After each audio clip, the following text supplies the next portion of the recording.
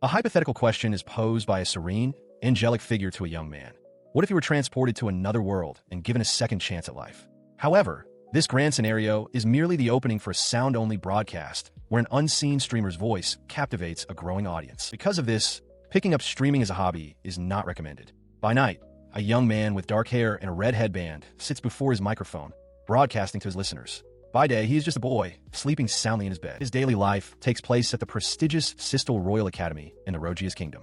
After classes, he walks past a fellow student bidding him farewell and returns to the solitude of his dorm room. The moment the door closes, his calm demeanor shatters, replaced by a look of intense strain as he prepares for another broadcast. He slips back into his persona with ease. Leaning into the microphone with a wide grin, he greets his audience enthusiastically, thanking them for tuning in and asking how their day was. He is the streamer, and his show has begun. He then announces the start of the chat/advice segment. The first letter is from a man named Akuta, a B-rank adventurer. The streamer's expression becomes serious and focused as he listens to the man's problem. Akuta recounts how a new member joined his adventuring party, but his only skills were supportive magic, scouting for enemies, and repairing weapons. Believing this to be useless, Akuta, as the party's leader, kicked the young man out, leaving him to cower in dismay. After processing the story, the streamer's face breaks into a cold, condescending smile. He leans closer to the microphone and asks Akuta a single, sharp question.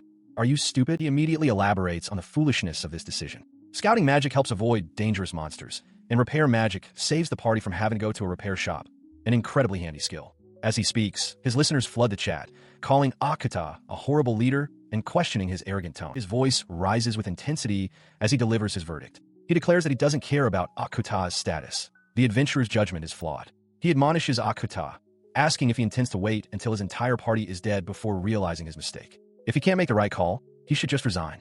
Akuta is left stunned and speechless by the verbal onslaught. The streamer's audience of 10,000 listeners reacts with fervor. They praise his refreshing, if harsh, take. The consensus is clear, summed up by one listener's comment.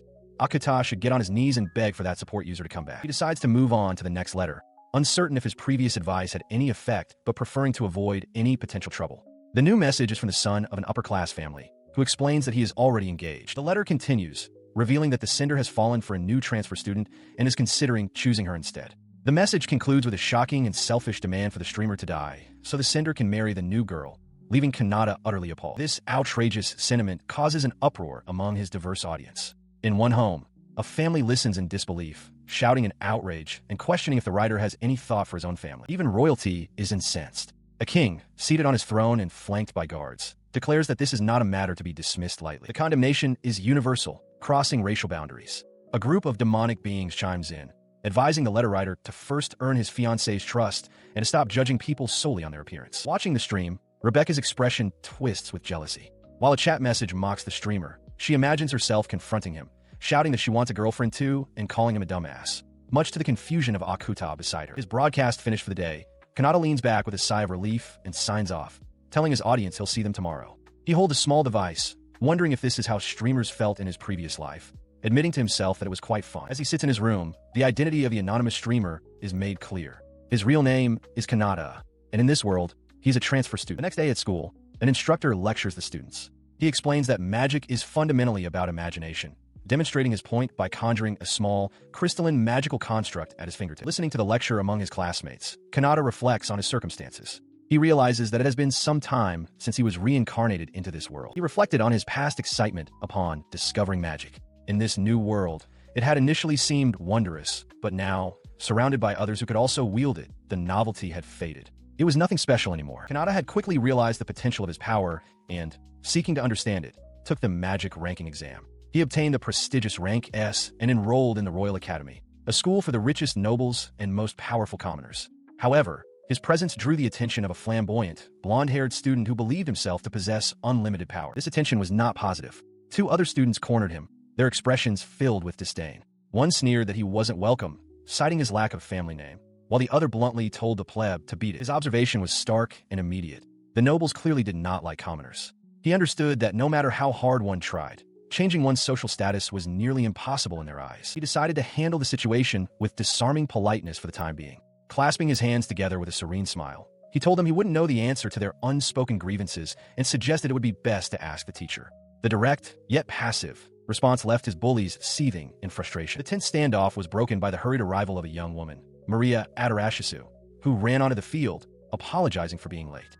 The blonde prince began to scold her, but Kanata interjected, telling the prince that if he had time to talk, he had time to perform.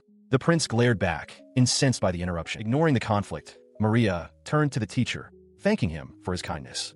The instructor waved off her apology, reassuring her that it was fine and no one was blaming her. He correctly guessed she had been busy helping around the house. The prince's attention shifted upon hearing the teacher mention Kanata's rank S achievement. With a confident smirk, he stepped forward, brushing back his hair and declaring that he would take the turn instead, striding past a nonplussed Kanata. He took his position before the practice targets, confirming with the teacher that he simply needed to aim fire magic at the target and that a fireproof seal was in place. He gave it his all. With a shout of fire, he unleashed a powerful blast of magic. After the prince's spell struck the target dead center, the teacher announced that they could allow one more person. He called out, "Today is Kanata's turn. Go ahead." With the prince and his cronies watching smugly, Kanata stepped forward, arms crossed, ready to show his own capabilities. He unleashes his power, and a colossal explosion erupts from the target, obliterating it completely. The sheer force of the blast stuns the onlookers. Their faces a mixture of shock and disbelief. Maria gasps, her eyes wide. Kanata himself seems taken aback, muttering that he might have overdone it. The dust settles, revealing the aftermath of his display. The teacher, holding what little remains of the target, addresses the class with a smile, praising the splendid show of power they just witnessed. He then dismisses them for individual training, but the other students slump over, their motivation completely gone. As Kanata walks away from the training grounds, the prince watches him go, his face contorted in disbelief and rage. He seethes, unable to accept that a mere commoner could possess such strength. His fury is interrupted by Maria's approach. She demands to know what the prince and his two companions are doing. One of them, trembling with indignation, loudly accuses Kanata of obviously cheating. Her expression instantly hardens at the accusation. A cold, intense glare silences the two nobles, who recoil in surprise at the sudden address from Lady Maria. With a sharp crack, she drives her fist into a nearby stone pillar, shattering the rock. She warns them to stop letting their foolish pride get in the way, stating that this has nothing to do with social status. She explains that there's a certain quality possessed by people like him, a quality that allowed them to pass the exam. Meanwhile, as Kanata stands alone, another student approaches him. A young woman with elven ears calls out, startling him. She tells him his magic was amazing and that she was impressed. Kanata can only offer a quiet thank you in response. In the background, the prince and his followers bow respectfully to the elf girl, addressing her as Your Highness. She smiles warmly at his response, formally introducing herself. She confirms that she is indeed Lady Maria, a member of the royal family and also the youngest of the three princesses. She then begins to explain that he must be wondering why conflicts keep arising around social status. Kanata, however, is overwhelmed by the stares of the other students, internally wishing they could just get this over with quickly. He tries to dismiss her, saying it's nothing, but she runs a few paces ahead and turns back to him. She insists that he should hear what a certain Mr. has to say about the matter, her expression becoming serious. She winks, pointing a finger at Kanata as she offers a final piece of advice. You shouldn't go around provoking people, even if he's angry. With a knowing smile, she asks if he understands. Later that evening, under a starry sky, the prince stews in silent frustration, leaning against a tree. Nearby, Kanata looks up at the night, sighing to himself that the others were the ones who started the confrontation. His thoughts on the day's events lead him to his new project. Seated before a multi-monitor setup, he begins his broadcast, greeting his viewers as streamer. He asks how their day at work or school was, remarking that his equipment reminds him of a work terminal he acquired after enrolling here. He continues, explaining to his audience that he had to do a great deal of tinkering to upgrade the basic terminal into a proper personal computer. This was no simple modification. To create a platform akin to a streaming site, Kanata had utilized his limitless power. While this world possessed a network that linked terminals, access to technology and entertainment for the general populace was virtually non-existent until now. During his stream, he reflects on the awful events of the day, lamenting that the arguments about status between nobles and commoners seem to be a never-ending cycle. He notes that if anyone else were to attempt streaming, their magical power will be depleted in a matter of minutes. Suddenly, a special, colored message appears in his chat feed from a user named Anonymous Princess, expressing her happiness at hearing his voice again. The unique format of the message causes a stir among the other viewers, who recognize it as a sign of a hardcore fan. The message is more than just a comment. It's a formal letter of gratitude that also contains a donation. As Kanata reads it, wondering what it is, an image of the human princess, Maria Adarashisu, appears, her hands clasped as if in prayer. Following the message, a notification confirms the transfer of 10 gold coins, the sound of the currency clinking as it is deposited. Kanata stares, momentarily stunned by the generosity. A wide, heartfelt smile spreads across his face as he cups his hands to his mouth, shouting his gratitude to the mysterious princess. He stares at the coin, his mind racing. The donation was massive, equivalent to 100,000 yen from his past life. He worries aloud, asking his benefactor if they're stealing from their parents. Concerned about the source of such a large sum while the chat buzzes with speculation, he continues the conversation with his mysterious benefactor. She boldly offers herself as a candidate to be his lover, an offer he gently deflects. He reassures her that he isn't meeting anyone in public and that his identity is safe. The princess thanks him, expressing hope that they might find a chance to meet in the future. Meanwhile, in her own chambers, Princess Maria Adarashisu lies on her bed, unable to contain her feelings. She admits to herself that she couldn't help it. She has fallen for him completely. Every new facet of his personality she discovers only deepens her affection. A blush spreads across her face as she clutches her chest, overwhelmed by the intensity of her emotions. With a sigh, she rolls about on her bed before reaching once more for the device that connects her to him. Gazing at the screen, she reflects on how truly strange he is. He appeared from nowhere, like a comet, and instantly began captivating people with his charisma and influence. In her mind, she sees him as a guiding figure, one who has already saved so many people through his kind words and insightful guidance. She admires his clear objective and his unwavering opinions, but most of all, his boldness, his willingness to face any and all backlash head-on. Holding the device to her ear, she shivers. It feels as if his voice is seeped directly into her mind, as if every inch of her very being has been marked by him. This profound connection solidifies her resolve. She realizes she doesn't want to merely offer financial support. She wants to devote herself to him completely. Her devotion solidified into a singular, overwhelming purpose. With hearts in her eyes and a look of pure ecstasy, she declared her new reason for being. She wanted to live for him. As has been noted, the streamer had already amassed a large following in Adarashia. But she was not alone. From this point forward, more and more people with similarly terrifying feelings would continue to appear across the land. Individuals consumed by the same intense fervor. This growing obsession formed a powerful catalyst, with Princess Maria at its very heart. She and others like her, their faces alight with fanatical devotion, gathered in spirit, all focused on the object of their fixation. Yet, the one who had inspired such passion, Kanata, remained completely unaware of the forces coalescing around it. His ignorance, however, would not last. A major incident was brewing on the horizon, an event that would inevitably cause him to meet these very fans, with many looking forward to the next live stream. In this world, the reincarnated Kanata conceals his limitless power, continuing his activities as the sole streamer from another world. Even while enduring harsh treatment at his school, his secret life provides a steady income, with another 10 gold coins chiming in on his device. His streaming has attracted a particular kind of audience, one overflowing with obsessive listeners, chief among them a Yandere princess who has declared she will sustain his living. Deciding to avoid the crowds, Kanata strolls casually down a less traveled path on his way back from the academy, his hands laced behind his head as he approaches a grand estate. His thoughts drift to an earlier incident in the library. Rebecca had noted that things had become more of a pain since the explosion magic incident. Nearby, the prince and his associate had scoffed, questioning how a commoner could get good grades and dismissing it as a fluke. He then recalls a more recent spectacle. The prince had cornered the elf girl, Maria, loudly proclaiming his love for her from the bottom of his heart. Kanata, who had been planning to stream to lift his spirits, could only watch the scene unfold. He remembers thinking he couldn't possibly pass through, wondering if the prince was the third princess's fiancé. But Maria had gently turned the prince down, apologizing and explaining that her heart was already destined for someone else. She clarified that it wasn't a matter of fate.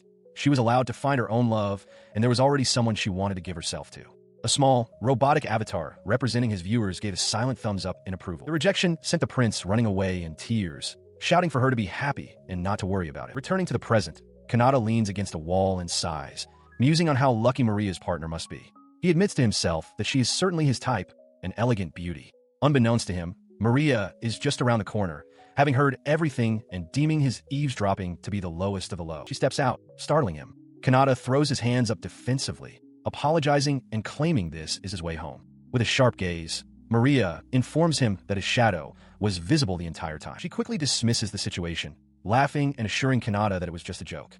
Visibly flustered, he stammers out his thanks and begins to hurry away. As he departs, she pauses, a thoughtful expression crossing her face. The accent she'd just heard felt familiar, though she wonders if it was merely her imagination. Later, in the privacy of her room, her attention is fixed on a screen. Kanata, in his streamer persona, energetically greets his audience.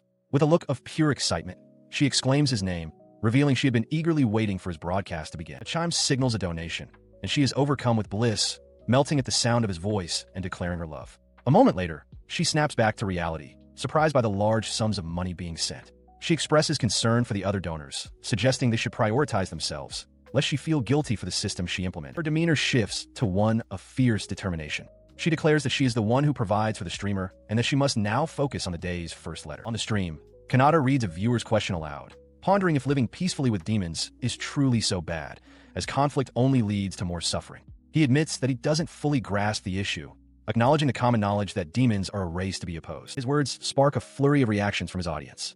Some accuse him of betraying humanity, while others note he has expressed similar sentiments before. The idea of good demons is raised, but it is clearly a taboo subject. Listening intently, Maria recalls that he had said something like this before, drawing a parallel between the prejudice against demons and the discrimination faced by slaves. A memory surfaces of townspeople discussing the supposed savageness of another group. The memory jolts her back to the present, inside her moving carriage. Her eyes widen in shock at something she sees outside. She urgently commands her attendant, Seabass, to stop at once. Peering out from the carriage, she is confronted by a horrific sight, a slave auction in progress. Caged individuals cry out in despair. One begs not to be looked at, while another, a young girl, pleads with the well-dressed lady, asking if she is her new master and promising to do anything to avoid being whipped. She stands frozen before the horrific scene, her attendant Seabass confirming her fears. It is indeed a slave market. He assumes her knowledge comes only from her studies and suggests they move on, but she questions him, her voice trembling, asking if slavery isn't a relic of the past. In response to her desperate plea to do something, Seabass can only admit his own powerlessness. He explains that powerful nobles and ministers still partake in the trade behind closed doors, making any legal reform nearly impossible. As Maria clenches her fist in frustration, he adds that he has heard of someone who offers guidance to those who have lost their way. Her expression hardens with resolve. She holds up her communication device, a familiar icon glowing on its screen, and realizes who Seabass must be referring to, the streamer. If she is truly serious about this, she concludes, then asking him for help might be her only option. The desperation of the enslaved is palpable. A man trapped in a cage wonders aloud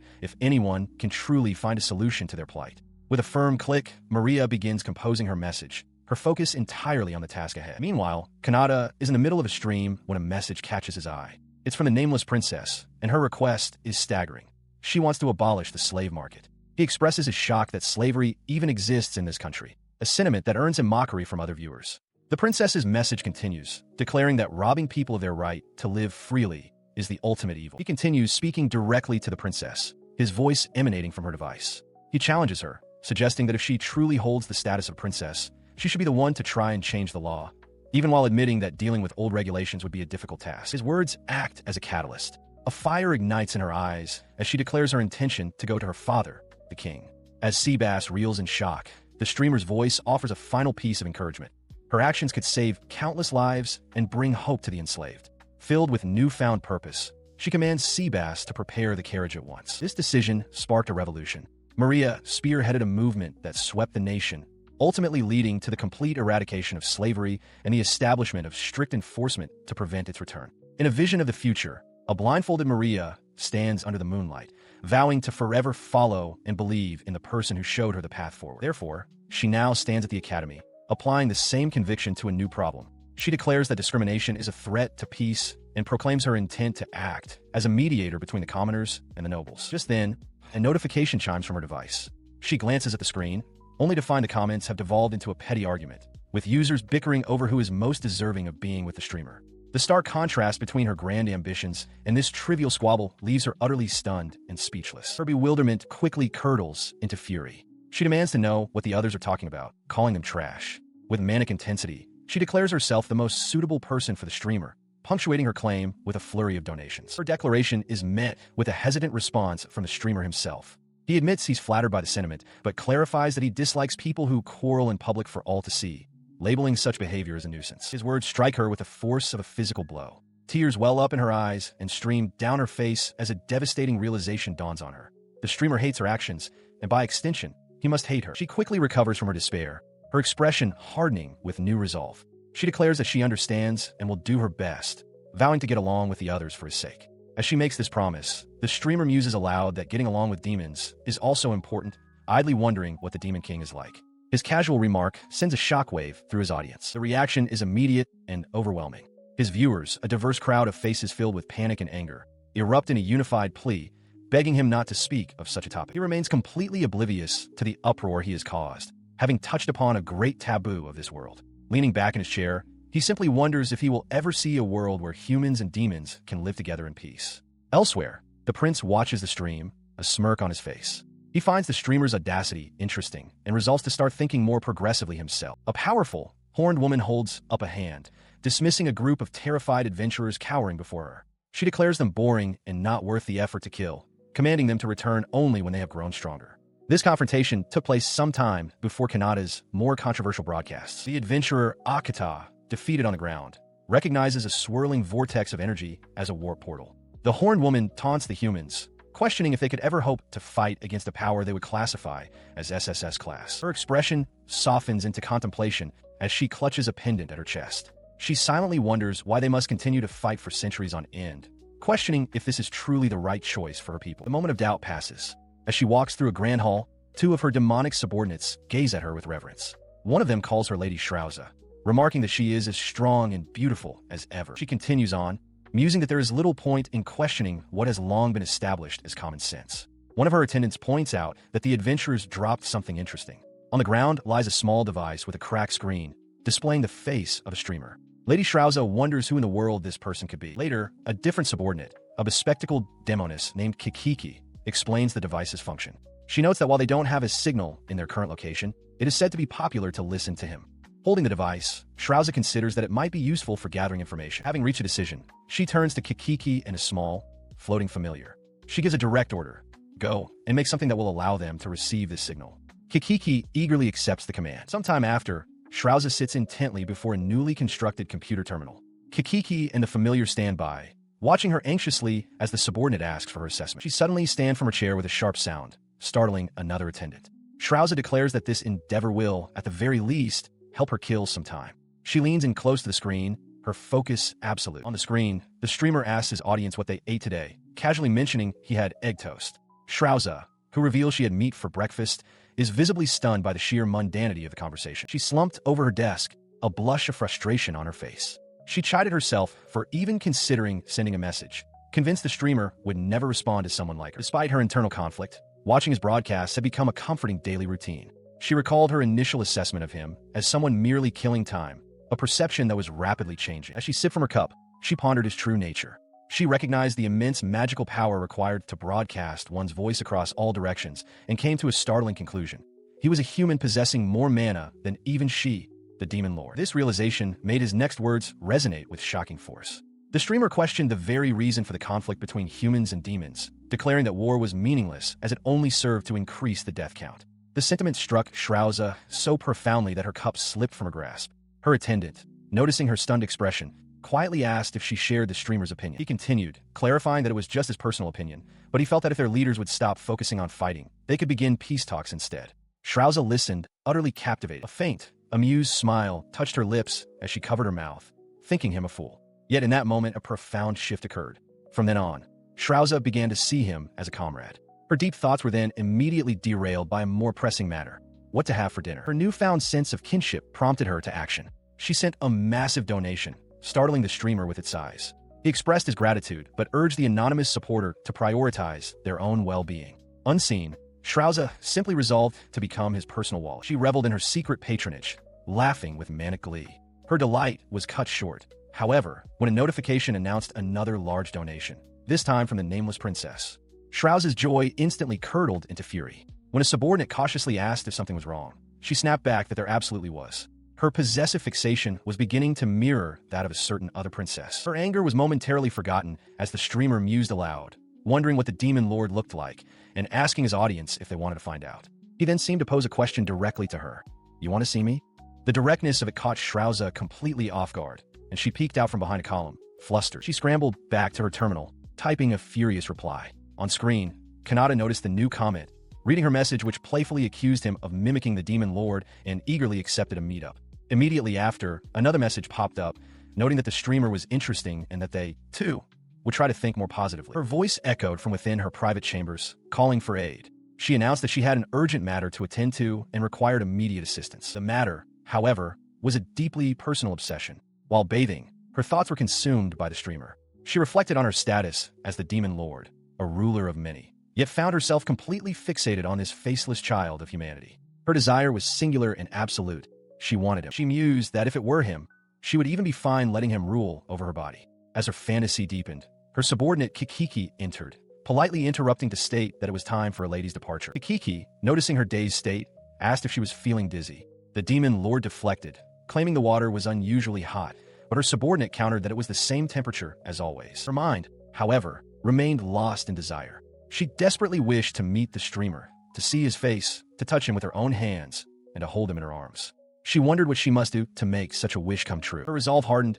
as she focused on her goal. She knew he resided in the human realm, and with a determined gaze, she vowed to offer everything she possessed as a demon lord to get to him. With her decision made, she took flight, a winged silhouette launching from the spires of her dark castle, questioning if he would, in turn, grant her everything she wished for. Her journey began not with the streamer, but with a show of force. She materialized before a terrified human king, a predatory grin spreading across her face as she announced it was time to begin. Meanwhile, far from the machinations of demons and kings, Kanata began to stir in his bed, stretching as he slowly woke to a seemingly normal morning. His quiet awakening was shattered by Zeus, who burst in complaining about the noise outside. He urgently shouted for everyone to look at the news. In a bustling castle town, the news spreads like wildfire. Citizens gather in the streets, clutching newspapers that declare a ceasefire. The demons, it is reported, have sent a non-aggression request. The public is abuzz, connecting this sudden peace to the recent broadcast. One person asks if the demon lord was listening to the streamer, while another wonders about the sheer influence of this mysterious figure. Rumors circulate that every country now considers him a person of great importance. The newspaper itself depicts the human king kneeling, having lost his nerve and agreed to the terms, a testament to the overwhelming event. Far from the political upheaval he has caused, Kanata sits by a window, looking out with a placid expression. Completely unaware that his fame and influence are skyrocketing, he idly wonders if there will be a festival. In these moments, it becomes clear that a single word from the streamer now has the power to change the world. Having finally completed his task, Kanata stretches, wiping sweat from his brow with a wrench still in hand. Announcing that he's starving, he decides to eat outside and promises to explain everything to his audience later. He steps out into a bustling town square, the sounds of a lively populace filling the air between the timber-framed buildings. Strolling through the crowd, he takes a large bite of some skewered food, marveling at how great it tastes. He muses that spending days outside isn't so bad, but his thought is cut short as he is suddenly splattered with sauce, prompting him to shout in annoyance at whoever spilled it. The commotion comes from a burly man with a shaved head aggressively confronting a woman in a hooded cloak. He yells at her to watch where she's going, pointing at the stain on his shirt and demanding she make it up to him. The woman apologizes meekly, but Kanata, watching from a distance, recognizes the situation as a classic scam. He observes that the scammer's tactics are particularly low and notes the absence of any soldiers nearby. He wonders with a sigh if this world is somehow testing him, pushing him to get involved. He considers that while dealing with such things is a pain, doing nothing would be worse. Steeling himself, he calls out to the thug, addressing him as Old Man. Kanata steps forward, calmly stating that the woman only bumped into him and questioning the man's extreme reaction.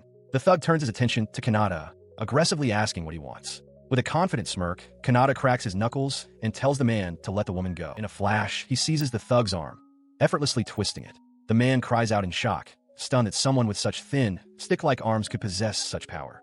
Panicked, he quickly makes an excuse about being late for work and flees the scene. With the man gone, Kanata turns to the hooded woman, muttering that the scammer could have at least apologized. The woman looks up at him, her face still obscured by her hood, and asks what's wrong. She pulls back her hood, revealing a delicate face with large, light-toned eyes. She explains that his voice simply sounded familiar. Kanata is taken aback, wondering if she could be one of his listeners. The thought of a romance with such a cute girl crosses his mind, but he quickly dismisses it as a misunderstanding. She stands flustered, admitting that she could have chased the man away herself, but might have injured him in the process. Kanata urges her to go home before anything else happens, telling her it's all right. Internally, he reflects that he's the secretly strong type, leaving the girl to wonder what he means. Following his advice, she formally thanks the stranger whose name she does not know. Kanata brushes it off, saying that helping a pretty girl has lifted his spirits. She demurs, suggesting there are many people prettier than her. He scratches his head, thinking to himself that if she isn't considered pretty, the standards in this world are terrifyingly high. Her gaze then falls upon his hand, and she points, asking what happened to it. Kanata looks down, surprised by her sudden concern. He quickly explains that it's just a bruise from cleaning up the day before, reassuring her that it will likely be fine by tomorrow. A brief memory shows him clumsily dropping a stack of books. In response, she gently touches his cheek, telling him to be careful. She remarks that he's a nice person, unlike the boys from her academy, leaving Kanata momentarily stunned by her touch. He pulls back, flustered, asking if his earlier actions counted as sexual assault. She calmly reassures him that it's fine. The conversation shifts as he asks if she thought he was younger than her. She admits she thought they were the same age, revealing that she just turned 17 this year, though she's a bit short. Kanata, surprised, confirms they are indeed the same age and apologizes. To prove her point about not being a child, she puffs out her chest assertively. She tells him not to worry, as she's used to this sort of thing and her body has grown up just fine. Kanata stares, wide-eyed and speechless. She continues with a smug expression, adding that she can handle such situations perfectly well. The display is too much for Kanata, who recoils in embarrassment, covering his face and thinking to himself what a peculiar personality she has. With their strange encounter concluded, they part ways in the street. She bids him farewell, hoping they can meet again if chance allows. He waves back, reminding her to be mindful of her surroundings. As he walks away, he ponders the interaction. He recalls seeing a cross on her attire and wonders if she was a sister in training, but ultimately decides it doesn't really matter. Within a grand, sunlit hall, a woman in a sister's habit addresses a hooded figure. She begins to offer a welcome, but trails off, suggesting circumstances prevent a simple greeting. In the distance, having just arrived, Maria Adarashisu ascends a wide staircase. Now face to face with Maria, the sister expresses her concern, having heard that the saintess was involved in a scammer's fraudulent scheme. She insists that such a thing never would have happened if more people were aware of Maria's true identity. Maria listens, her expression unreadable and severe. The sister continues her lament, finding the situation painful given that Maria's presence is irreplaceable to the kingdom, serving as a key figure in negotiations with other nations. In response, Maria simply turns and walks away, a silent dismissal of the other woman's worries. Startled by her coldness, the sister calls out to the saintess, remarking on her merciful nature. Maria pauses, clasping her hands piously. She reminds the sister of their doctrine. All humans are equal, and one must remember to despise the sin, not the person. Later, alone in a vast chamber, she reflects on the day's events. She recalls that there was a good encounter amidst the bad, a kind gentleman. She realizes their voices felt strangely alike, a similarity that made her hesitate between belief and disbelief. Her contemplation ends. With a furtive glance to ensure she is truly alone, her entire demeanor shifts. A nervous tension fills her as she pulls out a small communication device, which beeps as it activates. In an instant, her composure shatters. She leaps up with a cry of pure ecstasy, knocking over furniture in her explosive joy. The streamer's divine voice is here. It is revealed that this revered saintess is also a deeply obsessive listener, her adoration for the voice bordering on a slight insanity. Outside the church building, under the night sky, the sister reflects on the saintess's amazing and constant calm.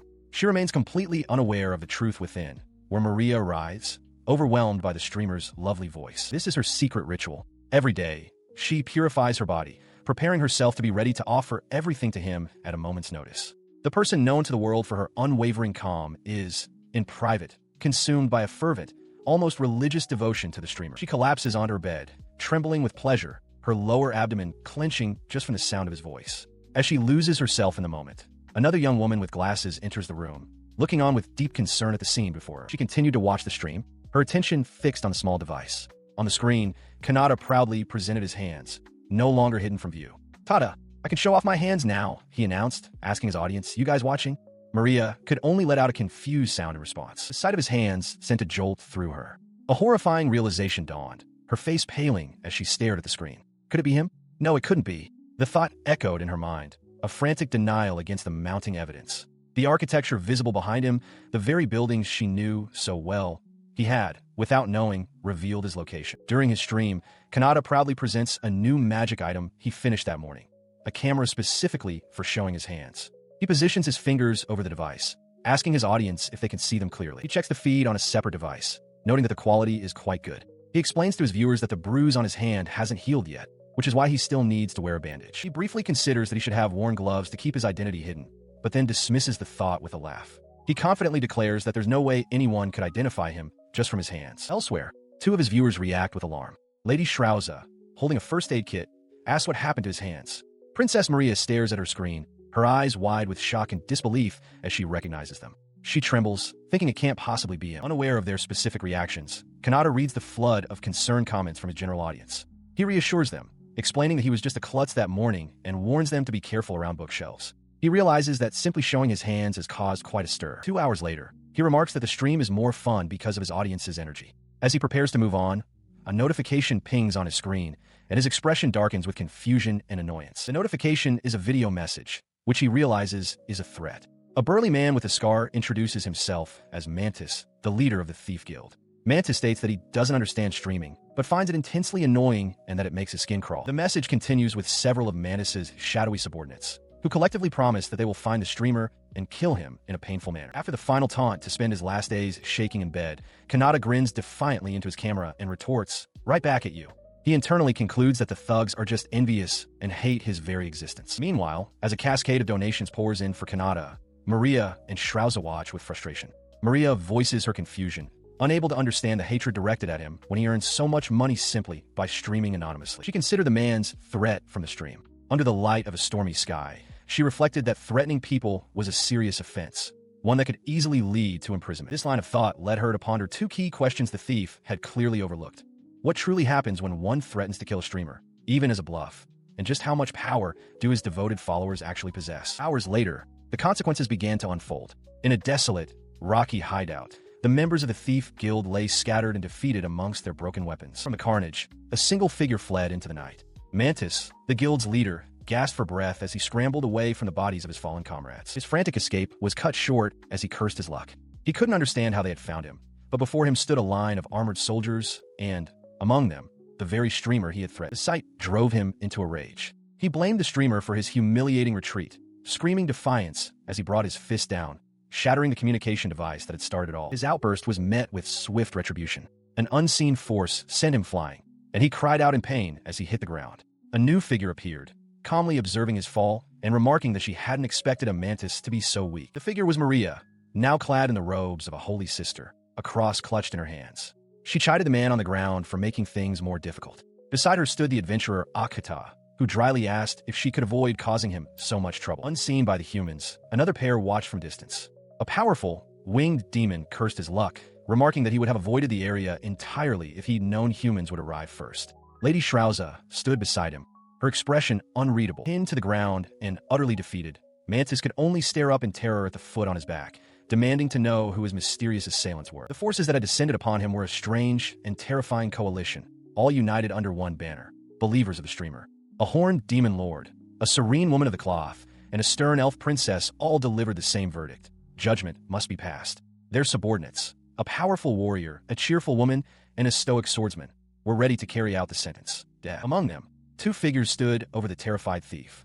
The woman dressed as a nun declared that they were passing an emergency judgment. Her companion, the swordsman Akata, seethed with rage, questioning how such a hopeless fool could even dare to think of killing their target. Defeated and broken on the ground, the thief could only watch as the two demons who had been observing from a distance flew away. He realized with dawning horror that they, too, were believers, less zealous than their superiors, perhaps, but still part of the same insane flock. From his vantage point, this outcome was both self-earned and deeply unfortunate. It served as a stark, painful example of just how terrifying the online world could be. A few days later, at the academy, the prince read a newspaper article with a smirk. The official story reported that the royal knights had successfully hunted down the notorious thief, Mantis. He remarked on their impressive work. He was not the only one to hear the name. Seated at his desk nearby, Kanata's focus was broken by the mention of Mantis, a name that felt vaguely familiar. As he pondered, another student approached his desk. He was distracted by the other student's distress. The boy clutched his head, lamenting that recently even the other commoner students had been ignoring him. Kanata noticed the boy had dropped a handkerchief and tried to call out to him, but the student walked away, lost in his own misery. The brief interaction did little to lift his own spirits. Kanata slumped over his desk, hating his lonely student life and wondering if he had overdone it that one time. In the background, other students chattered, mentioning that the teachers were in an important meeting. His melancholy was interrupted by the classroom door sliding open. A teacher entered, instructing everyone to take their seats. From his desk, another student glanced over at Kanata, noting how lifeless he appeared. The teacher stood before the class and made an announcement. Though it was sudden, he explained that a certain person would be joining their class temporarily. The news sent a wave of excited murmurs through the room, but Kanata could only look on with a weary, troubled expression. As Kanata sat stunned by the teacher's announcement, the subject of the discussion made her way down the school corridor. However, this was no ordinary transfer student. She was a person of the utmost importance to the capital, one who held a close relationship with the royal family. Until this moment, she had never revealed her face in public, but she had decided to make an appearance for the sake of her own future. Back in the classroom, the prince issued a stern warning to the students, telling them not to try anything rude. With a sharp gesture, he then permitted the newcomer to enter, a development that left Kanata utterly bewildered. The girl stepped into the room and greeted the class. She introduced herself as Alfana, explaining that despite her youth, she held the position of saintess. The revelation sent a shockwave through the classroom, leaving Kanata and his peers speechless as the new student gave a playful wink. At the academy, Kanata rests his chin on his hand, contemplating the news. He correctly surmises that rumors of the saintess transferring into the S-class are spreading like wildfire, with other students already rushing off in excitement to catch a glimpse of her. His prediction proves true as the classroom erupts into chaos. A large crowd of students swarms Alfana's desk, calling out to her and marveling at her beauty. From his seat, Kanata watches the scene unfold with a knowing look, having anticipated this exact reaction. One of the female students manages to get Alfana's attention, asking why a saintess would transfer to this particular academy. Alfana gives a playful wink and touches a finger to her chin, thoughtfully replying that it is for something akin to societal observation. She then amends her statement, adding that she has another, true goal in mind. Kanata overhears this, his expression turning serious as he considers her words. His mind drifts to what little he knows about the title of saintess, recalling time spent in a library, poring over books to learn everything he could about this new world. He remembers the texts explaining that a saintess is a rare individual chosen only once every few decades, a person possessing immense mana and a worthy personality. This figure holds authority over the entire church, excels in diplomacy, and maintains a close relationship with the royal family. Alfana herself confirms this, mentioning she is friends with Princess Maria. The pieces click into place for Kanata. He realizes that the girl he ran into before was this very transfer student. He muses that, given her power, she would actually be a better fit for the SSS class, not just the S class. He grimaces, recalling their first encounter and how he treated a simple, lost civilian. A wave of relieved sweat breaks out on his face as he thanks his lucky stars that she forgave him for his earlier behavior. As Alfana sits at her desk, a confident young man approaches. He introduces himself as Zickert of the Landauer House, a student from the SSS class. Noting that Princess Maria is absent on official business, he offers to guide Lady Alfana around the school in her stead. Alfana seems taken aback, offering a hesitant greeting. Her hesitation vanishes in an instant. With a cold, dismissive expression, she questions his audacity in calling her by her name without permission. While acknowledging his offer, she flatly refuses, leaving Zickert utterly stunned and speechless. Her cold dismissal leaves the high-ranking student, Zickert, utterly humiliated. He bows his head, offering a profuse apology as other students, including Kanata, watch the scene unfold. Some murmur that it's what he gets for being so cocky, while another calls the display pathetic. As Zickert shuffles away in defeat, Kanata hardens his expression. He has no time to laugh at the spectacle, as the next class is scheduled to be held outside. He decides he will use the travel time to look for topics to discuss on his next stream. Outside, during the practical magic lesson, Alfana demonstrates her power. With a focused cry, she unleashes a powerful water slash, sending a crescent of fluid energy hurtling towards a practice target. The attack slices cleanly through the target, leaving the other students gaping in awe. They remark that such power is expected of the saintess, with some wondering why someone of her level, perhaps even greater than Princess Maria's, is in the S class. One student declares he must make her like him. He watches her, contemplating the difficult life of nobles. They are constantly forced to engage in people-pleasing and forge connections for their families, never truly able to focus on themselves. His thoughts are interrupted when the instructor calls out his name. The teacher directs Kanata to go to the starting point for his turn, and Kanata acknowledges with a simple gotcha. As he walks past the line of students, Alfana steps close to him. She leans in and whispers a quiet message of encouragement directly to him. Please do your best, good sir. Her unexpected proximity and personal encouragement send a jolt of shock through Kanata. He freezes, his mouth agape, as she calmly turns and walks away. He remains stunned for a moment, processing what just happened. He can't believe she not only noticed him, but also spoke to him. As he stands there flustered, Alfana continues on her way, hiding a small, satisfied smile. The brief interaction ignites a fire within him. Now filled with a powerful new motivation, Kanata strides confidently toward the starting point, determined to show off. Zeus observes his friend's sudden change in demeanor, remarking that being so motivated is a good thing. He takes a stance, determined not to overdo it like last time. Focusing his energy, he unleashes a water slash, a controlled jet of water that slices cleanly through the air toward its target. The blast strikes the target dead center. The teacher, observing from the side, nods in approval, murmuring, nice shot. However, not everyone is impressed. Zickert and his companions watch with disdain. One dismisses the display as the same old trick, while Zickert scoffs, questioning what a filthy peasant thinks he's doing and calling him as annoying as ever. Kanata hears their jeers, but resolves to ignore them, remaining unbothered.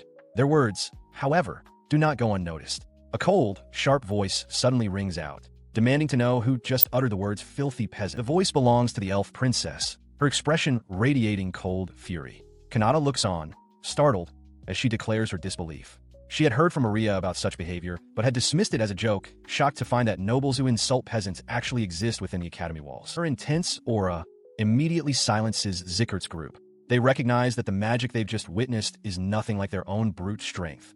It was refined and perfectly controlled. A horrifying skeletal figure materializes behind the elf princess as she commands them to learn some shame. The teacher marvels at her incredible magic, which an untrained eye might mistake for a mere apparition.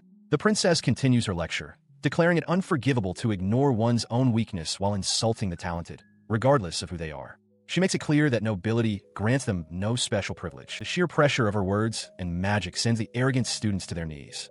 Kanata, bewildered by the scene, wonders if he somehow angered them further. Zeus clarifies the situation, explaining that the group is now being lectured by both the princess and the saintess, all because of their insults toward Kanata. As the commotion settles, he realizes with a hint of disappointment that in the end, he didn't get a chance to speak with the saintess again. He spots her from a distance, sitting peacefully with the elf princess under a parasol. He quickly shakes off the feeling, a wide grin spreading across his face. He decides it doesn't matter. He has his listeners, and that's enough for him. With renewed enthusiasm, he throws his arms up, already pondering what he should talk about during his stream that night. He sits alone on a bench, addressing his unseen audience. He apologizes for the delay and enthusiastically declares that they will be streaming until morning. As he speaks, the figure of the elf princess, who had been standing beside him, turns and walks away with a quiet step. His solitary meal is interrupted by an unexpected reunion. He looks up in astonishment to see Alphana standing before him, blurting out her title, Saintess. Alphana smiles, but her eyes are sharp as she notes that he seems to have had a prior guest. The realization dawns on Kanata, his face contorting in shock as he understands she saw who had just left. Kanata had been exploring the school grounds when his path led him to an ornate structure. There, he spotted the girl known as the Saintess, Alphana, standing alone. He watched her for a moment, a small, thoughtful sound escaping her lips. His quiet observation was cut short as she suddenly turned and grabbed him by the lapel, her expression intense. She announced their reunion, addressing him formally as good sir, leaving Kanata completely flustered. She pressed on, asking if he remembered her as the girl he met in town. Her initial, fiercely blushing expression softened into a more direct, questioning gaze. He confirmed that he remembered her. Alphana immediately insisted that he stop being so cautious and speak to her casually, as they had when they first met, warning that she wouldn't forgive him if he refused. Internally, Kanata panicked, realizing that being seen alone with her could be disastrous. To avoid trouble, he quickly agreed to speak normally, and she beamed with gratitude. He quickly scanned their surroundings, relieved to find no one else nearby. Alphana then made another request, for him to call her Alphana, and for her to call him Kanata. He was taken aback, recalling that she hadn't seemed to like it when he used her name before, but she pressed her hands together, earnestly wishing for him to call her by her name. She sat down on a nearby structure, explaining that since fate had brought them together again, he should grant her this one wish, punctuating her plea with a charming, one-eyed wink. He hesitated, repeating her name aloud as if testing the weight of it. Clenching his fist in indecision before crossing his arms, he finally, reluctantly, gave in. His agreement sent a jolt through Alphana. She squirmed with delight, her face flushed as she shyly whispered his name back to him. Watching her reaction, Kanata conceded to himself that while her behavior was strange, she was undeniably adorable, possessing both a nice personality and physique. Her elation was so profound that her spirit seemed to momentarily leave her body in a state of pure bliss. The simple act of him calling her by name was enough to send her soaring. Kanata could only watch, thinking to himself that she was almost too perfect. Her internal world, however, was a storm of misinterpretation. She reasoned that just as love is blind, those obsessed inflate even the smallest of gestures. For Kanata, not to notice her desires was normal. Therefore, his agreement to use her name was, in her mind, a clear agreement to marry her. Unaware of this monumental leap in logic, Kanata simply noted that she looked sleepy and told her to get up. The next day dawned over the Grand Academy building. Inside, Kanata entered his classroom wondering where to sit. He immediately spotted Alphana, who had arrived early and was already surrounded by other students. At the same moment, the elf princess also walked in, greeting Alphana cheerfully. He froze in the doorway as Alphana announced she would be intruding. His shock was mirrored by his classmates, who stared in disbelief. His astonishment grew as the elf princess, Maria, strode directly toward Alphana, demanding to know why she was there and not in the SSS class. As Maria called her a person full of surprises, Alphana could only offer a flustered apology. The other students were overwhelmed by the sight, calling the scene too bright for them. Kanata, too, could only think of them as a pair of idols. He watched as Alphana, looking away shyly, tried to explain her presence to Maria. She claimed it was nothing important, just that she wanted to experience what student life was like. Their conversation was nearly lost amidst the fawning of the other students, who felt blessed by their divine presence, but found it difficult to approach them. He continued to observe them, realizing they were completely used to being the center of attention.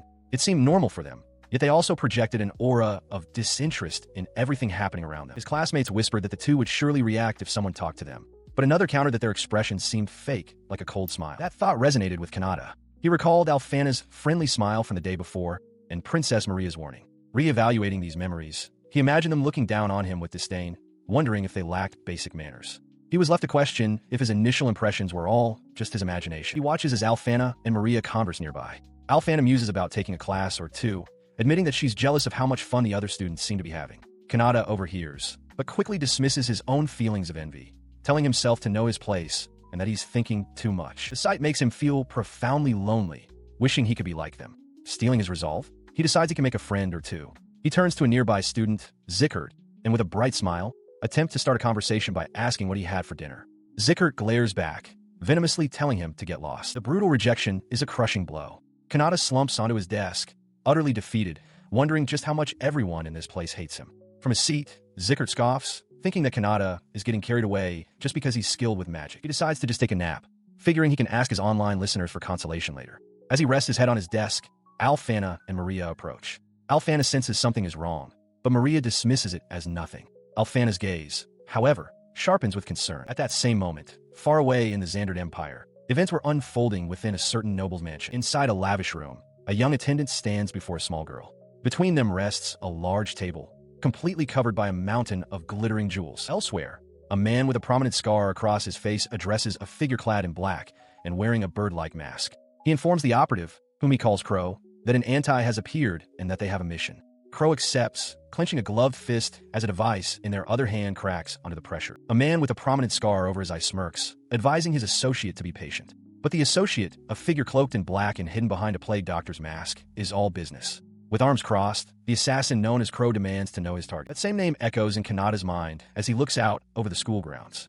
Crow. He rests his head on his desk in the classroom as Alfana and Maria discuss the very same topic. Alfana remarks that it's hard to believe someone like Crow actually exists, and Maria confirms she heard about it too, adding that he apparently showed up in Mithras just the other day. His friend's conversation continues. They note that Mithras is only 100 kilometers away, a proximity that is slightly unsettling.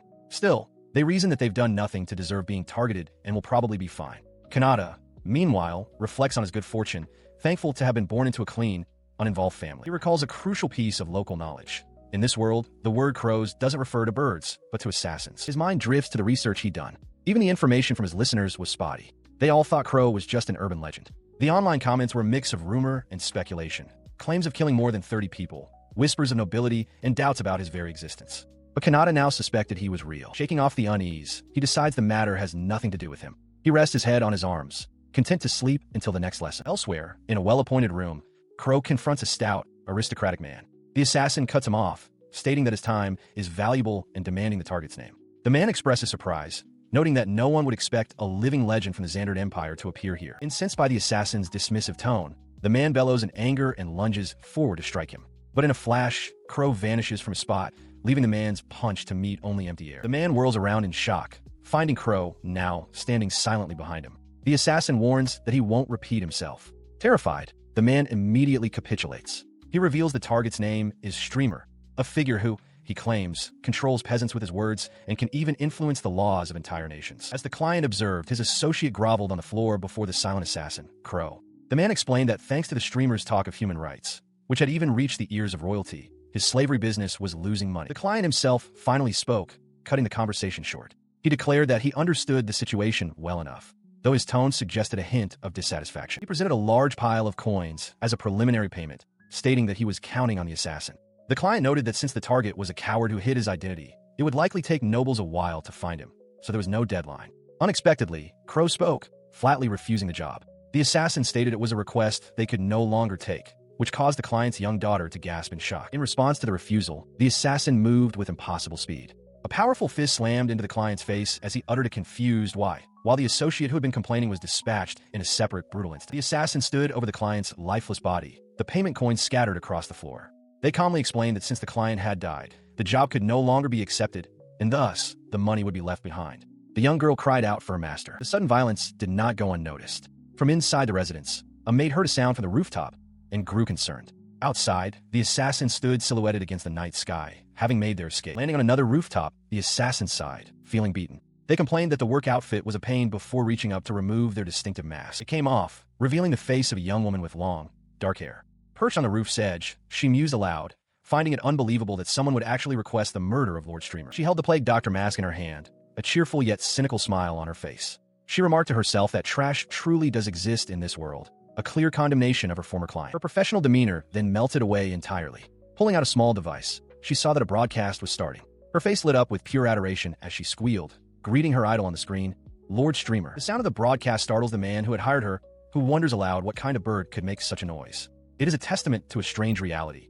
Even the legendary assassin was an obsessive, devoted listener. She holds the device close, her face flushed with adoration. She whispers to the voice on the other end, telling him that a lot happened today, but ever since she found his broadcast, her nights have been wonderful and refreshing. Her bliss is interrupted by the realization that she missed some of what he said. Annoyed at the waste, she tries to refocus, but a part of her daydreams, wishing he would scold her for being a useless assassin who can't even work properly at night. Meanwhile, the streamer, Kanata, puts on a tearful performance for his audience. He recounts how he did his best to make friends, but as soon as he spoke, they told him to shut up. He sniffles, asking his listeners if they could console him. His act is convincing. As she listens, a single tear of sympathy falls from Crow's eye onto her device. She murmurs how awful it is, her heart aching at the shaky, pained quality of his voice. Her sorrow quickly curdles into fury. She seethes at the thought of those who slighted him, thinking they should be thanking him for the privilege of hearing his voice.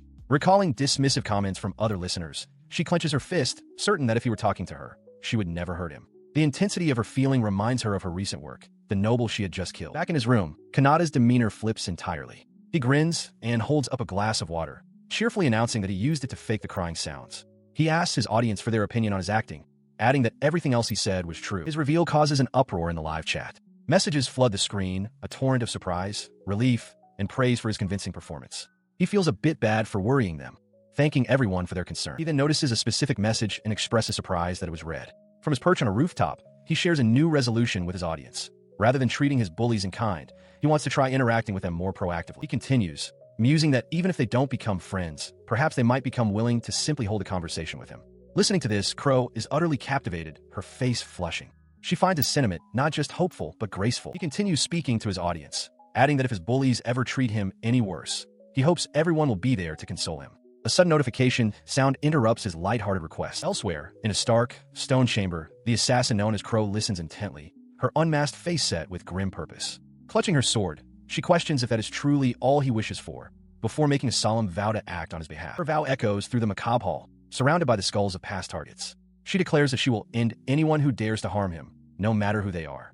With her purpose set, she leaps into motion, a blur of deadly intent. Back in his room, completely unaware of the deadly promise made in his name, Kanata looks over the flood of supportive messages on his screen.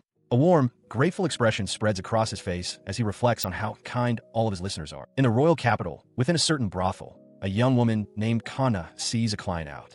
She offers a polite, "Thanks for visiting, sir," as he waves and bids her farewell. With the transaction complete, she turns and walks back into the establishment, her expression hardening slightly. Inside, her boss greets her, praising her good work and mentioning that he changed the sheets for her. He remarks that the customers seemed quite satisfied, as expected of their top seller.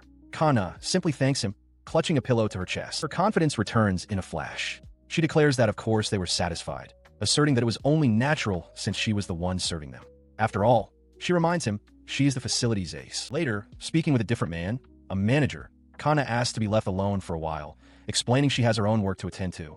She quietly expresses a desire to hear a certain person's voice, but the manager dismisses her, simply saying better luck next time as he walks away. Alone in her room, she begins to undress. Unseen, the manager is peeking through the cracked door, his thoughts lingering on her features. Sensing his presence, Kana whirls around and hurls a pillow at the door, shouting for him to get out. Once he's gone, she sighs, reflecting that it was a satisfying day nonetheless. Now settled in bed, she holds a small communication device, thanking the streamer, her milord. Just as his broadcast begins, the manager is violently kicked out of her room. Startled by the voice asking if he'd kept his listeners waiting, Kana shouts back at the device that he certainly did, her tone a mix of relief and adoration. As she listens, her intense expression softens. The voice of the streamer, Kanata, had reached places he couldn't possibly imagine. A princess, a demon king, a saintess, an assassin.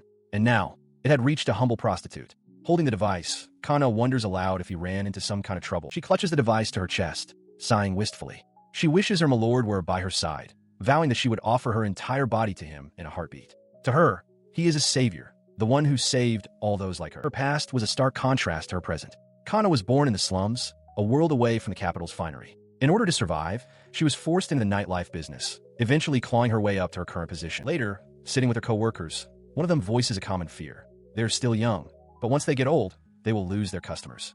The question of whether they'll be forced back to the slums hangs in the air. Kana's hand trembles as she takes a drink, admitting she doesn't even want to think about it. Her despair was met with callous dismissal. The manager, with a cheerful thumbs up, noted that the customers had a great time, while her boss coldly reminded her that all she needed to do was work, dismissing her and her colleagues as filthy pieces of trash. Kana could only stare in disbelief. exclaiming that his words were unbelievable, especially since they had just found this work. Elsewhere, in a well-lit establishment, a group of men discussed a similar topic with disgust. One man expressed his relief at noticing a woman was a harlot before getting engaged, while another agreed, stating that if he married such a person, his family name would die out before he did. This sentiment reflected the harsh reality of their world. Prostitutes' social standing was abysmally low, and they were often treated as less than human, like rotten food. Amidst this, Kana gently helped the drunken co-worker, suggesting it was time for them to go home. As they returned to their quarters, the manager, attempting to lift their dampened spirits, suggested they try to forget about the unpleasantness by tuning into the streamer's broadcast. He announced that it was just about to start. Gathered around the viewing device, they watched as the streamer, Kanata, began his broadcast. He admitted to being a bit of a clean freak and mentioned seeing something that shook him, which prompted a laugh from Kana and the others. The manager remarked on how funny he was as Kanata prepared to read the next letter. His tone shifted as he read the letter aloud. It was from a listener who called prostitutes filthy harlots and trash who dirted the city. The words struck Kana and her friends like a physical blow, their laughter dying instantly. They lamented that no matter how hard they tried to escape their hell, people would always think of them this way. Kanata, holding the communication device, looked stunned and demanded to know who the listener thought they were talking about. In response to the hateful message, Kanata launched into a passionate defense. He questioned why anyone would judge someone based on their profession, arguing that selling one's body is not a crime. He declared that he found them brave and their work fine, as they do what they must to live. His words, amplified by comments of support from other viewers, resonated deeply. He proclaimed that he wanted a world where working people could be proud and not be mocked. For Kana, who had never heard such words before, it was a revelation. His stream reached ears across the kingdom, sparking reflection among the populace and resulting in tears of happiness for many like Kana. As a result, the societal perception of prostitutes began to change. Lying in her bed, Kana reflected that while she didn't know about other countries, their treatment within the kingdom was now second to none. She quietly thanked the streamer, hoping to repay him one day. Despite this societal shift, her personal struggles continued. She later recounted an attempt to make friends by talking to people, only to be told to shut up the moment she opened her mouth. The memory was a pathetic, painful one. The memory sent her into a spiral of despair. Clutching the communication device, she cried out, asking who would even dare insult her milord like that. Just then, a knock came at her door. The manager entered, apologizing for the intrusion and mentioning something about the next day, while her boss appeared behind him, asking if she could console them a bit, a manic grin on his face. In the aftermath of the broadcast, public sentiment had soured completely. The identity of the streamer was a constant topic of debate, and for all those who had once worshipped him, their admiration had curdled into an identical, furious anger. Cries of "Exile him!" and "Who does he think he is?" echoed through the city. 1 week later, Kanata wandered the streets alone, his stomach growling with hunger. As he wondered if the bread stalls were still open, a gentle voice called out to him. He turned to find a familiar face with long, pointed ears, Princess Maria. She greeted him with a smile, confirming his name and noting the coincidence of their meeting. Stunned, Kanata could only stammer her title, prompting her to lean in and whisper, asking if it was truly all right for her to be out by herself. She casually dismissed his concern, admitting that her butler was likely in a state of panic at that very moment. A brief image of a frantic, elderly attendant confirmed her suspicion. Kanata thought to himself that her situation hardly counted as being fine. Leaning closer still, she asked him directly if he was free. Flustered by her proximity, he could only manage a stammered affirmative. With his availability confirmed, she cheerfully suggested they go for a walk together. The proposition sent Kanata into an internal panic. He knew that if anyone saw him with her, his school life would be over. Despite the risk, a part of him wanted to go. As they walked, their arms brushing against each other, Maria suddenly stopped and asked if he could hear something coming from nearby. Kanata, caught off guard, was unsure how to respond. The source of the commotion was a woman being accosted in an alley. It was Kana, struggling against the grip of a long-haired man. He identified himself as a noble from Xandard, sneering that she couldn't act so defiant around nobility. Kana desperately pleaded for him to let her go. He clenched his fist, a determined glint in his eyes. For him, saving people was simply an everyday occurrence. With resolve, Kanata stepped forward, shouting at the man to release her.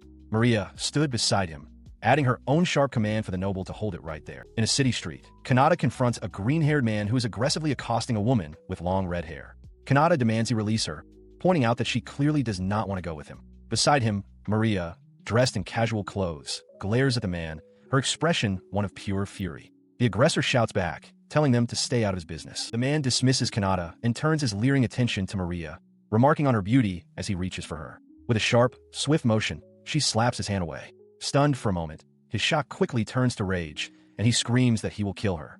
Kanata attempts to calm the escalating situation. Before the man can make good on his threat, Kanata lunges forward, his hand glowing with magical energy as he strikes the man's chest. The aggressor cries out as the spell takes hold, his body freezing in place. He struggles, realizing he cannot move, as Kanata calmly informs him the paralysis will wear off in a few minutes. He looks on, breathing a sigh of relief, as Maria gives him an enthusiastic thumbs up from behind the now immobilized man.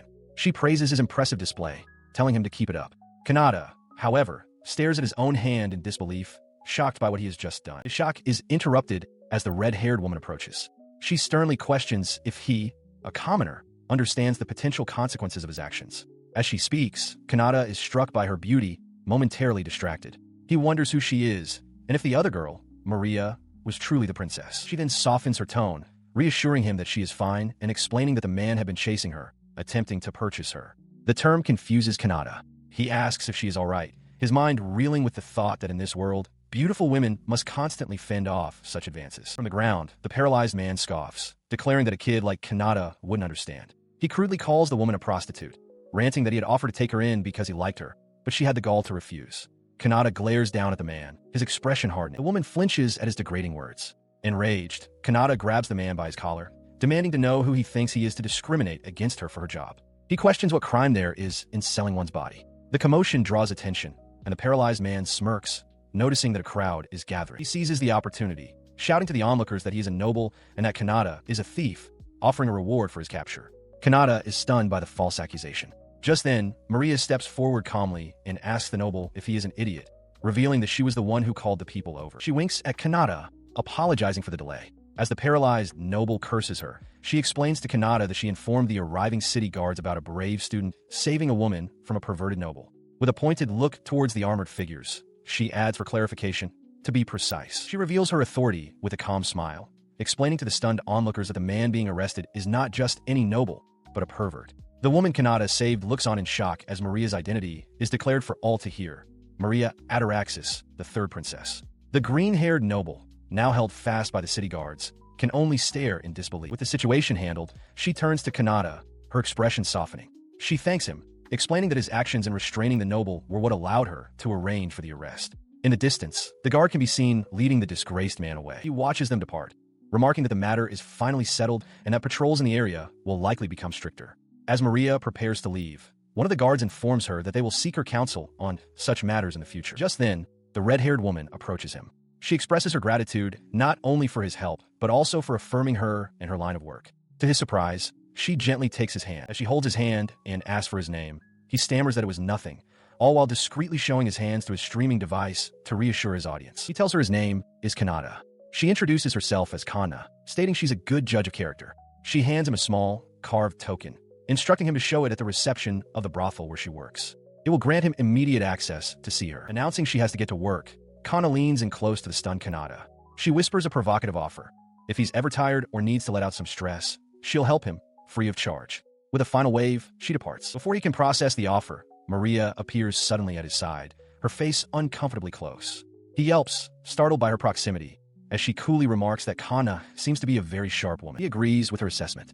Noticing the setting sun, they both acknowledge it's time to head home and bid each other a safe journey. But as he turns to leave, Maria grabs his arm, her expression one of clear annoyance. She demands to know why he didn't invite her to walk home together since they take the same path, telling him to cover for her if any students see them. Internally, however, she blushes, thinking that her beloved Lord Streamer would have surely escorted her, drawing a line between the boy beside her and the persona she admires. As the city guards drag the disgraced noble away, his face twists in fury. He screams that he was humiliated, vowing that the commoner brat who caused this is different. Nearby, a man with sharp features and reddish-brown hair listens intently to the outburst, a bead of sweat trickling down his temple as he processes the noble's rage. Walking away from the commotion, Kanata sighs, muttering that dealing with them will be a pain, though he insists he has nothing to do with it. Maria walks silently beside him. The man who had been listening now smirks with satisfaction. He has all the information he needs. A commoner living in the capital named Kanata. While streaming, Kanata contemplates the influence of his own voice, posing a hypothetical question to his audience. What would they do if he declared his intent to conquer the world? The response from his most devoted listeners is immediate and absolute. One vows to offer him all the countries she has conquered. Another promises to use her power to reset the world to zero, making him its new ruler. A third pledges to take care of anyone he wishes, offering him everything in her power and the world itself. He laughs nervously, dismissing his comment as a joke and noting that he isn't actually interested in world domination. He reminds himself to be more careful with his words, recalling the online conflicts he used to cause. Messages of unwavering support continue to flood in, with listeners telling him to do his best and that his voice brings them happiness. Deciding to do something more productive, he considers an in-real-life stream, but realizes that for now, he can only show his hands. A message from the nameless princess appears, declaring her love for her lord and sending a donation of 10 gold coins. Caught in the moment, Kanata replies that he loves her too. In a classroom far away, Maria hears his words and collapses on her desk, letting out a series of muffled, ecstatic screams. The following day at school, Kanata sits at his own desk, cringing as he recalls the previous night's events, feeling he went too far. Still feeling sleepy, he overhears his classmates discussing a rumor that Agila, a student from the SS class, is the popular streamer. Maria and her friend debate the topic. The friend points out that Agila is a noble, whereas the streamer claimed to be a commoner, concluding that he must be lying. Kanata listens quietly, internally resolving to expose the impersonator on his next stream. Later, he scrolls through comments online, noting the speculation about the streamer's identity and wondering how he could prove the truth without revealing he's a student. His curiosity about the impersonator grows. As he walks through the school, he spots a group of noble students, including the prince, and feels a surge of irritation. Elsewhere, the Saintess Alfana looks at her own device, prompting a young girl beside her to ask if something is wrong, though Alfana dismisses her concern. His resolve hardens. He is the real streamer. He strides purposefully down the crowded school hallway, having located the group of nobles he intends to confront. He bursts in on the group, shouting at the prince, demanding to know why no one will believe him. The prince, Agila, looks down on him with disdain, calling him a liar. Kanata reflects that in his old world, fake accounts were easy to spot, but here, the situation is different. He realizes with a jolt that the problem has, in a way, already been solved for him. After school, Kanata puts on his glasses, determined to understand the prince's motives. He finds Agila alone and listens from a distance as the noble laments that the world revolves around people like him, and that no one would listen to a faceless commoner. Agila reveals his plan. By posing as the streamer, he can improve his family's reputation, take the money, and claim the audience for himself. The motive is now clear. He is suddenly approached by his friends. Akuta whispers that Agila is a foolish man, and Rebecca agrees that someone so dumb is beyond saving. Zeus mentions they had plans with Agila, confusing Kanata. Rebecca then turns to him and whispers, asking if he happens to know of Lord Streamer. Kanata freezes, stunned by the direct question. A flashback to 3 minutes prior shows the group finding Kanata. Rebecca reveals that she is a fan of the streamer, and Zeus expresses his surprise that she is too. Alfana then quietly admits that during her few moments of rest at the church, just hearing Lord Streamer's voice calms her heart. Back in the present, Rebecca whispers to a flustered Kanata, asking if he and the streamer are one and the same. He is saved from answering when the focus shifts to Maria, who internally fumes that everyone is obsessed with the streamer, calling them cultists. It was this obsession that led her to observe Kanata's actions, and she now feels bringing her sword was the right call as his sins worsen. In the present, she is flustered, realizing that both Princess Alfana and the Saintess Rebecca are also listeners. When Alfana asks if she truly minds Kanata's actions, Maria can only stammer in response. She regains some composure, declaring that while she cannot forgive Agila, she also cannot forgive anyone who tries to sabotage another. Rebecca then turns the question back to Kanata, asking for his opinion. He suggests that even the streamer wouldn't want Agila to face harsh punishment, especially if he reflects on his actions. Rebecca points directly at him, pressing the issue. Before he can respond, a shadowy claw of immense power bursts from the ground, seizing Agila and yanking him into darkness. The group stares in shock at the empty space. Kanata cries out, wondering where he vanished, while Alfana confirms Rebecca's suspicion, stating she felt the power of an evil presence. In an instant, Agila finds himself on a desolate, lightning-scarred courtyard before a towering, dark castle. A horned woman, the demon Lord Shrauza, stands before him and asks if he is the streamer. Her muscular subordinate expresses doubt, noting that Agila's mana is too low to be the genuine article. Her expression darkens into a terrifying snarl as she looms over the petrified noble. She hisses that he dared to use the name of the one she loves, and for that sin, he must be prepared to pay the price. Agila can only let out a shriek of terror as she closes in. Meanwhile, back in the school garden, Kanata and his friends are still reeling. Rebecca expresses concern that it's not wise for a princess to get involved, but Alfana reasons that if a demon was responsible, they likely kidnapped Agila to confirm the rumors about the streamer. Kanata is taken aback by their sharp analysis. Their speculation is cut short as the demon Lord Shrauza materializes before them, casually holding the unconscious and battered form of Agila. She remarks on how embarrassing the situation is. As Kanata recognizes Agila's scent, he steels himself, determined to protect the girls. In response, Alfana and Maria immediately move into defensive stances. They place themselves between him and the demon, ordering him to stand back. Shrauza clarifies her intentions, explaining that her boss was angry about the impersonation and that she has come to return the pretender. She then addresses Alfana and Maria directly, acknowledging the animosity directed at her. The demon lord chuckles, her demeanor shifting entirely. She reveals that many demons, including the Demon Lord herself, are avid listeners of the streamer's broadcasts. She muses on how lovely it is to have a being who can connect both humans and demons. Turning her gaze to Kanata, she states she would more willingly accept him as the streamer than the pathetic imposter. He struggles to maintain his composure, desperately hoping his expression doesn't betray his panic. Alfana's mind races, questioning just who Kanata is, now that it's clear even demons perceive his mana as abnormal. Sensing the escalating tension, Maria steps forward, introducing herself as a government official and attempting to de-escalate by ending the conversation. Shrauza simply smiles, amused by the young lady's intervention. She departed in an unknown spheroid, leaving the group behind. While Princess Maria went to report the incident, Alfana slumped against Kanata, utterly spent from the day's events. Kanata, surprised by her sudden proximity, noticed how close she was. He sat with her for a moment before Maria returned, taking his hands to thank him for his help. She explained how happy it made her. Kanata, flustered, thought to himself that any man would protect a woman, but found the praise overwhelming. Though he couldn't see Alfana's face, he could still hear her soft breathing as Maria looked at him with admiration, telling him he was truly wonderful. A few days later, the consequences of the encounter became clear. Aguila, now completely transformed, frantically chased after Kanata and Maria, crying out for Lord Streamer to help him. After the incident, he had accepted all of the streamer's supposed ideals, made all of his family's crimes public, and was now vowing to rebuild his house to be fit for a true fan. He walked through town, pondering if the Demon Lord's ceasefire offer was genuine, when a voice called out to him. A mysterious, beautiful woman with dark skin and pointed ears stood before him. She shyly asked if he could guide her around the town. Kanata, taken aback, could only stare in surprise. In the bustling capital, Kanata takes in the sights, remarking on the interesting architecture and shops. His companion, a tall woman in a sun hat, notes his reaction and asks if this is his first visit to a human town. He confirms that it is, finding the capital truly fascinating. She apologizes for making him guide a self-proclaimed country bumpkin, but he cheerfully dismisses her concern, admitting he's happy to walk alongside a pretty girl. Internally, he thinks she's quite easy on the eyes. Flustered by the compliment, she offers to lead him to some of the town's nice hidden spots. They arrive at a walkway overlooking the city. As she leans on the railing, gazing at the beautiful scenery, her expression turns serious. She whispers to herself, lamenting that someone has been trying to destroy such a lovely view. Her somber tone gives Kanata pause. He senses a strange atmosphere emanating from her and bluntly asks if she is human. The question surprises her, but her shock quickly turns to delighted laughter. She finds his perception wonderful, admitting she thought the items from her subordinates would have hidden her identity completely. He presses the point, and she confirms his suspicion. She is not human. She glances around, noting that the hidden spot is conveniently devoid of other people and magic sensors.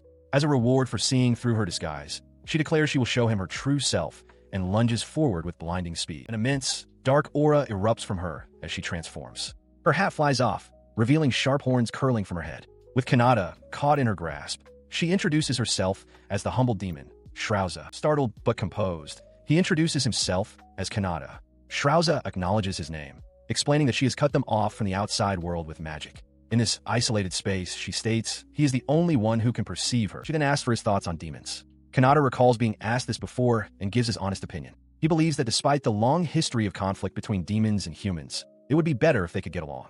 He argues passionately that if someone dies in war, demons would surely grieve just as humans do. His words strike a chord with Shrauza. She agrees, confirming that demons do shed tears for fallen comrades. Praising his insight, she suddenly places a hand on his chest, not to attack, but to sense his power. She is stunned, exclaiming that he possesses a wonderful amount of mana, far greater than her own.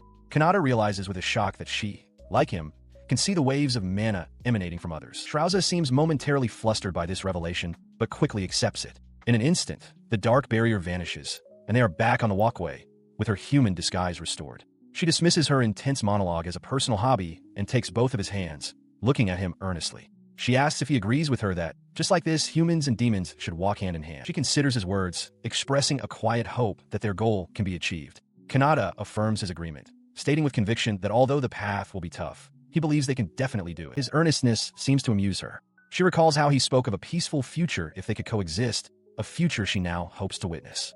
Her reaction leaves Kanata flustered, wondering if he misspoke. She then mentions another person who shares his views, a streamer. With a hint of excitement, she confesses to being a fan, explaining that this streamer's words were what changed her perspective. He had advocated for peace talks over conflict, a message that resonated deeply with her. Surprised, Kanata asks if this streamer is well known even in the demon world. She confirms his popularity, though she notes that the more stubborn elders are not swayed. Suddenly, she leans in close, startling him, and enthusiastically invites him to visit her world, promising she can get him in if they go together. After they promise to meet again, Shrouza vanishes in a burst of energy, bringing Kanata's unusual day off to a close. Back in his room, Kanata reflects on the day's events. He realizes he never suspected Shrouza's true identity, musing that no one in the human realm even knows the Demon Lord's true name. Deciding to end his stream a bit earlier than usual, he advises his viewers to get some rest before climbing into his own bed, exhausted from his unexpected role as a tour guide. He falls into a deep sleep, but his rest is not destined to be peaceful. Hovering silently above his bed is a mysterious figure clad in a dark coat and a plague doctor's mask. The intruder, Crow, observes the sleeping streamer and lets out a soft, ominous laugh. Kanata's day, it seems, was not over after all. A few days ago, a contract was struck. A young woman with reddish-brown hair confirmed to the plague-masked assassin, Crow, that she was the client this time. With a sinister smile, she asked if Crow remembered a certain man. The target was Kanata, the one she called the perverted noble who had been sent back to his home country because of Maria and Kana. Her request was simple. She wanted his head. Her face twisted with rage as she recalled the public embarrassment, vowing never to forgive him for making a fool of her. Crow accepted the job, noting from the file that the target was just a plain commoner in the capital. The job seemed easy. The target simply had poor luck. The client laughed, filled with vindictive glee, and told Crow she was counting on him. In the present, the true identity of the assassin is revealed. A young girl, the real Crow, lands silently on a city rooftop. She remarks to herself that it has been a while since she last visited this place. With her objective clear, she decides to begin her mission by gathering intelligence. Just 1 hour later, her reconnaissance was complete. It had been surprisingly easy. Her findings painted a picture of a kind young man. A student who had helped a woman from a pervert, saved his sister from a scammer, and was a regular customer at a local bakery. She conceded that he seemed like a good person, making the job feel painful, but she resolved that she had no choice but to proceed. Standing in a shadowed alley, she wrestled with her thoughts. The grim possibility of having to sell drugs again crossed her mind, but she pushed it aside, determined to continue her work as Crow. Her mind drifted to him, the streamer, an existence she knew only from across the screen, who had given even a doubtful assassin like her a reason to live. She saw a kinship between them. The streamer hid his true self, just as she, a young girl, hid behind the persona of Crow. This perceived similarity fostered a parasocial bond. Though she had only known of him by pure coincidence, as a fellow townsfolk, she never expected to grow so fond of him. Her thoughts mimicked his streaming style, as she mused about the rare jobs in this world. She recalled listening to his streams countless times, having fallen completely under his influence. During one such stream, he had brought up the topic of assassins, asking his audience if they knew of those who lived by such a trade. The subject was dark, and she was shocked that the person she admired was so well-informed about her world. He continued, acknowledging that assassins are feared, scorned, and used as convenient tools for crime. They hide in the darkness to eliminate their targets. Then, he dropped a bombshell. He thought they were pretty cool.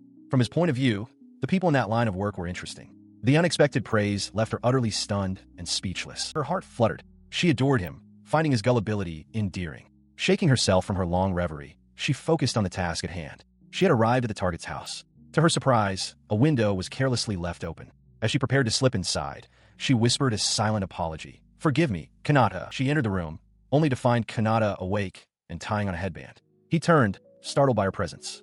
Before she could make a move, he announced it was time for his stream to start. With a swift kick, he sent her flying back out the window, casually stating he needed to close it so no one would hear. The would-be assassin was left outside, stunned, as her target began his broadcast. He began his stream, completely oblivious to the figure just outside his window. But in that moment, whether through an assassin's keen eye or the profound intuition of a devoted listener, Crow realized the truth. Kanata and her beloved streamer were one and the same. Her professional instinct screamed that she couldn't let him notice her, not even for a moment. She resolved to not even blink, even if she started bleeding. Yet, the fan within her was overjoyed, thrilled to finally see him in person and listen to his stream live. As she grappled with her conflicting emotions, Kanata casually asked his audience for any food recommendations. Elsewhere, Prince Aguila chuckled to himself, remarking that he'd heard the assassin Crow was quite brutal and imagining she was making her targets suffer immensely. The reality, however, was far different. Crow was blissfully enjoying what she considered her first live, public recording session, hanging upside down just outside the window. Inside, Kanata's attention was drawn to a message from the nameless princess. This continued without rest nor sleep. Even the legendary Crow eventually grew tired. She had stayed in Kanata's room, watching over him until exhaustion finally claimed her. He slept peacefully, only stirring slightly in the night. His eyes shot open, and a scream tore from his throat. A small, unfamiliar girl was standing right there in his room, a faint, unsettling smile on her face. Leaping from his bed, he pointed a trembling finger at the intruder. "Who are you?" he demanded. "Why are you here?" But to his question, Crow seemed to have a different priority. More so than the failure of her mission, she was simply happy that Kanata had finally seen her. With absolute, unwavering confidence, she prepared her answer. She gave a cheerful wink. "It's a pleasure to meet you, Lord Streamer," she began, declaring herself to be a normal, unsuspicious person. Kanata could only stare in disbelief before roaring back. "And you think I believe that?"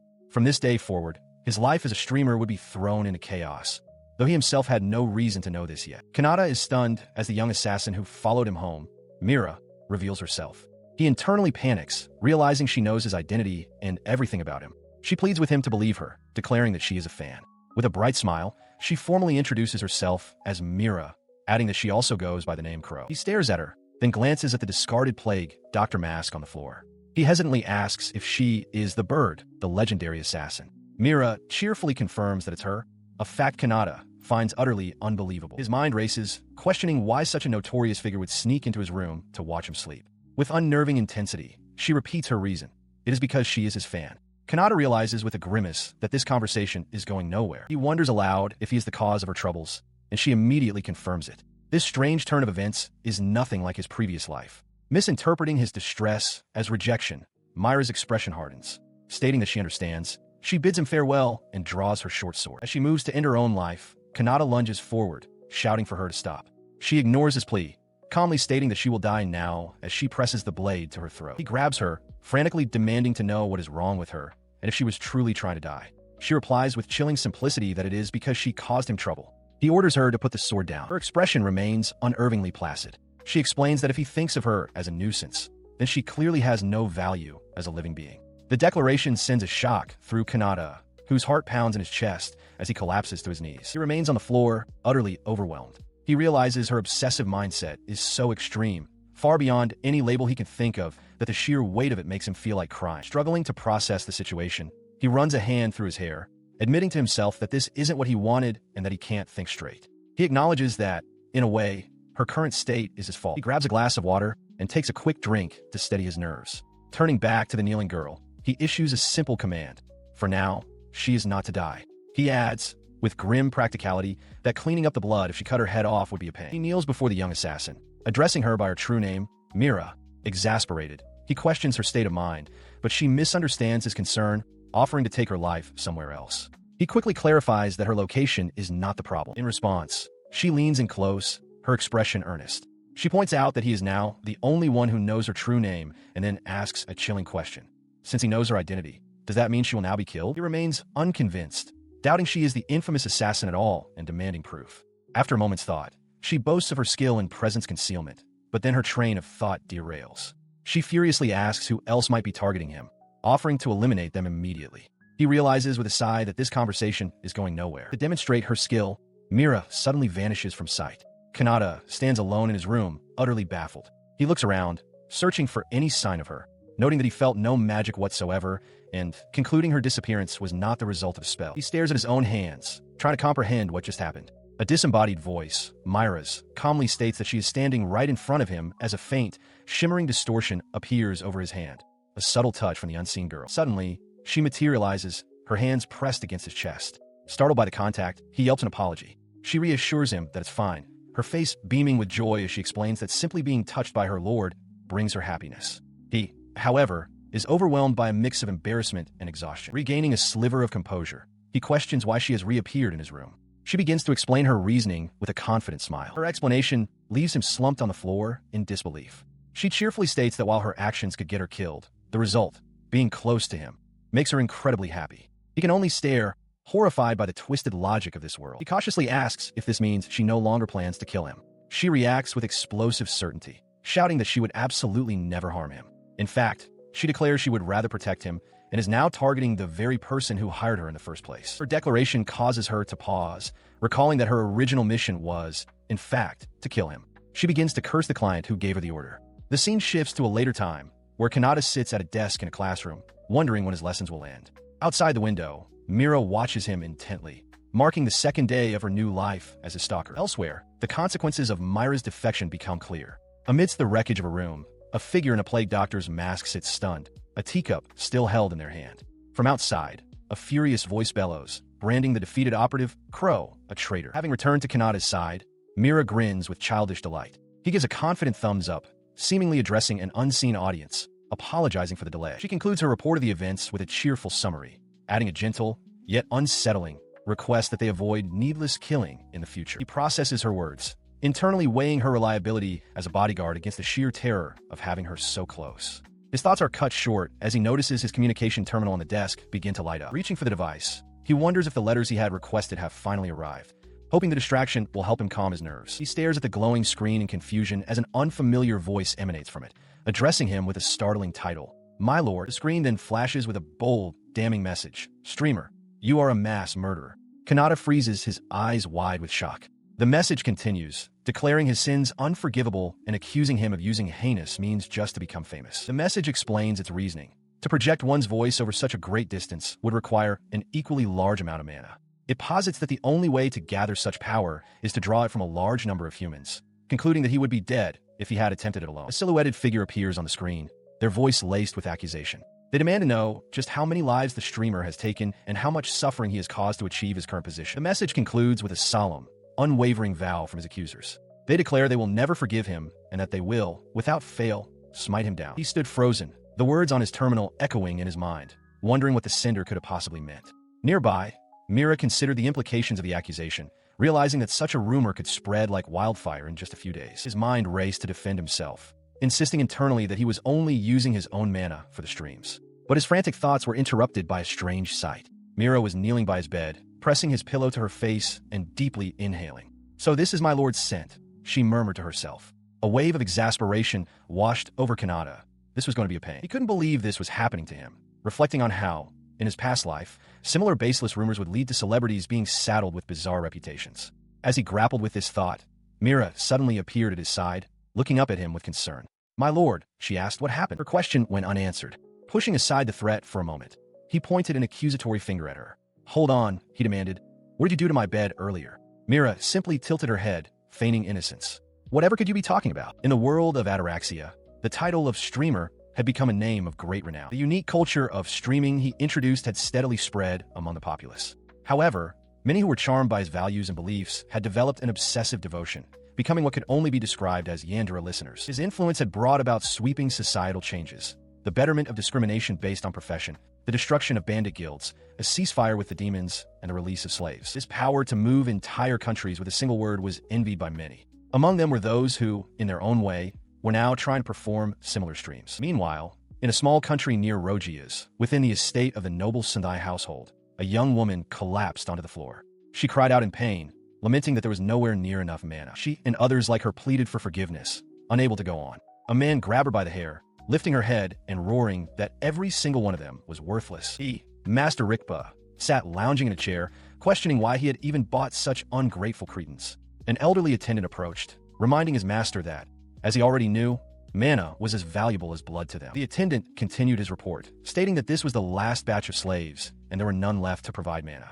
He advised against draining them to their limits, as they would die, needlessly increasing expenses. It would be best to let them rest. Rikpa cursed the kingdom's princess for enacting new laws against slavery, making it difficult to acquire new stock, but then smirked, declaring his own success. A guard then approached, and Rikpa confirmed with him that they had successfully captured an SS rank adventurer the day before. He scoffed at the idea of treating the slaves nicely, ordering them to be returned to their cells to rest. He then turned to his attendant and asked for a status update. The old man, reviewing a clipboard, reported that the captive had enough mana for 5 minutes of streaming time. Inside a large capsule, the adventurer Akuta floated in healing water, recovering from his travels. He stared at the device in his hand, his eyes wide with disbelief. 5 minutes. He couldn't comprehend how the streamer could possess enough mana for such a broadcast. His frustration erupted. He shot up from his seat, roaring that it was impossible for one person to have enough mana for an entire night stream. He questioned just how many lives the streamer had sacrificed to achieve this. It was in this moment of outrage that the dark rumors began to spread. Fueled by this conviction, he addressed his assembled soldiers. He declared their mission to unveil the streamer's supposed sins and drag him down to hell. He commanded them all to anonymously report everything they could, and they responded in unison, ready to obey. To execute his plan, he demanded the mana required for a 5-minute stream. He announced his intention to broadcast at the very end of the streamer's own transmission the next day. Meanwhile, unaware of the plot against him, Kanata stared at his own device, a look of mild surprise on his face as he read a message. He stood up from his desk as Mira, who was in his room, questioned if it was all right to leave things as they were. Kanata replied that while he wasn't entirely sure, he wanted to wait and see how the situation unfolded. She floated closer, expressing her worry that her milord would be misunderstood by this world. Kanata, rubbing his neck, noted how she was just hanging around and wondered aloud when she planned to go home. Suddenly sporting a pair of glasses, Mira offered to take care of his pain, assuring him there would be no killing involved. Kanata could only question where the glasses came from. He vehemently rejected the idea. Undeterred, Mira then proposed a more gruesome alternative, selling their organs. Elsewhere, Maria and her friends watched a broadcast on their own devices. Seeing one of them eagerly licking the screen, Maria sighed to herself, lamenting her mistaken belief that all of her fans were gentle people. Clearly, they were not. Back in his room, Kanata decided he needed to go for a walk to cool down. Mira immediately volunteered to join him. He agreed, on the condition that she remain unseen. When he asked what she wanted in return, she simply replied that taking her along was payment enough. He stretches under the full moon, enjoying the cool night air. Beside him, Mira flushes, clenching her fists and defensively insisting she is not a stalker. His moment of peace is interrupted by a sudden vibration from his phone. A broadcast has begun, a voice derisively addressing the fools, mindlessly enjoying the streamer's antics. The speaker, Rikba, promises that within 5 minutes he will teach everyone the truth about the streamer's evil deeds. Across the city, citizens stop and listen to the broadcast on their own devices. Murmurs spread through the crowd as some begin to wonder if the accusations are true. Even Alfana, Akuta, and Rebecca listen with growing concern as the idea that the streamer kills so many people begins to take root. Elsewhere, Maria stares at her screen, her initial confusion turning to wide-eyed shock. The words, "really?" escape her lips as the gravity of the slander sinks in, her expression hardening with disbelief. Her shock gives way to explosive fury. With a furious cry, she declares there is no way he would ever do such a thing, shattering her device in a powerful grip. The broadcast's reach extends even further.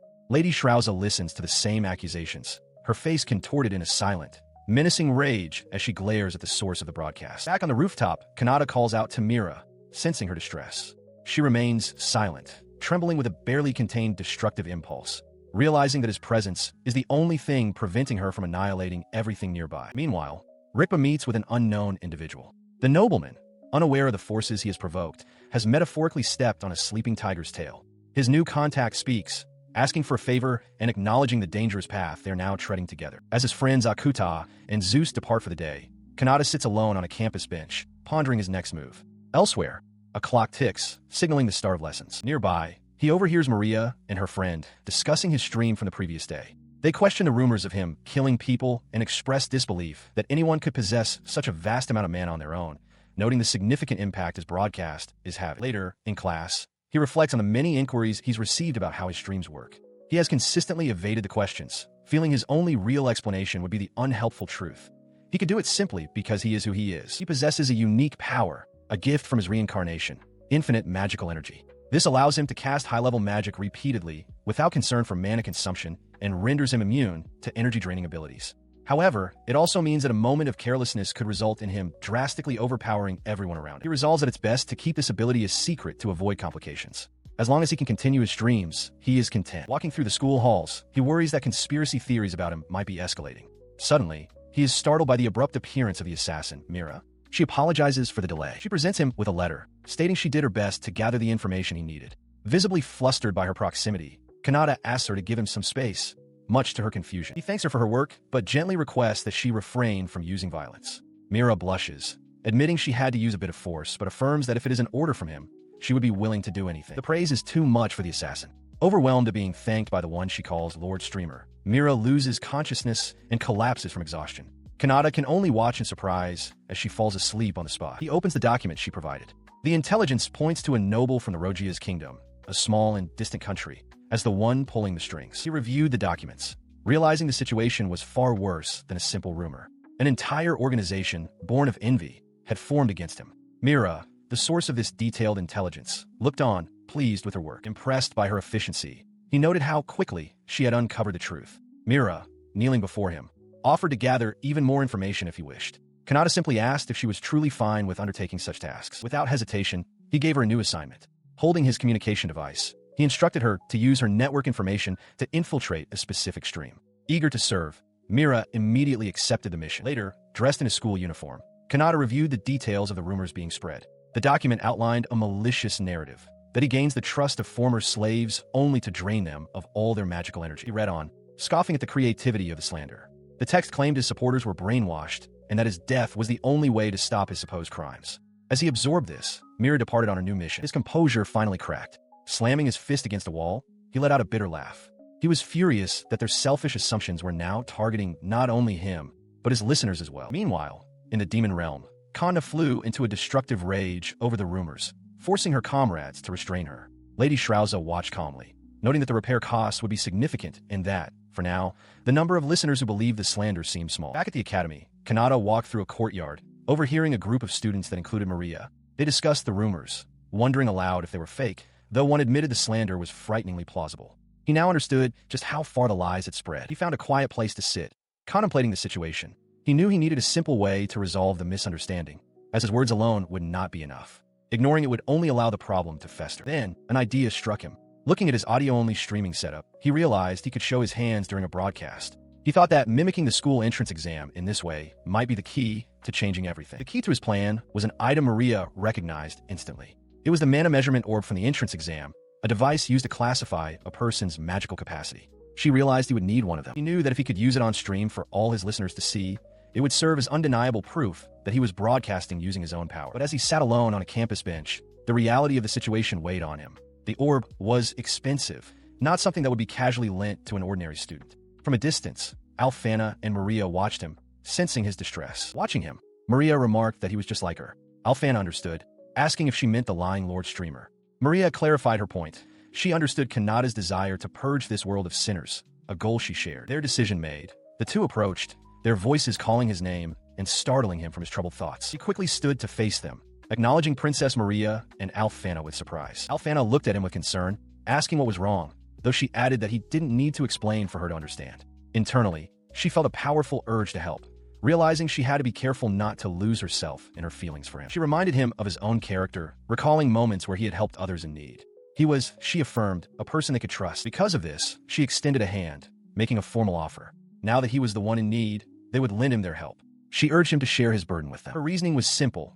It just so happened that they were born blessed with power and influence, resources they could now use on his behalf. She continued her plea, explaining that their power and resources must be used to help those in need. With her hands clasped earnestly, she looked up at him and asked if he could please rely on them. His heart pounded in his chest as he clenched his fist, a wave of relief washing over him. He realized that if it was these two, he could truly trust them. As he came to this conclusion, Maria spoke up, asking both him and Alfana if she could ask a favor of them. He raised a hand to his chin, his expression turning serious.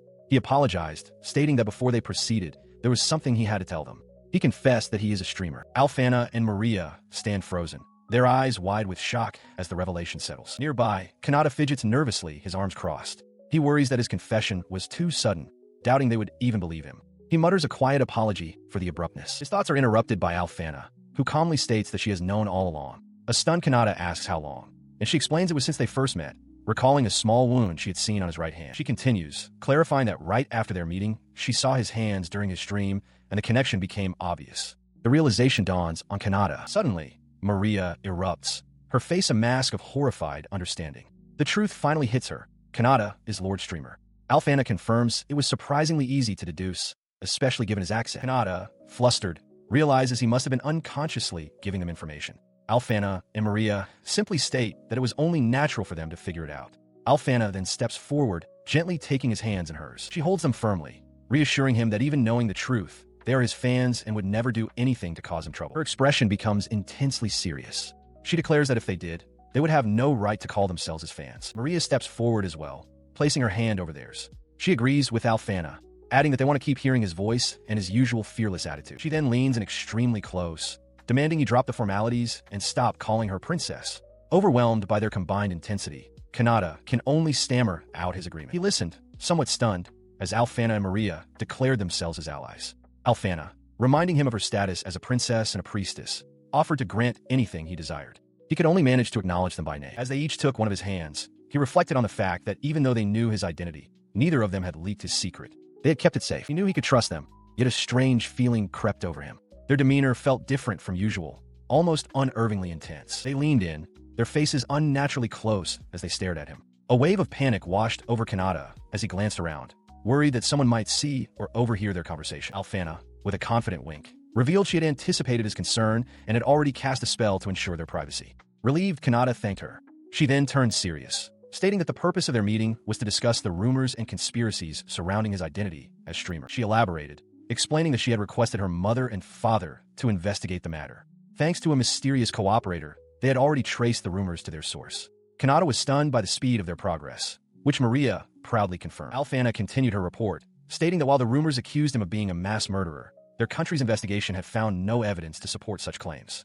The one truth they did uncover, however, was that his activities as Lord Streamer required an amount of mana far exceeding that of any normal person. This fact led her parents, and indeed the leaders of every country, to two possible conclusions. Either he possessed more mana than anyone else in the world, or he was using some unknown device to generate the necessary energy to stream. Maria then clung to his back, urging him not to feel he had to rely solely on them. She explained that the name Lord Streamer now held significant power, and that he had garnered unwavering support from the common people. Many of these supporters, she revealed, were already taking action to quell the malicious rumors. He was struck by the revelation.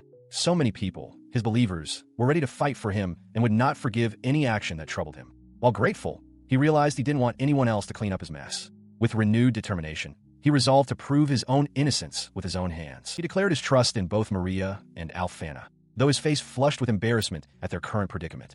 The two girls, having tumbled to the ground, looked up at him, dazed but resolute. As they recovered and stood before him, he gathered his thoughts, preparing to explain his strategy. Alfana, ever direct, prompted him to reveal the plan. His plan centered on a specific object, the orb they all saw upon first entering the academy. He reminded them that it was considered a valuable artifact, one that was strictly forbidden to be removed and was kept under lock and key somewhere deep inside the school. Now sitting together on a bench, he elaborated on his intentions, stating with conviction that this was a problem he needed to resolve personally. In response, both Alfana and Maria leaned in impossibly close, their faces inches from his. Alfana vowed that regardless of how things turned out, she would take full responsibility, leveraging her authority as a princess to secure the necessary permissions. Maria echoed the sentiment, granting her own permission as the priestess. The intensity of their support and their proximity left Kanata completely flustered. He was grateful for their unwavering help, though he silently wished they would give him a little more personal space. With this new alliance forged, the stage was set. Streamer and his believers had finally joined hands to combat the rumors, and his next move would be revealed very soon. Outside the school building, with classes concluded for the day, Kanata turns to Alfana and Maria. He carries a broken computer monitor, thanking them both for their help and expressing confidence that he can get things ready for tomorrow. Having settled their preparations, he confirms the details of their operation. The plan, he states with a determined grin, will begin at 6 in the evening tomorrow at their designated meeting place. Both Alfana and Maria affirm that they understand. Later, a knock sounds at the door. Maria opens it, looking up to see who has arrived. It is Alfana, who strides into the room with a severe expression. Maria asks what is wrong, but Alfana's attention is fixed elsewhere as she asks if this is about Lord Kanata. Maria confirms it is, and the realization strikes Alfana with the force of a physical blow. Lord Streamer truly is her classmate. She seizes Maria by the shoulders, shaking her frantically. Maria pleads for her to calm down, but Alfana, completely overwhelmed, shouts back that there is no way she can possibly calm down. Her agitation erupts into a destructive frenzy, shattering furniture and glass around her as she screams that her idol is her own classmate. Maria dodges the flying debris, begging her to stop destroying the room. A moment later, with the room magically restored, Maria looks down at a bandaged and flustered Alfana on the floor.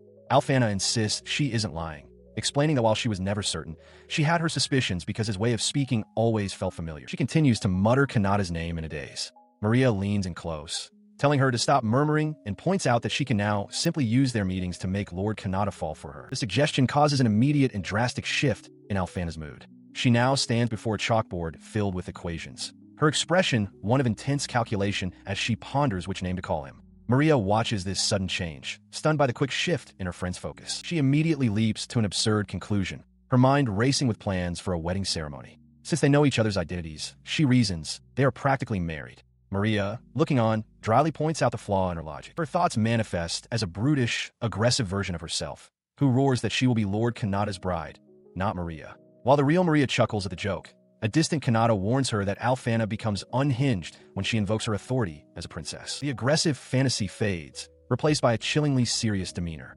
Alfana pokes Maria sharply, warning her not to cause any trouble for him at school, making a clear distinction. There, he is Lord Kanata, not Lord Streamer.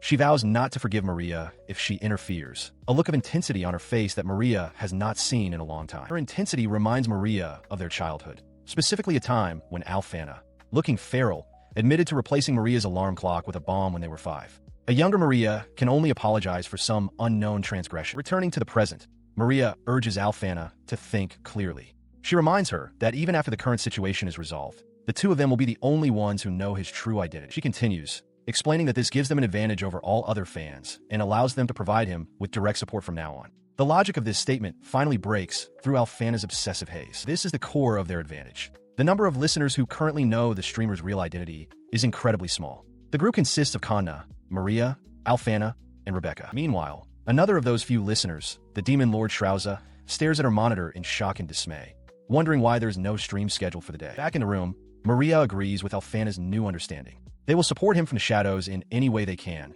ensuring the world doesn't discover his secret. Alfana clenches her fist, her resolve hardened. She declares that this is how true fans who know the truth should behave. It seems the previous description of them as obsessive, dangerous listeners was a mistake. They have found their true purpose as his guardians. Her new pact with Maria had fundamentally changed their relationship.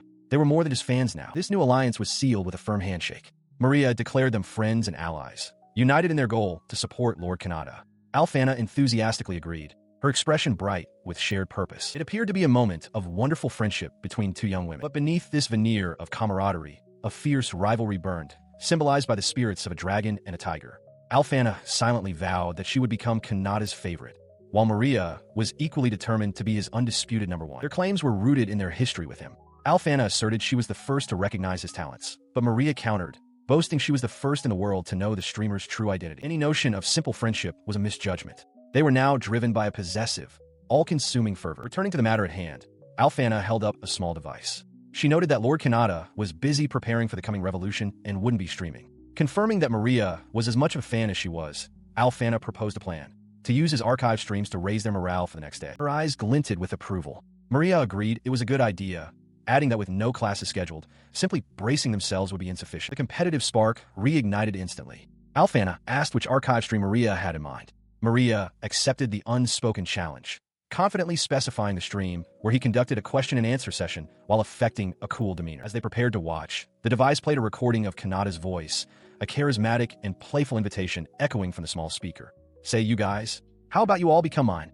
Followed by a lighthearted laugh. As his voice filled the room from the small device, all restraint vanished. Maria, fist punching the air, roared her adoration for Lord Streamer. Alfana, overcome with emotion, contorted on the floor, joining the chorus with a fervent cry of "We love you." Having lost all need to hide their feelings, their passionate screams echoed through the night. From Kanata's perspective, the plan is set. Maria and her friends confirm their meeting for the following day at 6 in the evening. He clenches his fists, filled with anticipation. Even if it's all a misunderstanding, he can't wait for the special stream tomorrow to resolve it. To do that, however, he must first prepare. His preparations hit an immediate snag. A teacher stands guard at the school gate, adamantly refusing to let any students out at this hour. Kanata realizes that, as a normal student, he has no hope of convincing the man to let him pass. He wonders if there is anyone who could get past the guard. As the thought crosses his mind, Mira suddenly appears, clinging to his back. Startled, he asks how long she's been there, but she simply replies, "Did you call?" Now being carried through the night sky, he looks up at his companion with a determined grin. Mira asks what he needs from the capital so late, and he explains that there's a certain adult whose help he requires. He arrives on a rooftop where Kanna has been waiting. She tells him she's ready to get down to business, but a flustered Kanata quickly clarifies that's not the reason for his visit. He urgently requests an introduction to someone who can make an outfit for him quickly, offering to pay any amount. He stresses that the person must be discreet. Understanding immediately, Kanna assures him not to worry and promises to write a map for him right away. With Mira now sleeping on his back, he spends the entire night visiting various shops in the capital, including an armor smith.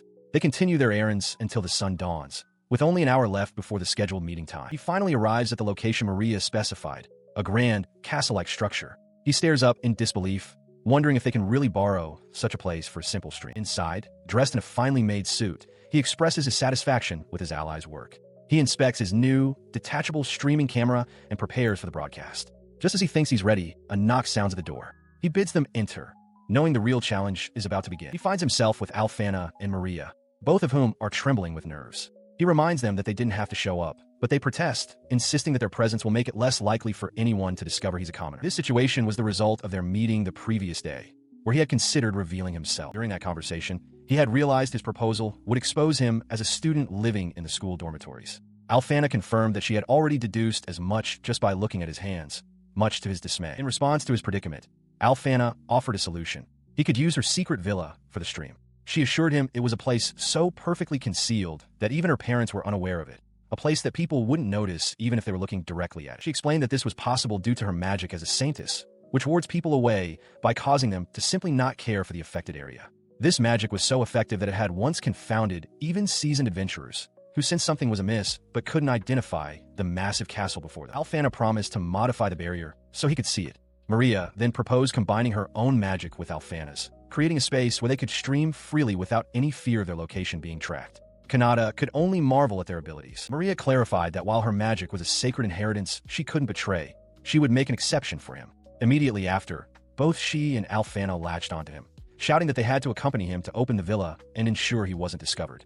Overwhelmed, he finally agreed. Back in the present, standing within the villa's lavish interior, he felt the magical energy shimmering from the walls and resolved to thank them properly later. His thoughts were interrupted as Mira appeared, gave him a swift thumbs up, and then vanished from sight. He realized with a start that she had only pretended to leave before. Perched comfortably outside, Mira sipped a drink. She had somehow bypassed Alfana's powerful magic and decided to stand guard, ensuring Kanata could stream until he was satisfied. Across the city, Kana stared at her device, a worried expression on her face as she wished Kanata good luck.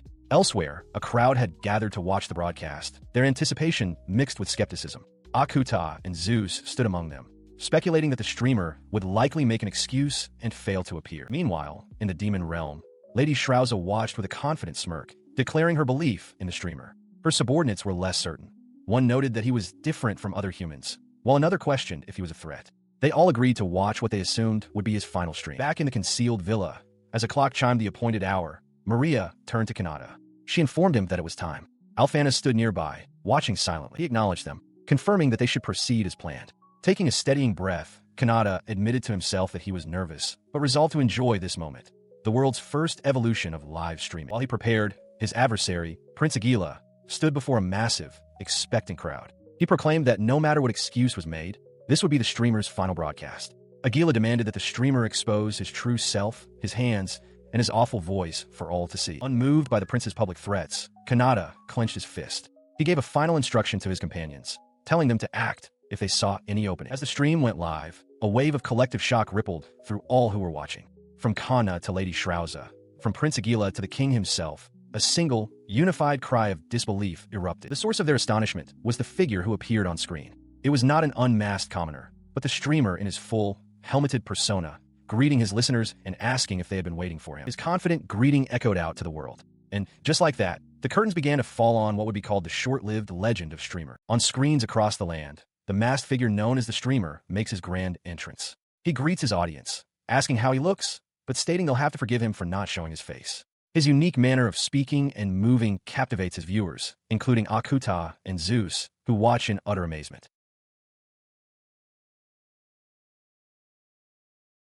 Elsewhere, Lady Shrauza watches the broadcast with fierce determination.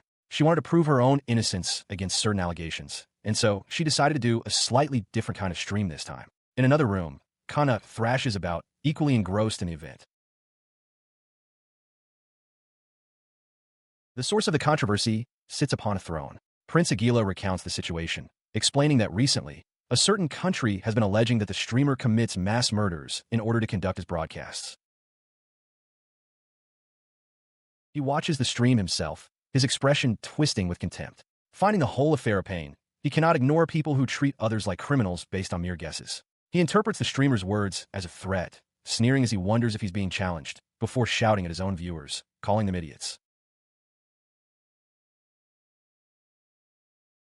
His guards stifle their laughter at his outburst, quickly offering apologies. On the broadcast, the streamer complains that due to the recent troubles, he can only sleep at night, which he finds incredibly annoying. He then shifts his tone, announcing to his audience that today, he will show them exactly how his streams work. But first, he intends to introduce his accomplices, asking for the camera to be handed to him. The live comments scroll rapidly, filled with viewers' excitement and demands for him to prove his innocence. As the camera pans, Lady Shrauza stares in disbelief. Someone helped him? Someone other than her? On the screen, she sees two figures who, according to the streamer, came from afar to assist him. The two young women step forward to address the puzzled audience. One introduces herself as Maria Ataraxis, the third princess of Rogias. The other reveals she is Alfana, more famously known as the Saintess. They explain that they are both fans and ask the streamer to let them join, a request he agreed to. Watching on her device, Kana realizes with a start that these two are tough rivals.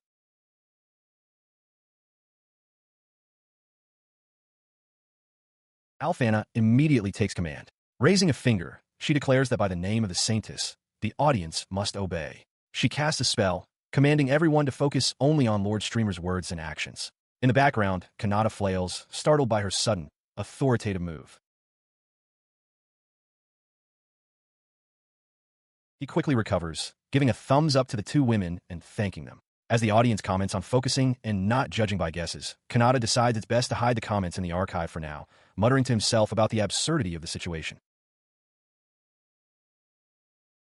Elsewhere, Prince Aguila clutches his head in frustration. The streamer's words echoed in his mind, creating a fog that made it impossible to concentrate on finding the man's true identity. His followers could only offer their apologies for the situation.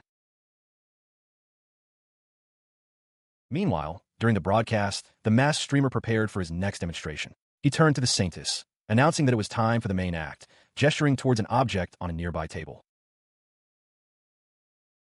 He then requested that the princess bring the item forward. As she complied, he explained to the audience that the device was an orb designed to measure the amount of mana a person possesses. He boldly declared that his own mana was infinite, allowing him to power his streams without any assistance, and that he would now prove it. To provide context for the viewers, the saintess added that the orb's ranks are based on color and intensity, noting that her own SSS-ranked mana shines with a gold light. The crowd, including a stunned Aguila, reacted with utter disbelief at the claim of infinite power.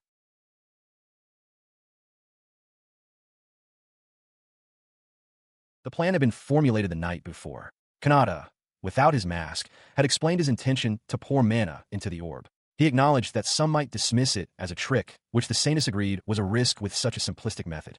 However, Kanata was confident that having both a princess and a saintess present to vouch for him would convince anyone.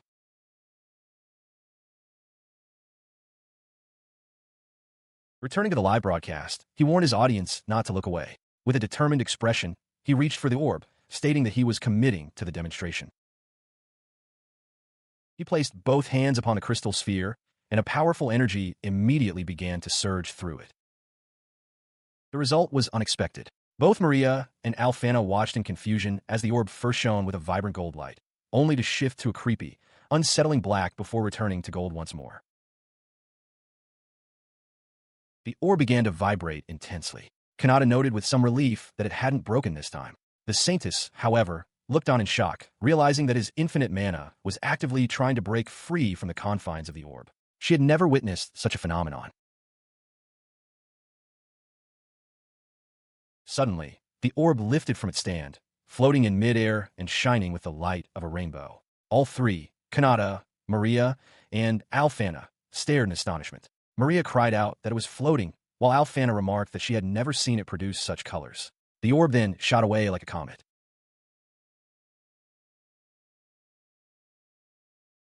He scrambled onto the roof, shouting into the night sky as the orb flew away. "Get back here! Where's it going?"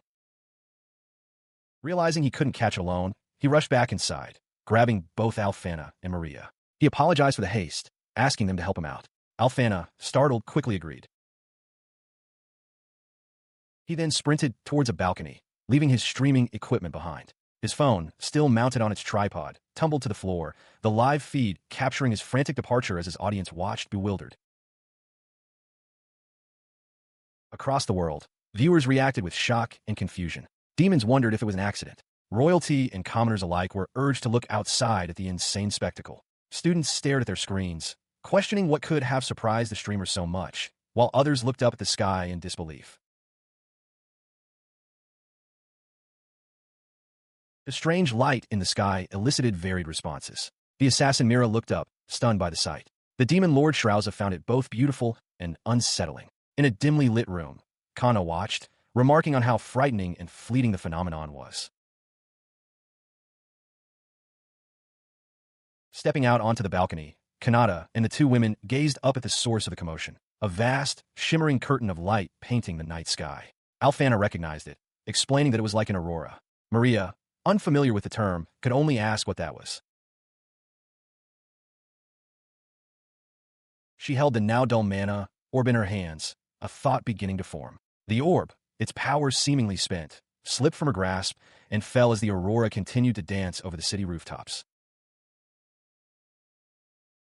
She then voiced the realization that was dawning on everyone.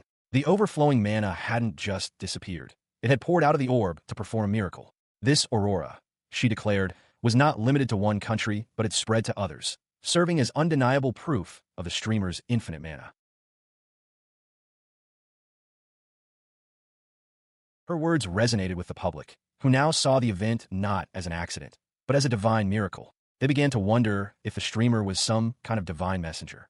However, in their awe, they overlooked one crucial point. The king and his advisors, however, did not miss it. As the sky returned to normal, the king noted with alarm that in their world of ataraxia, auroras were a phenomenon that simply did not exist. He concluded that they couldn't possibly win against the streamer, who had, in short, completely messed up the natural order. In the demon realm, the reaction is split. Prince Aguila collapses in despair, clutching a device and muttering that it's all lies, convinced the streamer has stolen mana from slaves. He pleads for help, believing they shouldn't fight a god. In stark contrast, Lady Shrauza and her attendant Kikiki raise their arms in triumph, declaring that the spectacle was entirely worth it.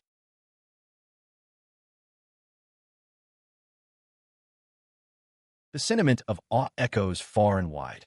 The populace is utterly convinced that the night sky was purposefully crafted by the streamer. They hail him as a being who can control the heavens, a supreme ruler of the skies. To them, the beautiful display was a one-night miracle, an event so profound it could make one faint from sheer wonder.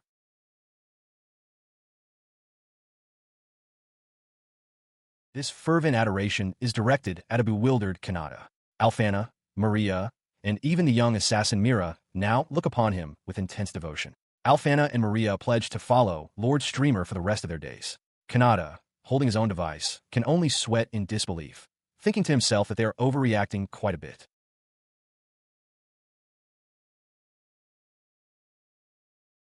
Throughout the capital, the excitement is palpable. Citizens wave flags bearing the streamer's symbol, eagerly wondering if he will broadcast again today. The king, standing beside a noblewoman, observes the scene with a placid smile. He remarks that he is glad to have lived long enough to witness such a thing, as the aurora was like a divine miracle, marking the birth of a new legend.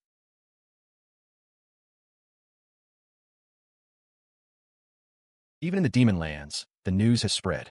A three-eyed demon asks a goat-headed companion if they are tuning in as well.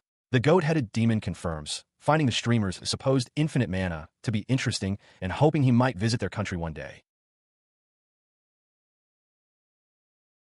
Back in his room, Kanata rests his chin on his hands with a weary smile. He reflects on his sudden rise to fame, thinking to himself that becoming this popular is quite an honor, but his thought trails off, hinting at the immense pressure that comes with it.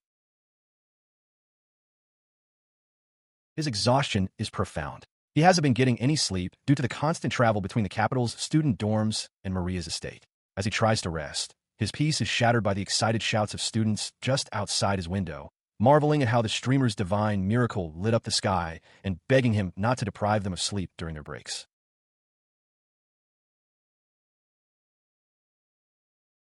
Later, while walking through the school, he sees Maria excitedly showing another student her device. She points out the phenomenon, calling it an aurora. Overhearing this, Kanata is struck with a sudden realization, wondering why they are all crediting him for it. He puzzles over the term divine miracle, recalling that in his past life, auroras were a known phenomenon that had been around since before the Common Era. The disconnect between his worlds is stark. Nearby, Mira is fast asleep on a bench, completely drained and unable to move, a testament to the exhaustion they both feel. The burden of this fame falls heavily on his companions. A crowd of students swarms Alfana and Maria, bombarding them with questions. They desperately want to know what Lord Streamer was like and what they discussed. Maria tries to push through the throng, insisting she has official business, but the students press closer, begging for any behind-the-scenes details.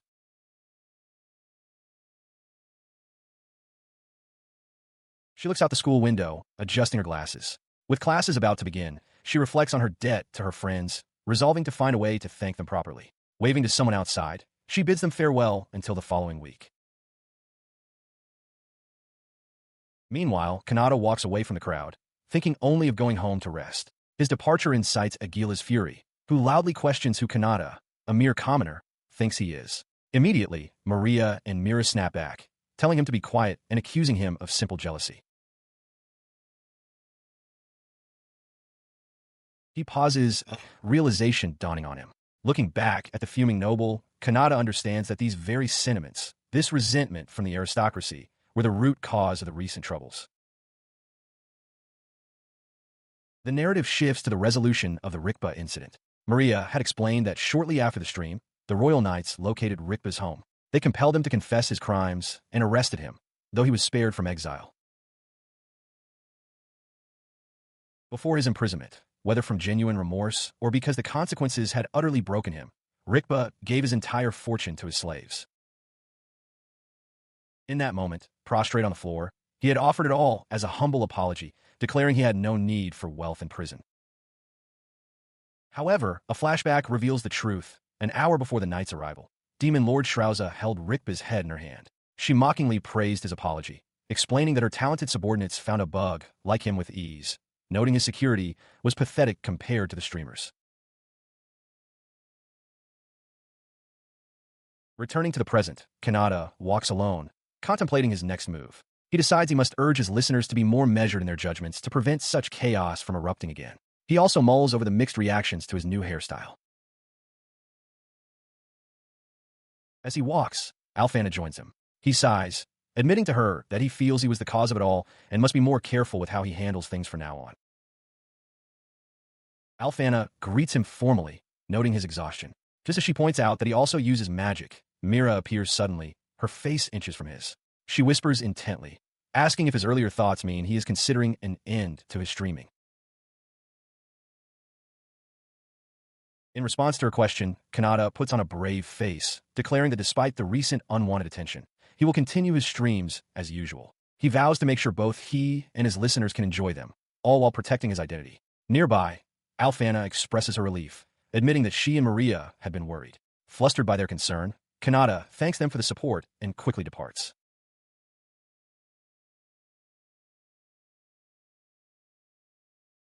As he leaves, Alfana watches him with a thoughtful, intense expression. She muses that those two are too good to be mere friends with her, strengthening her resolve to support him even more from that moment on. Later, he returns to his room, announcing his arrival into the seemingly empty space. Wondering where Mira could be, he dismisses the thought that she would be waiting for him, only to look down and find her prostrated on the floor. With her head bowed, she loudly asks how she might be of assistance. The shocking sight sends him stumbling backward onto his bed in alarm. From the floor, Mira simply looks up at him with a wide-eyed, questioning innocence. He demands that she go home, asking if she plans to become his stalker. In response, Mira leaps up cheerfully, announcing that she's retiring from her job as the assassin known as the Crow. When Kanata asks what she'll do for work, she explains that she simply wished to guard him. Her reasoning leaves him utterly baffled. He questions her logic aloud, wondering why she would say things that pique his curiosity. The absurd situation makes him briefly imagine his late father watching proudly from heaven. He tries to ignore her, turning his attention to a news feed on his monitor which reports that the disappearance of Crow is being credited to the streamer. He silently hopes the situation doesn't escalate further, but Mira persists, pleading for him to let her become his official, publicly known bodyguard. At that very moment, Maria arrives home from her duties, looking weary but singularly focused on seeing Kanata. Spotting him down the hall, she calls out his name and begins to run towards him with excitement. Her joyful approach comes to an abrupt halt as she witnesses a shocking scene. Kanata is dragging Mira by the hand, calling her an unemployed weirdo. Unfazed, Mira proudly proclaims that he is mistaken and that, from this day on, she will be Lord Kanata's bodyguard. The word bodyguard makes Maria's expression darken with possessive anger. As Kanata tries to deny Myra's claim, Maria steps forward, her voice laced with intensity. She declares that if he likes smaller guards, then she will be the best choice. In the background, Alfana watches the confrontation unfold. Meanwhile, outside the school gates, Kana noticed the commotion. The noise was unusual, prompting her to wonder if Kanata was once again involved in helping someone. As she considered this, a mysterious, dark-skinned woman with pointed ears adjusted her sun hat, deciding to take a look for herself. This newcomer seemed to recognize Kana, identifying her as the saintess and priestess. Kana, for her part, mused that Kanata might be surprised by her unexpected visit. The woman approached, and Kanna, looking puzzled, asked if they had met before. The stranger simply stated that the flame war had been resolved. Back with Kanata, the situation had only escalated. Mira declared that she and Maria were already his bodyguards, much to Alfana's shock.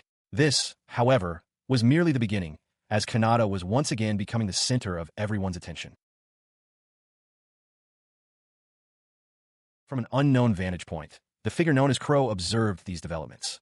They acknowledged that the streamer would not stop moving forward. At the same time, Kanata reflected on his own progress, realizing that by starting to vlog, the possibilities before him were now infinite. He tried to block out the escalating argument between Maria and Alfana, covering his ears to avoid reality. Ignoring their bickering about manners and status, Kanata resolved that he simply had to become even bigger to handle it all. High above, in a celestial realm, an angelic figure watched over the scene with a joyful smile. She was the one guiding Kanata, blessing his future. The concept of reincarnation was a special one for him, and she was observing from heaven. She then cleared her throat, a hint of embarrassment on her face. The idea of heaven seemed to amuse her. The goddess admitted she had been watching him the entire time, finding his antics entertaining. She found him truly interesting, confessing she hadn't expected him to use the mana she gave him for streaming. Despite a particular line he used about the goddess, she was eagerly looking forward to his stream that night, revealing At's shirt emblazoned with his face. Back on the ground, Kanata sighed in exhaustion. He announced to the assembled group of women, Maria, Alfana, Mira, and the newly arrived Kanna and mysterious elf, that he was wiped and needed to go home to prepare. They all watched him depart. He turned to leave, prompting an immediate, unified outcry. Lord Kanata, Alfana, and the dark-skinned elf woman called out in unison. Kanata, echoed Mira, the elven princess Maria, and Kanna, their voices a mixture of disbelief and desperation. Even the demon Lord Shrauza seemed taken aback by his sudden departure.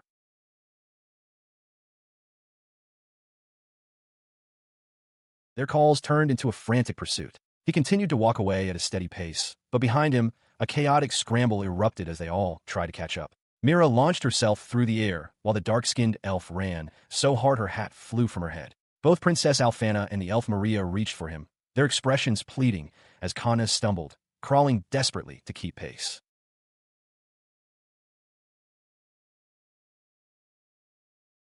Seated on a bench before a large church, Kanata looks bewildered, pointing to himself as he processes a single question. His supporters? Inside the building, Alfana and Maria stand before him. Alfana explains that this is precisely why they brought him here, asking for his thoughts on the matter. He mulls it over, concluding they essentially mean sponsors and followers. Alfana confirms this, adding that while it has been a week since the Aurora, most people are still completely fixated on it. She elaborates that the court artists are already competing with one another to create his likeness. Maria chimes in with a wink, suggesting that while pictures are fine, tangible goods that people can hold and touch would be even better.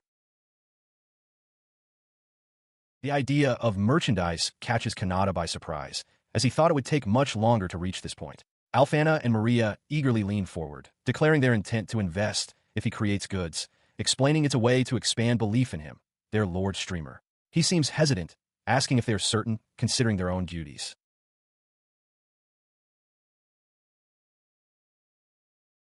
They quickly reassure him, stating that it won't be on any official records and won't interfere with their work. They're content as long as he is the only one who knows. Touched by their sincerity, Kanata thinks how they are a breath of fresh air compared to his usual online world. He is momentarily overcome with emotion, wishing he could marry them both before dismissing the thought as impossible.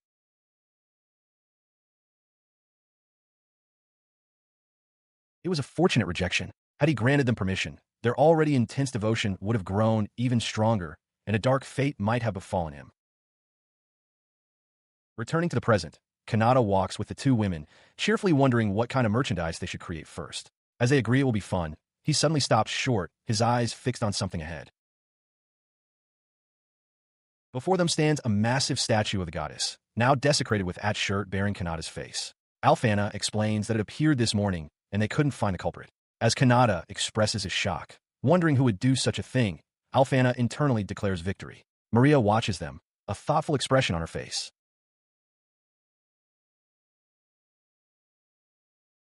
She then offers a serene explanation, her eyes closed in contentment. Since the statue now features Lord Streamer, it should be fine. It is what they all agreed upon. A chill runs down Kanata's spine as he silently questions the sanity of this church. She chuckled, explaining to her milord that he has fans in every corner. Alfana added that they were using magic to hide their identities from the onlookers. As they spoke, two of Maria's school friends approached, asking Kanata who his companions were. Before he could answer, Alfana's eyes gleamed with an idea. She suggested that if the goddess herself had woven the message onto the defaced statue, it would be considered a divine oracle. Kanata reacted with alarm. He immediately shut down the notion, telling her not to make such jokes. Alfana quickly backtracked, claiming it was just a jest. Elsewhere, the production of merchandise continued, with one angelic figure proudly displaying a finished shirt while her weary companion questioned how many more they had to create. Bringing the conversation to a close, Kanata suggested they stop for the day, noting it was still early. Alfana, however, informed him that she and Maria still had something to do. He asked what was up, guessing it was politically related and acknowledging the difficulties they must face. She responded with a knowing, almost unsettling smile, simply telling her milord that he would understand soon. As she and Maria waved a cheerful goodbye, Kanata was left completely bewildered by her cryptic remark. Later, walking alone through a bustling part of the city he rarely visited, Kanata found the change of scenery refreshing. His attention was drawn to a large crowd gathered in front of a particular store, and he wondered what was happening. Suddenly, his heart leaped into his throat as a girl appeared out of nowhere, casually munching on a snack. She pointed towards the shop, asking if he'd like to visit the new store that had just opened. He clutched his chest, startled by her abrupt arrival. He recovered enough to scold her, calling her Mira and demanding to know how long she intended to lurk around. He reminded her of his instruction to find her own place. He then softened his tone, acknowledging that she had been a great help during the assassination attempt and had done well not to leak his identity. Mira looked up, surprised by his words.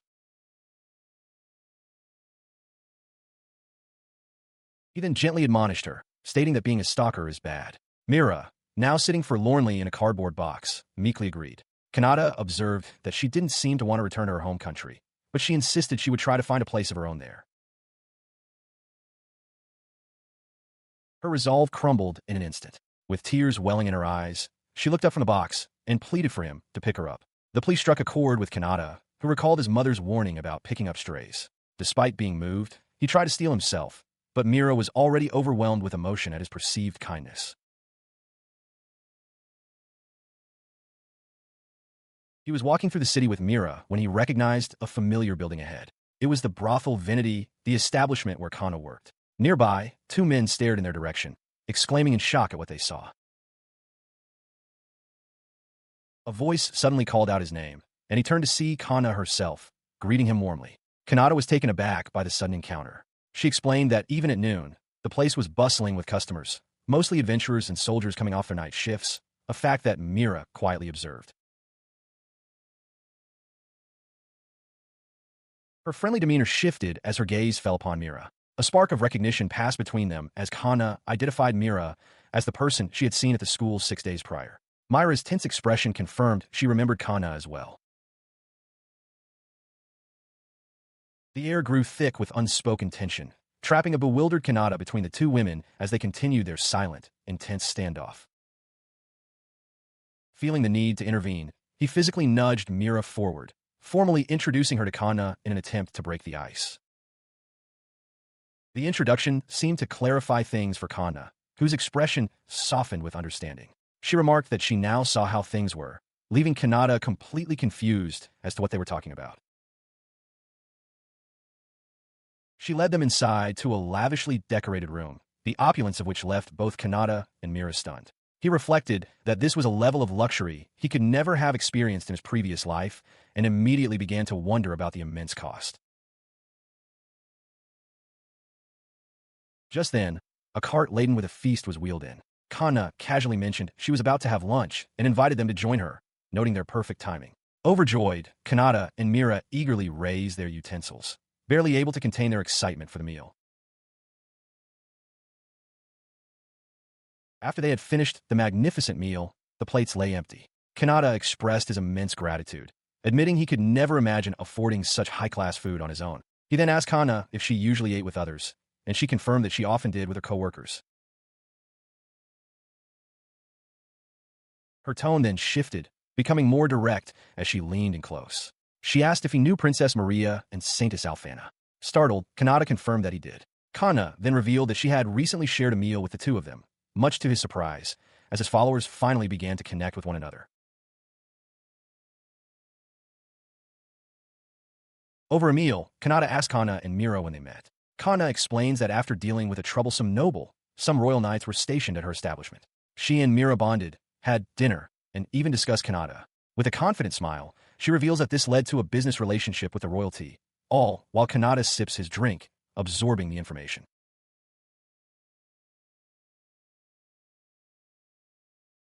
She then declares her intention to create a group to support him as a streamer. The revelation causes Kanata to spit his drink directly into Myra's face in shock. Kana, oblivious, asks what's wrong, casually mentioning that while it's not official, she is now member number 3. Mira remains stoic, a trickle of water running down her cheek.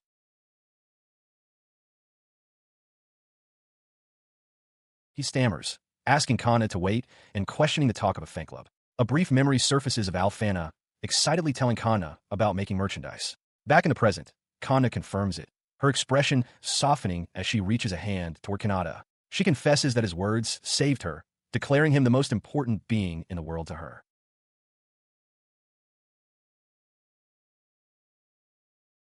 Mira, calmly wiping her face, explains that she overslept and missed the meeting, which is why she was unaware of the plan.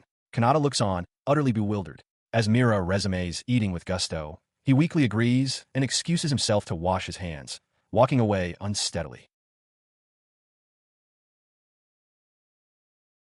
Before he can get far, Kana grabs him, pulling him close with a suggestive look. She leans in and whispers, asking if he wants her to be his first. Kanata recoils in shock, thinking it's far too soon. Kana then pulls back with a playful wink, revealing she was only joking.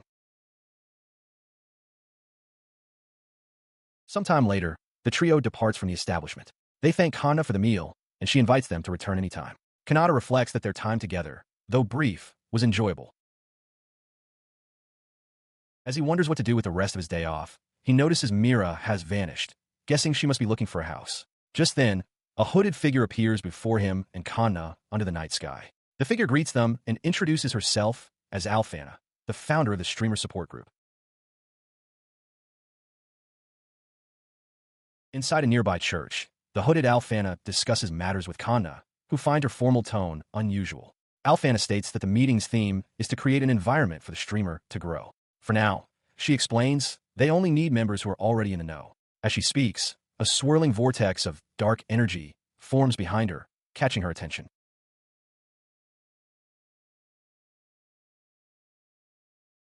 The energy coalesces into a shadowy figure that lunges forward.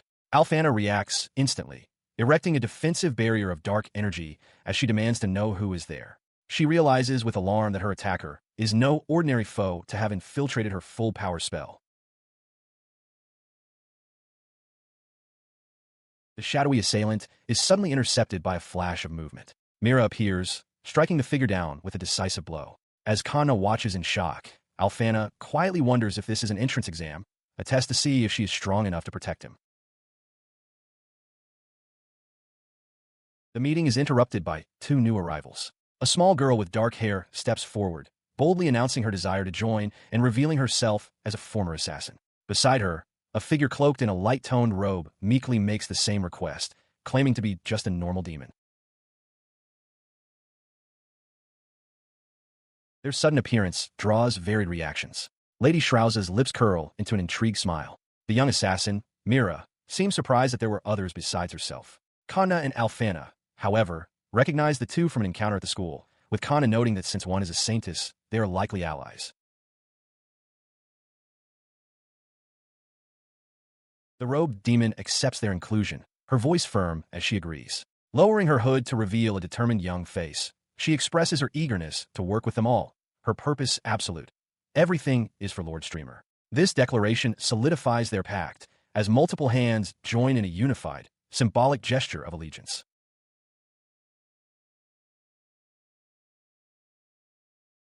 Elsewhere, unseen observers take note. An angelic figure remarks that things have become even more interesting, musing with Lady Shrauza that Streamer becomes famous, too, would be a fitting title for this new chapter. Far away, completely oblivious to the fanatical following he is gathering, Kanata soaks in a hot bath, enjoying a great day off.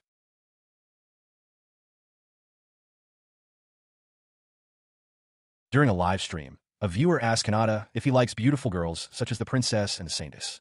He enthusiastically confirms that he does, lamenting that if such beauty were by his side, he'd be a happy man.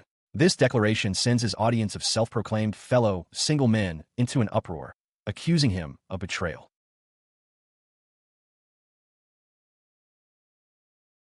Meanwhile, at the academy, both Princess Alfana and the elven Lady Maria are absent, reportedly due to fevers. In their separate quarters, they both overhear Kanata's broadcasted confession, reacting with stunned, blushing silence to the news that they are his type.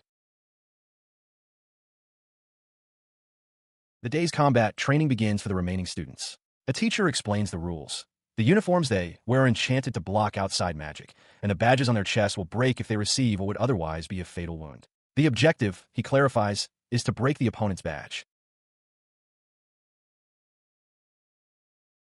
The first match pits a sneering student against a large, bald classmate. The bout is over in an instant. The muscular student shatters his opponent's badge with a single, contemptuous strike, declaring the display pathetic as he crushes the broken emblem in his hand.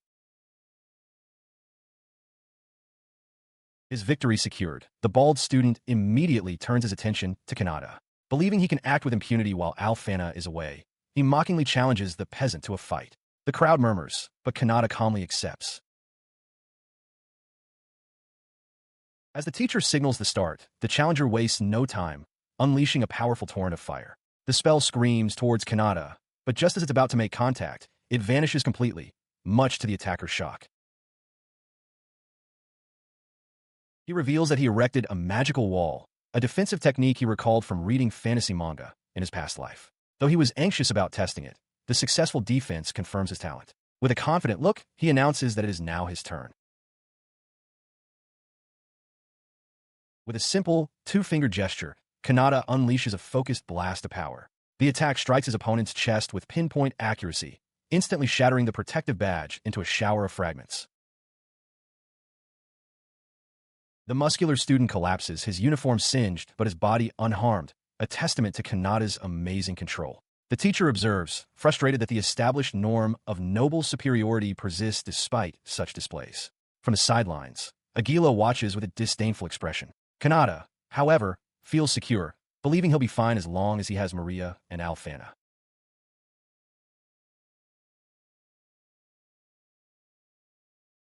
His match concluded, Kanata walks off, only to be stopped by Aguila and his entourage, which includes the two students who just fought. Aguila notes Kanata's spare uniform and coldly informs him, "You're coming with us." Kanata looks on in alarm as the group closes in. He stands silently as Aguila, enraged, strikes his own bald-headed follower for speaking out of turn, reminding the boy that he'd already lost to Kanata. Aguila then turns his attention back to Kanata, menacingly asking if he'd like a demonstration of his power. Nearby, Maria and her friend attempt to leave, calling Aguila a coward. Unfazed by the tension, Kanata simply thinks to himself that since something good has finally happened, he should just head home.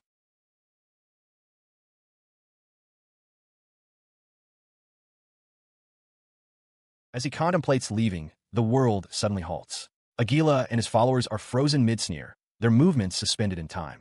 Kanata, however, is unaffected. He looks around the silent classroom, a wave of confusion washing over him as he realizes everyone is completely still.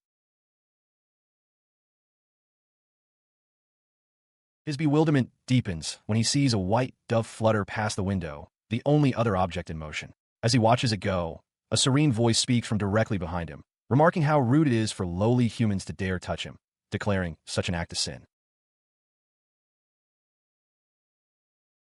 He turns to see a towering angelic figure, flanked by other celestial beings. She explains that even if they are inferior, those who follow him are different. Kanata stares, a flicker of recognition in his eyes as he tries to place her voice. His gaze then drops to her shirt, which inexplicably features an image of his streamer persona.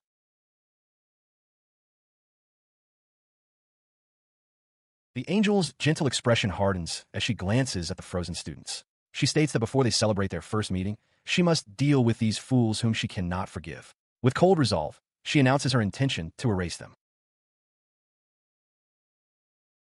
With her judgment passed, a sharp pop echoes through the silent room. The angelic figure gives a cheerful, winking smile. Kanata, now inexplicably shirtless, can only stare in utter shock, his mind reeling from the impossible sight of his own streamer identity emblazoned across her chest. With a cheerful expression and a series of popping sounds, the angelic figure announces that this is a pain and she will handle the rest in one go. Below, Kanata stares in disbelief at the now empty space where his classmates stood, utterly confused about what just happened and why she would do such a thing. He points an accusing finger at her, his voice filled with dawning horror as he declares that she is the one who brought him to this world 17 years ago. The goddess calmly confirms his accusation. The realization hits him fully. This was the being he had mentally berated. He has so many questions, but his immediate instinct is to suppress them. He can only ask what she means as she elaborates on her philosophy. She explains that even if someone disappears, a new one will simply replace them. Seated gracefully, she continues, stating that even if the entire world were destroyed, it would be remade and everything would return to normal, an easy solution in her eyes. Kanata is appalled by her casual disregard for existence.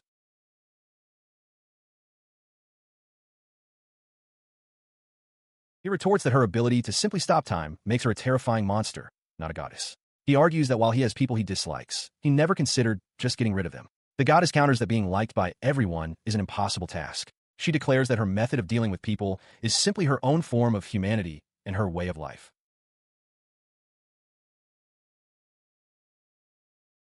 She continues, noting that some of his followers are extreme, which didn't help her case, but now she understands why he tries to interact with the noble students. With a knowing wink, she says she now sees the type of person he truly is, leaving Kanata to nervously ask what she plans to do next. In response, she pulls him into a gentle embrace, telling him not to worry. She clarifies that her earlier statements were merely hypothetical. She only wanted to confirm how he would react. Kanata is left flustered and wide-eyed by the sudden physical contact. He pushes her back slightly, stammering as he questions why a goddess would wear such modern-looking clothes. She proudly explains that she made them herself and even put them on her own statue in the church. The biggest revelation follows. She is his oldest fan, a listener, who has been observing his live streams since the very beginning. Kanata is struck completely speechless.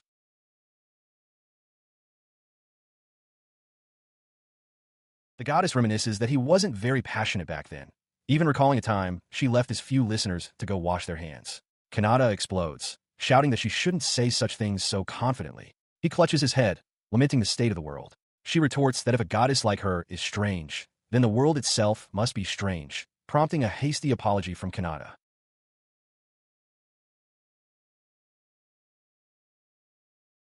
She seems genuinely touched, remarking that this is the first time someone has commented on her clothes in that way. Kanata, however, is having an internal meltdown, realizing that both her clothes and her common sense are completely off. His mind drifts to the mass-produced shirts he saw yesterday, wishing he had a couple. The goddess asks what's wrong, offering him her clothes, an offer he vehemently refuses.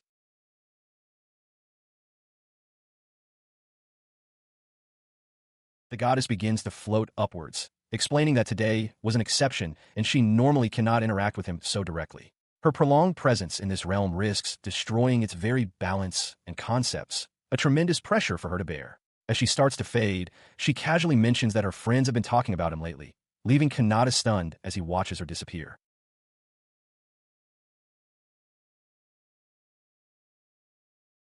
He reaches out as the goddess's form grows ever more translucent. She declares that she is now bound by a new purpose, to gain more fans than he ever could. All he can do is cry out her name as she fades from his reality. With a final, cheerful wave and a simple "see ya," she vanishes completely. A brilliant flash of light consumes his vision, and in the next instant, he is thrust back into the familiar chaos of his classroom as a nearby student screams.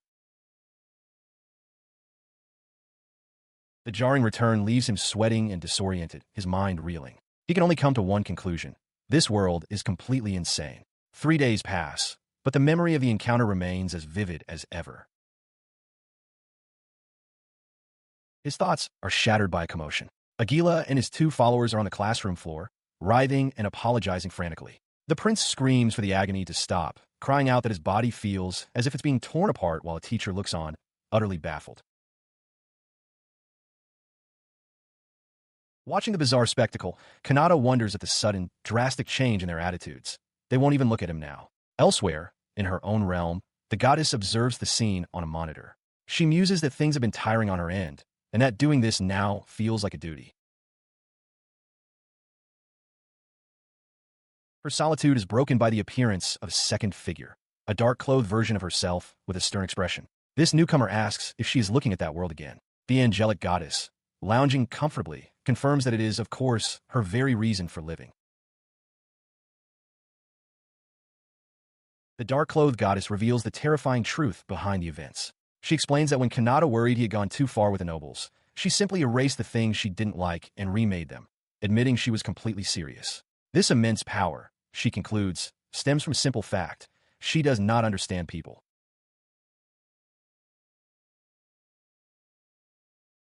In a flash of searing energy, the muscular demon's subordinate is engulfed by a powerful attack. Lady Shrauza declares that his desire will die with him, but as the light fades, she realizes he's vanished. She grits her teeth in frustration, recognizing the signature of light magic and realizing he got away. Clutching her chest, she grimly states that the human realm is in danger. Her small, winged familiar checks on her well-being, and after confirming she is safe, she gives a stern order: call for Lucia immediately. Elsewhere, in a peaceful courtyard, Kanata sits alone, wondering if the goddess will visit again. He muses that his memories of his reincarnation are fuzzy, so he doesn't truly know how different she is now.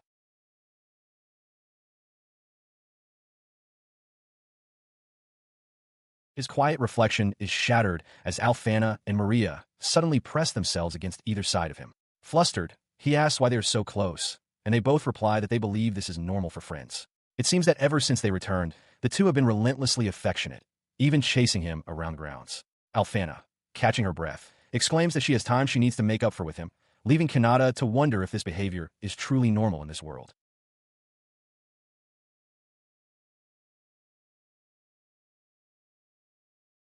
Later, Alfana proudly presents a sample of new merchandise, a badge featuring Kanata's streamer avatar.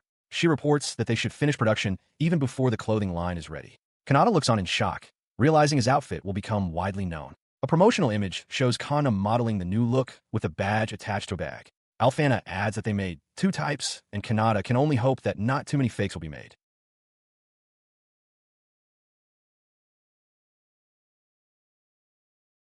He tells them it makes him happy to know they trust him so much. In response, Alfana and Maria lean in with intense expressions, declaring that no lowlife could ever hope to replicate his charisma.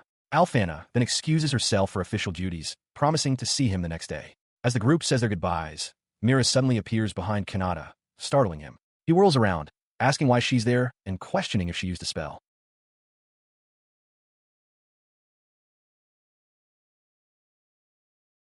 He quickly puts the pieces together, realizing she must be the 4th supporter. He muses that a lady from a different race has joined them, though they never asked about her origins. Alfana and Mira stand together, and Alfana remarks that in the end they are all the same. Mira quietly asks if that is a good thing. Kanata admits to himself that he honestly didn't expect the legendary crow to be one of his supporters.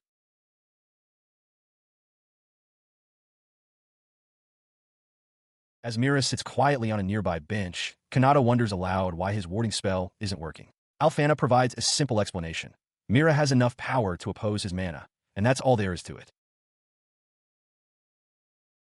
He considers this, then asks if it means Mira is weaker than her. With a strained but immediate smile, Alfana confirms that yes, that is the case. She clarifies that it's a matter of simple opposition, not negation.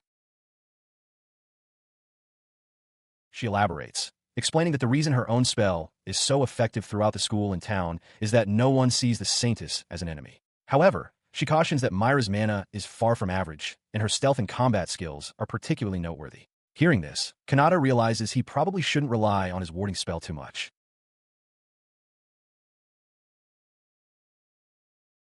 Sometime later, Maria mentions to Alfana that her family has been wanting to meet her. Overhearing, Kanata asks Alfana if she is familiar with Maria's family. Alfana admits she isn't, aside from knowing her parents are the king and queen. A brief memory shows Maria with her royal parents and 2 younger siblings. The realization dawns on Kanata that he needs to thank them for their help, and he resolves to think of something to do for them, recalling how he'd found himself sleeping between the 2 girls just yesterday.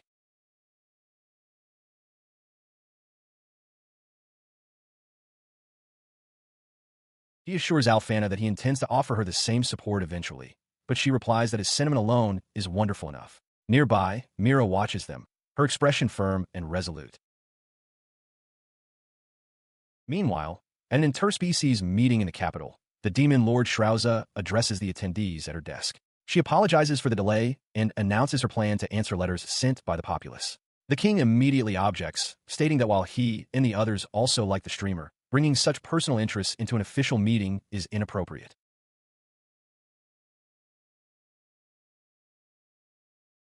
His concern is met with excitement from others at the table. As the king clutches his head in worry, another attendee cheers, excitedly claiming that the first letter from the king who loves vegetables is his.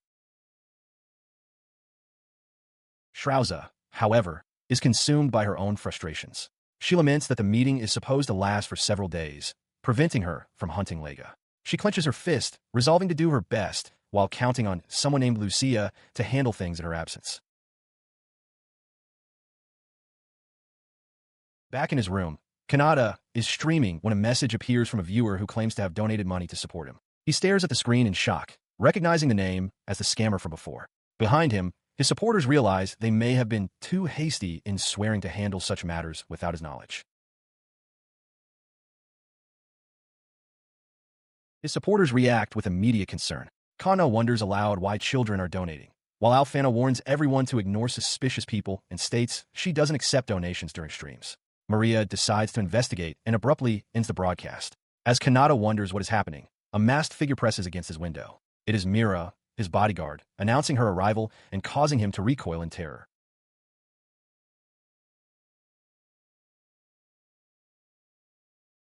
The issue of the fraudulent donations has escalated to the highest levels. At the meeting, the king pleads with an exhausted Shrauza, explaining that they are too distracted by the scammer to focus on the agenda.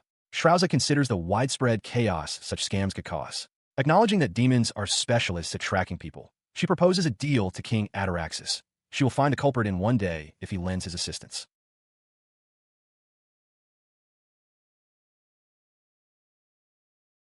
The king's face burns with passion at the opportunity. Shrauza sees this as a perfect chance to test the demon's wish for friendly terms with humans and vows not to forgive those using her name for fraud. Beside her, a powerfully transformed demon roars his intent to capture Lega and restore peace to the human realm, signaling a new, unexpected cooperation between the 2 races.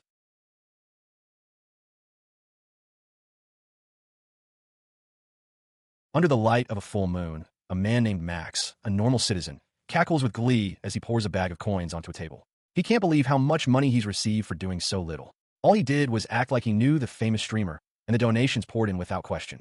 He revels in the bliss of his successful scam. He clutches a cracked communication device, his early relation replaced by a troubled expression. He rationalizes that all the time he spent stealing and shoplifting can be undone now that he has a way to earn money. He tells himself it isn't even a scam. If he donates a single coin from the bag back to the streamer, it technically counts as using the money for support. Suddenly, a sharp knock echoes through his dilapidated room. Startled, Max wonders if the stream is already over. A cloaked figure stands in his doorway, asking if he is Max. He stares, wide-eyed and shocked by the unexpected visitor. The figure throws back her hood, revealing a stunningly beautiful woman with long, dark hair and pointed ears. Max is completely taken aback, unable to comprehend how such a beauty could exist in this country. As he stumbles backward in disbelief, she offers a playful, knowing smile. She closes the distance, her voice a seductive whisper. She teases him, asking if he fell for her smile earlier and followed her. Flustered and blushing, Max finds himself cornered as she leans in, her face inches from his, asking if he's excited and what he plans to do with her. He stammers, completely captivated. She tells him she can't get enough of his husky voice. As he tries to guess what she wants, his lips, his body, his love, she leans in to whisper directly in his ear, interrupting him with a single chilling desire. I want it, your heart. Her alluring facade shatters. With a vicious grin, she plunges her hand deep into Max's chest. Blood erupts as she mockingly asks him to donate to her, reminding him that he took from Lord Streamer's fans. She declares that what was taken from him should now be taken from him. Max can only scream in agony. Nearby, Kanata observes the scene, his expression serious. He notes that the air is too sweet, making him feel as if he might lose himself. The woman, now revealed to have small demonic horns, stands over the fallen Max and addresses Kanata, asking how her skillful method differed from that of Night. She sits casually beside the unconscious body, a smug look on her face. Kanata asks if she really killed him. She scoffs, calling the idea stupid. She explains that she simply lured him and put him to sleep. In other words, he's seeing a dream where she's slowly dragging out his heart. Her full demonic nature is revealed as large, bat-like wings unfurl behind her. Kanata understands, remarking that this must be how succubi fight. He admits he thought a demon would be more violent, musing that Lord Streamer would have wished for a peaceful resolution. The succubus cheerfully agrees. The succubus explains that the demons are already trying to adapt to Lord Streamer's ideals, becoming good fans. She adds that Lord Shrouza herself has instructed them to avoid unnecessary conflict. In response, Kanata thanks the succubus for her help and suggests they work together again if they meet. As she departs, leaving the unconscious scammer on the ground, Akuta arrives in full armor, asking if Kanata found his target. Kanata confirms, and they prepare to leave. Elsewhere, the demon lord, Lady Shrouza, contemplates her connection to Lord Streamer. She reflects that powerful demons like herself can perceive the mana of others, meaning she could easily identify him. However, she states that their pride as his fans prevents them from doing so, and she eagerly awaits a coincidental meeting one day.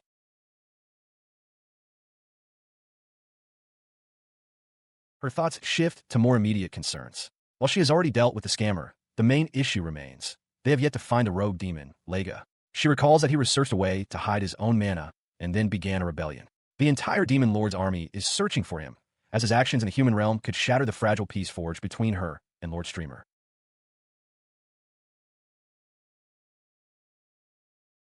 She sighs, noting that Lega sustained severe injuries and will be unable to fight for some time, making this the ideal window to capture him. As she considers this, a hand presents her with a message.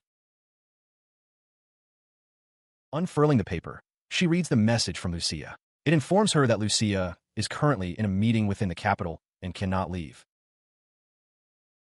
The letter elaborates that Lucia has compiled a list of every settlement in Ataraxis under the pretext of capturing the scammer, and requests that Shrouza also conduct a search. Enraged by the implication, Shrouza crushes the letter in her fist, declaring that she can protect the capital on her own. The focus returns to Kanata, who is now with Mira. He acknowledges that, as a result of the recent incident, countermeasures against such crimes are being strengthened in every country. Unseen by them, on a nearby rooftop, the assassin Crow stands beside the injured demon Lega, observing that someone else has already reached their target location. Mira, however, is focused on her own objective. With a determined blush, she clenches her fist, resolving that next time she will act as Kanata's personal bodyguard, apprehend the criminal herself, and earn a pat on the head as a reward. As if her thoughts were heard, Kanata pats her on the head, thanking her for being a great help, even though she wasn't his bodyguard. He then asks Mira if she could assist him with an experiment, explaining his plans to move to a new stage as a streamer. Flustered, Mira processes his request as Kanata excuses himself, promising to return for her thoughts.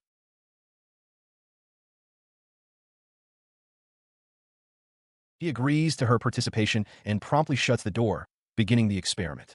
Moments later, Mira collapses to the floor, her hands pressed against the ground as she pants heavily. Her face is flushed, and she struggles to catch her breath. That was a close call, she thinks, realizing that even for a former assassin, this experience was something entirely different.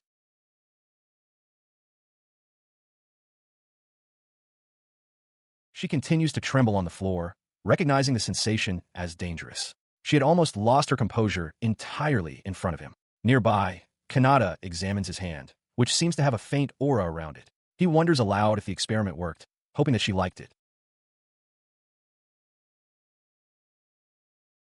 With the recent scamming incident concluded, the king, accompanied by a beaming Alfana, formally addresses Kanata. He identifies him as the streamer and expresses that it is an honor to finally meet him. The king chuckles, remarking that the brief meeting was well worth it. He then turns his attention to the masked figure of Kanata, noting that he heard he was awake until 4 in the morning. In the background, 2 young children jump with excitement next to Alfana. As they proceed, Kanata is suddenly confronted by the sight of a grand, imposing structure. He stares in awe, wondering what this place is, while a nervous Alfana stammers that the honor is all hers. From a high vantage point, Alfana gazes into a vast hall where her parents, the king and queen, are seated, awaiting their arrival. The king explains his intentions to Kanata, stating that as the saintess, he could not let the incident pass. He decided the best way to thank Maria was by meeting her little siblings. Internally, Kanata panics, admitting to himself that he never expected to meet the king in person. He finds himself seated between Kana and Alfana, silently questioning why they always position themselves so close. Kana leans in to whisper that Alfana is right, and that he doesn't need to be so formal, at least not in this setting. Suddenly, the 2 royal children rush forward, pleading to speak with him. The king tries to apologize for their outburst, but they shout that it's unfair. Alfana watches the chaotic scene with a fond smile, murmuring her affection for her father. When Kanata asks if they are Maria's siblings, they eagerly confirm. The boy proudly introduces himself as ours, while the girl, after biting her tongue in her excitement, shyly says her name is Fine. He smiles at them, complimenting their names. Reaching out, Kanata gently pats both ours and Fine on the head, much to their surprise and delight. The king laughs, assuring Kanata that the gesture is fine. The children then make a request for him to perform the introduction from his streams. Obliging, Kanata clears his throat and prepares to begin as the 2 children watch in anticipation. He begins his performance, launching into his signature opening for his 2 biggest fans. The effect on the royal children, ours and Fine, is immediate and profound. They stare in wide-eyed wonder, completely captivated by the streamer's energy. The dazzling light of his persona washes over the entire throne room. The king and queen physically recoil from the overwhelming display. Maria, however, remains composed, observing the chaos with grim satisfaction. She internally notes that while the castle residents' mental fortitude is strong enough to withstand him for now, it will be some time before they can form a proper support group. Deciding the demonstration is over, she tells Kanata it's time to go to her room.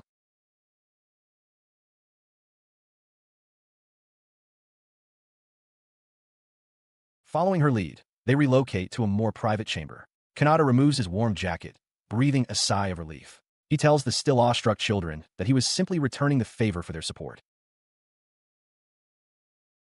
Meanwhile, outside the castle walls, a different kind of excitement builds. A massive crowd, including the adventurers Akuta and Zeus, gathers in the city streets for the release of limited edition goods, exclusive to only 3 countries.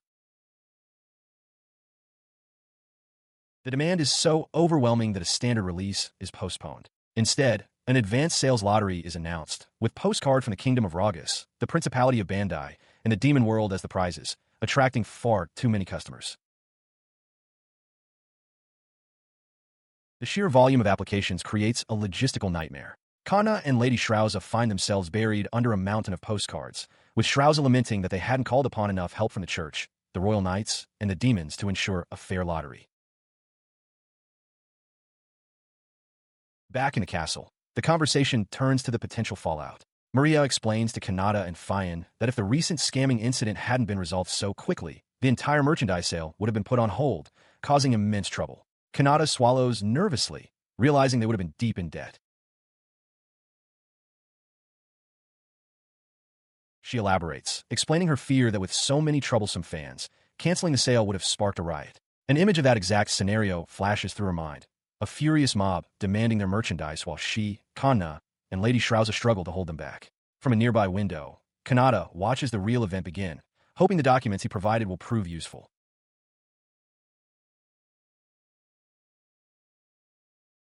To prevent such chaos, firm measures are taken at the sales venue.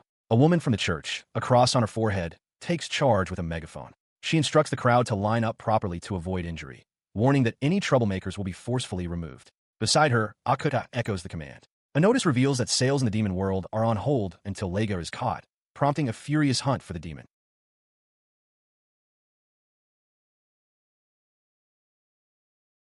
With the crowd under control, she gives the final order. The shutters of the sales counter fly open as she announces that sales are now officially open. The fruits of Kanata's labor arrive in massive quantities. Boxes are stacked high, and messages from devoted fans pour in, expressing their long-awaited excitement. One fan proclaims they wrote 1,000 postcards, hitting the jackpot for their entire family, while another calls their father the best for securing the goods.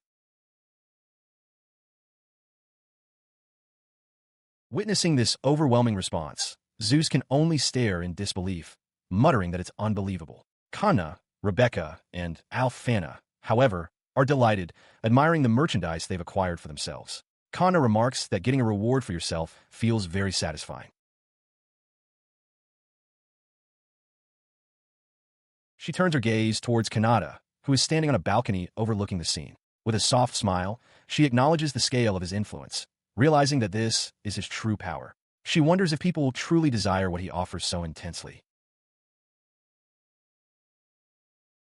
Approaching him from behind, she gets unnervingly close and whispers his name. She asks him about the previous night, stating that it seems he and Mira did something amazing together for the very first time. Her suspicion stems from an earlier conversation. She recalls Mira arriving at the castle that morning, boasting to her and a maid about the event before she left. Her eyes narrow, her expression hardening as she presses Kanata for confirmation. She demands to know if what Mira claimed is true. He stammers, caught off guard by the question, but confirms that it was indeed the first time. Alfana's thoughts twist his answer. She muses that Mira should have told her to keep it a secret, implying a clandestine affair. Her misunderstanding deepens into self-doubt. With tears welling in her eyes, she wonders aloud if she wasn't good enough. Kanata, seeing her distress but not understanding its cause, tries to reassure her, explaining that he did his best for her sake and that his power is equal to, if not greater than, Myra's. His words fail to calm her. Her jealousy erupts, her face contorting into a menacing grin as she grabs him. She demands he explain what Mira meant when she boasted about the sweet whispers he gave her in his bedroom. Kanata can only look on in terror, realizing he is in mortal danger.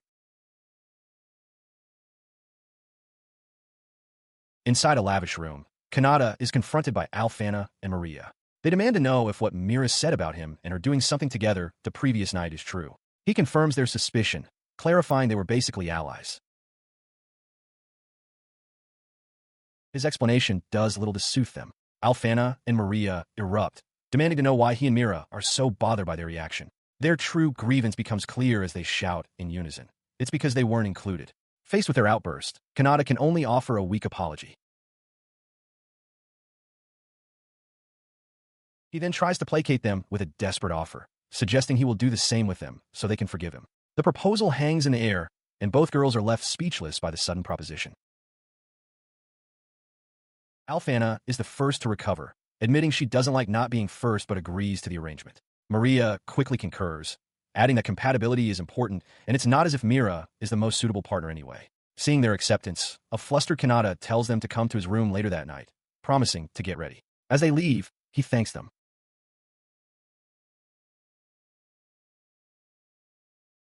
As they depart, Kanata waves with a confident smile, privately thinking his sales pitch is going well. He then remembers a crucial detail. All of his tools are back at the dorm. Later, preparing for the evening's encounter, Maria and Alfana soak in a hot bath. Maria suggests they should get out, but Alfana insists they must be as clean as possible to be in their best form. A dark thought crosses Alfana's mind. If Kanata is using tools, she wonders if they could even stand a chance against an assassin like Mira.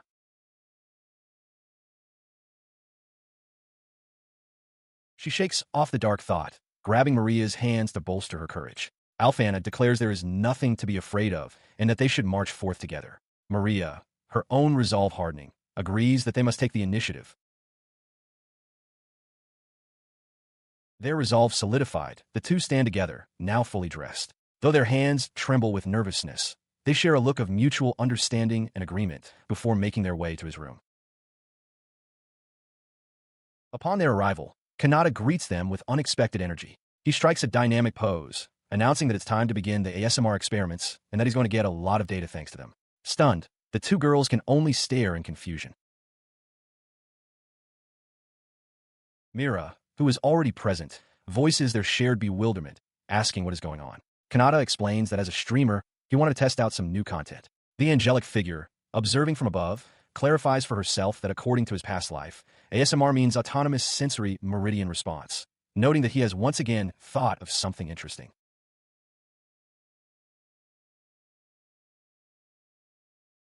He explains his plan to use magic to distort his microphone's output, creating a voice that sends tingling sensations directly into the listener's brains. Mira, aghast, clasps her cheeks and questions if this is some form of sound-based attack. Her reaction prompts him to clarify his reasoning. He recalls that a while ago, both Maria and Alfana had complimented his voice, which sparked the idea for this experiment. Now, composed, Mira accepts the situation, agreeing to participate as his bodyguard. To begin the test, he asks Mira for her terminal's identification number, which she provides without hesitation. From his desk, Kanata announces he will start a private stream, just for her. Mira, surprised, asks if such a thing is possible. The experiment commences. Kanata mutters that the initial result isn't quite what he wanted, but apologizes to the girls for the delay, admitting he's been eager for this too. Deciding the first tests are insufficient, he resolves to modify the signal even further, unleashing a powerful wave of energy that causes Mira to cry out in astonishment.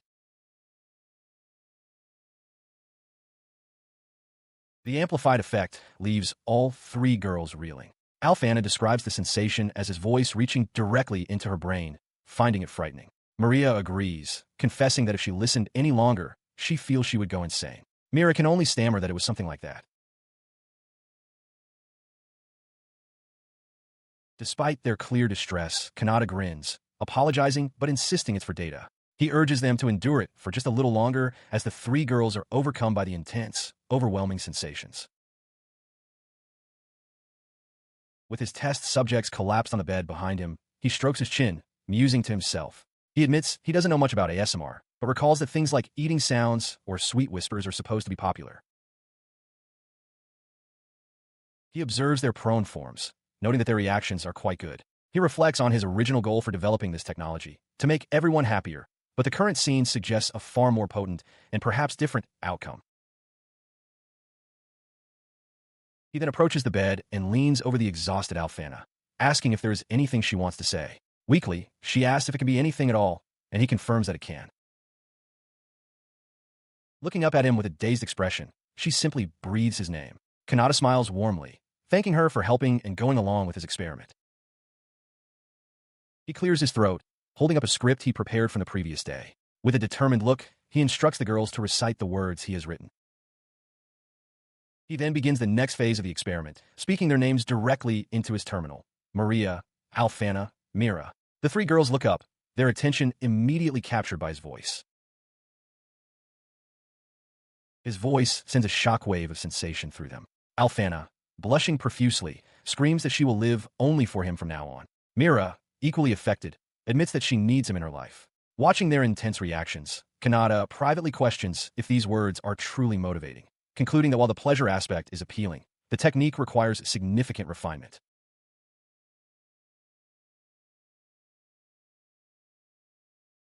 Still reeling from the experience, Alfana and Maria cling to one another. They eagerly propose making this a long-term project, pointing out that he will surely need much more data.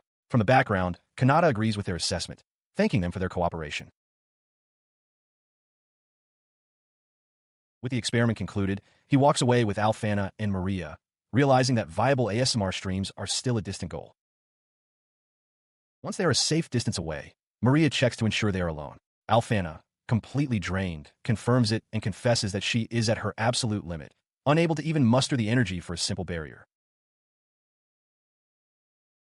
Her strength gives out, and both she and Maria collapse to the ground, trembling from the lingering sensations. Maria reflects on the experience, a power both terrifying and wonderful. She questions whether it's safe to release upon the world, concluding it would be best if they kept it to themselves for a little longer.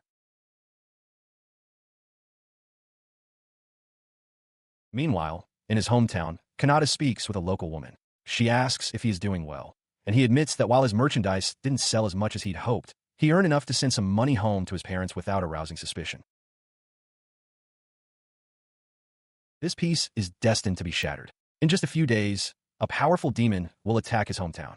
The scene flashes forward to chaos. Villagers flee in terror from a monstrous, spiky appendage as Kanata and his party fight desperately against the unseen threat. In a sun-drenched field, a tall, well-built woman named Mesa wipes sweat from her brow, leaning on her tool after a hard day's work. Her gaze falls upon a traveler she recognizes. Nearby, the traveler, a young man named Lega, greets her warmly, admitting with a chuckle that he's terrible with names before reintroducing himself. Later, sitting with his arm in a sling, he asks Mesa about her own injuries, expressing his belief that they should all be healed by that night. He reflects on their recent past, recalling with an embarrassed laugh how they were nearly killed on a mountain near the village just a few days prior. His expression softens with sincerity. He confesses that he had been desperately trying to escape from bandits, but since meeting the villagers, he has felt truly happy. Mesa listens thoughtfully, revealing that whenever she sees him, she is reminded of her only son. She explains that her son, Kanata, is about the same age, and she often worries if he is doing well at school. Lega offers a reassuring smile, certain that her son must be fine. Just then, Mesa's husband calls for her to join him for lunch. She thanks Lega for his concern and departs. Once alone, Lega's friendly facade crumbles. He shudders as the spectral image of a monstrous demon looms over him, a whispered voice branding him as worthless in the eyes of God. His face twists into a vicious grin as he anticipates the full recovery of his mana by nightfall. A memory of being bloodied and broken flashes in his mind, and he silently seethes, blaming a woman named Shrauza for being stuck recovering in such a disgusting place. His eyes, now glowing with malice, scan the village. He dismisses Mesa's husband as a filthy creature with too little mana to even be a snack, deciding his death is of no consequence. His gaze then settles on Mesa and the others. He decides that to start the night, he will eat, destroy, and kill everything. That evening, the unsuspecting villagers gather around tables laden with food. They raise their cups in a toast, cheerfully congratulating Lega on his recovery and declaring a celebration. The festive mood shatters. As the villagers mockingly call humans idiots, an old man shouts for Lega to be quiet, but it is too late. A sickening crack echoes as Lega's body begins to violently contort and transform. The transformation completes, revealing a towering, horned demon. The villagers stare in abject terror, one crying out about a broken ceasefire. Lega lets out a guttural roar, confirming their worst fears and announcing that despite their idiocy, they're all going to be his dinner. He surveys the fleeing villagers, deciding who to devour first. But his meal is interrupted. A woman, Mesa, stands defiantly with a farming hoe, telling the children to run while she buys them time. Her husband rushes forward, placing himself between her and the demon, challenging the monster to fight him instead. The demon scoffs, wondering aloud how many seconds the man will last.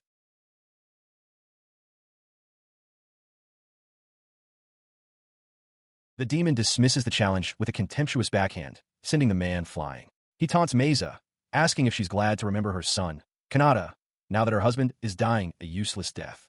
On the ground, defeated, the man can only apologize to his son for his weakness.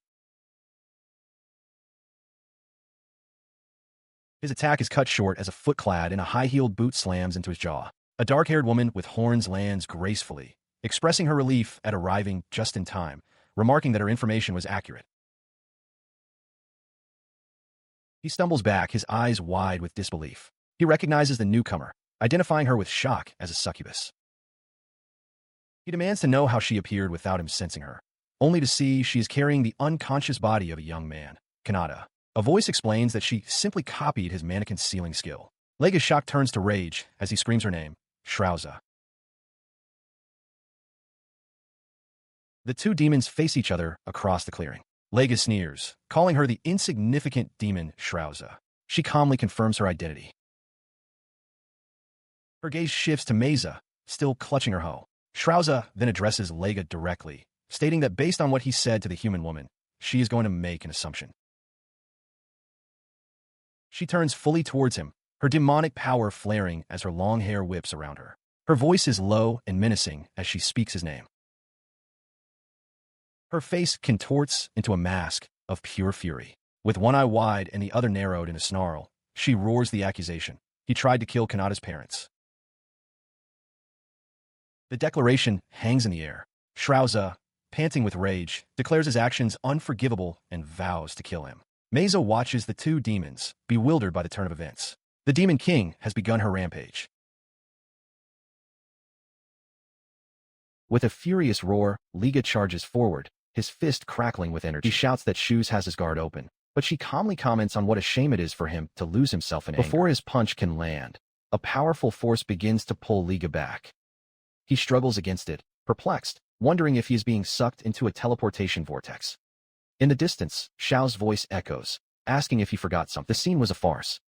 Alongside her subordinate, Lucia, shows mock her at the idea that she would show such a shameful side of herself. Lucia explains that her specialty is illusions, and what Lega mistook for a space vortex was merely her work. She confirms that she cast the illusion just before Lega threw the punch. With the immediate threat resolved, Shoes instructs Lucy to go calm the others, an order his subordinate immediately accepts. In an instant, Lega finds himself in a desolate, rocky desert under a sky covered by a strange grid. He looks around confused, wondering where he is. Shiza appears before him, declaring that this place, far from both the capital and Rajan, will be his. He stares at her, a mask of pure energy now covering the lower part of his face. Shiza explains that although she cannot isolate the outside world in the demon realm, she can do so here in this special space. Lega retorts that he is different now, and as his power increases, Shiza notes with mild surprise that his mana is 10 times greater than before. He boasts that he has increased his power to 1,000 times his normal strength and delivers a devastating punch. The blow hits Shiza squarely in the torso, throwing her backwards with immense force. Imperturbable, she simply mutters, the dust not clearing to reveal Lega on the floor, a huge, bloody hole where her chest used to be. He stares in disbelief, unable to comprehend what happened. As Shoes' boots enter her field of vision, she calmly states, "Oh, but it's real." Standing over his body, she begins to speak, her voice full of conviction. She questions how Lega, after interacting with humans, could not notice their kindness. She recalls memories of demons and humans laughing together, supporting each other. That strength, she declares, is her humanity, and she will not relent in her belief, even if he is a fellow demon. Your thoughts turn to a powerful image. An inner wedding demon carrying his human bride out of a church, surrounded by joyful spectators of both races. The memory fuels his anger at Lega's betrayal of that ideal. To think that he would believe that humans are good makes her angry, and that he would wish to marry one. The thought is anathema to his entire being. She declared her intention once again, with her arms open.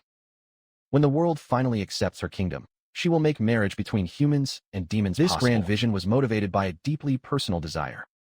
Her face crowns as she thinks to herself that she would absolutely be rewarded with the streamer's child. His fantasy was met with stammering disbelief. Lega, struggling with her injuries, demanded to know if she was crazy. He questioned how she could forget the pleasure of killing humans, a tradition that demons have known for centuries. Undeterred, she simply labeled herself and her ilk as remnants of a bygone era. As he prepared to attack, her cloak responded to her will, transforming into a pair of powerful wings that enveloped her. The wings opened not for defense, but to launch an attack. She drove her fist into Lega's face with tremendous force, shouting that the blow was out of anger for the victims, for Kanata, and for the villagers whose fury was not over yet. She continued her barrage of jabs, dedicating each one to the streamer who wished for peace and the postponement of her engagement and the birth of her future children. The physical attack ceased, replaced by an invisible force that lifted Lega into the air. He found himself completely unable to move. Seeing his confusion, she calmly stated that since she had not yet introduced him, she would do so now. Her introduction was a final and chilling statement. Pointing a finger at the paralyzed demon, she identified him as her spouse, definitively, and told him to ponder that fact in hell. Liga could only stare back, his face a mask of terror. With her judgment handed down, she released a torrent of power. A sphere of dark energy formed at the tip of his finger and exploded, completely annihilating Liga. Her last desperate thought echoed through the void, a cry that she had never even dated anyone before. The pocket dimension dissolved, and the scene returned to the devastated village. Kanata and his companions were busy with repairs. Shiza appeared nearby, turning to Lucia to ask for a report on the cleaning. Your body finally gives in. Sleep-deprived since before the meeting, Shiza collapses after 5 days of pure exhaustion. Her subordinate, Lucia, screams her name in alarm as she wakes up with a start, finding herself in an unfamiliar bed. A cheerful, light-haired woman greets her, asking if she is finally awake. Confused, Chausa wonders where she is, with Lucia watching from the side. The woman introduces herself as Mesa, Kanata's mother, and thanks Lucia for taking care of him. She expresses her surprise, commenting on the news of her own son being friends with none other than the demon lord. Lucia turns to her lord and apologizes. She explains that although she intended to keep their presence a secret, in the end she thought it best to explain the situation honestly to Mesa. Shiza listens as Mesa thanks her for protecting the village the night before. Mesa is delighted to learn that the current demon lord is kind to humans and apologizes for not having an extra bed for guests. Lucia, embarrassed, explains the truth to Ashoza tonight. With no other option, she had to lay her lord to rest on Kanata's bed. She then shows off a familiar set of armor. Lucy explains that Kanata called it a cosplay costume for a school festival and sent it to her mother's house for storage as she had nowhere to put it. The revelation hits Shiza like a physical blow. This is the streamer's actual armor. She grabs Lucia, demanding confirmation that Lord Kanata is the Lord Streamer. Lucia confirms, quickly adding that the villagers are safe from this knowledge. Because they don't even know about live broadcasts and the mayor, who has a single tablet, has no skills with machines. Lucy further clarifies her actions. She cast an illusion on the armor, ensuring that only people already involved with the streamer would be able to recognize it for what it truly is. An embarrassed with the truth exposed, Lucy realized that they are probably the only ones who know. They agree immediately. For Kanata's sake, her secret must be kept. She and Lucy listened as a woman from the village chatted amiably. Lucia, however, noticed something strange, asking aloud if there were any clothes on a nearby rack a moment ago. The woman confirmed that someone had been sent to pick them up. Aldine continued his friendly conversation, commenting on how beautiful their black hair was. She shared that her own husband had black hair, a rare trait among her people, and recalled once jokingly telling her son that if he dated anyone, he should choose someone with black hair. His words hit the two demons with unexpected force. With healed faces and intense expressions, they internalized that feeling. Unbeknownst to humans, the two passionate demons were already spreading the streamer's legend across the land, while carefully hiding their own true nature. But that's a story for another time. The narrative goes back to the previous night where, far away, Kanata was observing a city, his gaze attracted by a flash of light that suddenly was in the city of Randall, the dark sky, far from the capital and oblivious to the events unfolding in his hometown. As her friend Akuto called, Kanata continued to watch the distant flashes, wondering aloud if they were fireworks. Kanata and her colleagues react with surprise to an unexpected proposal, a trip to Randall in another day. A young noblewoman with long light hair extends her hand, apologizing for the late notice. She explains that she heard from Alfana about their open-mindedness regarding social standing, especially Kanata's, and formally invites everyone to join her the next day. And so, in an instant, Kanata and the others left. At 8 in the morning, they were already in the air in a magnificent carriage pulled by snakes. Later that night, Kanata sits at his desk, realizing that he doesn't have any broadcasts scheduled for the next 2 days, which makes the trip perfectly timely. Upon arriving in Randall, Maria wonders aloud why Alfana isn't with them, before remembering that, like the sanctity of the capital, her situation is complicated. Elsewhere in the group, Kanata whispers to a colleague that this Paris is famous for its magical items, which could be very useful for her broadcasts. Upon hearing this, another girl finds the situation with the holiness quite romantic. Kanata, however, dismisses the idea, stating that they can't do much to change her circumstances and should simply move on. Their conversation is interrupted by the noblewoman who invited them. She formally introduces herself as Athena Ferratoa, daughter of a duke. The students are stunned, aware that a duke is the highest rank in the nobility. Maria is particularly shocked, as she thought Athena was just a royal friend playing around. She addresses the group, announcing that it is time to begin her studies and instructing them to meet at her mansion on time. Then, turning her attention to Maria, Athena apologizes for the early start, but says that a meeting will begin soon and asks Maria to accompany her. As Maria is taken away, 2 of Kanata's classmates approach him, asking what subject he has decided to study. Kanata informs them that she has already chosen magical items. Upon hearing his choice, the 2 express their disappointment, explaining that they intended to invite him to join them, but cannot since their fields of study are different. They wish him luck and leave, leaving Kanata to reflect to himself that this must be what people call youth. He continues walking alone, finding the foreign country interesting but tiring. After half an hour, he begins to wonder if he is even in the correct artisan district and decides it is time for a break, sitting down on a nearby bench. He walked through the unfamiliar city, his thoughts interrupted by a couple on a bench openly declaring their love. Sickened by the scene, his gaze strayed to a lone girl sitting nearby, her presence quiet and introspective. A sudden wave of uneasiness hit him. It was on that day that Kanata discovered the terrifying existence of obsessive listeners. The girl was suddenly above him, holding a doll in his likeness, her face inches from his as she whispered about the softness of his lips. She called him Lord Streamer, leaving him completely astonished. She walked away, sitting demurely on the steps and apologizing for being noisy while playing with dolls. Kanata, still processing the shock, realized with growing horror that the doll was a replica of him, one that she must have made herself. He stammered, finally understanding that she was one of his fans. As she approached him again, he noticed that the doll even had a brooch that he had forgotten to take off.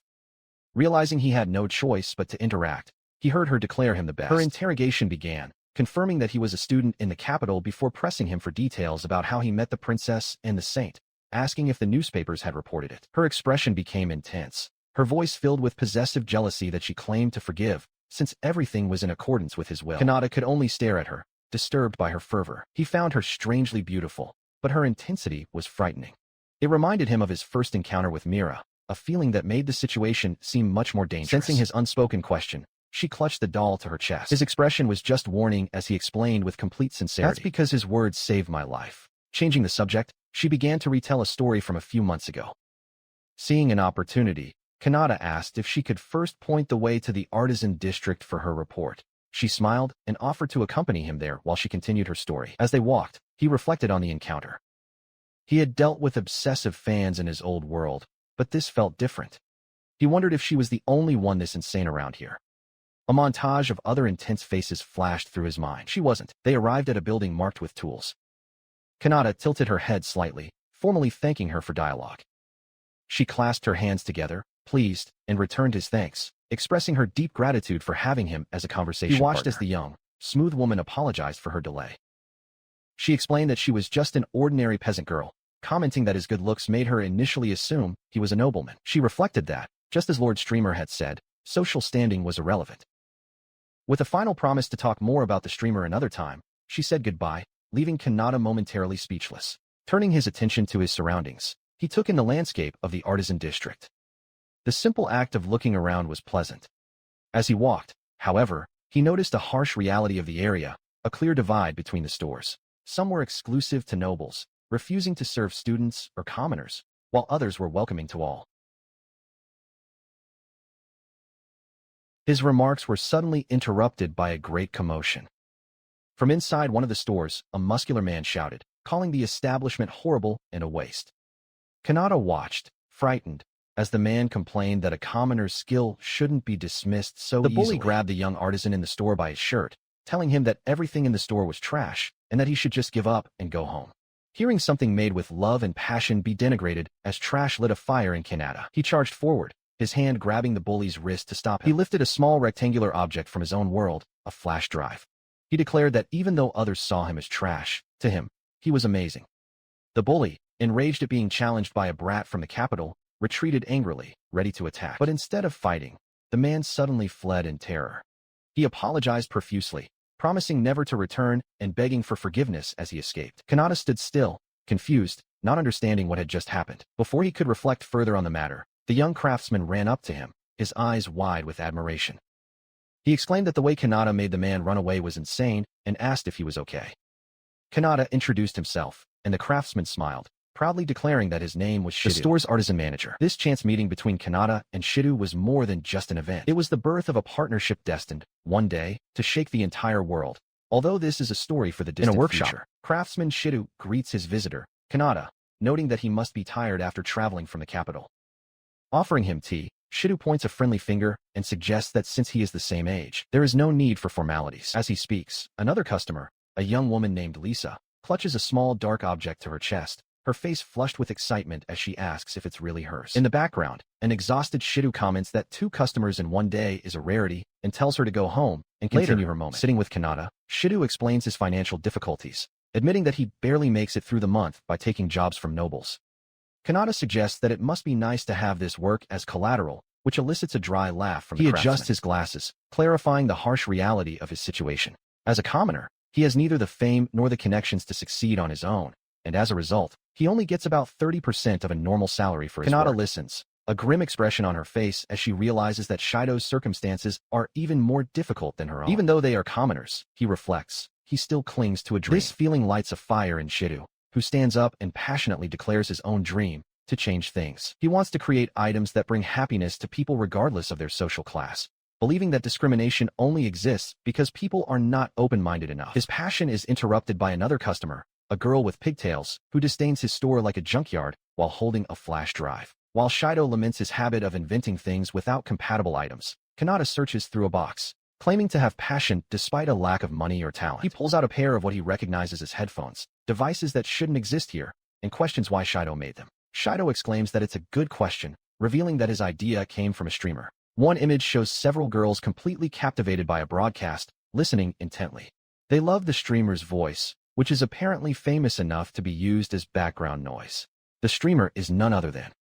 As the look of the climber in total shock, he had imagined people like Miss K being able to hear that voice directly in their ears, rather than through a speaker, and thought it would be the best possible experience. Back in the present, Kanata tries out the headphones and is shocked by the results. While asking how Shido is feeding them, the craftsman admits that although the quality is good, there is a bit of noise. He has no compatible device, no magic or education to perfect the invention. He has difficulty explaining the concept, opting for the simple instinct response. To himself, he admits that explaining how he imitated Bluetooth devices by combining their mana waves would be completely When Shido places the devices in his ears, his eyes widen in amazement. He exclaims that he can hear the sound of a river flowing, feeling like he is one step closer to his dream. Kanata quickly silences him, asking him to just listen. Impressed, Kanata asks to buy 6 pairs, placing 6 gold coins on the table. Shido is surprised, shocked that Kanata actually paid. He confesses that he has no money and that he has just remembered something important. Later, he uses his headphones during a broadcast, broadcasting the relaxing sound of water. Your chat reacts positively. Shido, watching from his workshop, notices that the sound is similar to a streamer's background music from the previous day and questions Kanata. Flustered, Kanata quickly changes the subject, offering Shido a new product as a gift. The present, reflecting that his admiration for the streamer, to the point of recording and cutting his broadcasts, is a love that transcends With a relieved smile, he thinks to himself that he's gotten himself out of trouble, though he wonders at what cost. As Kanata announces her departure, Shido looks at the item in her hands. He realizes that Kanata's words actually helped him, making his life seem worth living.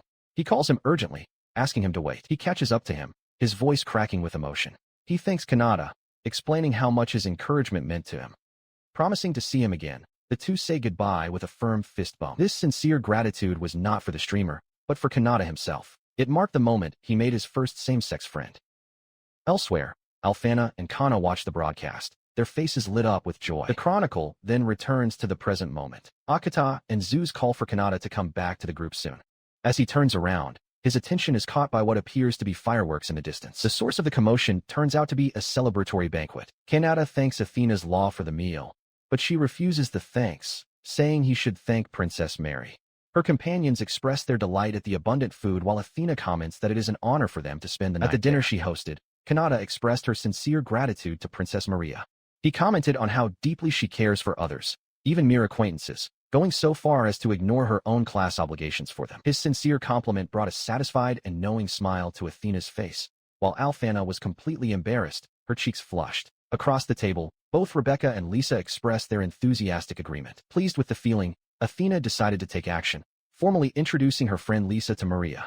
She revealed that Lisa is also a fan of the streamer, a revelation that left Kanata stunned and Alfana surprised to learn. His shock intensified when he noticed a small circular brooch attached to Lisa's uniform, a clear emblem that marked her as a fan. She then encouraged Lisa to talk to Alfana, emphasizing that Alfan is one of the very few people who actually met the streamer in person. His suggestion was that they continue the conversation while they all took a shower together. An embarrassed Alfana agreed, but only if they kept things in moderation, an idea that Lisa and Rebecca welcomed with a resounding Meanwhile, yes. In the boys' room, Kanata tried to focus on his studies, but his thoughts strayed to Maria and the others, imagining them having a girly conversation in the shower, probably centered around him. His imagination conjured up a vivid, vaporous scene that made him blush furiously. Pushing the thoughts aside, he focused, turning to his companions, confirming their names, Ron, the one with the glasses. He then offered a sincere apology, acknowledging that although they were in the same class, they had barely spoken to each other, and he had not helped them when they were in trouble. They quickly dismissed his apology. Ron insisted that he shouldn't worry about it, and Thomas added that as commoners, seeing Kanata try so hard was inspiring and made them want to do their best too. In their eyes, they were the ones who should be thanking him. He extends his hand in gratitude, but Ron insists the thanks are his. Thomas enthusiastically suggests they celebrate their new bond, and Kanata, looking pleased, agrees, hoping they can be friends from now on. To celebrate the moment, he picks up a pillow with a mischievous smile and asks his new friends if they know what a pillow fight is. Slowly but surely, Kanata was being accepted by the people around him. Meanwhile, in the bathroom, the atmosphere was more complex. While Alfana was relaxing, a serious thought arose. The streamer must not let his guard down, as not all love is pure. Nearby, Lisa was excitedly mentioning something from the streamer she had used, while Athena listened. With her fervor growing, Lisa presses her hands against the fog divider, her voice echoing as she impatiently urges Athena to get into the water. Fanning her flushed face, Athena relents with a breathless confirmation, announcing that she's on her way. Under the full moon, Kanata tells his friends Ron and Thomas that he sweated a little and will go to the bath first. Upon opening the door, he is met with a shocking sight. Plain, sitting on the floor inside. She greets him as Lord Kanata, declaring that she has been waiting for him and that their meeting must be destined. Kanata recoils, letting out a startled scream. She approaches, her face flushed, and excitedly suggests they take an evening walk around the garden to discuss streaming. He recognizes her as the girl he was talking to during girls' night, who awkwardly declines her offer. He explains that he is about to get into the shower, causing Lisa to look down in disappointment. Her shoulders slump as she accepts his refusal, saying there's nothing he can do and telling him to go ahead, calling the DG streamer. A wave of guilt hits Kanata as she turns to leave, but he quickly calls out to her, asking her to wait. He approaches her, deciding to address the resemblance directly. He comments that her voice is very similar to Lord Streamer's, but notes that her pronunciation, intonation, and even the size of her hand are slightly different. Lisa looks up, admitting that she is sometimes told that, and that she feels very honored by the comparison. They breathe a sigh of relief internally, thinking about how dangerous that was. He remembers his friend's advice to be careful when not broadcasting, remembering to pay attention to his intonation. They had also pointed out that his new gloves were too big, which led to him deciding to remove them during broadcasts. The princess apologizes for her intensity, explaining that she gets all excited whenever she thinks about Lord Streamer. Clenching her fist, she declares that his broadcasts have become the reason for her life, an intensity that Kanata finds more disheartening than inspiring. Regretting that there is no broadcast today, as it is the most enjoyable time she can find as long as she can listen to you at the end of the day, she can bear anything. Having said what she wanted, she announces her departure, and Kanata watches her go. Walking down the hall, he reflects that although her fervor was frightening, hearing such direct feedback for the first time made him happy. This reminds him of her connection with Athena, and he begins to wonder if Lisa is really just a commoner. As he turns a hallway, he comes across Maria and he asks Princess Mary and Athena's law if they just got out of the bath. Athena, holding her fan, confirms yes. Maria adds that they also spent a long time in the sauna. While she and the other girls were in the hallway, Kanata was embarrassed by their presence right after taking a shower. He tried to apologize, explaining that he was also going to take a shower before continuing his report, and tried to escape. His interest peaked. Ateno stopped. Hearing from Lisa that Kanata was exceptionally diligent in her magic class, she observed him with a calculating gaze and formally requested a duel. The sudden challenge left both Kanata and Maria completely stunned. He tried to refuse, muttering that he smelled of sweat, and that facing the Count's daughter as his first opponent was too much. In response, she closed the distance between them, her face inches from his, and ordered him to duel her. In the background, Lisa was seething with jealousy, while Maria was overjoyed at the prospect. The group arrived at the Tender Garden, but Kanata noticed that Lisa was missing. Maria supposed she must have gone to the outside garden. Feeling a little guilty about the situation, Kanata continued with them. In the moonlit garden, Athena stood ready, sword in hand.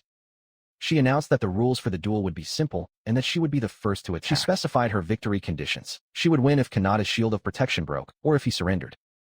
In response, Kanata declared that if he could resist her attack, victory would be his. With Maria acting as referee, the duel began.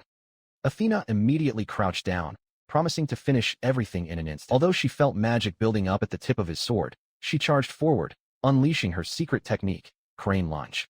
Kanata, however, remained confident in his infinite magical power. The powerful thrust met no steel, but rather a sparkling magical shield that materialized in front of Kanata. Surprised that a single block could stop her, Athena declared that she would deliver 10 consecutive thrusts. As his volley began, Kanata calmly decided to just thicken his shield to withstand the blows. She abruptly ceased her attack, commenting on his dependence on magic. With a feint of her sword, she betrayed his attention before closing the distance in the blink of an eye. She tripped him and immobilized him, stating that hand-to-hand combat is lethal. While he was pinned beneath her, Maria ran in a panic, shouting for Athena to get off her and asking if he was okay.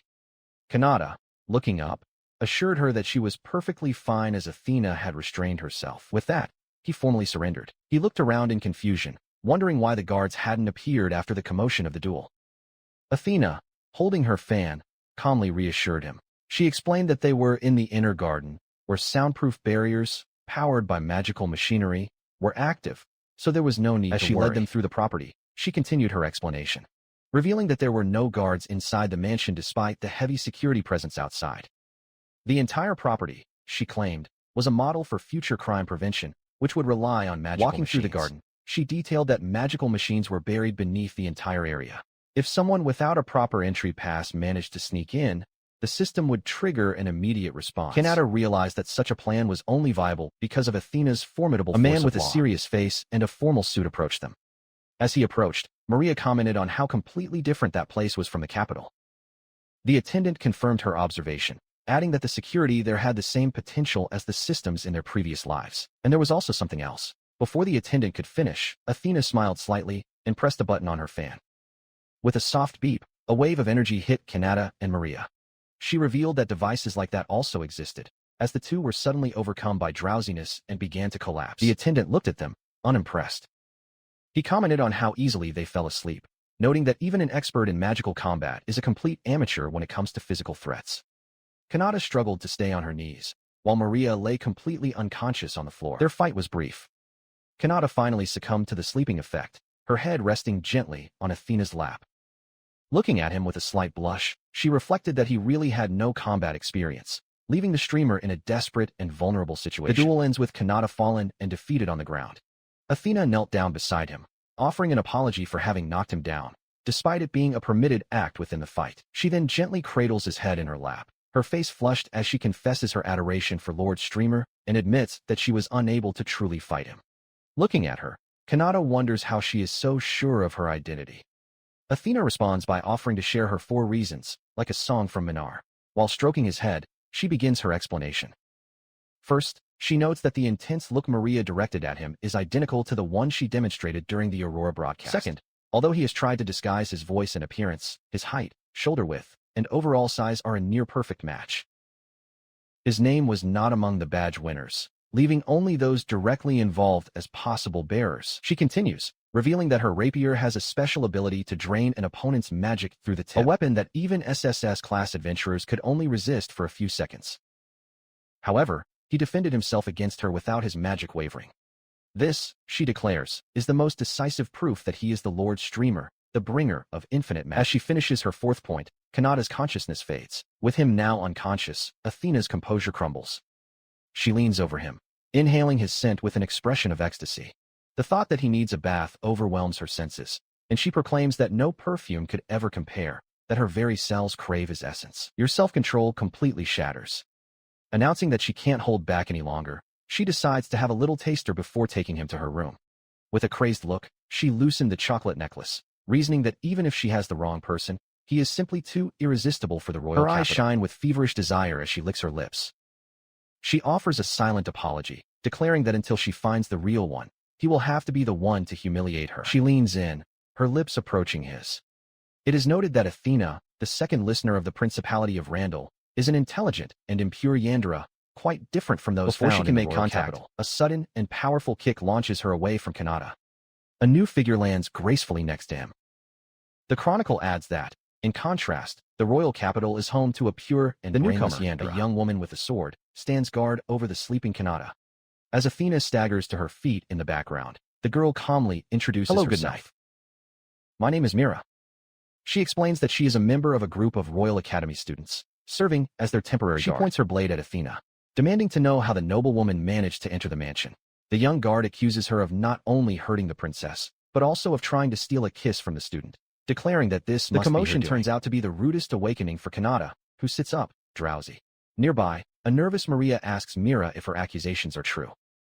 Athena, with a wild look, turns her attention to the princess, offering her a kiss if she so desires. She comments that although her calculations predicted that Kanata would remain unconscious for another hour, his reactions solidified her belief. He is, of course, the streamer. Maria marvels at Athena's incredible observation skills, confessing that she never even thought of Kanata as an ordinary student. Mira internally weighs her options, considering eliminating Athena, but holds back, realizing that this would cast suspicion on the students. She concludes that a princess would never have such a reaction to someone. The princess explains that ever since the Aurora incident, she suspected the saint was involved. To protect Kanata's secret, the small group of people who knew everything formed a protection organization disguised as a fan club. When Athena demands to know who they are, Maria returns the question to her. With piqued interest, Athena expresses a hint of remorse and makes a proposal. If they allow her to join their organization, she will ignore the entire incident. His request is met with immediate and unified outrage. Maria and Mira shout back that they are the ones refusing to ignore their actions, questioning why a weird listener would be allowed. The princess clarifies with an air of superiority that they are listeners of good behavior and integrity, pointedly asking Athena if she has not already satisfied herself. A single bead of sweat runs down Athena's cheek as she silently watches the scene. Maria kneels beside the unconscious Kana in a state of pure happiness, while Mira remains in a guard position over him. A dark aura emanates from Maria and Mira as they threaten her with a purge. Visibly intimidated, Athena relents, admitting that she understands how scary they are. She agrees to recommend joining the support group, but gives a stern warning for the future. A tearful Mira asks for confirmation that her actions will be ignored, and Athena brusquely tells her to back off. During all this, Kanata remains sleeping soundly on the grass, oblivious to the intense negotiation that had just taken place above him. Watched by the three young women, he slowly regained consciousness, wondering if he had slept. As he sat down, Maria greeted him with a smile, explaining that Athena had accidentally activated a sleep trap that affected everyone. They themselves had just woken up. Yawning, he seemed to accept the explanation. Mira then intervened, offering her own explanation for being there. She claimed to have a part-time job tending the principality's gardens and simply stumbled upon them by chance. Seeing everyone asleep, she said, she became worried and decided to wake them up. Athena, however, saw through the charade.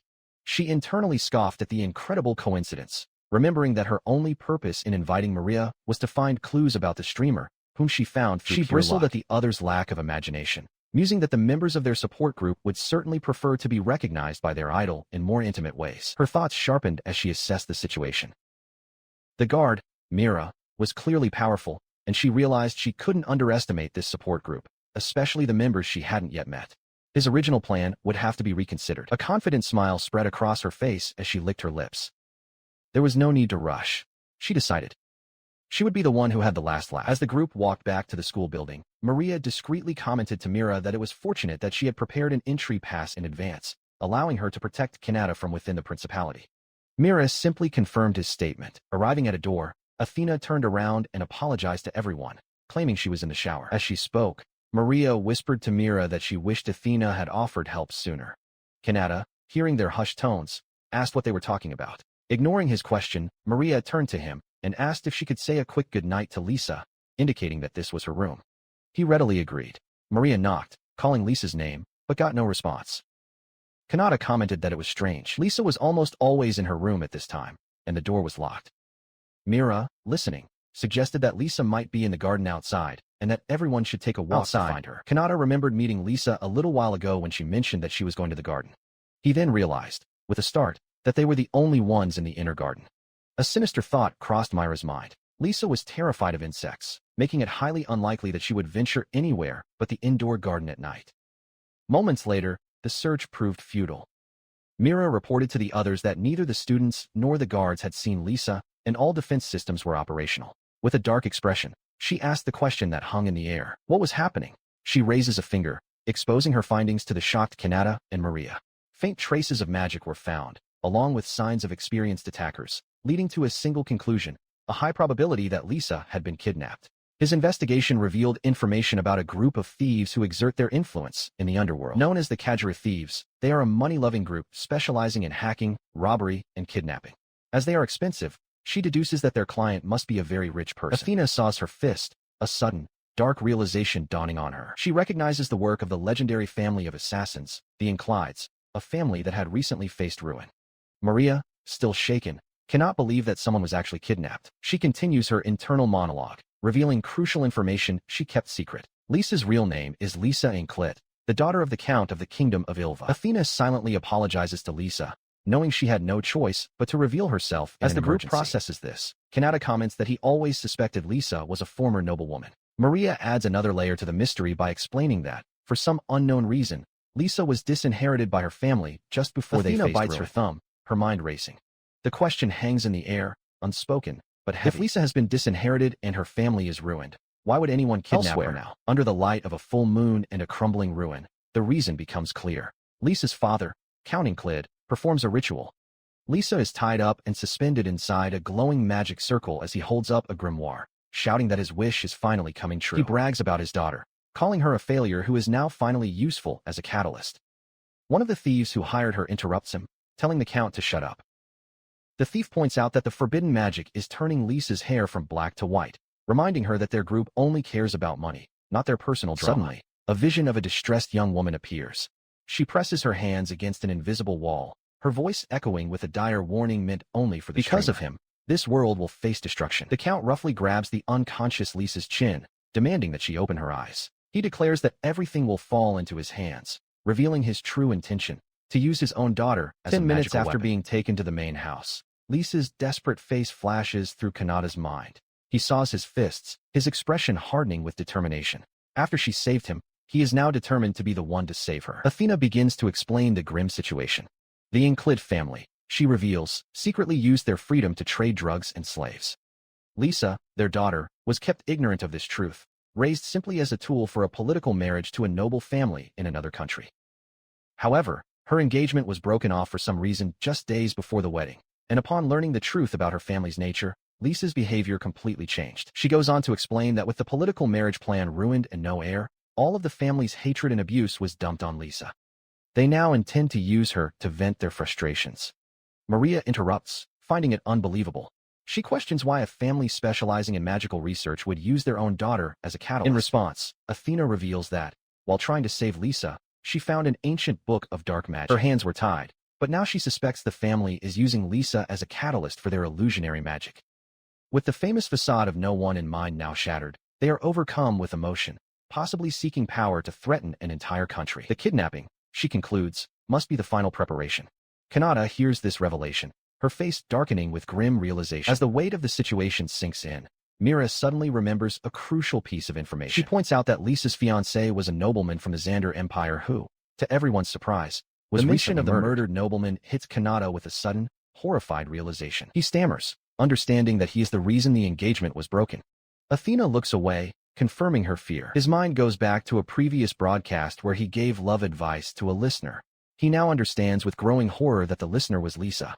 An investigation revealed that her fiancé's house was involved in the slave trade, and as a result of his advice, the engagement was broken. Athena confirms her perception, explaining that after Lisa discovered Lord Streamer, she began to venerate him as the one who saved her by stopping her family's further actions. The weight of this unintended consequence crushes Kanata, who now sees himself as the culprit. Seeing that things have reached a critical point, Maria takes charge. She tells Athena to prepare the horses, declaring that they will leave immediately while she explains the rest. He grabs Maria's arm, insisting that he needs to go too.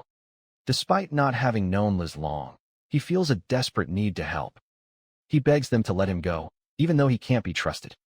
Seeing his sincerity, Maria and Athena exchange a look, understanding that he feels responsibility for his transmissions. Lisa's newly formed rescue team sets out on horseback. Kanata leads the charge on a white horse, holding a makeshift flag.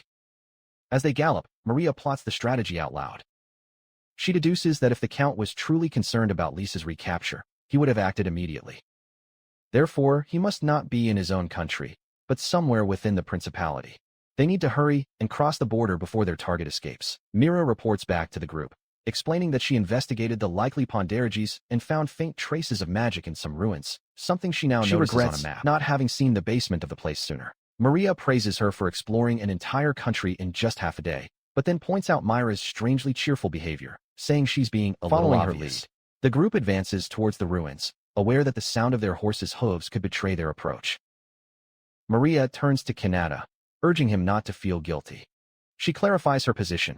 Although she does not condemn the kidnapper's goal of freeing slaves, his further actions still deserve punishment. She then adds that if she were in Lisa's shoes, she would want to convey a message to him. She advises you to just focus on the task at hand, return safely, and then repent before the saint. With a teasing smile, she adds that if he were broadcasting, he would probably be thanking his viewers, eliciting an embarrassed reaction. When they arrive, Kanata spots the structure and declares that Lisa must be underground. His concentration is broken by Maria, who is completely absorbed in a daydream about becoming his strict future wife, a promise that includes 100 kisses daily. Their arrival is met with an immediate ambush. A masked thief from Casual jumps towards the Kanata, but Maria moves quickly to intercept the blow. The attacker is shocked that she knows his parentage. Athena asks the group to follow the plan, apologizing for the situation, but noting that since she and Maria are experts in enhancement magic, they will have to use their superior magic reserves to overcome a dark magic user. Orders him to use body strengthening on his feet and take the first opportunity to go underground. As Mario watches him prepare, she feels a wave of nervousness, although she believes his vast reserves of magic make him the ideal adversary for dark magicians. Athena realizes that they miscounted their targets, noting that only 2 of the 3 humans are present. Taking advantage of the moment, Maria advances, launching a heron attack, a supreme His attack hits with crushing force, causing the Casual thief to stagger in shock from his power. Nearby, Mira restrains another thug, commenting that she is only holding back because Kanata is present. Maria hovers over her defeated enemy, coldly stating that a bandit who would dare kill them must understand the meaning of punishment. Gave his staff with brutal finality, proclaiming that his punishment is heavier than death itself. At the same time, Mira notices that the bandit is carrying a signal flute. She understands that to ensure Kanata's escape, they must eliminate every last of the thieves. In response to the signal, the forest floor suddenly fills with dozens of hooded Keijiro thieves, completely surrounding the small group. The defeated bandit mocks them, sneering that they were foolish to think the conflict would end so easily. Undeterred, Athena retorts, "This is our speech." As Kanata watches intently, Athena, Maria, and Mira unite against the horde. Athena issues a chilling warning, declaring that they will make their enemies understand the consequences of harming Lord Strymer and pure Lisa. His words are punctuated by the image of a magical letter with Count in Klit's face, revealing the true mastermind behind the ambush. In a moonlit forest, Athena, flanked by Maria and Mira, confronts a large number of murderers of the thieves who gave birth to her. With a confident smile, she teases the hooded figures, calling them closer and asking what the problem is. Meanwhile, Kanata shoots through the air towards the enemy base, his face a mask of terror despite the body-strengthening technique that prevents any fall damage. Below, a watchman generated commotion in the distance. Just an emergency flute, and warns your companion that Athena and her group may have found them inside the fortress. Count Klid reveals his true intentions to a Kajira member. He explains that he never planned to risk his own life for his daughter, and that with the ritual now complete, a bodyguard is unnecessary. He brags that once Liz wakes up, she will protect him. Ignoring the thief's concerns, the Count orders them to prepare the reward, muttering about what idiots they are as he prepares to use his dark magic. His monologue is interrupted when Kanata bursts into the room. He directly confronts the nobleman, asking if he is counting Clyde. The Count recoils in shock, mistaking the intruder for Athena or a knight of the kingdom and demanding to know who he is. He ignores the Count's stutters, his gaze fixed on the unconscious girl he recognizes. His expression hardens with fury. He turns to the Conti, asking if he is prepared to pay for his crimes.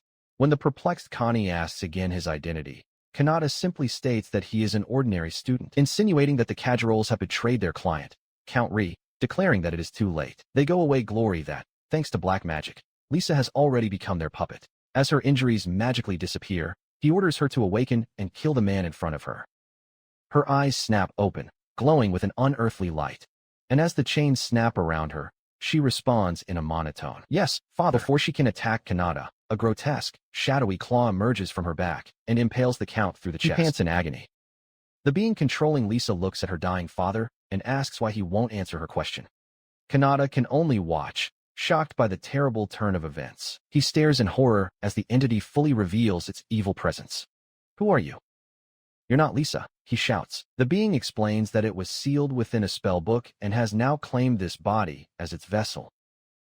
A wicked smile spreads across Lisa's face as the entity remembers its long-dormant desire to destroy the world. Your mind goes back to Lisa's gentle smile and kind words. Seeing the entity's evil smile, he demands that she give it back to Lisa. The creature mocks him, calling him a human boy and declaring that he will serve as a warm-up.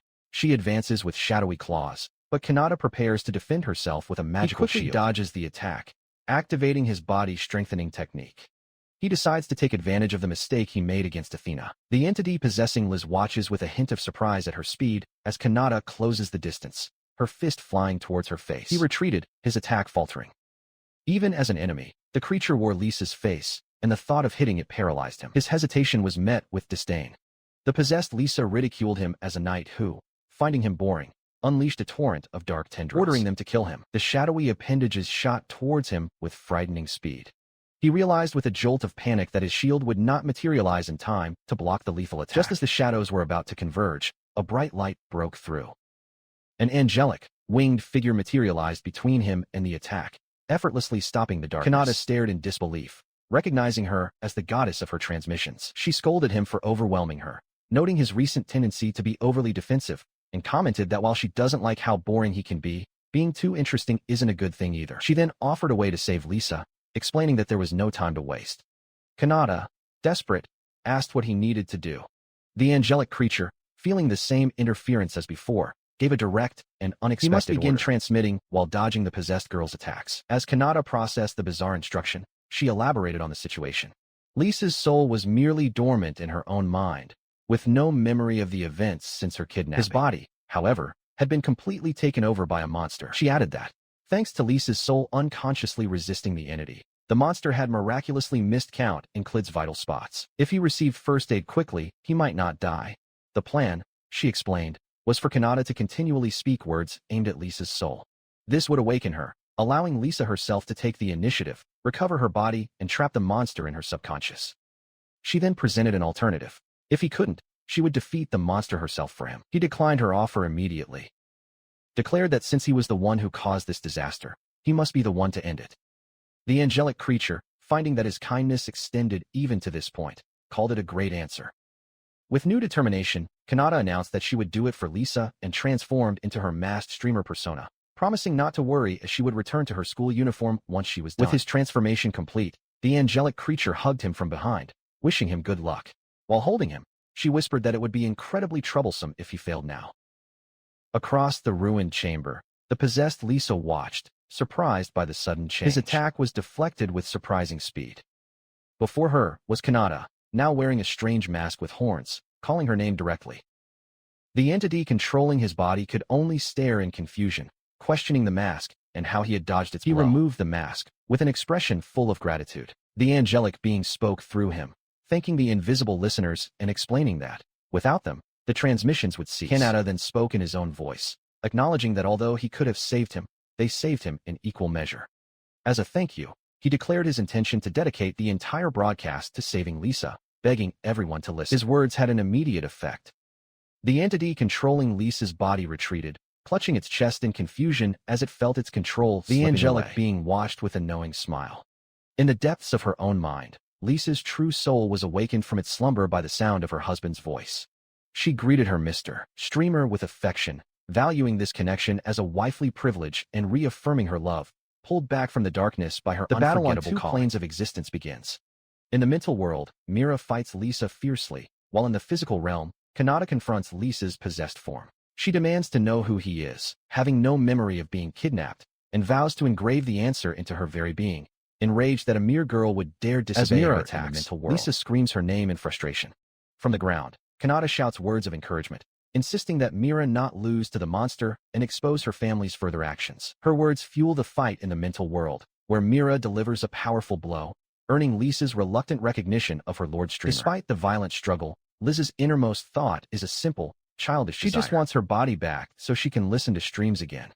In the real world, this internal conflict manifests as a drain on power, causing Mira to scream in pain. Count Klid watches, perplexed by the monster's sudden weakness, while Kanata has an epiphany. The goddess must have put something in his pocket. The sudden loss of power causes Mira to stagger backwards. With her sinister aura gone, Lisa's attention turns to Kanata, and she declares that this is his chance to act.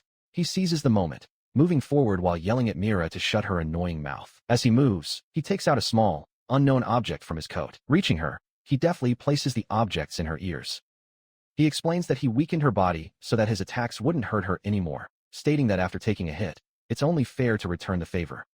Mira can only stare at him, confused by his actions. Now on her knees and sweating, she demands to know what he put in her ears. He lifts his streaming device, revealing it to be headphones that were in his pocket. It even displays Mirandaline recording data on its forehead. As he prepares to press play, he asks her opinion on the world's first ASMR broadcast. A recording of her voice fills his mind, telling him she is an indispensable presence and begging her to continue living for him. The raw emotion in the words sends a shockwave of power through her, breaking the chains on her wrists. Nearby, Counting Clidio watches in disbelief, shocked that her will was strong enough to resist his control. Before she can recover, Lisa suddenly appears and hugs her from behind.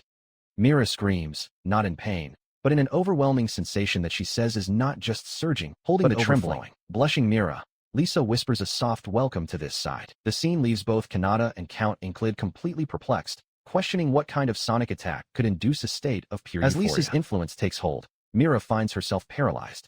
A strange heat spreads through his body, and his head refuses to turn. She knows she needs to destroy the device Kanata is holding, but for some reason she can't move.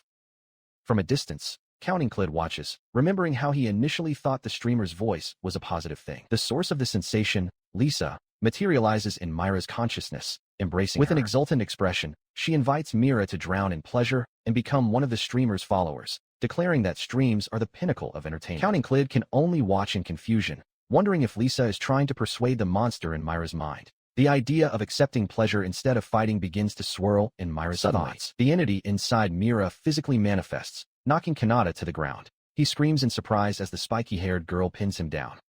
She tells him to take a break from fighting, which she finds boring.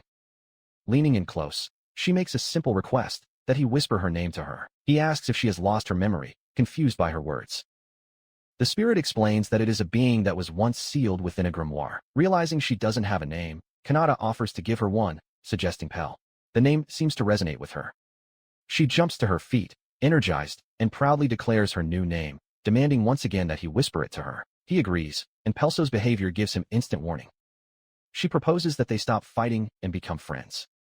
Still trying to understand, he decides that, even if he never knows her past, they must work together to prevent such a tragedy from happening again. His sincere feeling is apparently conveyed to his audience, who marvel at the events. As Pell contemplates this, Liz's influence envelopes her again. Liz explains that the unsatisfied feeling in your solar plexus is called love. She tells Pell that she grew up without experiencing true love, but through the streams, all her followers deliver their feelings. Overwhelmed, Pell questions whether this powerful sensation is love, realizing that the streamer is much more than mere entertainment. She finds a sense of closure.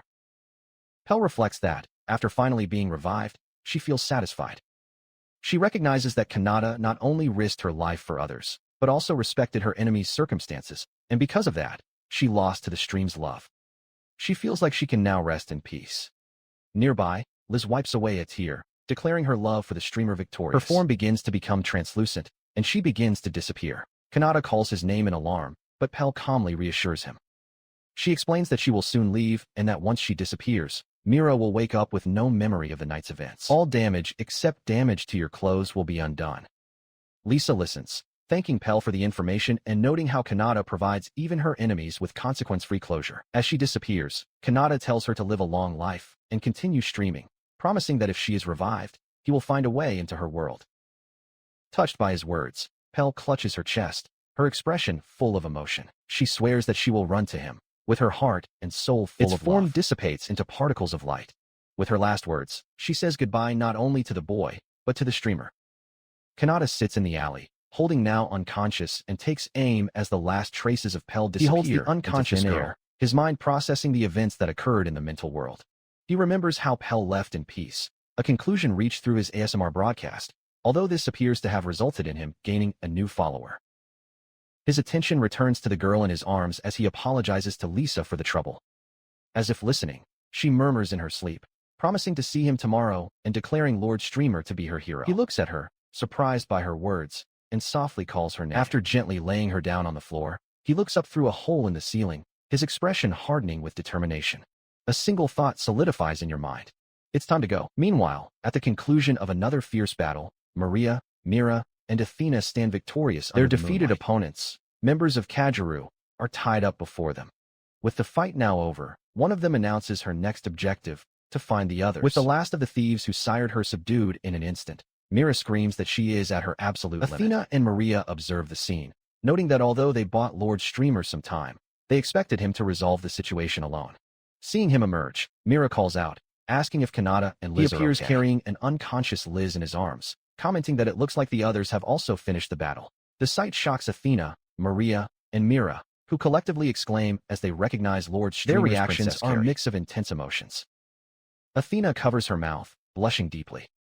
Maria clasps her hands together with a look of pure admiration. Mira, with tears streaming down her face, gives a shaky thumbs up in approval. This shared feeling quickly dissolves into rivalry when Athena, with a mischievous smile, he declares that she should be the one he is carrying.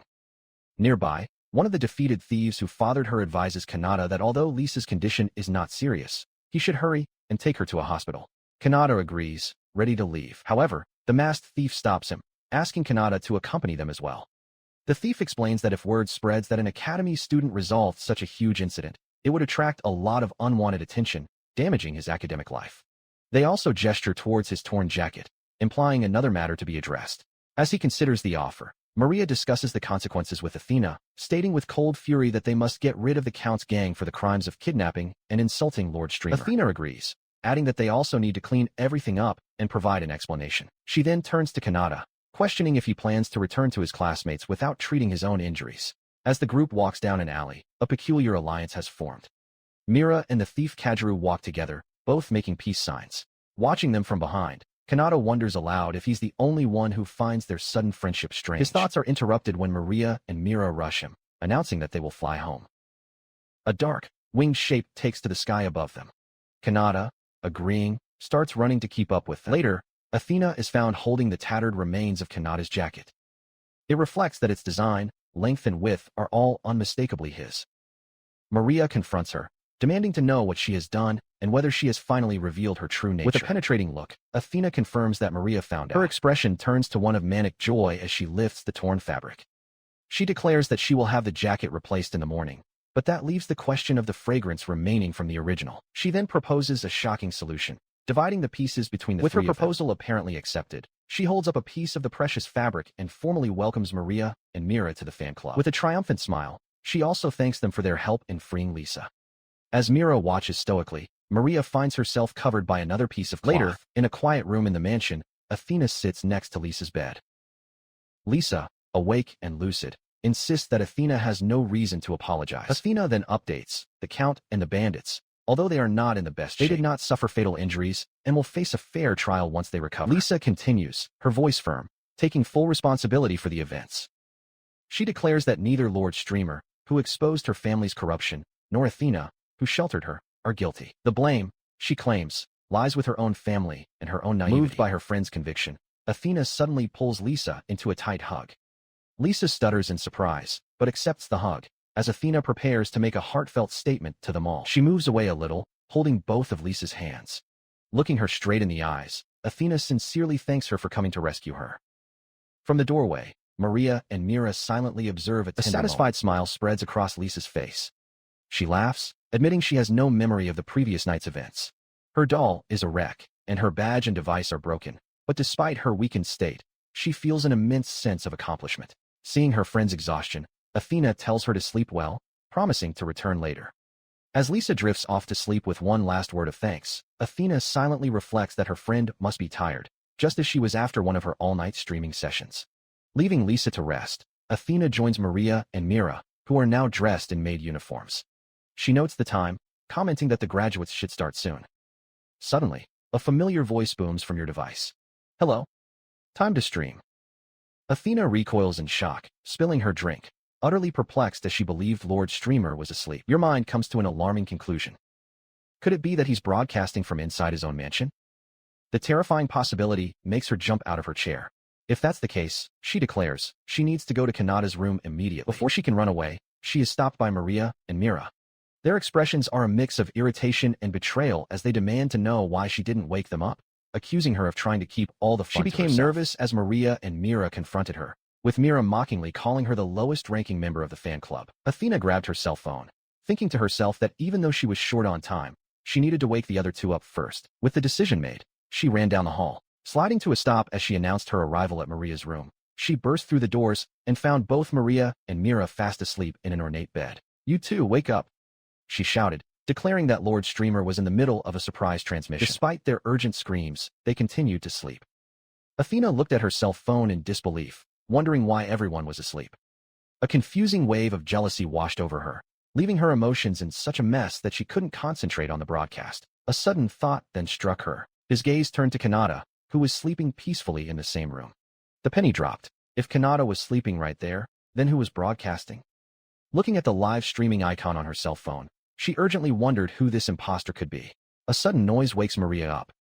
Confused, she wonders what all the commotion is about so early in the morning, apologizing to those already awake. Her eyes widen in shock when she realizes that she is in bed with not only a sleeping Kanata, but also Mira. Nearby, Athena watches with equal surprise. Maria, holding her transmission device, declares this is the best wake-up call she's ever had. The commotion was not contained in the room. Across the city, citizens look at their own devices, and a buzz of confusion and excitement spreads as they watch the unexpected broadcast. The noise finally awakens Athena from her sleep.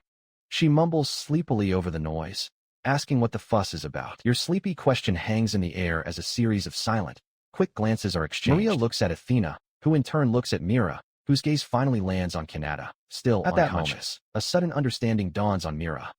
Beads of sweat appear on her face as she clenches her fists, declaring that she understands the entire situation. She immediately suggests they move to another location so she can explain everything. While she formulates a plan, Maria and Athena are still trying to understand the origin of the chaos. Athena, holding a device, demands to know why a transmission is active while Kanata is sleeping. Maria, nervous, questions why she herself was sleeping with him. Mira, hearing the panicked exchange of words, acts to take control. She tells them both to calm down and come with her.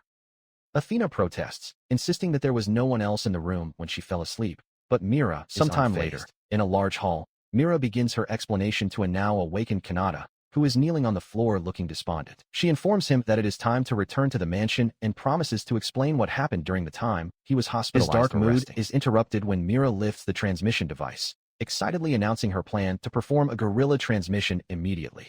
With a joyful cry, she leaps forward and playfully clings to his leg. Your burst of joy does little to alleviate his confusion. He questions the sudden need for a broadcast, pointing out that today should be a day of rest. He asks if she is trying to create an alibi.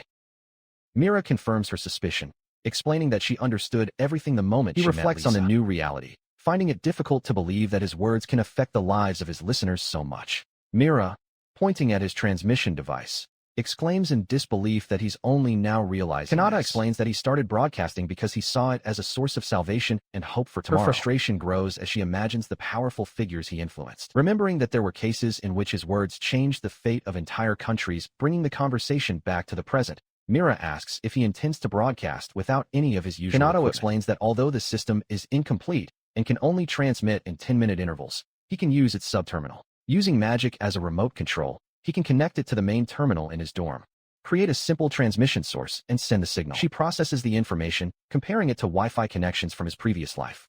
It confirms your understanding. As long as it can connect to the main terminal, it can transmit from anywhere. Kanata states that she is correct. He then reveals a significant complication he discovered through secret testing. In addition to the 10-minute limit, there is a transmission delay of 5 to 7 hours. Mira realizes this means that whatever he says now, his audience won't hear from him until the morning. With the preparations apparently complete, he tells Mira that she can return to the mansion to rest, assuring him that he will return as soon as he is finished. He thanks her for her help. She, however, has no intention of leaving.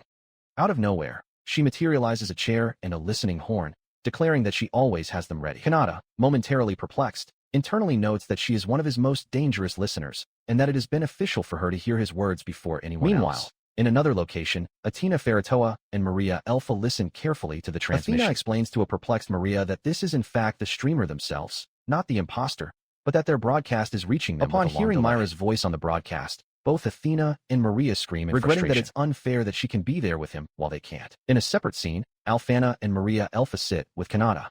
Alfana holds out a piece of fabric, telling Mira that they prepared scraps for her. She encourages Mira to smell to understand, while the group takes a deep breath. Moreau observes, confused by the term remain. She and the others learned the true nature of the leftovers they were offered. The content of the transmission was a discussion Kanata had with the spirit Pell, awkwardly exploring ways to eliminate prejudice and conflict, the same promise he had made to her. The transmission took Alfana, Mira and Maria Alpha to a state of ecstasy. The effects of this transmission spread. According to rumors, a ceasefire agreement was reached in one country's conflict as a direct result. While some dismissed the broadcast as a childish fantasy, others took it seriously, their hearts full of gratitude. For Alfana and Maria Alpha, the experience was overwhelming. Having completely lost themselves in the essence of the broadcast, the live had already ended before they even realized it, leaving them passed out from exhaustion. Athena, having missed the event, decided to listen to the file later. But her focus quickly shifted to the immediate problem of the bed, and she let out a cry of frustration. Her agitation boiled over when she confronted the other two, demanding to know what Kanata had done to them while they slept. Alfana and Maria insisted that nothing had happened, but their continued happy laughter only fueled Athena's anger, who screamed that there was no chance of that being true. After finishing the broadcast and taking a shower in the mansion, Kanata was completely exhausted. Moreau found him dozing in a hallway, exhausted. As the other girls' voices designated his sleeping form as a sacred place, Mira decided she needed to move him, worried that he would catch a cold or be attacked by Count Inklit's daughter. With a grunt, she lifted the sleeping streamer. While charging, she admitted that her own fatigue was at its limit after moving all day. She noted that her room was on the 3rd floor of the east wing, the same as Maria's, but her thought was lost. Deciding to rest for just a moment, she laid him down on the nearest bed, planning to take a quick 30-minute nap before heading to her own room. Soon she fell fast asleep next to him. Sometime later, Athena burst into the room, shouting for the two to wake up, announcing that Lord Streamer was beginning another guerrilla broadcast. She then explained the situation to the others who had gathered, Mira and Kanata. Both exhausted, they didn't realize they were in the wrong room and simply fell asleep. Hearing this, Maria Alpha approached Mira. She stated that if it had been any other room than hers, Kanata would have been severely stigmatized. With a gentle expression, she told Mira that everyone makes mistakes, and the important thing is to learn from them, before leaning in close. Please do the same thing to me next time too, she asked, her true feelings leaking out and leaving Mira completely perplexed. As the tense morning unfolds, Athena Ferrato announces her departure, leaving the rest of the matter to Alfana and Maria Alpha. Nearby, Mira shudders and starts to walk away. His silent retreat turns into a sprint down the hallway. Maria Alpha, with an alarmed expression, sees the fleeing murderer and calls her name. Suddenly, Kanata comes out of a nearby room, her clothes in disarray and her face filled with panic. He screams that it's all just a misunderstanding, frantically questioning why he was sleeping in Maria's room and apologizing profusely. As he bows, Alfana and the others try to calm his frantic explanation. The Maria Alpha watches Mira disappear, correctly assuming that the young assassin must have sensed Kanata's presence and fled. What is he doing? What is he doing? What is he doing? What is he doing?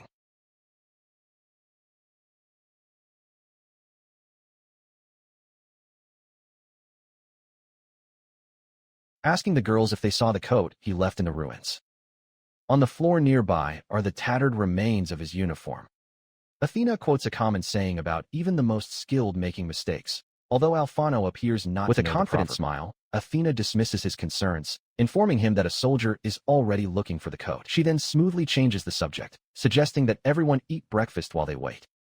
The others readily agree. As the group walks away, Athena looks back at a nearby building, just as a bat-winged carriage takes flight, noting to herself that their timing is perfect. Later, Kanata is stopped by his friends, Ron and Thomas. They ask where he was the night before, explaining that they were worried about him. Before the flustered Kanata can respond, Athena intervenes. She calmly makes up a story, stating that he was looking for parts in the artisan district for the magical device Lisa gave him. With a sly wink, she thinks to herself that it is a wife's duty to get her husband out of any jam. Walks alongside Kanata, explaining that he has been in her car, while Ron and Thomas head towards the dragon-drawn carriages that await them. Leaning in close, she whispers her gratitude, thanking him for saving both her and Lisa. Kanata seems surprised by her proximity and her words. Elsewhere, Mira addresses a group of new soldiers, announcing that their next training will be to overcome drowsiness. She declares her intention to ask Kanata to be a temporary instructor for them, and he readily agrees, saying that she can count on him for as long as she needs. As they say goodbye, Athena promises Kanata that she will visit him in the royal capital. His gaze then changes, a flash of irritation crossing his face as he watches Maria and her friends happily occupy the seats. She turns back to him, her expression intense as she brings her fan closer to his face. She explains that her long life as a noble has made her lose touch with a normal lifestyle, and so she wants to stay in her dormitory. Kanata, nervous, he dismisses the idea as a joke, suggesting that the royal family's accommodations would be much more suitable. Moving closer until their faces are inches apart, she counters his suggestion. She insists that staying with him is the only way to learn about his way of life, an experience that would connect her to the politics of the principality. With a blush on her cheeks, she fervently asks if he will let her stay with him. He stutters, caught off guard by her intensity. Internally, he marvels at her dedication, believing she would sacrifice her own comfort for the good of the principality. Overwhelmed, he agrees, promising to make sure her room is clean before she arrives inside one of the carriages. Maria seems completely disappointed, questioning why the boys and girls must travel separately. Moments later, two carriages pulled by dragons take flight, leaving the academy. In the other carriage, Kanata sits with Ron, taking notes. He reflects on his time in the Principality of Randall, telling Ron that the people he met there made him realize many things. He continues his thoughts, admitting to himself that despite his time in this world, he is still quite inexperienced. He explains to Hong that it was through meeting people who love his streamer persona and those who recognize him simply as Kanata that he grew up. He previously believed his streaming activities were the most important thing, content with mediocrity, as long as he could become famous as a streamer, without needing to evolve as a person. This belief came from his ancient world, where he understood that newcomers should be sociable, a stark contrast to his own nature. He remembers an attempt at collaboration, a memory interrupted when a voice calls his name. The voice belongs to the angelic figure, who observes Kanata's recent journey inside a crystal ball. She smiles, commenting on the happy ending of his trip, in which he made new friends and discoveries. In the vision, Kanata and his companions laugh together, one of them noting that a report won't complete itself even if he gets distracted. She continues to watch the orb, noticing that, without him realizing it, his streaming has become the center of everyone's attention with a sharp and knowing look. She warns him not to think it's over. Her words reflect a growing reality. The influence of his broadcasts was observed changing personal opinions and calming conflicts. This popularity has tangible economic effects, evidenced by successful merchandise sales and increased tourism in the places he visits. The phenomenon has become so significant that academics have begun to formally analyze its power of influence. This widespread influence changed his own focus. As a goddess, she admits that although Athena's plan to gain unlimited magical power initially stole her attention, she is now captivated by how Kanata, an outsider, is fundamentally changing common sense and concepts. She eagerly awaits to see what he will do when he is truly conquered. She scoffs at the very idea, however, declaring that winning him over is an impossibility. With a triumphant expression, she reveals the reason. The power he imposes is the same power she granted. Meanwhile, in another part of the world, two of his followers are talking. A man tells his companion, Anise, that her face is too relaxed as she daydreams about how Mr. Streamer is wonderful. Lost in her thoughts, Anise clasps her hands and begs her lord to hurry and come to her, especially if any danger befalls him. A large, imposing building, marked with a cross, stands beneath a clear sky, its purpose inside unknown. One of his rooms, a small creature with a TV head awakens with a yawn. She comments on the dustiness of the place, but declares it a paradise. Looking at Kanata sleeping soundly on a bed, the creature reflects that things will be much more fun if he finds more obsessive, Yandere-type followers. Royal capital, a city that should be a bastion of security, an unsettling tension hangs in the air. Lady Shows and her demonic entourage observe the scene, noting that the streets are filled with hungry, obsessive figures waiting in anticipation. They all long for Kanata's return, and their excitement is a palpable and dangerous force. Far from the hustle and bustle of the city, the angelic figure reclines, with a playful smile on his lips. She wonders aloud if anyone has started to take action yet, expressing her delight that the days ahead promise to be far from boring. Dangling a pair of cherries before him, each containing a perfect miniature image of Kanata and Maria. She seems to anxiously await the impending chaos. Her gaze then changes, focusing intensely on a small globe in her hands. Within it, an image of Kanata stands out, an otherworldly figure now known only as the Streamer. Kanata explains his recent whereabouts, stating that while his friends returned to their duties and Maria tended to hers, he escaped to a brothel. At that moment, Kana and Mira appear. Kana greets him happily, asking if his time in the Principality of Handel was fun, while Mira praises his plan to avoid being discovered. Kana continues, apologizing for not finding him sooner. She explains that she had forgotten that the brothel was holding a customer appreciation festival, which resulted in her request for time off being denied. Her expression turns dark as she reminds him that they had plans to eat together that night. She clings to him, expressing her disappointment at having to leave but her joy at having seen his face. She then suggests that instead of lunch, she wants to visit him as his client. In the background, Mira watches as an expression of pain, muttering to herself about the difficulties of being a working member of society. As Kana walks away, she encourages him to do his best at work, calling him an innocent soul. A confused Kanata begs her not to go, but his attention is quickly caught by Alfana, who is nearby. He apologizes to her, explaining that a lot has been building up and he really needs to get it off his chest. Alfana, blushing, agrees, thinking to herself that this must be what is known as a date. Now sitting at an outdoor cafe, Mira snacks on a snack, misinterpreting Kanata's words about things piling up.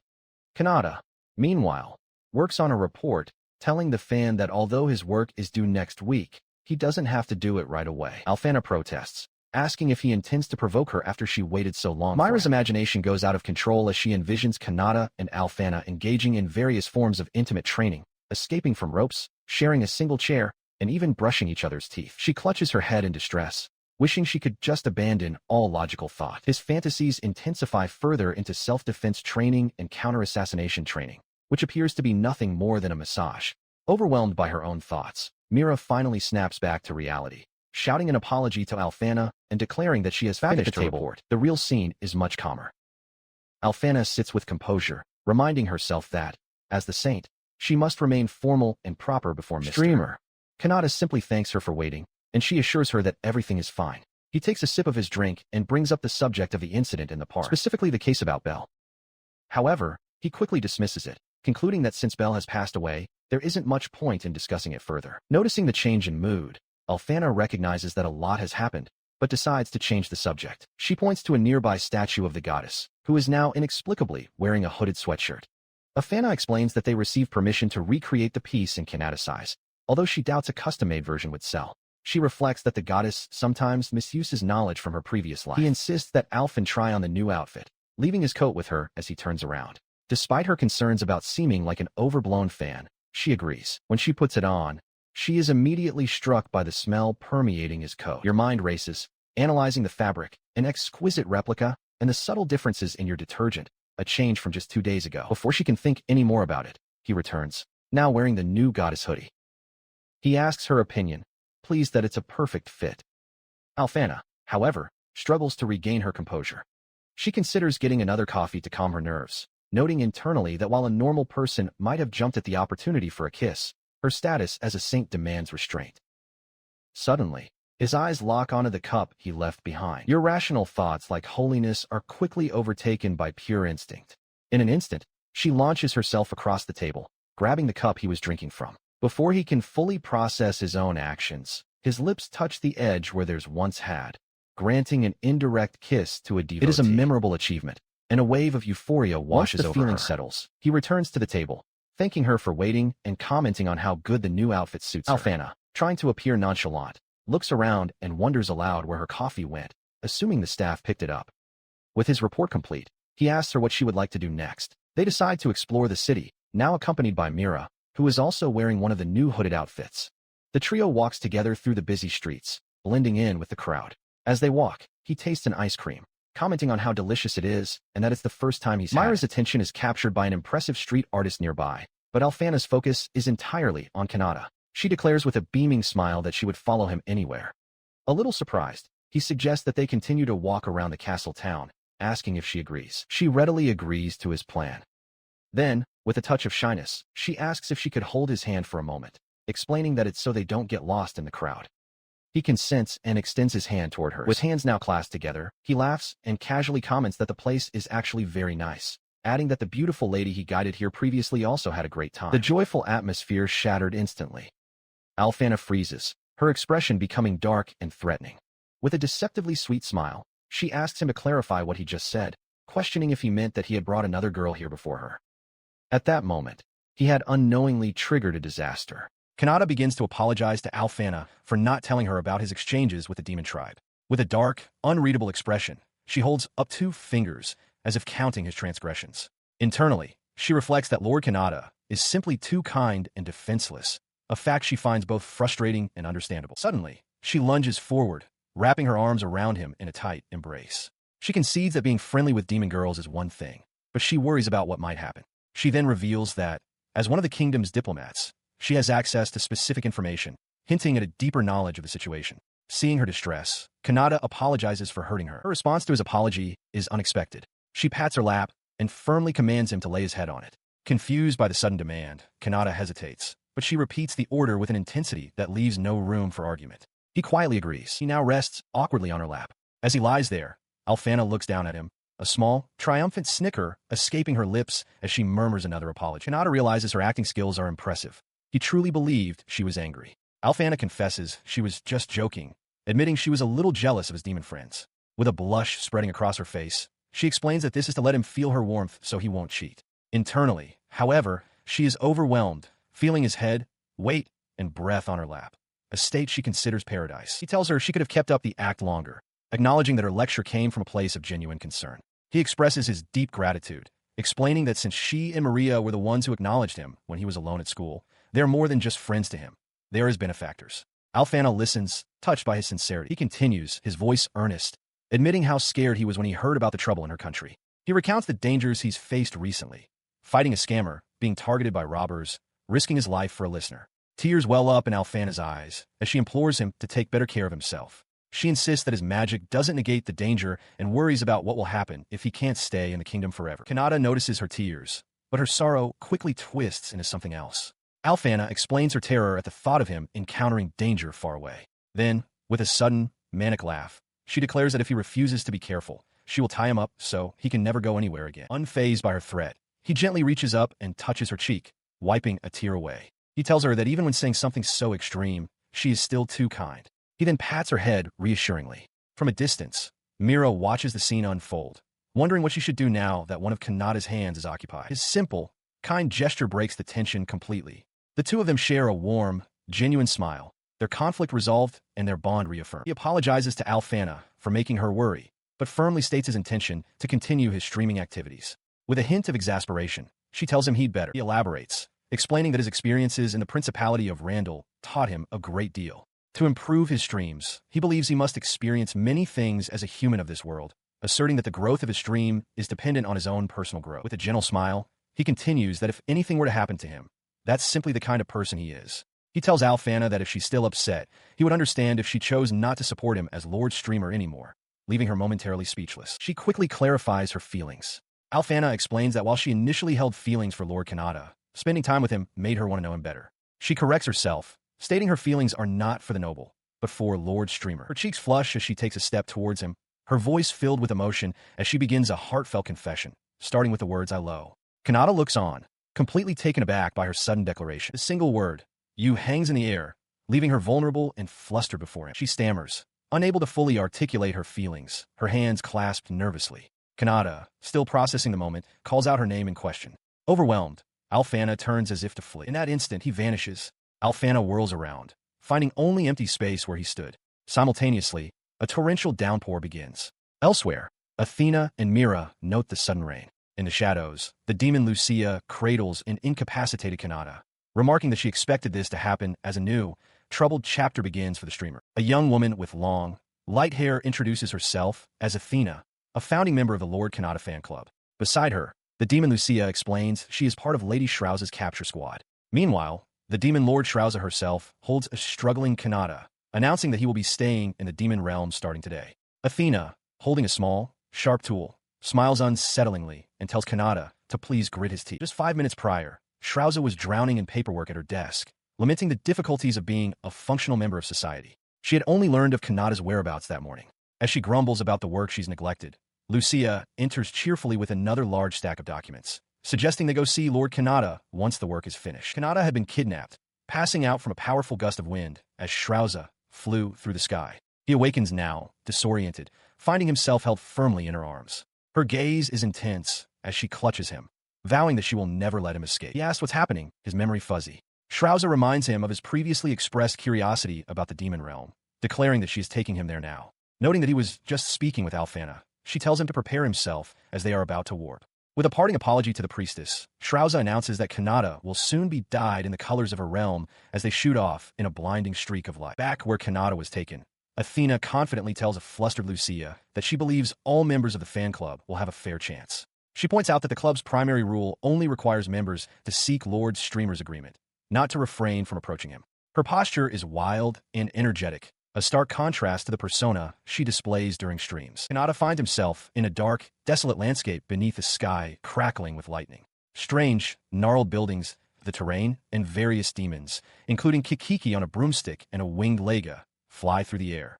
He stares out, realizing this is truly the demon realm. Having landed on a craggy path littered with massive skulls, Shrouza gestures expansively. She formally welcomes Kanata to the realm in which she resides. He can only look on, utterly overwhelmed by the menacing scenery. She then introduces him to one of her subjects, a towering, muscular demon with a single eye in the center of its forehead. Kanata recoils, recognizing the creature as a Cyclops, a monster common in video games.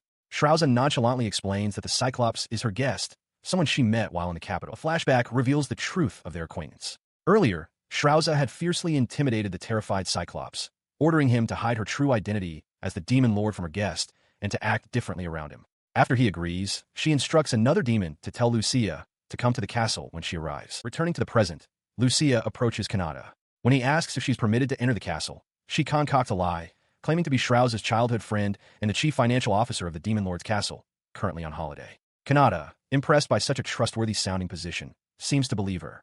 Lucia then turns and formally announces her return to Lady Shrouza. She and Shrouza observe as a new demoness in a dark gown gracefully introduces herself to Kanata. With a flourish, she presents herself as Rushaya, a succubus from the Office of External Affairs. Rushaya notes that it seems Lady Shrouza has calmed down and suggests it's time for their guest to change into something more presentable. She adds with a smile that her hobby is listening to Lord Streamer, prompting a scowl from Shrouza. She beams at Kanata, thrilled to finally meet the famous Lord Streamer. Rushaya encourages him to feel comfortable and speak with her frankly, explaining that she gets along well with the other members of the demon tribe. She confides that people often said she acted more joyful around others, and now that Kanata has praised her, she feels she can continue behaving this way. As Rushaya continues to fawn over Kanata, Shrouza's face contorts with irritation. She puffs out her cheeks and clenches a fist, unable to hide her growing jealousy. Later, at a dining table, Kanata finishes his meal. Despite the grotesque, amorphous appearance of the creature he was served, he politely thanks his hosts, declaring it was delicious. He expresses his astonishment at being invited to dine at the Demon Lord's table.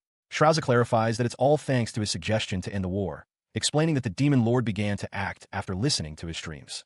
Kanata, flustered, apologizes for disrupting their meeting, but admits he must refrain from discussing the demon realm, wondering if his viewers' opinions have changed drastically. Shrouza rises, announcing an urgent work discussion and promising to return shortly. As she leaves, Rushaya approaches Kanata again. She whispers that it's rare to have proper guests, as they usually only see adventurers. As a succubus, she confesses, she finds a streamer far preferable, as she can't resist the urge to squeeze out his infinite magical energy. Her intentions become frighteningly clear as she and other succubi surround the overwhelmed Kanata. Leaning in close with a wine glass in hand, Rushaya makes her proposition. If he desires, she and her friends could engage in a little energy exchange. The overt proposition is too much for Kanata, who feels the stimulation is too strong to bear. He cries out Rushaya's name in a panic. She fans herself, claiming the conversation has made her hot and bothered, and asks him to help cool her down, framing it as healing the succubi. Kanata desperately protests that he is still an underage student. Suddenly, a light-haired demon appears, effortlessly lifting Kanata into the air. The newcomer greets him as brother from the capital, reminding Kanata that he was the one who took Agila. As Kanata reels from the shock of floating, Shrouza lands on a nearby balcony with her winged familiar, Guru. She glares at the intruder, growling furiously for him to think about his timing and questioning why he's interrupting her talk with Kanata. She grabs the demon by his collar, getting face-to-face with him. He smirks, asking why he would want to meet her without a reason.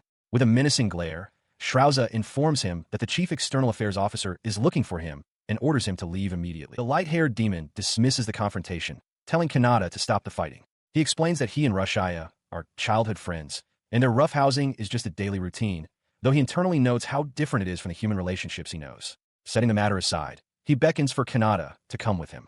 In the background, the small winged familiar, Guru, soaks in a large tile bath. Following the demon's invitation, Kanata finds himself in the bath, questioning the sudden change of venue. The small familiar introduces himself as Garura, an executive officer of the Birdman race in the Demon Lord's army. Panicked, Kanata tries to maintain his cover, claiming to be a simple student who booked the entire bathhouse for himself. His lie is cut short as the light-haired demon moves in close. His face inches away and correctly identifies him. Kanata, the streamer, aren't you? The risk of being exposed has become a reality. The four-horned demon confronts Kanata, dismissing his frantic denials of being the streamer. He explains that upper-class demons can perceive magic power, and his own suspicions were confirmed after the stream in Aurora. However, he assures Kanata that he intends to keep this discovery a secret from the Demon Lord. Meanwhile, in a field of flowers, Rushaya daydreams aloud, plotting to create a fated encounter for Lady Shrouza with the streamer. Watching her, the four-horned demon muses that they managed to find Kanata even without relying on magic detection, a feat he finds rather impressive. Back in the bathhouse, he tells Kanata that there is nothing more unsightly than a man making excuses. He threatens to trigger an explosion based on their sworn contract if Kanata doesn't confess. Cornered, Kanata finally admits his identity. The demon notes that only he has figured out, as the other two demons are of a lower tier, glancing towards Rushaya as he complains about doing this for her sake. He then points directly at Kanata, asking why he would keep his identity secret even from the Demon Lord. Before Kanata can process the question, the demon declares his true motive. He wants to be friends. Kanata is stunned as the demon, now identified as Garura, vows that he would never sell out a friend, not even if the Demon Lord herself demanded it. Garura explains that this was his reason for renting the bath. He plans to teach Kanata techniques to avoid being exposed by other upper-tier demons. He feels it's the least he can do for the streamer, the person responsible for stopping the war. He elaborates that controlling one's magical power is like turning a tap on and off. He intends to teach Kanata this control so he can act like a human, a race with naturally low magical power. Kanata, unfamiliar with the concept, simply asks what magical power even is. Garura encourages him, insisting that with focus, he can surely acquire the skill. Kanata responds with a determined shout. Garura adds a warning, however. This technique only protects against magical detection, not other methods of discovery, though he believes Kanata has already accounted for that, picturing the various powerful women in his life. After the lesson, Garura tells Kanata to remember the sensation, as it will be useful one day. He then asks about the demon tribe's overall focus now that the war is over. Elsewhere, Rashaya is swamped with paperwork, lamenting her exhaustion and wishing she could meet the streamer. Lady Shrauza explains their new goal. As an isolationist culture, the demon realm must now research other countries to reach the same level of cultural development as the humans. Kanata asks if Garura shares that goal. Garura admits that once things settle down, he wants to find a tall human girl to be his girlfriend, confessing they're more his type than the girls at home. Kanata's eyes light up in agreement, exclaiming that tall girls are amazing, especially muscular ones. As they bond over their shared taste, Garura's expression suddenly hardens as he senses an approaching presence. The door slides open to reveal Lady Shrauza and Rashaya. Rashaya claims that a cleaning appliance was too powerful and destroyed Kanata's guest room, forcing them to come clean up. But Shrauza's smirk reveals the truth. She destroyed it on purpose for an excuse to see Kanata's naked body. Both Kanata and Garura are stunned, with Kanata realizing with dawning horror that the bath was, in fact, a mixed bath all along. He is met with a startling proposition. With beaming smiles, Lady Shrauza and Rashaya suggest that as an apology, all three of them can sleep together in Shrauza's house. Faced with this, Kanata internally panics, pleading for Garura to help him. Lady Shrauza explains, with a sly look, that for the demon tribe, the highest form of hospitality is to sleep with one's guests, a complete fabrication. Desperate, Kanata suggests he would rather go to Garura's place instead. His desperate plea puts his friend in an impossible position. Garura apologizes, explaining that there is no escape now and the best he can do is pick up Kanata's bones later. As Lady Shrauza declares her intent to take Kanata, Rashaya grabs a stunned Garura, insisting they must disinfect themselves. A short time later, he finds himself kneeling on a luxurious bed in an opulent room. He trembles, overwhelmed by what he believes to be the normal customs of the demon realm, reminding himself that he is merely an underage student. As he sits in shock, Lady Shrauza and Rashaya enter, now clad in sheer, revealing nightgowns. Shrauza remarks that Kanata must be feeling the effects of the stimulating cooking and that their battle dresses will now have an unstoppable effect on his desire-filled body. Their intentions are clear. Lady Shrauza confidently wonders if even an ability to stop time could affect her as she reaches for the door to make her entrance. But as she steps through, a radiant angelic figure materializes, blocking her path. Shrauza recoils, demanding to know who she is. The angel calls her an idiot, complaining that it's unfair she cannot fully manifest. From the side, Garura watches in shock, wondering about the spirit bound to this human. Regaining her composure, Lady Shrauza points accusingly at the spirit, declaring that she is in love with Kanata. The accusation throws the angel into a flustered panic. She vehemently denies it, claiming she doesn't love people that way and just found the situation interesting, all while Shrauza begins to fade as if affected by a temporal distortion. The moment seems to reset.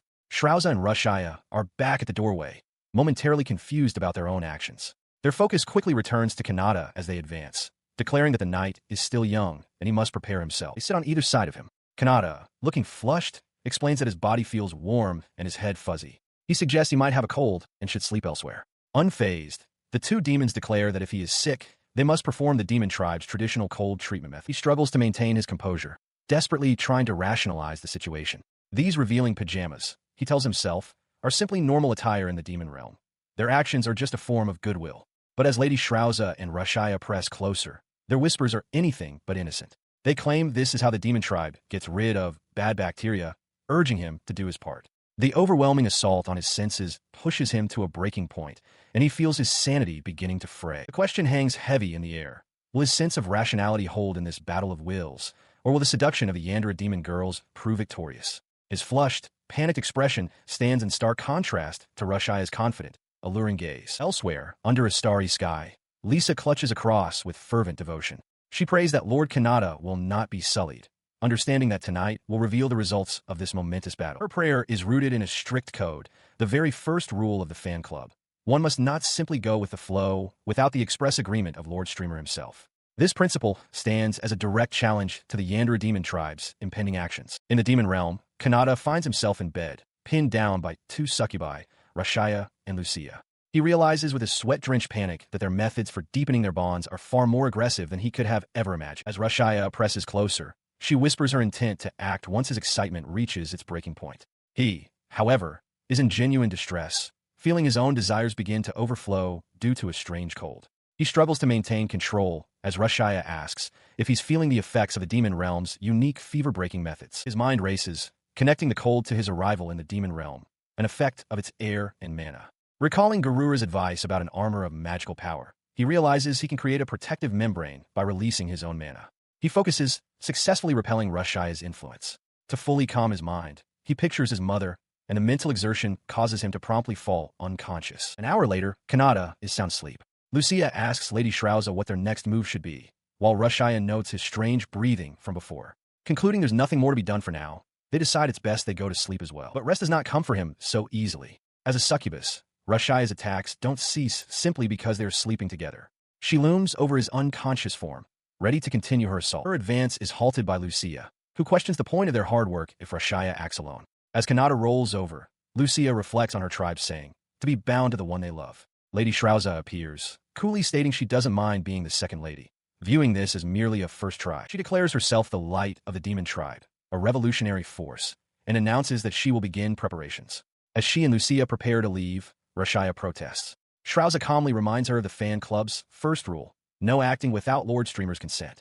Rashaya is aghast that they would go against their own rules, but Shrauza simply implies that a private reward is waiting for Kanata. Infuriated, Rashaya casts aside all pretense. Who cares about the fan club? She roars internally. A dark, clawed hand reaches for the sleeping youth as she vows that Kanata will belong solely to the demon realm. Her ambition is cut short by a swift karate chop from Garura, who declares, "You can't."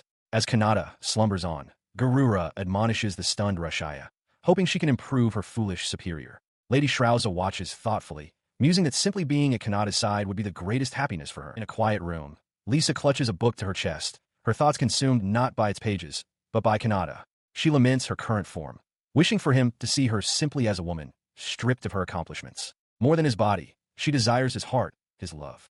Her ultimate wish is to be with him, not as a fan, but as a lover. She thinks of her friends in the fan club, a group that accepted her even though she is a member of the demon tribe. They are all gathered around a table, sharing a meal and raising their glasses in a toast. Glory to Lord Streamer. Their shared devotion is a bond, but one Lisa seems ready to betray for her own desires. Her thoughts return to the present as she gazes at Kanata, who sleeps soundly in a bed. The sight makes her chest ache. With a soft sniffle, she sighs, unable to calm her racing heart.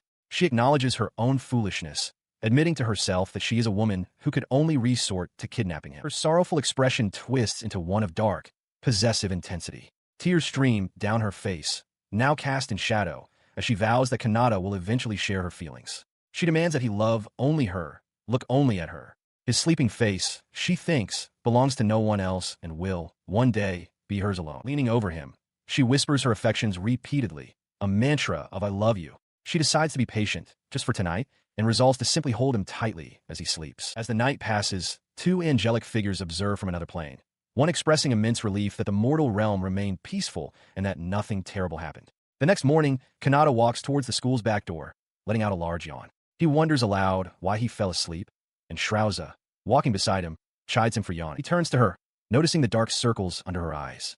Concerned, he asks if she's all right. Shrauza laughs it off, reminding him that she was the one who invited him. She then playfully suggests that if he likes, he could come live in the demon realm. After noticing him shiver, she comments on the revealing nature of demon attire and jokes that he could manage a succubi brothel after graduation, an idea she quickly dismisses. He then presents her with a folded shirt, explaining it was a gift from his streamer fans. Feeling bad about the large quantity, he had tried one on but decided against wearing it. Shrauza accepts the garment, stating she will take it for research and development, while noting that his physique is still somewhat underdeveloped. As their escorts arrive, Shrauza informs Kanata that it's time for their morning meetings and they must part ways. She expresses her disappointment, but promises to see him soon.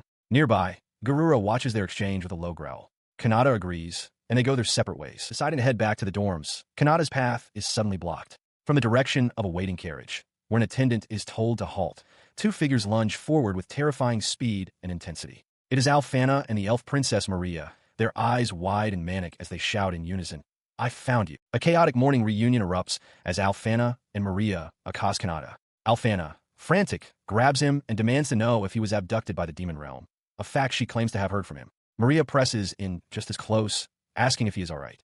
Overwhelmed by their energetic concern, Kanata can only protest their proximity while his other friends watch the scene unfold. To verify his state, Alfana and Maria present him with a holy cross. They explain that the relic can only be held by those who have maintained their purity. If touched by one who is unworthy, it will shatter. With bright, confident smiles, the two girls hold the cross together.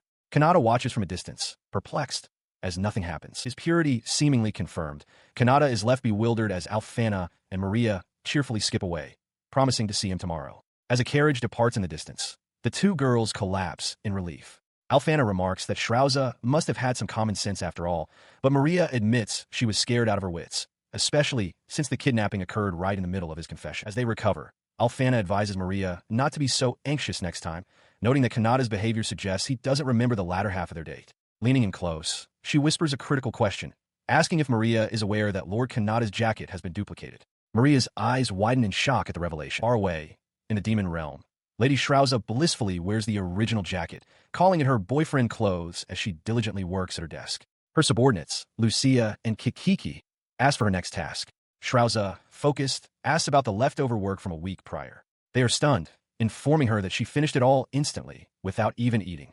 She simply pats the jacket, crediting it for her newfound power. She's stunned by her own efficiency, realizing it is already nighttime. As Lucia announces she will be retiring for the evening, Shrauza is suddenly struck by a realization. It's time for the stream. At that very moment, Kanata sits before his monitor, preparing to go live. He announces his return to the usual schedule, reflecting that while it has only been a few days, it feels like a long while since he last streamed from home. His return to the airwaves is met with intense emotion. Alfana and Maria watch the stream, tears welling in their eyes.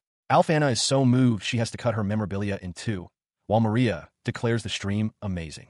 Alfana's possessiveness flares as she warns Kanata not to thank any super chat donations from others. He, meanwhile, scans the chat, noting the general praise before a peculiar message catches his eye. A first-time super chatter asks for the best place to propose or be proposed to. The question makes Kanata reflect on the beautiful scenery he witnessed, something so different from his previous life. The mention of a beautiful place sparks an idea for Maria and Alfana, who decide to create a field of flowers in the capital. In the demon realm, Lady Shrauza overhears this on the stream. She looks out over the desolate, blood-soaked plains of her kingdom, a land so barren not a single blade of grass can grow, and wonders what such a place would look like if it were to overflow with flowers. She continues listening to Kanata's broadcast, her expression thoughtful as he speaks. He suggests that if one were to have a fight, they should simply go back and make up. She quietly poses a question to his image on the screen, wondering if he would truly consider fighting in such a beautiful place. His on-screen persona suddenly brightens, exclaiming that it's because she is a truly interesting person. The unexpected compliment catches her completely off guard. Meanwhile, the stream's chat fills with comment from his audience, calling him naive and cute, speculating he's the unpopular type, and one viewer even declaring him their type and asking him to be their marriage planner. The idea of marriage planning sends her spiraling into a vivid daydream. She imagines a future where humans can visit the demon realm easily, a place where she and Kanata can reveal their true identities and confess their feelings. With newfound resolve, she declares her decision. She will make the demon realm flourish with greenery and flowers. In her fantasy, she and Kanata stand together, and she announces that to start, they will fill this very field with flowers. She muses that once it's complete, she will proudly introduce it to him. Elsewhere, her subordinates react to the situation.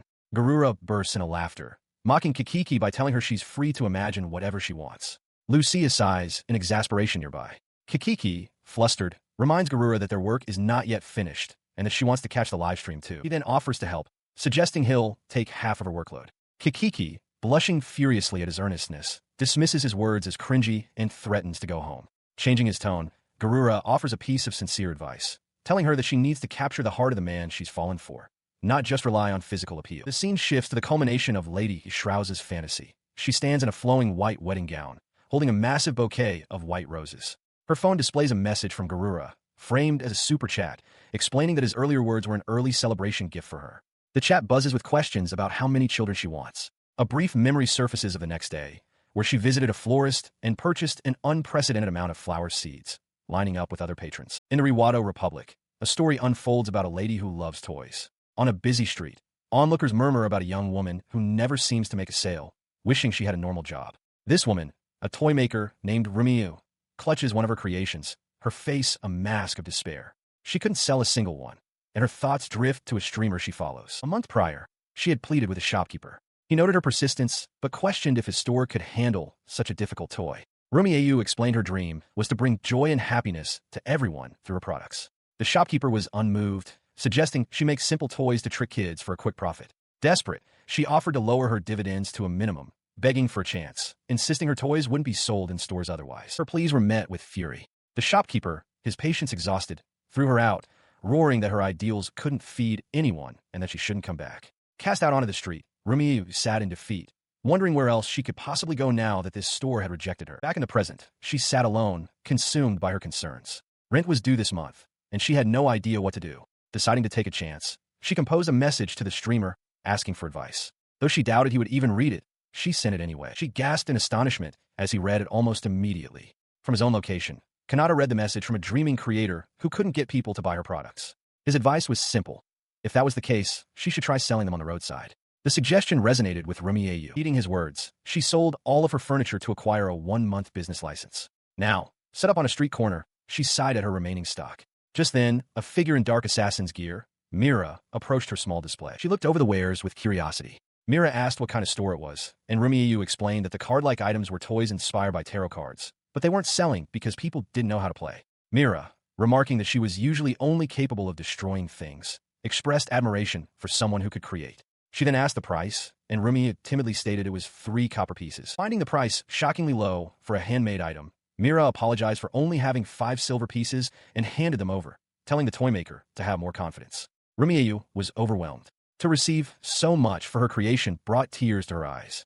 Thanking Mira profusely, she felt a renewed resolve. With tomorrow being her last day, she would give it her all and live with no regrets. As the day ended, she watched families pass by, reflecting that at 26, she needed to face reality while her friends were already raising children. Elsewhere, Mira reappeared in Kanata's room.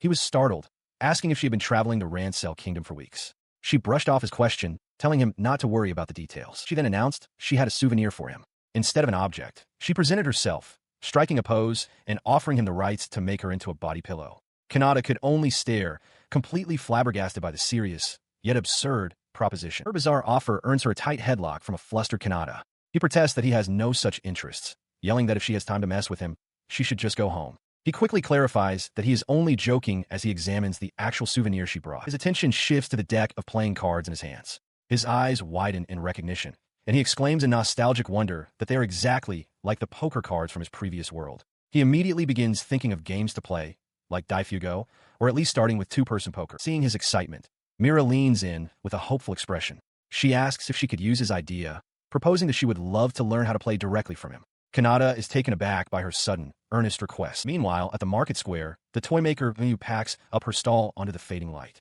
The neighboring shopkeeper watches her, reflecting that his initial assessment was correct. She has neither the talent of a maker nor a seller.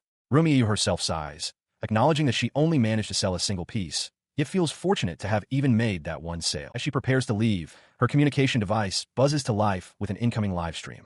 Her eyes widen in surprise as she realizes the stream is broadcasting from the very same location as the Aurora stream she witnessed before. This is a genuine, live event featuring the masked streamer, Princess Alfana, and Lady Maria. Her attention is drawn to a new figure on the screen, a woman in a fox mask who introduces herself as a guard. The guard announces that to ensure the princess's safety, the stream will be conducted with the 4 of them. Rumiyu watches, intrigued by the rare evening broadcast, as comments from other viewers flood the chat. On the stream, Princess Alfana waves cheerfully to the audience. She announces that her guard gave her a souvenir today, then realizes with a start that she forgot to ask where the guard got the distinctive mask she's wearing. The streamer then steps forward, capturing the audience's attention. He declares that the topic for the day is playing with this fun toy.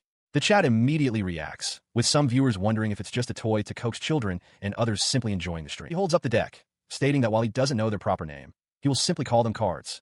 Rumiyu, watching intently, hears a viewer dismiss them as just a toy. The streamer seems to hear this too, countering that he will enlighten them on what a good toy is, something that can rekindle the spirit of childhood in adults.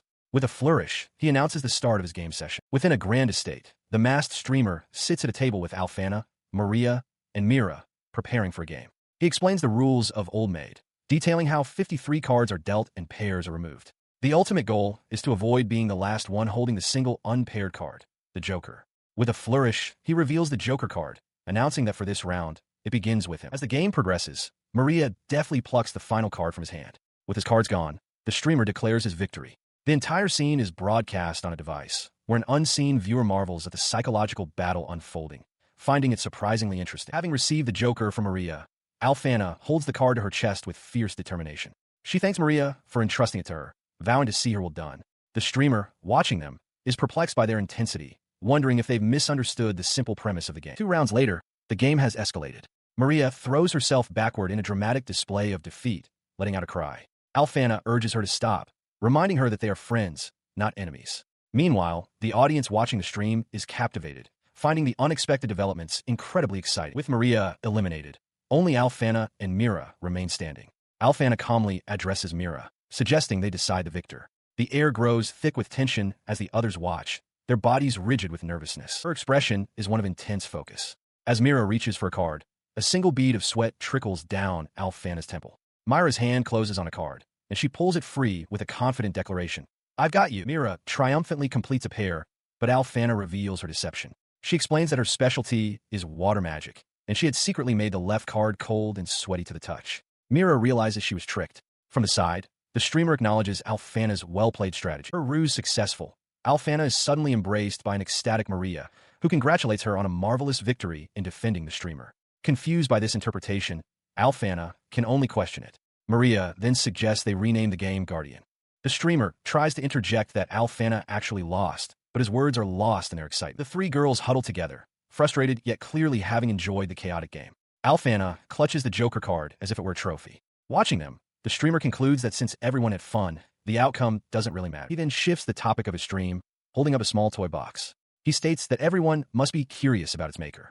As he reads the name from the box, Ms. Remieu from the Roado Republic, a woman with spiral lens glasses and a beret appears in a flash, letting out a shocked cry. The toy maker, Remieu, stares at her phone in disbelief as Kanata's stream continues. His viewers are in an uproar, all clamoring to buy her Guardian game. Kanata himself praises her, calling the toy maker a genius. Overwhelmed, Remieu can only stammer, asking to buy some cards herself. She begins to cry, tears of joy streaming down her face. It feels like a dream. She whispers her thanks to the streamer and to the girl from the previous day. Meanwhile, on the stream, Alfana, Maria, and Mira prepare for a second round of their game, with Mira fiercely declaring that she will not lose this time. Her thoughts spiral as a deep blush covers her face. This is the first time a man has ever praised her work with such sincerity. A wild conclusion forms in her mind. If he loves her work, does that mean he loves her too? Her eyes swirl with dizzying emotion as she clutches her phone, vowing to treasure his cards. This newfound emotion is intoxicating. She had never fallen in love, always considering it a drag. But now she finds it amazing. Inspiration floods her mind, and she decides her next creation will be a card game based on a newlywed life with the streamer, chuckling to herself at the thought. And just like that, Remiyu, the catalyst for a nationwide card boom, found her home, discovered by Kanata's fan club the very next day. Royalties and commissions for other works began to pour in, a tale of success for a woman who had just fallen in love. 2 weeks after the card stream, a clandestine meeting takes place under the roof of a church. Alfana, Maria, Mira, Athena, and Lisa are all gathered, wearing matching fan club shirts. Though they claim to be a completely healthy fan club, the tense atmosphere between Alfana and Athena suggests a brewing rivalry. At that very moment, in the capital, a mysterious woman with long, light hair stands atop a building. Her face is twisted in a hateful sneer as she senses a familiar presence. She declares that it smells of that hateful woman and questions what happened to Pell, who is supposed to be dead. Far below, Kanata sleeps, oblivious to the new danger. Maria enthusiastically presents the latest fan merchandise. At shirt emblazoned with Kanata's face, set to be sold alongside badges in both the Kingdom and the Demon Realm. The assembled girls, Mira, Athena, Lisa, and Rashaya, are already wearing the new apparel. They collectively praise the shirts, finding them incredibly comfortable and amazing. Mira, in particular, is overjoyed, declaring that having Lord Streamer's image on her body is the best feeling imaginable. Elsewhere, Lady Shrauza observes this fervent devotion, noting that fans who love the streamer so intensely can sometimes go too far, earning the moniker Yandere listeners. She contemplates the supporters who independently plan for his future, wondering if forming an official group is truly wise. Beside her, Garura reflects on the escalating battle to become Kanata's official wife, hoping it remains bloodless. Shrauza, however, stifles a giggle, privately wishing Kanata would wear a shirt of her own design before catching herself in a fluster. Back in the meeting hall, Maria addresses the assembled group, which now includes Shrauza and Garura. Mira asks if they've heard of student marriages, but Maria dismisses the concept as non-existent in the demon realm. She then boldly declares that she's the only one truly suited to be Kanata's wife. With that matter settled, she announces the final item on the agenda, the introduction of new members. She gestures first to Athena, who introduces herself as an aristocrat from the Randall Kingdom, present on Maria's recommendation. Next, Rashaya, a succubus, announces she was recommended by Lady Shrauza. Mira remarks that it's just like the streamer to attract such influential figures. Lisa, however, quietly laments that a harlot like her has no place among them. Maria cuts in, stating firmly that as a group recognized by Lord Streamer, every member is deserving of respect, and their strict rules will be enforced. Her voice takes on a commanding tone as she lays down the group's foundational principles. They must never act against Lord Kanata's intentions, and they must never harm him. Above all, she stresses, they must carve it into their hearts that he alone will choose his official wife. She looks at them intently, asking if her words are understood. A chilling intensity flashes in her eyes. She explains that this display of dominance is necessary to prevent any danger from befalling Lord Streamer and to suppress any potential rebellion within their ranks. The new members quickly assent. With that, Maria declares the meeting over. As the group begins to disperse, Rashaya, wondering what to do next, calls out to Kanna. She runs up to Kanna, who asks what's wrong. Rashaya, completely starstruck, exclaims that Kanna possesses an incredible power of seduction. She explains that as a succubus, it's the first time she's ever witnessed such potent abilities. Kanna clarifies that she's merely a human prostitute, but Rashaya sees this as a great honor. Overcome with admiration, the succubus kneels and begs Kanna to accept her as a disciple. Meanwhile, Lady Shrauza confronts Garura with a sigh. She tells him she heard that he showed Lord Kanata around the demon realm. He confirms it, but quickly adds that he did nothing more than give him a tour. He then bounds over to Mira, brimming with excitement.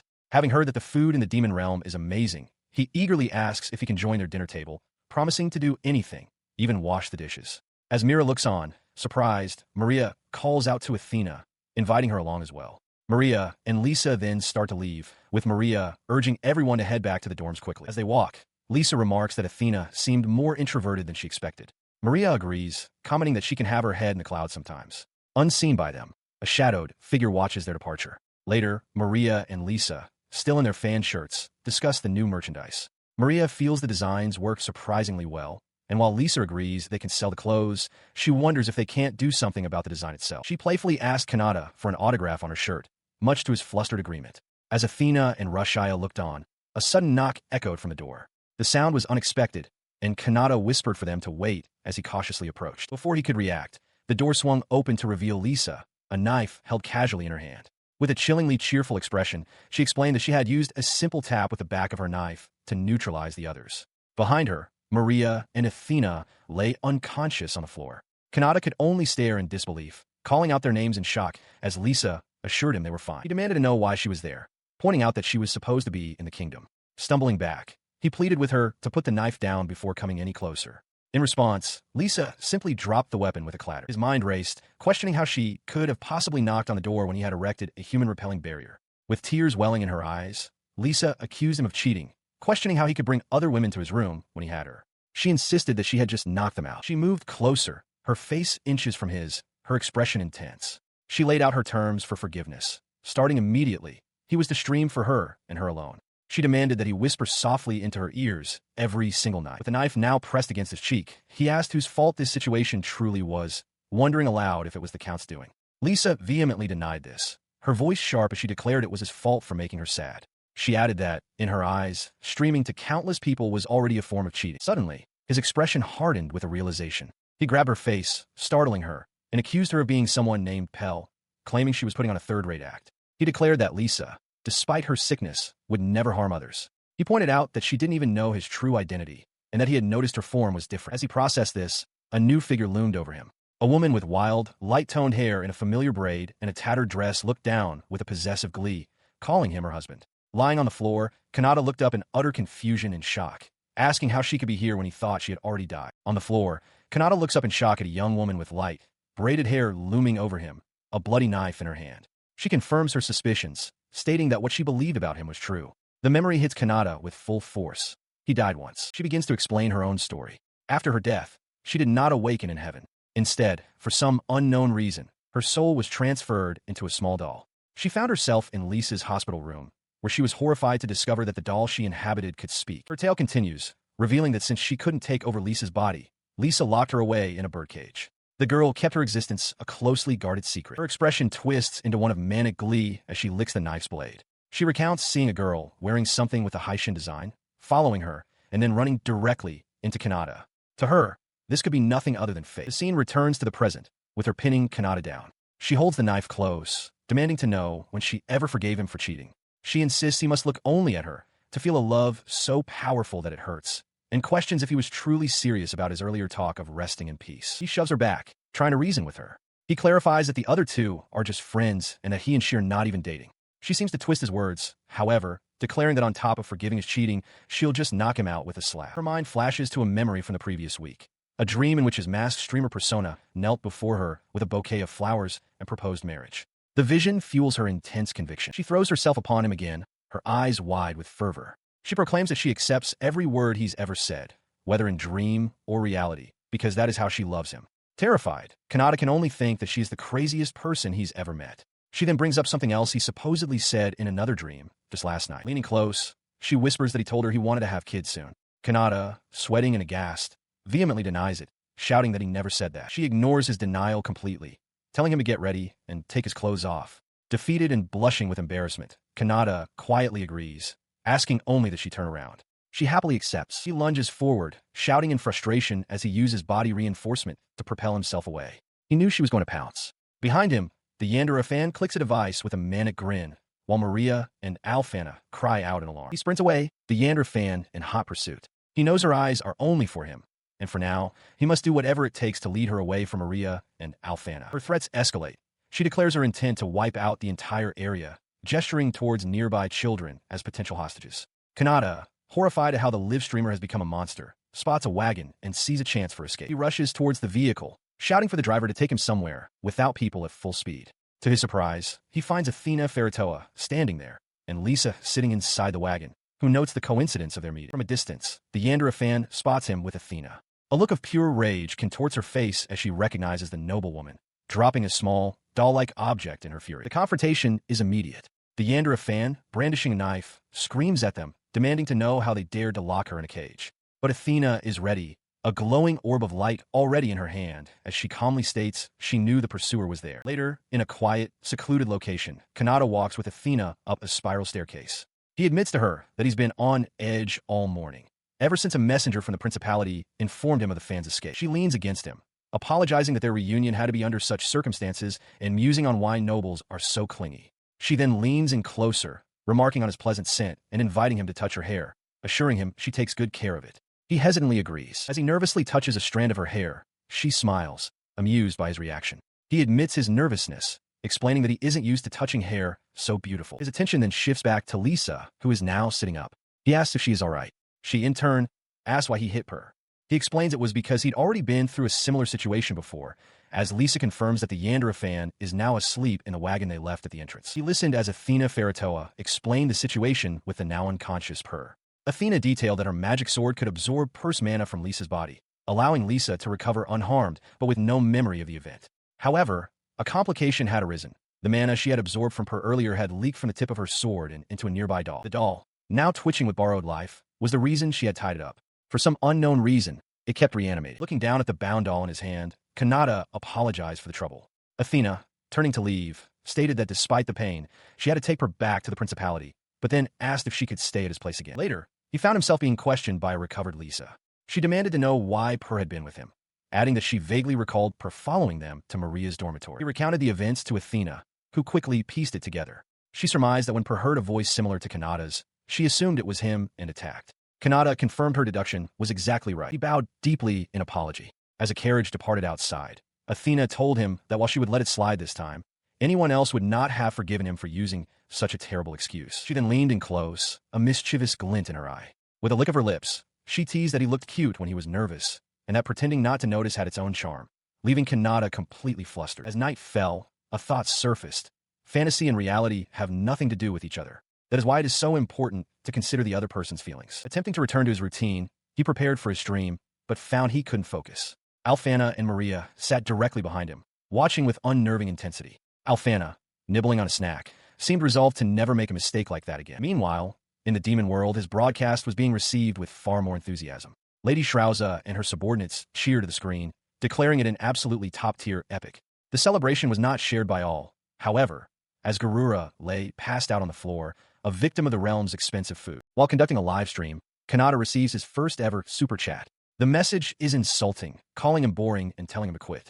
A single steel coin accompanies the comment. Taken aback, but maintaining his composure, Kanata offers a quiet word of thanks and decides it's about time to end his broadcast for the day. Just as he prepares to sign off, the sound of more donations chimes in repeatedly. He looks at his screen in surprise, remarking to himself that it has been a while since a troll with so much time to spare has appeared. The source of the donations is revealed to be Princess Alfana, who is watching the stream in a furious rage. She screams, demanding to know who the insolent commenter is so she can execute him immediately. Her own donation of 40 gold coins appears on screen with a message declaring the troll unforgivable and comforting Kanata, calling him a good boy. Her rage is echoed by his other devoted followers. Lisa mutters about the need for immediate and righteous judgment. Her expression wild, asks if the troll has said goodbye to his family yet. Kana TSKS, stating this is why he doesn't do well with women, while Lucia, extending sharp claws, declares her intent to wipe him out completely. The target of their collective fury, the original commenter, quickly sends another message, this time filled with terror. He apologizes profusely, claiming to feel his life is about to end and begging for forgiveness for his disrespect. Kanata, seeing the protective comments and the troll's retraction, tries to de-escalate, thanking his defenders but asking them to wait, while also forgiving the now terrified comment. He addresses his passionate audience directly, stating that personally, he doesn't like turning to violence as the first option for correcting someone. He suggests that if they're going to get mad on his behalf, they should instead make it a loving lecture, comparing it to the light disciplinary taps a parent might give a child. His words have an immediate effect on his followers. Lucia and Shrauza appear thoughtful. Kana looks on with intrigue, and Lisa seems to be calming down. Her clasps her hands together with intense focus, while Athena Feritoa maintains her composure, sipping her drink as she listens. Among them, Princess Alfana has also visibly calmed. Holding her communication device, she begins to address everyone in the chat who had rushed to her and Kanata's defense. She thanks them all for worrying about her, declaring with heartfelt emotion that she is truly honored. Her words are met with looks of admiration and relief from the other fans. With the situation resolved, Kanata finally ends his stream and decides it's time for bed. After the broadcast, Kanata turns from his desk to find Mira standing directly behind him, tears in her eyes. She tells him that his words from the stream really hit her. Exhausted, Kanata thanks her but pleads for her to go home, stating that they're here again and tomorrow will be tiring. Mira seems upset by this, complaining that he's being cold to them. He stood in his room as Lisa asked if something special was happening the next day. With Mira looking on from the bed, he confirmed that he had a class, but a special one. Lisa recalled a recent conversation with another student, Zickert. He had informed her that a teacher had requested he demonstrate his magic for the SS class students. Leaning in close, he flattered her, calling her magic the most beautiful of all, and noted that the demonstration would take all day, a fact she seemed to process with quiet concern, hoping not to damage the pride of the noble students. A sudden idea struck her. She turned back to Kanata, informing him that tomorrow, she and the others had official duties to attend to, connecting the dots for him. The next day, Lisa found herself running late, dashing through the school grounds with a piece of toast in her mouth. Other students watched her pass, some remarking that while she looked silly, she was also quite cute. She skidded to a halt before Zickert, asking where the outdoor practice was supposed to be. He pointed her toward the second courtyard, and after she thanked him, she vanished in a blur of motion, leaving him momentarily stunned. Upon arriving, she found Kanata standing amidst the wreckage of several clay targets. He sheepishly touched his chin, thinking he had overdone it, while Lisa watched from a distance, completely captivated by his amazing power. His display was interrupted by the arrival of Zickert and his entourage. The noble student sneered, calling Kanata an annoying commoner who was butting in where he didn't belong. Seeing this, Lisa shook her head vigorously, forcing herself to remain calm. She internally repeated the word patience, reminding herself that if Kanata could endure it, then she had to as well. She held back as a teacher instructed Zickert that it was his turn to demonstrate water magic. Kanata, meanwhile, recalled his own words from his livestream. That violence is not the answer, as if steeling himself for what was to come. With a cry, Zickert unleashed a torrent of water, claiming his hand had slipped. The blast struck Kanata directly. As the teacher cried out in alarm, Kanata quickly apologized, taking the blame for standing in the wrong place. Zickert offered a disingenuous apology in return. He lies on the damp ground, managing a weak smile. He's glad he didn't dodge the attack, reasoning that at least he kept the students behind him from getting soaked. Nearby, Lisa watches him, her expression a mixture of concern and frustration. Later, inside a classroom, his jacket hangs to dry. Two of Zickert's followers approach him from the upper seats, their words dripping with false sympathy. They comment on how rough it must have been and remind him he still has a hands-on demonstration that afternoon, asking if he wants them to accompany him. Elsewhere, Lisa struggles to maintain her composure. She clutches her head, gritting her teeth and trying to convince herself that she's fine.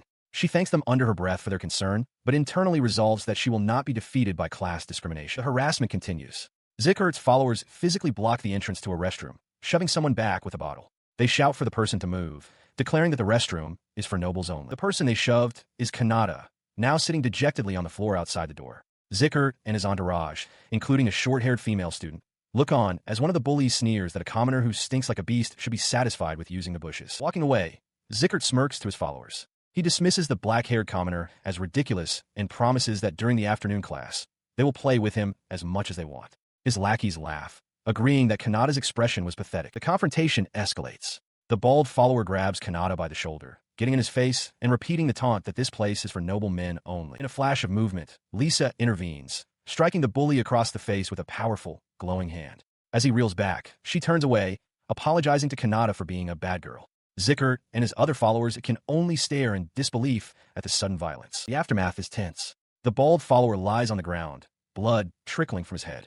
Zickert seethes, demanding to know why Lisa is crying. She stands over the fallen student, sniffing, as another follower remarks that she's completely crazy and that violence is forbidden. Zickert struggles to contain his rage. His fury finally erupts. Pointing a trembling finger at Lisa, Zickert roars at his remaining followers, ordering the idiots to teach the crazy girl some manners. They immediately lunge forward to attack her as she stands her ground. Before Zickert's followers can act, a new figure in a dark robe and a stark white plague doctor's mask intervenes, brutally stomping on one of the students.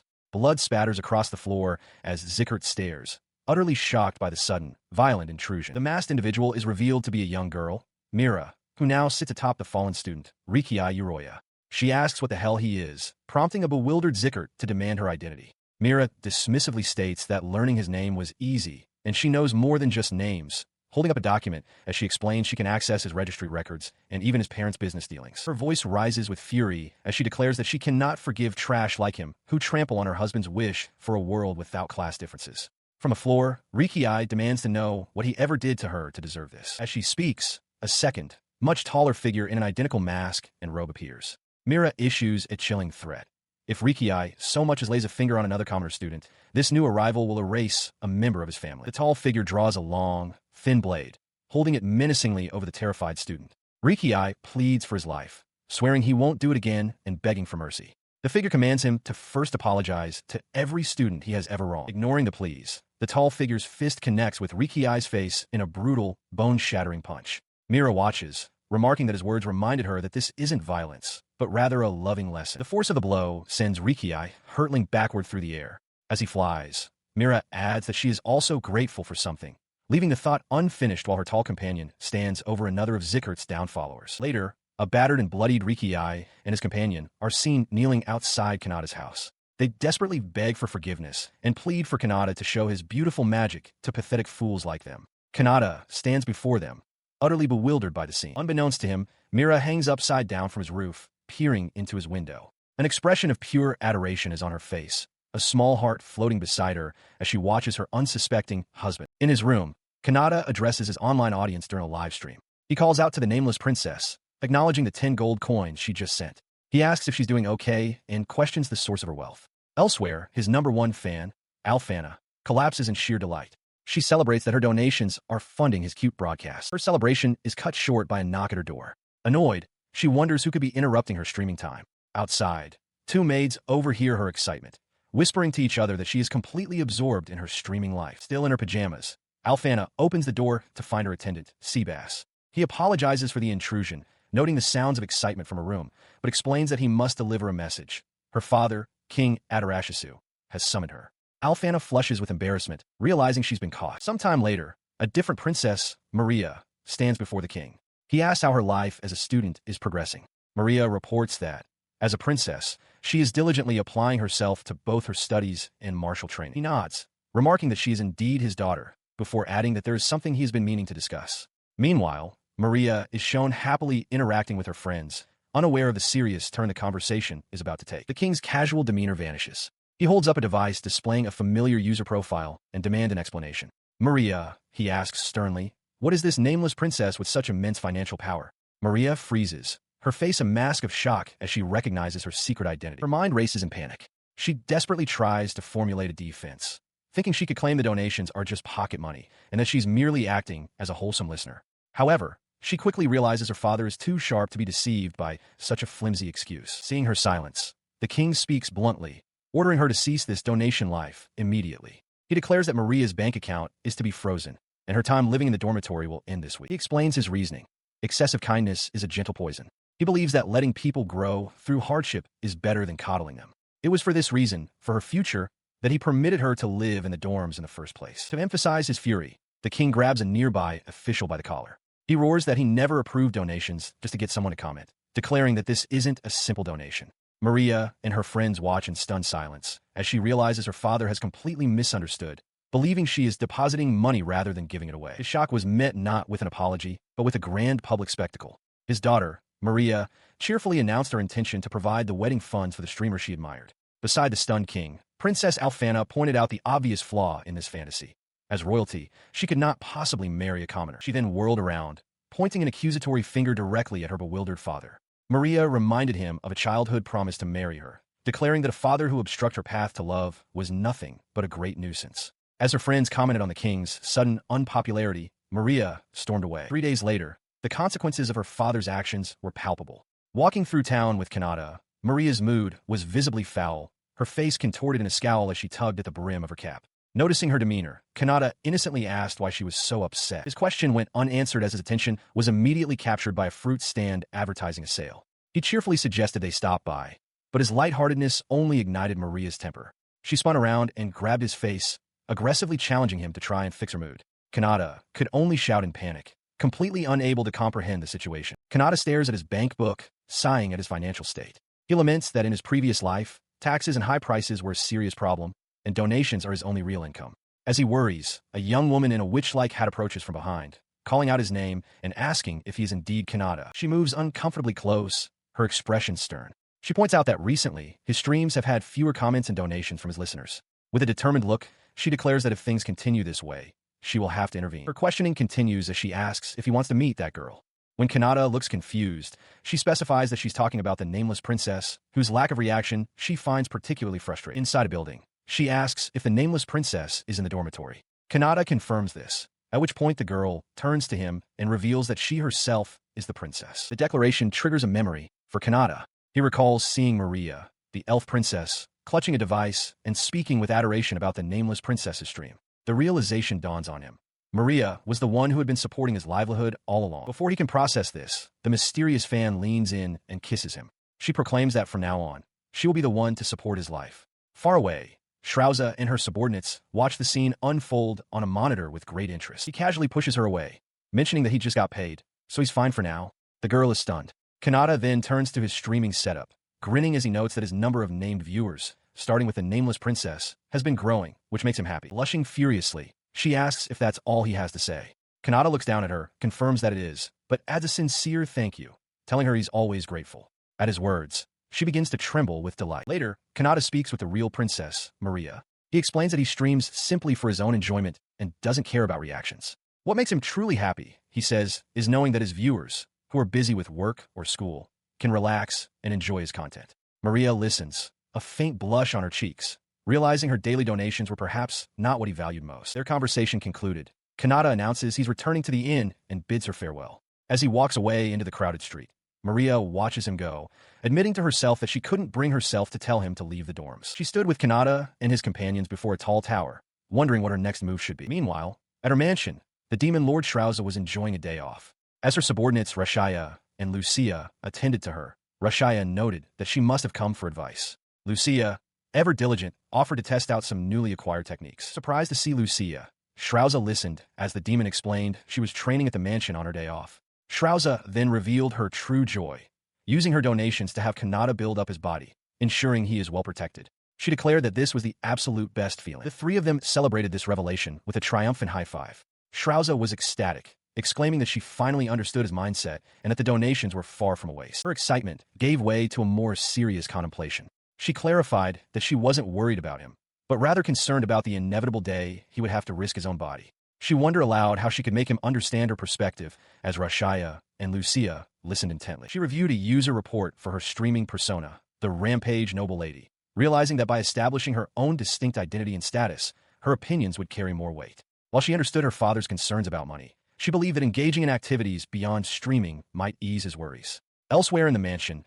two other demons gossiped about a spirited and popular newcomer, acknowledging her as essential personnel for their organization. Rashaya declares with fiery determination that even if her superior tells her to stop, she will use magic to make him hers. Lucia, observing her, calmly reassures her that it's fine, as Kanata isn't about money. She then tells Rashaya to get ready, adding that she will be observing from the side. Meanwhile, in another part of the realm, the attendant Seabass informs Maria that he will escort her to the dormitory. He instructs her to head to the castle upon arrival, as the diplomatic mission will then commence. As they speak, a small, hunched figure is seen scribbling on the ground nearby. Inside her transport, Maria's face contorts with manic focus as she speaks into a communication device. To prove her worth, she vows that she will be more sincere and dedicated than anyone else, her mind racing through a dizzying array of tasks and responsibilities. By dawn, the results of her efforts are already being felt in the royal court.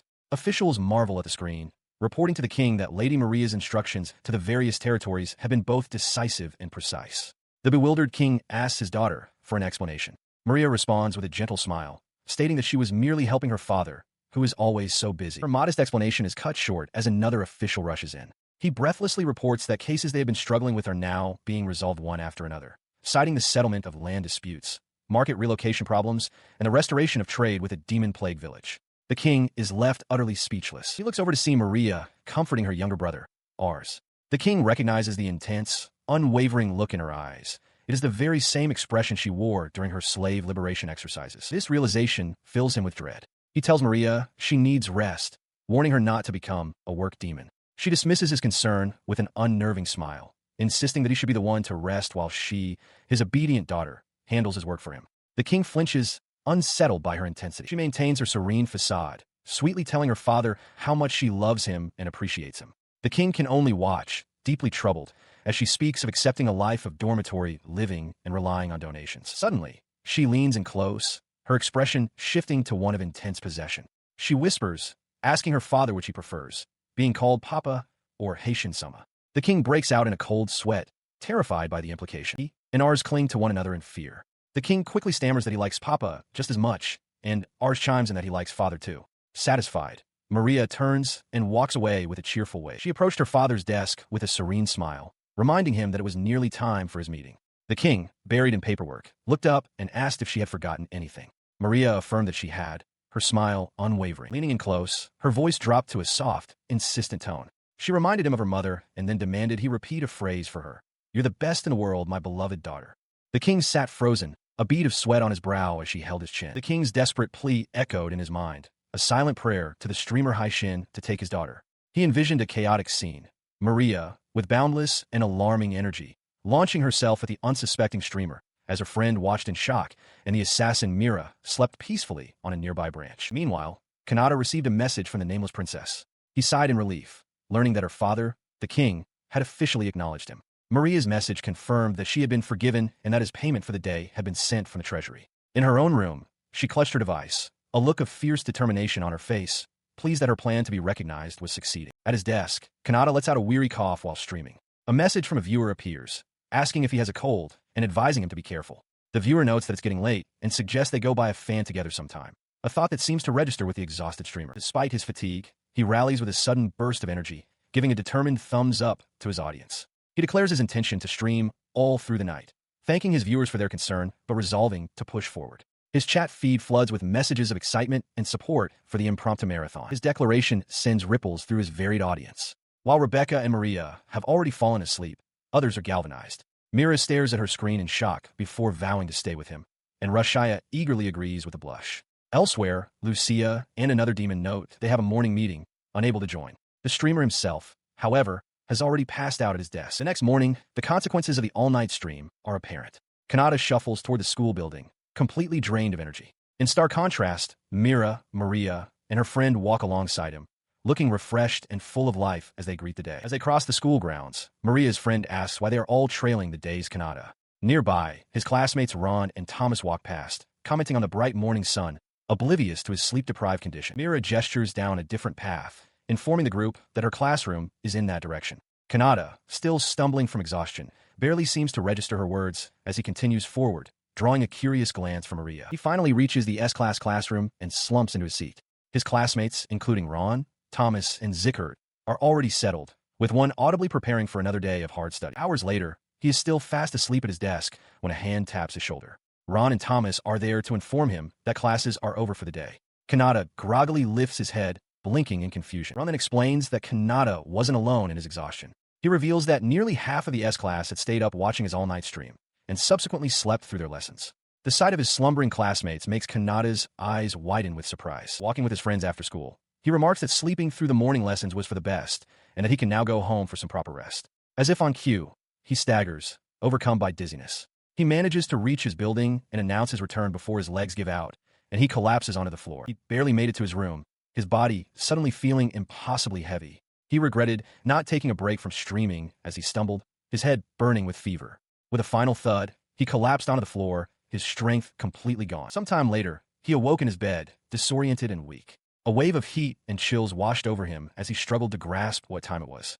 Beside him, a figure sat in the dim light, her voice softly chiding him for his recklessness. His consciousness drifted into a hazy dream. A faint, feminine voice echoed in the void, speaking of how a fragile human body could so easily sustain a fatal wound. The words hung in the air as her indistinct form wavered before him. The dream faded as he blinked his eyes open, finding a young woman kneeling beside his bed. She greeted him, observing that he seemed to be in pain.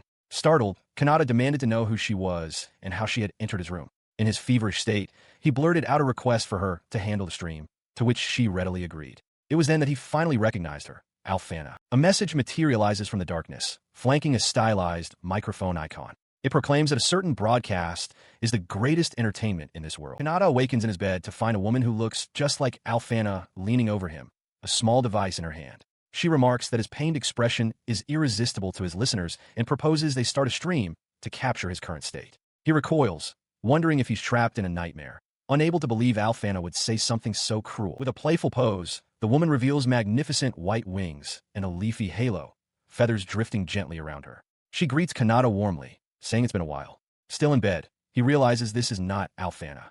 He recognizes the feeling of this presence and understands she must have finally noticed the curse afflicting him. As he groans, feverish, the angelic being chides him for pushing himself too hard. She leans closer, a cup in her hand, and softly offers to ease his burden. His surroundings suddenly dissolve into a blank, white void.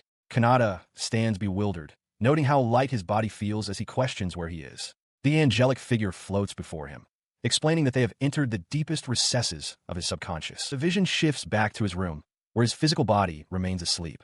The angelic figure watches over him, musing to herself that while the Kanata in reality is being difficult, it's much more enjoyable to converse with him here, in his dreams. Within the dreamscape, he confronts her directly, demanding to know why she has taken on Alfana's appearance. The being, who he now perceives as a goddess-like specter, calmly confirms his worst fear. The body she inhabits is, without a doubt, the real Alfana. His hand twitches in shock. She elaborates that Alfana was a good, healthy girl with deep faith, making her a perfect fit and an ideal vessel. A horrifying image flashes before Kanata's eyes. Alfana, her clothes torn, bound cruelly to a cross. The angelic figure smiles, declaring that she chose Alfana as her host. Kanata is frozen in horror. The being continues her explanation, stating that meeting him in the real world as a goddess is a momentous event, and using a vessel lessens the impact on the world itself. She illustrates how a safe existence on the surface is different from a non-existent one, which could cause concepts to collapse. Ignoring her lecture, Kanata lunges, demanding she return Alfana immediately. The being simply tells him to calm down. She grabs him firmly by his tunic, her tone shifting. "What are you talking about?" she asks, her expression now one of serious concern. She promises to return Alfana after dealing with his current crisis. Admitting it might be overprotective, she insists she cannot allow him to develop a fatal illness and die. He is confronted by a series of images flashing before him like a film strip, memories of his recent violent struggles. The angelic being's voice echoes through his mind, remarking on the repetitive cycle of peril he has faced. He notes that she seems far more talkative than usual. The being, speaking through Alfana, retorts that his survival thus far has been nothing but good luck, emphasizing that he has been in a continuous state of crisis. Her demeanor suddenly shifts to one of cheerful confidence. She urges him to ask anything he desires, promising to answer all his questions as a rare opportunity to commune with the goddess. Kanata, taken aback, hesitantly asks if he can truly pose a question. He plants his feet firmly in the void, feathers drifting around them. With newfound resolve, he asks the fundamental question that has weighed on him. Why was he the one to be reincarnated? In response to his query, the very fabric of his subconscious inverts, casting them both into a disorienting, downward fall through a grid of light. As they tumble, she clarifies his question, asking if what he truly wants to know is why he, specifically, was chosen to be reincarnated. Within a formless void, Kanata confronts an angelic being. He asks if she has memories of her past life, explaining that while he recalls culture and hobbies from his previous world, his own personal details like age and profession are frustratingly vague. The winged figure, identifying herself as a goddess, dismisses his concern as a matter of course and offers to enlighten him. With a wave of her staff, she conjures a map, pointing to a specific island nation. She informs him that in his past life, he was from a country on Earth called Japan, a revelation that visibly startles him. Following this revelation, she seems to falter, her confident demeanor replaced by a flustered hesitation as she struggles to find her next words. He exclaims that he can't recall anything significant, musing that memories of reincarnation are typically lost. The goddess panics internally about the state of her own memory. Suddenly, a realization dawns on Kanata. He was the one in charge of the goddess's reincarnation. With this, he also remembers everything about his current world, finally understanding the mystery behind the Hyson stream from 6 months prior. A wave of relief washes over him as the forgotten memory returns. He floats upside down, casually telling the goddess to let him know if she remembers anything else. Seizing the opportunity, she points at him, declaring it's her turn to ask a question. She inquires about his plans for his future life. His expression turns thoughtful. This space is revealed to be a dream, the deepest part of Kanata's subconscious, a place his waking mind cannot access. A key materializes before a keyhole, a symbol of the locked-away feelings he surely knows on some level. The dreamscape shatters, and he finds himself back in his room, sitting at his desk. Startled, he throws his hands up, realizing he can't just converse with her so directly in reality. His eyes fix on the monitor, a flicker of fear on his face. From the screen, the goddess's voice emerges, cheerful and disarming. She suggests that if being alone is too awkward, she can simply pretend to be a bot from his past life and act as a listener for him. Kanata internally remarks on how talkative she is, even in a dream. He composes himself, clearing his throat before answering her earlier question. He admits his memories of his past life are vague, but his current one is undeniably more enjoyable. With renewed conviction, he states his answer. He wants to continue streaming. He continues that, beyond that, he has normal human desires for status, honor, and money. He trails off, covering his face in embarrassment. He then recalls her question about Hyson becoming a topic of conversation, realizing that people's affection for Hyson is akin to his own affection for his friends. He visualizes himself as a plain figure, unable to compete for attention with a more appealing teddy bear. Understanding that even in disguise, he fears he won't be loved for his true self. His gaze drifts to the monitor, where a crowd of all the women in his life has materialized. He reflects on his own lack of self-confidence, despite his occasional wonderful actions. He sees himself as just another student, wondering if the girls around him are really as cute as they seem. The thought leaves him paralyzed. He is indecisive, terrified of how romance might change everything. He continued to ponder the implications, not wanting to waste his reincarnated life on worries. If his life were to change, he reasoned, his few friendships and the way he spent his time would inevitably shift as well. He feared that such a change would negatively impact his streams, and he was perfectly content with them as they were. The current form of his broadcast brought him joy. A vision of Maria then materialized beside his desk, her voice echoing his own past words, that in reality, he should just enjoy streaming. But a deep-seated doubt remained. He stared at his keyboard, consumed by the thought that there was no guarantee his current listeners would continue to enjoy his content if he, or the streams themselves, were to change. A streamer's style may gradually change, but not always for the better. Those who start with a frugal approach can become obsessed with money, while those who rely on their pets for content can find their daily routines becoming stale and uninspired. This very fear manifests in the minds of Kanata's most devoted fans. A news flash announces that the streamer has a girlfriend, sending his support core into a state of shock. Lisa, the Yandere fan, and the imposter princess weep in despair, lamenting that they had believed he was unpopular with women. In a surreal space, the angelic figure leans over Kanata, explaining that this extreme outcome is what he wished for. She states that she will grant his wish if he gets a girlfriend, as trust is paramount, but warns him to remember this moment. He is then plunged into a vision, surrounded by his most obsessive followers. Each one offers him a different future. Lucia promises a future steeped in lust, Mira a future pioneering a new world, the Yandere fan a future of living with high status, and Lisa a future of simple gratitude for their days together. As he recoils from the overwhelming scene, the angelic figure embraces him from behind. She whispers that he is the one who must now make a choice. The vision shifts again, becoming more menacing. His fans declare that his listeners will never forgive him if he doesn't choose one of them, with the Yandere fan brandishing a knife and suggesting they all end things together. Pulled back from the nightmare, Kanata scratches his head, admitting that while it's lonely, it can't be helped. The angelic figure turns away, pouting, and asks if he intends to cherish his girlfriends for the rest of his life, muttering to herself that it should just be her. He remarks that she's gotten quite good at arguing. With a wink, she points out that choosing a goddess instead of a human is also an option. Exasperated, Kanata sighs, looking at his empty, streaming setup, and tells her to return to reality and stop bothering him. She begins to float away, explaining that from now on, she will be borrowing Alfana's body and that he should refrain from seeking her out. She notes the difference in their faces means a simple replacement won't work. Kanata looks up, asking if this means he shouldn't come to her anymore. The goddess clarifies that he should come back when he finds a better method. Kanata smiles, acknowledging that only a goddess knows his true identity. Resigned, she sighs that it can't be helped and promises to think of another way in return. He finds himself in a swirling, undefined space as the angelic being tells him it is time to awaken. She explains that how much of their conversation in this dream he can bring back to reality is entirely up to him, as this is the same mechanism as ordinary sleep. The goddess bids him farewell, asking that he call her by her true name, Isra, the next time they meet. Confused but deferential, Kanata bows slightly, thanking her for her help. His eyes flutter open to a familiar ceiling. He feels as though he was just dreaming when a voice cuts through his grogginess. Alfana is sitting by his bedside, asking how he feels. Startled, he utters her name. He sits up, disoriented, wondering why he is there. His memory is hazy, and he realizes he must have been sleeping. Alfana explains that she was told to look after him, suggesting that perhaps he received a divine revelation from a god. Straining to recall the details of his feverish dream, Kanata remembers speaking with Isra. He mentions that she used a simple healing spell to help him rest, and he does feel a bit better.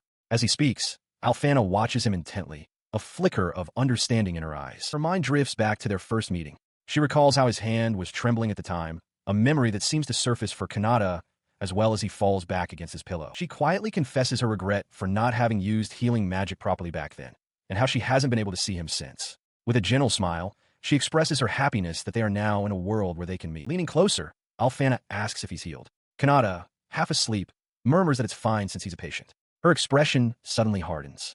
Pinching his cheek, she warns that while she'll be lenient this time, he shouldn't expect it to always be this way. As he drifts off completely, she leans over his sleeping form, her thoughts turning to the confession he made, a confession that has now been swept away by recent events. She gently presses a kiss to his forehead. The gods will forgive me for this, won't they? She whispers to the sleeping Kanata, her hand resting gently on his chest. Her moment of affection, however, was followed by an unforeseen consequence. 2 days later, Kanata's streaming activities continued, but the cold he had suffered from had found a new host. Akuta now lay in bed, coughing weakly. Standing by his bedside, Kanata pressed his hands together in apology, expressing his regret for getting him sick. Alfana, watching the scene unfold, seemed flustered, thinking to herself that if it had been Kanata's cold, she would have gladly caught it. While conducting a stream, Kanata notices a comment from a familiar name, Ice Maiden.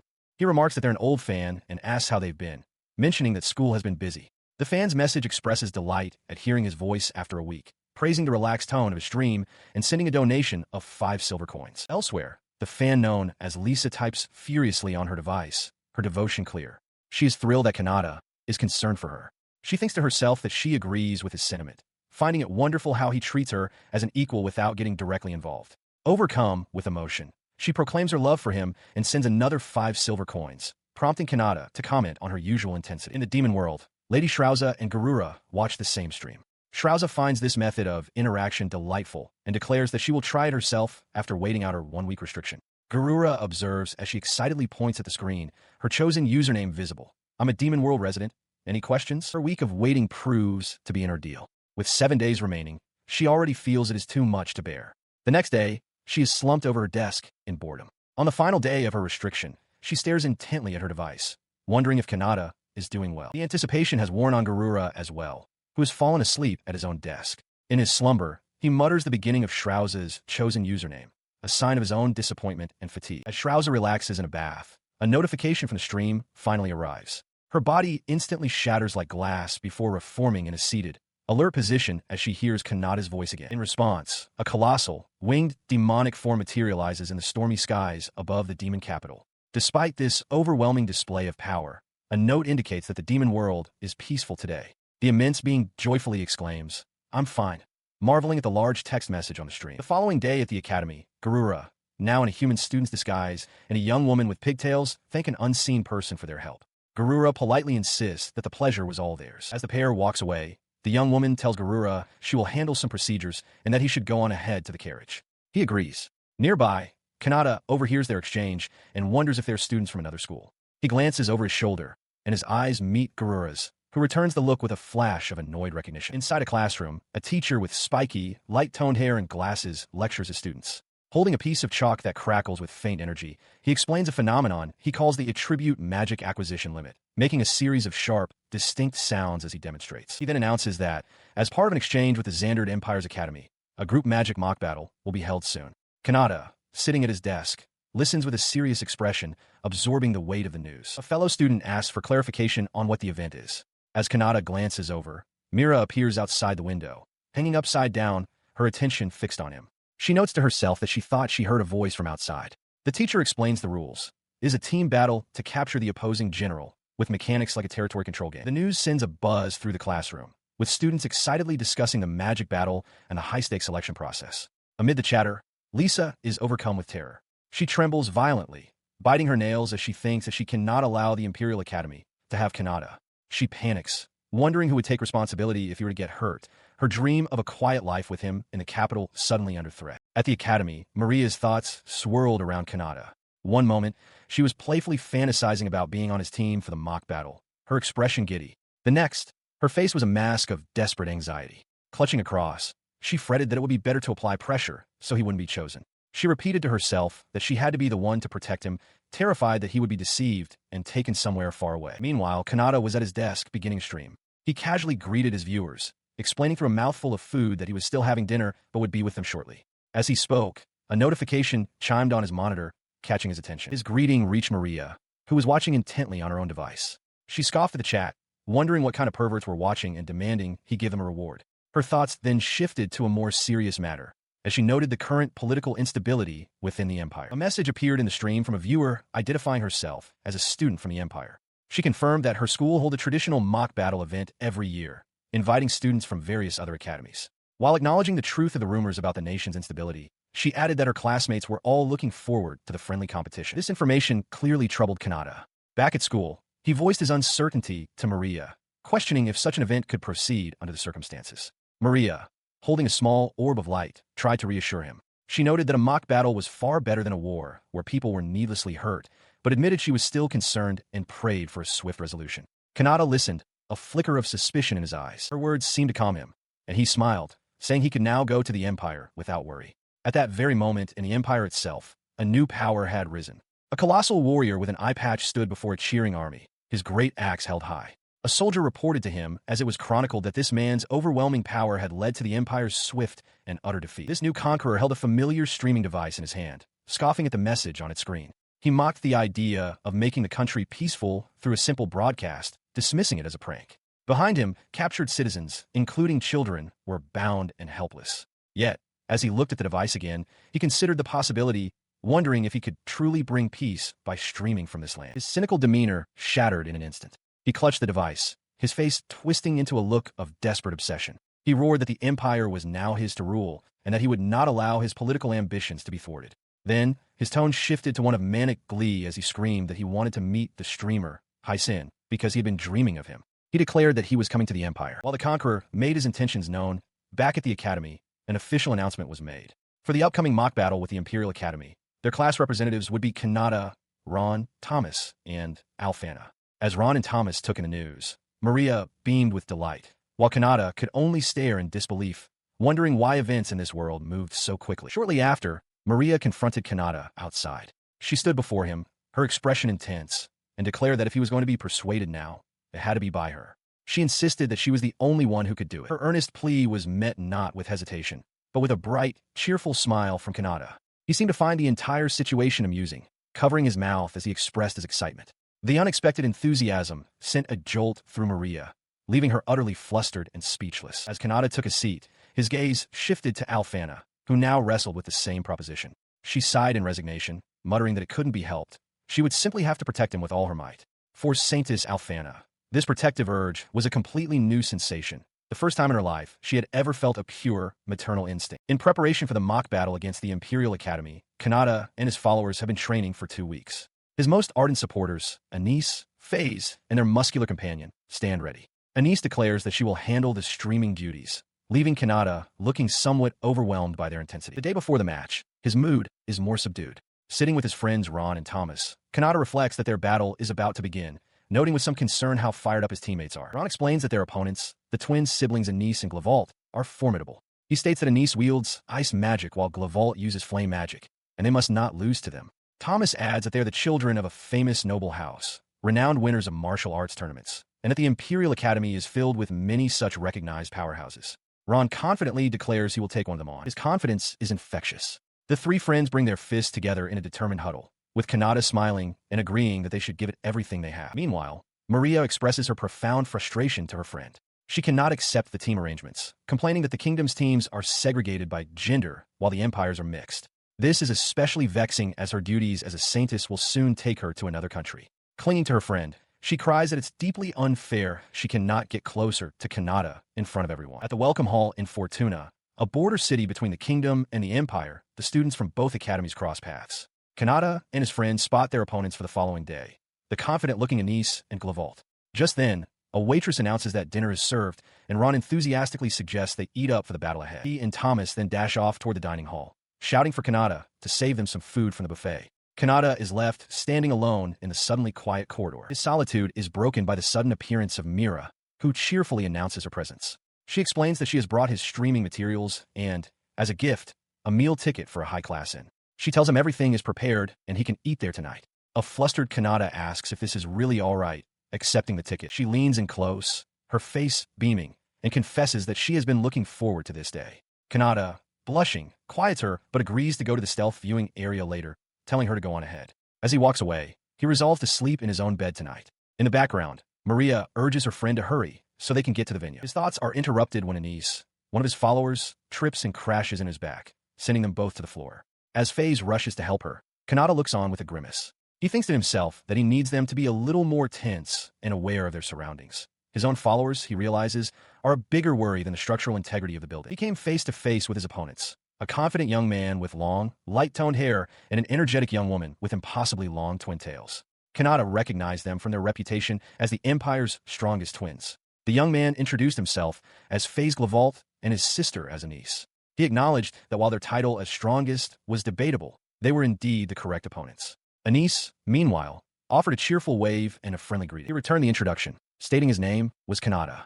Glavault, observing Kanata and his teammates standing nearby, questioned why they weren't enjoying the dinner party. Kanata explained that they were actually on their way there at that very moment. His words sparked an unexpected reaction from Anise.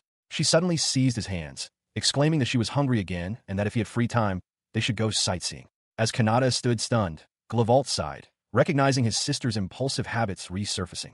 Before anyone could object, Anise began dragging the protesting Kanata away, shouting for the very sky to freeze as a trail of crackling ice formed in her wake. As rain begins to fall, Kanata and the young woman, Anise, find themselves in a strange predicament. What is this? She wonders aloud. Kanata realizes with a start that the raindrops are defying gravity, solidifying in midair as if time itself has stopped. She cheerfully explains that she's made a roof between the buildings to keep them from getting wet. Just then, another figure appears, his hand wreathed in flame. It is Anise's companion, who sternly tells her not to bother the outsiders. He turns his attention to Kanata, crossing his arms and asking if he understands how much trouble he causes for him, referring to himself as FaZe. In the background, Anise insists that he leave them alone. FaZe ignores her, instead pointing an accusatory finger and complaining that she is always the one causing him trouble. Anise reacts with theatrical outrage, shouting at the accusation. His frustration suddenly shifts back to Kanata.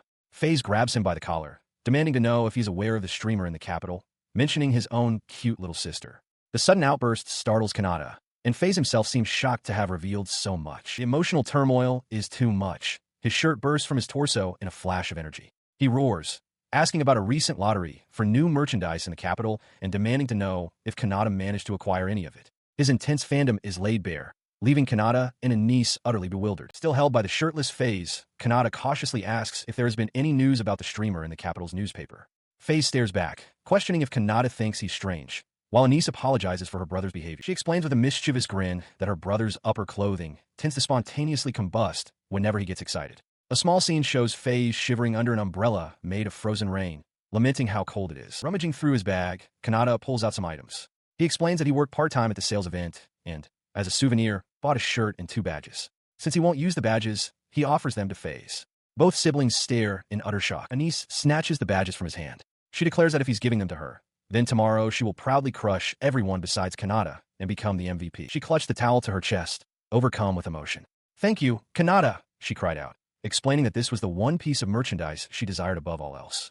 Nearby, her brother FaZe also celebrated his own prize. Kanata watched them, pleased by their joy but also slightly unnerved by their intense devotion. He turned to Anise, asking if she was all right. Her demeanor shifted in an instant. She unfurled the towel, revealing Kanata's own image printed upon it, and thrust it towards him with a fierce intensity. She declared herself one of his original listeners, someone who had followed him since he first began streaming. She explained that his comments always raised her spirits, which is why she considered herself his top fan.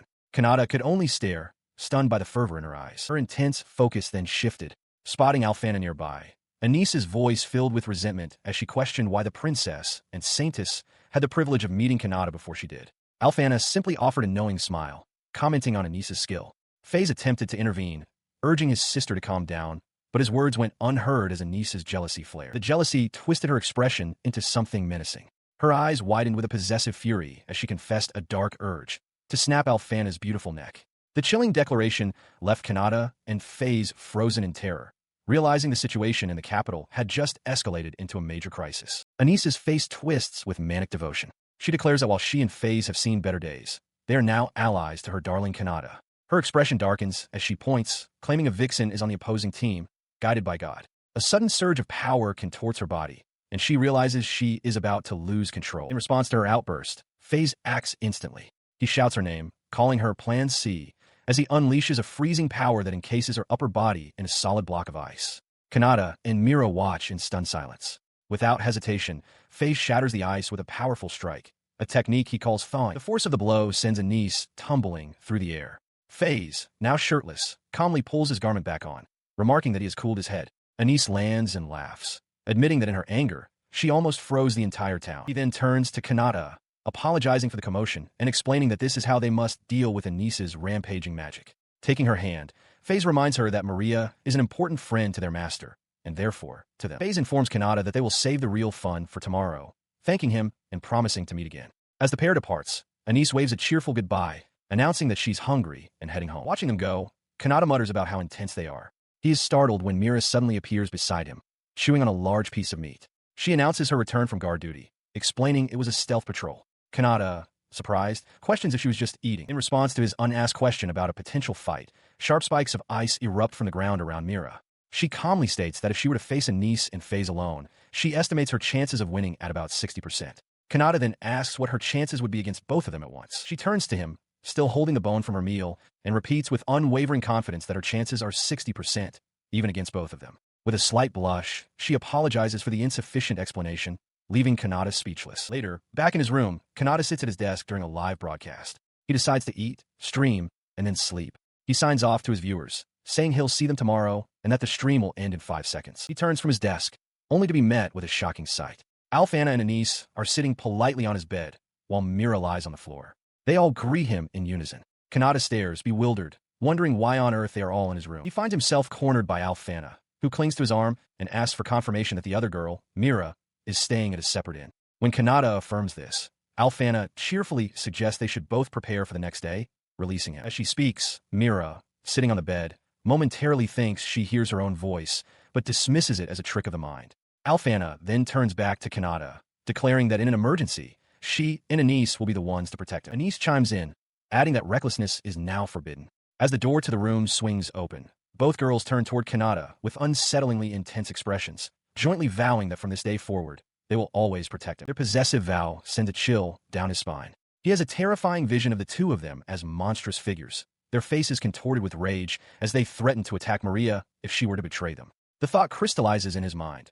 If he angers Anise tomorrow, he is finished. The dark premonition is shattered by the current reality. Mira, now in casual clothes, enthusiastically waves a fan to cheer on Alfana, noting the deep-seated tension in the room. Seeing them, Kanata's fear turns into resolve. He realizes he must be the one to protect Mira and Alfana from Anise. On a vast, rocky plain far from Fortuna, the assembled students stand ready.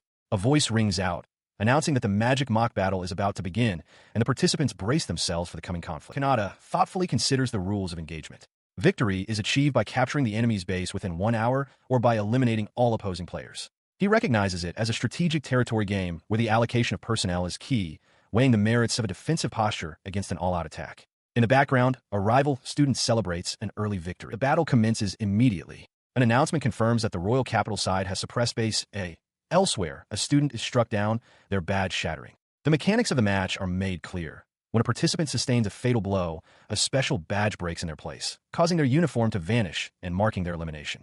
Alfana watches a defeated student, a look of mild concern on her face. This strange rule has an immediate and startling effect. Anise, one of Kanata's followers, suddenly finds her clothes have vanished after taking a hit. Faze rushes to her, asking if the badge truly protects against fatal wounds. Flustered but unharmed, Anise confirms it does. She was caught in a spontaneous combustion spell, but is perfectly fine. He then points out with alarm that a fatal wound to the chest would result in one's breast being exposed. He frantically urges her to get to her assigned position immediately. Meanwhile, back with Kanata's core team, the pre-battle tension is non-existent. While Kanata fidgets nervously, Alphana is casually playing cards with Akuta, Zeus, and Rebecca. She confidently declares herself their guardian, even as she admits she thought they would win easily. The atmosphere is strangely relaxed. She continues her game, triumphantly showing a winning card to an exasperated Rebecca.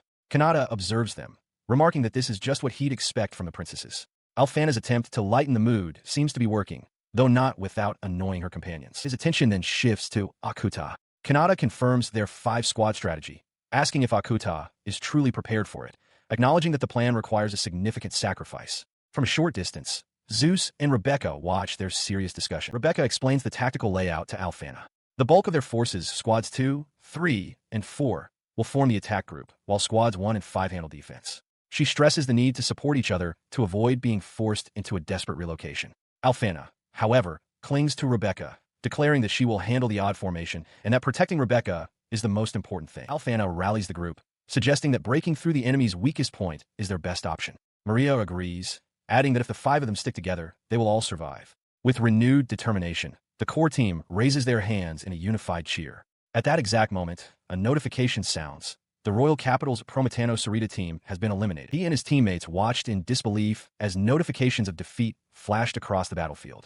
One of them questioned how their strongest forces could have been eliminated so quickly, while Kanata himself was stunned to learn that the entire Second Army was gone. Another teammate reported that the Royal Capital team Radasuki and Azana Academy had also fallen, urging a temporary retreat to regroup with Maria's team. Elsewhere, the cause of the chaos revealed herself. A formidable young woman with long twin tails calmly noted that her targets were almost in range. As one of her allies warned that something was approaching, she simply ordered her team to prepare their defense and unleashed a powerful incantation. Frozen ice. The spell erupted in a massive wall of ice, instantly engulfing an entire team of students and vaporizing their clothes, eliminating them from the match. Kanata's squad arrived just in time to witness the devastation. Realizing the immediate threat, he ordered his teammates to get behind him. Across the icy chasm, the victor, known as the Ice Maiden, held up a broken badge with a smug grin, having just faced what felt like a final boss at the very start of the battle. A young woman with long, icy twin tails and a confident smirk materializes atop a spire of ice. Holding a set of cards, she addresses an unseen audience, welcoming the Ice Micro Girl and greeting all of Kanata's followers. She stands before Kanata and his companions, Alphana, Akuta, Zeus, and Rebecca. From a distance, Anise watches with a grim expression, realizing with shock that their opponent is suddenly Anise, the Ice Maiden. The Ice Maiden declares her intent to defeat them all by herself. In an instant, thick ice encases Kanata's party from the waist down. Alphana, however, remains defiant, stating she has decided to crush this newcomer herself. The Ice Maiden scoffs, telling her not to interfere. She admits that while she planned to freeze everyone but her target, Kanata is proving to be quite skilled. A device then projects a message from an archive, revealing that in this battle royale, even one's own companions are fair game. Anise looks on, stunned by the revelation. The Ice Maiden summons a massive scythe, remarking that it was a good thing she was called for the stream, as Alphana and Rebecca are quite cute. She seems irritated, however, that her first guest appearance was stolen from her. Before she can act, Kanata shatters his icy prison with a single punch. He yells for his friends not to lose as Ron and Thomas also break free, casting spells for body reinforcement, thunder, and healing. As Kanata charges forward, the Ice Maiden's confident expression falters into surprise. He closes the distance in a flash, grabbing the Ice Maiden and shouting that his human cannonball technique was a success. From afar, a spectator is left bewildered by the sudden maneuver. His unorthodox capture sends Alphana and Rebecca into fits of uncontrollable laughter. They recall Kanata asking them that very morning to trip up and eliminate any stragglers. Ron and Thomas simply look away, thoroughly embarrassed. Suddenly, a heavy boot stomps onto the rocky ground. Anise looks up, muttering that her bad habit has emerged again. Elsewhere, 2 other followers comment that the stream has become unexpectedly entertaining. A muscular man with long, light hair steps forward, his fist glowing with power. He tells FaZe to leave this to him. Anise instructs him to deal with the pervert and return to Kanata's side. The man smirks, asking how he should handle the young lady, noting that he senses the familiar scent of a sister. Kanata addresses his unseen, muscular follower, instructing him to handle the captured Ice Maiden with care. He explains that her actions were a clumsy imitation and asks him to endure it in place of the princesses. Simultaneously, at the Royal Capital B garrison, the aftermath of the battle is evident. The Ice Maiden, now bound, complains that she cannot move, while Kanata, himself partially encased in rock, simply tells her to go home. Anise watches, remarking that fighting Kanata is difficult, especially considering the power of his followers and items. Later, in a well-appointed room, Kanata calls out to his streaming persona, Haishin. He announces that he has a souvenir for the day's broadcast and will be taking questions. This declaration leaves the captive Ice Maiden, who is also in the room, completely stunned. From another location, Mira leaps into action, energetically cranking a device to begin the broadcast. She is serving as a proxy for the streamer, using a prearranged system of batteries, recorders, and a computer to manage the technical side of the stream. She then reports to Kanata through a communication device, announcing that it is now 9 o'clock. The announcement makes Kanata anxious. He had wanted to deal with the weakened Anise properly, but he had already requested the recorded data for his 7 o'clock broadcast. As he worries about getting home late, Anise mutters from the floor, questioning if her own preparations for the streamer's guerrilla broadcast are sufficient. While streaming, Kanata muses about his rivalry with Anise, stating that acknowledging defeat and challenging a worthy opponent is the key to growth. Elsewhere, Anise watches his broadcast, her face contorting with rage. She misinterprets his words, believing he is offering her goods as a rival, and her fury intensifies. The confrontation moves to the fantasy world. Anise declares that if Kanata is to defeat her, he must also make her stronger.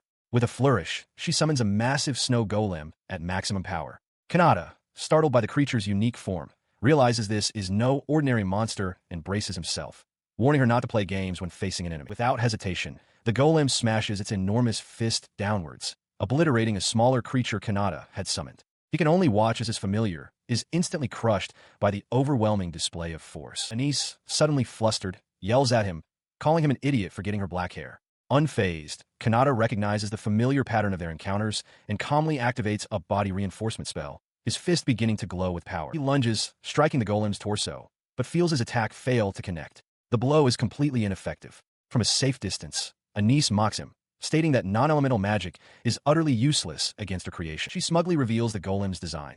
It has been embedded with 5 different elemental magic cores for fire, water, dark, grass, and thunder. She boasts that it cannot be defeated without targeting these specific weaknesses. Kanata, however, has a flash of insight, recalling a similar trope from an anime he once saw. Channeling his power, Kanata unleashes a combined elemental attack, striking the golem's chest with a single, devastating blow that shatters it completely. Anise stares in disbelief, whispering that her golem has been defeated for the very first time. The outcome is beyond anything she could have anticipated. He stands over the golem's remains and explains to the stunned Anise that he simply used all 5 elemental magics at once to defeat it, admitting it was the first time he'd been so resourceful. As he finishes his explanation, Anise is suddenly drenched by a cascade of water falling from above.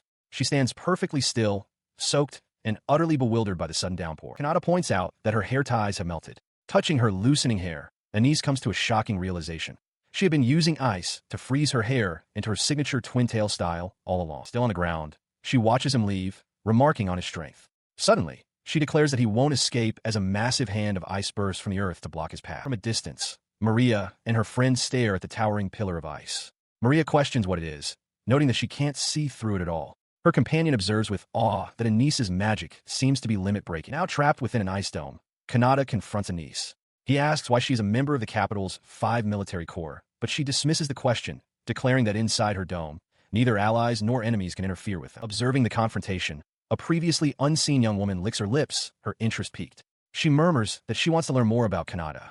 Meanwhile, a flustered Kanata suggests they continue this later, offering some streaming advice about lighting and distance from the device. A new heroine has made her explosive debut. Anise sits stunned on the floor, staring at her phone. She had been casually invited, only to have her message read and left unanswered. From his desk, Kanata speaks into his streaming device, telling her that if she wants to talk, she can join his stream anytime. Anise laughs to herself, acknowledging that it's a rather one-sided conversation. She blushes, a thought crossing her mind as she clutches the device.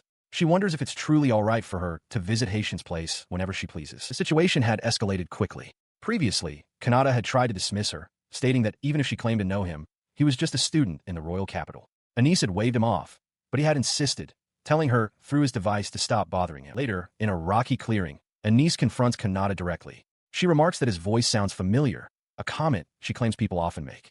As she presses him, asking if he knows about attribute limit acquisition magic, a teacher's lecture on that very topic echoes in the background. The concept is explained. Both humans and demons are limited in the number of magic attributes they can acquire. A normal person can learn 1, while an excellent individual might learn 3. Maria notes that she herself has 3, which is quite impressive. The only exceptions are transcendent beings who have surpassed history, like the Demon Lord, who possess an infinite number. With this knowledge, Maria concludes that if Haishin possesses limitless magic, everything would make perfect sense. He smirks at Nice, boasting that since he can use about 5 types of magic, he must be considered an elite back in his village. He then casually adds that he is, in fact, live streaming at that very moment. Her eyes widen in horror as the realization dawns on her.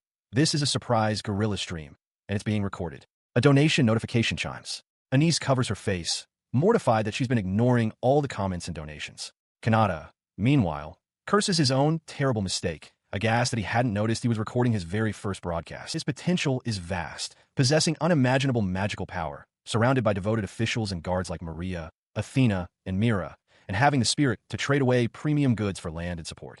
His influence is growing in ways the royal capital cannot perceive. Returning to the present, Kanata whirls on Mira, who is bowing low to the ground. He furiously demands to know why she didn't tell him the true value of the goods, questioning if she had been aware of it since the day before. He could only watch as Anise, seated across from him, trembled with rage.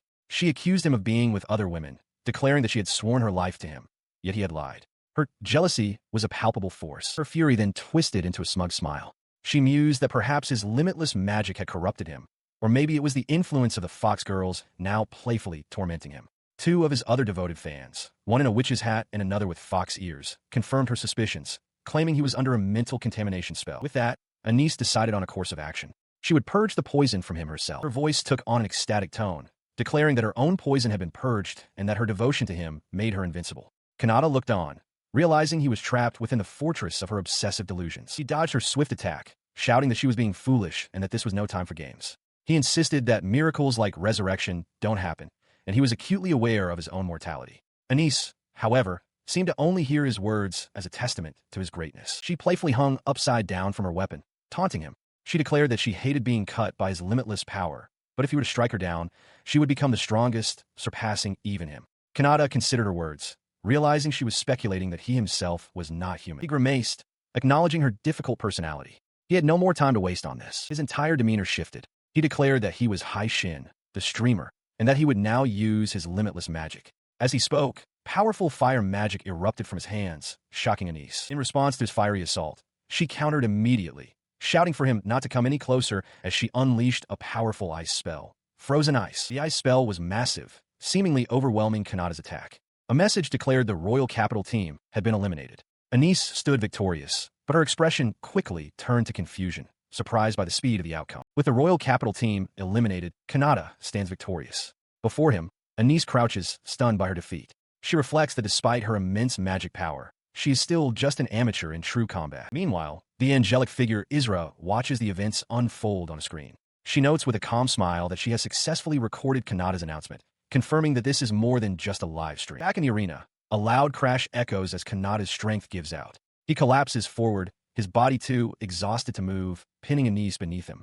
He grimaces, admitting he can't move. As Anise stares up, their faces inches apart. He then pulls out a small device, switching it to microphone mode. With a quiet apology to Anise, he gently places a single earbud into her ear. She looks up at him, startled and confused by the unexpected action. His plan, conceived days earlier, was to make her admit defeat not through force, but through atmosphere and technique, to make her submit to an overwhelming sensation. Returning to the present, he holds the device to his lips and whispers, "Anise, can you hear me?" Her reaction is instantaneous. A deep blush spreads across her face as her eyes widen in shock and a strange pleasure. She gasps, completely caught off guard by the intimate sounds now flooding her senses. As she squirms, he leans closer and explains that he's conducting an ASMR stream. He whispers, asking if her brain is tingling from the sensation. He continues his broadcast, declaring that he's casting aside all shame to deliver this experience directly to her. He tells her she won't be able to run away tonight. Anise listens, flustered, her fingers trembling as she touches the earbud. She lies on the ground, completely overwhelmed. He taunts her, asking if she's just a weakling to be so easily affected. He demands she stay quiet and listen. Anise thinks he's a pervert, but her flushed expression reveals she's captivated. He leans back, confidently continuing his stream and asking if she can still fight while her brain is melting. Anise can only manage a breathless agreement as a wave of pleasure washes over her. Seeing her in this state, Kanata decides it's time to make a promise with her. He leaned in close, his voice a low whisper in Anise's ear. He swore an oath with 2 conditions. First, that her secret life as the streamer Haishin would remain his alone, and second, that he would not bring harm to Maria or her companions. Anise, still reeling from the sensory overload, could only tremble at his words. He then stood, looking down at the defeated girl. He admitted, with a hint of a smile, that he was merely borrowing FaZe's harsh words. She was a pain, he conceded, but he was genuinely grateful for her support and comments during his early streams. Extending a hand, he invited her to comment again sometime. His unexpected kindness left her utterly bewildered. Her face flushed with confusion as she questioned his sudden change in demeanor. Overwhelmed by it all, she turned and fled without another word. As she disappeared, he glanced at his device, ending the microphone mode and admitting to himself that he might have gone too far. In the distance, Anise cried out in anguish, her hands flying to her head as her hair clip shattered. She couldn't bear the thought of losing to Haishin. The thought drove her into a frenzy. She spun around and charged back, tackling him with surprising force. He cried out her name, caught completely off guard by the sudden impact and her unexpected weight. Their clash signaled the end of the mock battle. On the field, a massive ice construct dissolved into water as official announcements declared the withdrawal of both Anise and Kanata.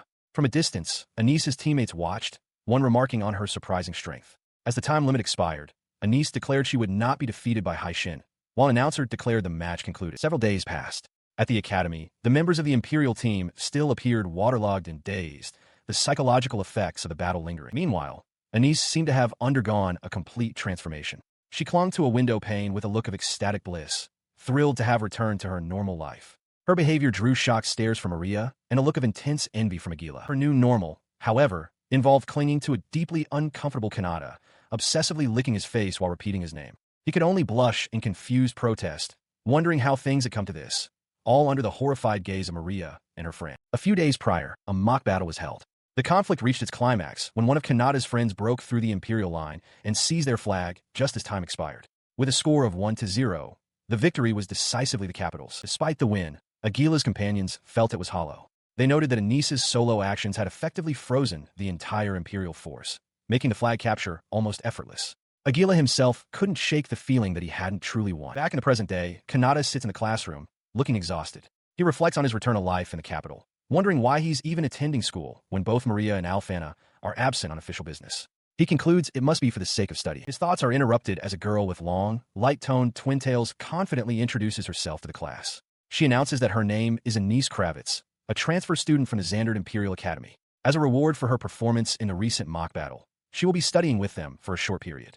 Kanata stares in disbelief, while Agila looks on in surprise. She spots Agila, calling him her comrade from the mock battle, and asks to sit next to him.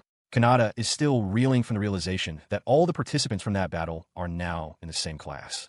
Anise cheerfully takes her seat, much to Kanata's visible discomfort. Leaning in so close their faces almost touch, Anise whispers directly into his ear. With an unnerving intensity, she tells him she came for him, addressing him by a name only his audience should know. Listener.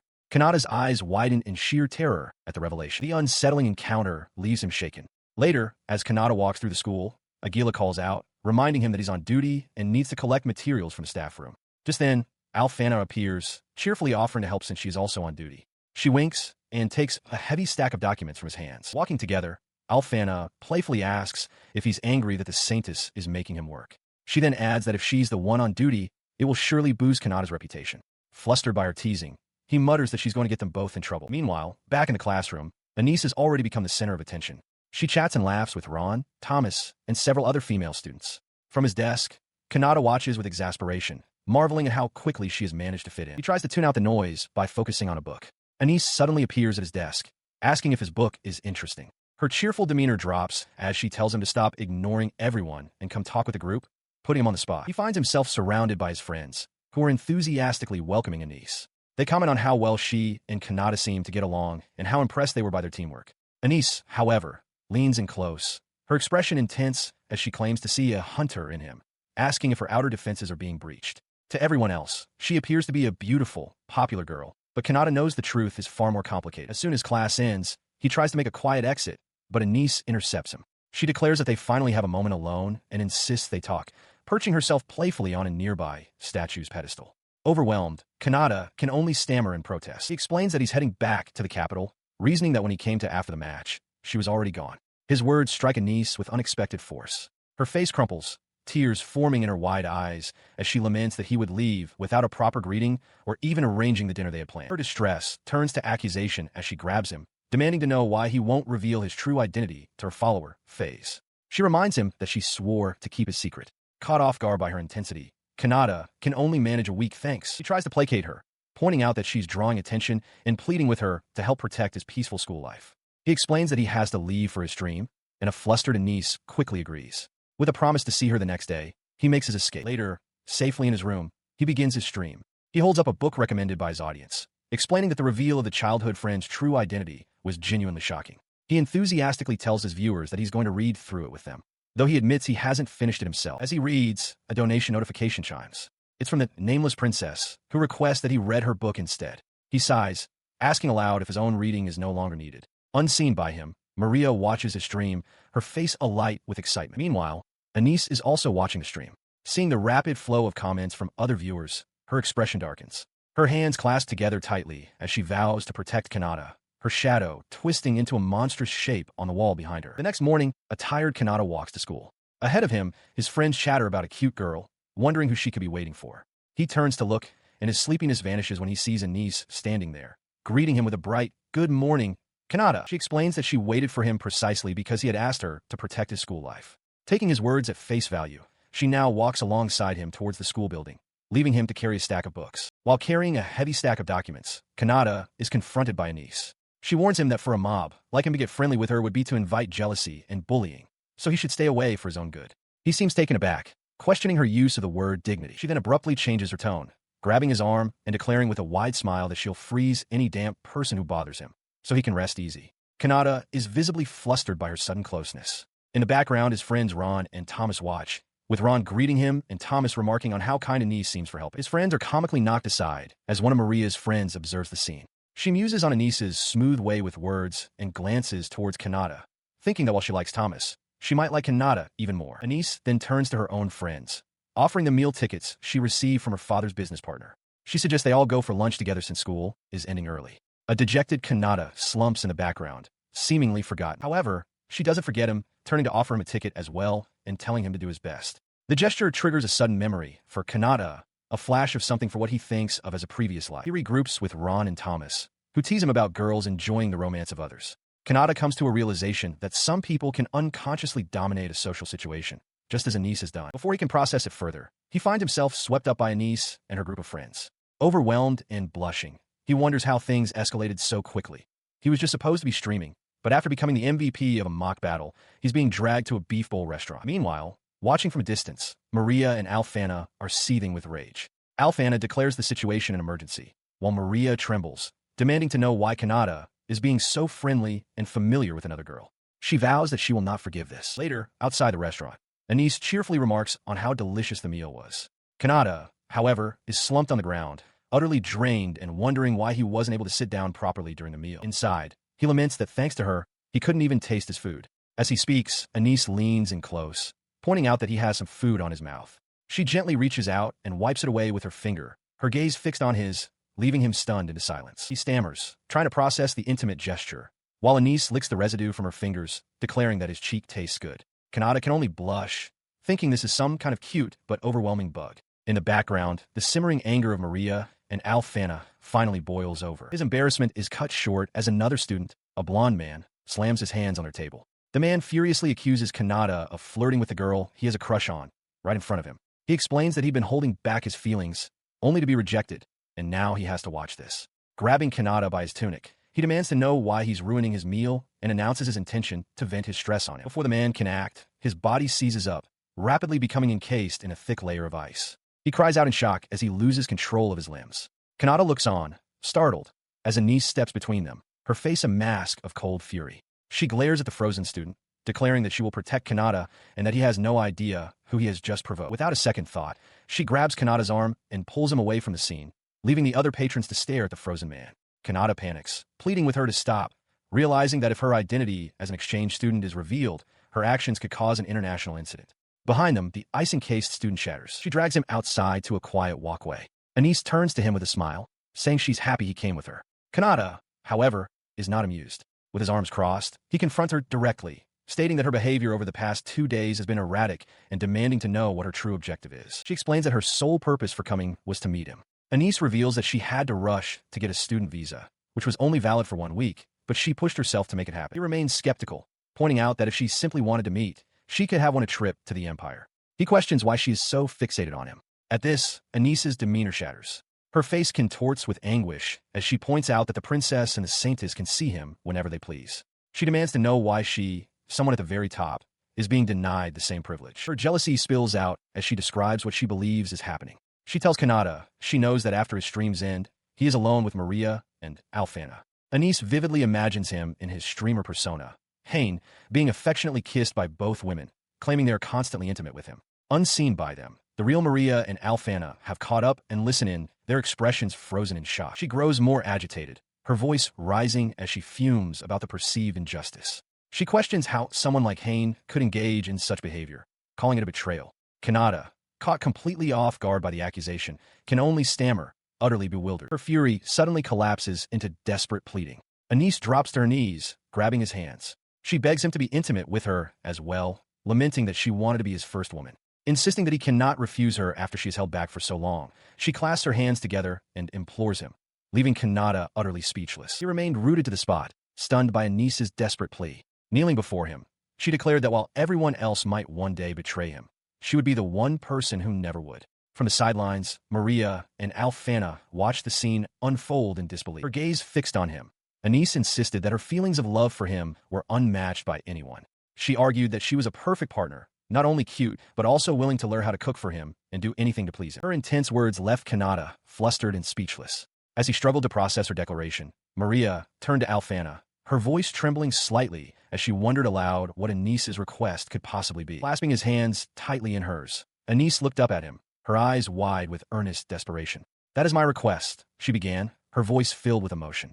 "Please, make me your girlfriend." She then vowed to dedicate her entire life to his happiness. She then moved closer, her face just inches from his, her breath warm against his skin. Kanata flushed, sweat beading on his brow. "You're a boy, Kanata," she whispered suggestively. "Aren't you curious about all the things a girl can do?" While carrying a stack of documents, Kanata questions Anise's earlier declaration. He asked what she meant by protecting his dignity. Anise, with a stern look, explains that if a mob character like him gets too friendly with her, he'll become a target for bullying and jealousy. So she's telling him to stay away for his own good. She then abruptly grabs him, her face uncomfortably close to his, and declares with a wide smile that she'll freeze any such insolent people, so he shouldn't worry. Kanata is visibly flustered by her intensity. In the background, his friends Ron and Thomas greet him, teasingly noting how kind Anise is to be helping him. As they walk, one of Anise's friends remarks on her glibness, wondering who she takes after. The friend then glances towards the group and internally muses that while she likes Thomas, she might be starting to like Kanata even more. Anise then presents Kanata with a pair of meal tickets, explaining that she received them from one of her father's business partners. Her friends chime in, suggesting they can use them for lunch since school is ending early. Kanata, however, looks completely drained by the attention. He recoils from the offer, a sudden realization striking him. He remembers something from a past life. Behind him, Ron and Thomas cheer Anise on, encouraging her. Thomas asks what's in it for him, but Ron explains that girls enjoy watching other people's romance blossom. With a start, Thomas realizes he has been unconsciously keeping the situation under control, much to Anise's delight. Surrounded by the group, Kanata feels completely overwhelmed.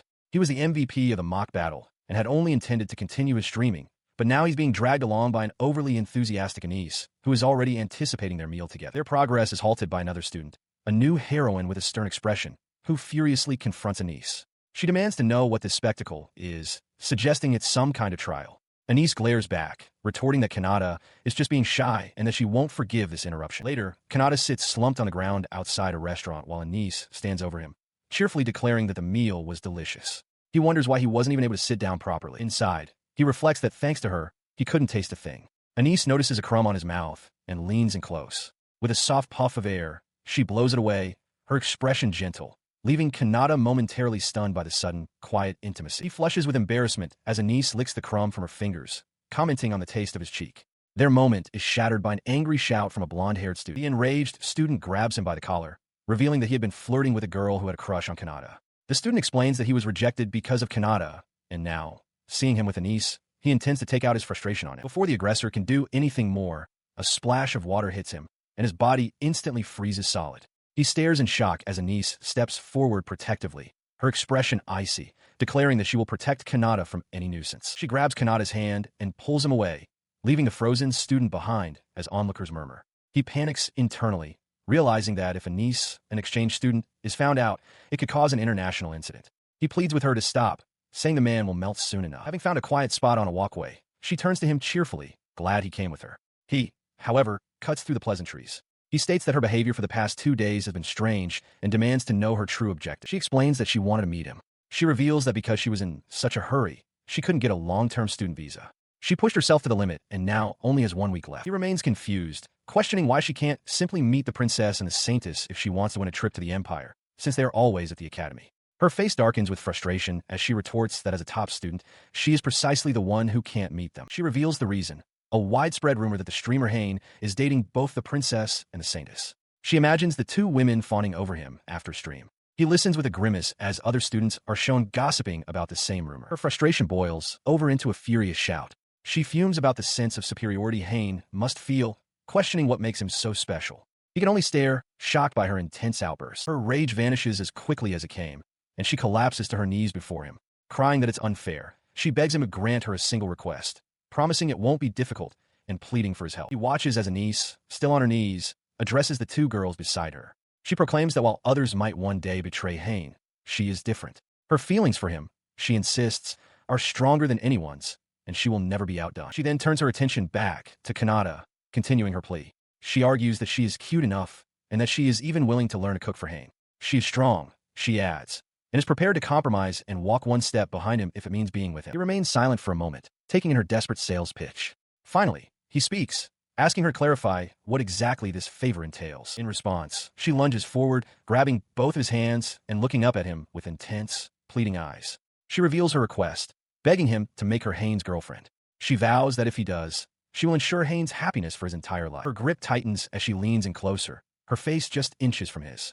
Kanata flushes, taken aback by her proximity. She whispers to him, asking if he, being a boy, isn't curious to know all sorts of things about a girl. In the neon-lit streets of the city, Anise reflects on a series of small kindnesses. She recalls how someone at a company dinner steered her away from a harassing section chief and changed the topic, earning praise from a superior. Each action, she muses, has steadily built up in her heart. The scene shifts abruptly as she confronts Kanata, grabbing him by the tie. He stares, startled, as she asks him how he feels. She wonders to herself if this is a scene from some cheesy old movie. He is taken aback as she suddenly produces a glowing crystal, her face flushed. She tells him not to be so formal, admitting that while she's happy, she has to say sorry. Kanata can only stare in confusion, questioning why she would apologize. Her pleasant demeanor shatters. She angrily questions if her face is the problem and demands he look at her properly. A spiked knuckle duster appears on her hand as she tells him to take his off, declaring that things are different now that he's a student. He recoils, clutching a document, a marriage registration form. Flustered, Kanata declares his long-held ideal, to marry the very first person he dates and build a happy family with them. With this ideal in mind, he bows deeply before Anise, offering a sincere apology. He explains that he cannot enter a relationship lightly.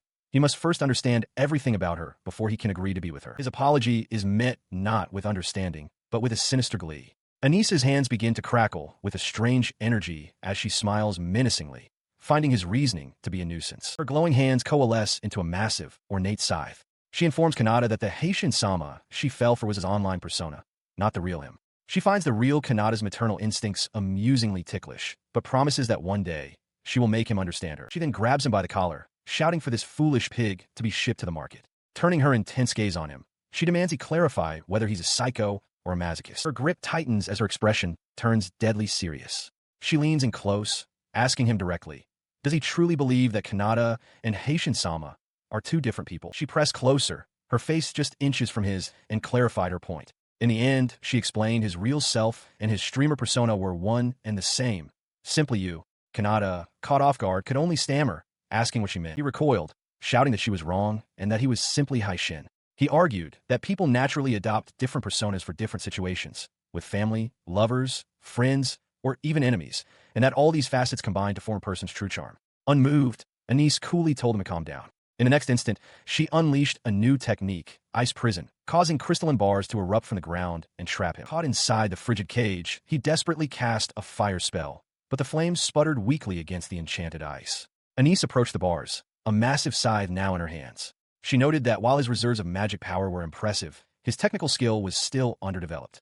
Declaring that her patience had run out, she informed him that they could now have a long, slow talk. As Anise lunged, a new figure intercepted the attack. Mira, blade held steady, warned Kanata to stay back. With a slight smile, she then introduced herself as Mira, his official bodyguard, who would be joining him for the night shift. His confusion was evident. As Anise tumbled away in the background, Mira apologized for the previous recorded stream. Kanata dismissed it, telling her to forget what happened and thanking her for the help, though he couldn't help but question why she was at his home. He insisted that at this rate, he would be late for his own stream. Across from them, Anise recovered, demanding that Mira not interfere with her date and calling her a pest. Kanata, exasperated, shouted that he had to get ready for dinner and told Anise he would see her tomorrow. Unseen by the trio, the entire exchange had been witnessed from a distance. Maria and her friend stood in shock. One of them asked if this meant Maria would become a mistress, while Maria herself, aghast, questioned if they had truly seen her confession. As the group walked on, Anise explained that they were on their way to lunch when they luckily ran into Mira returning from her part-time job. She claimed she had been observing quietly,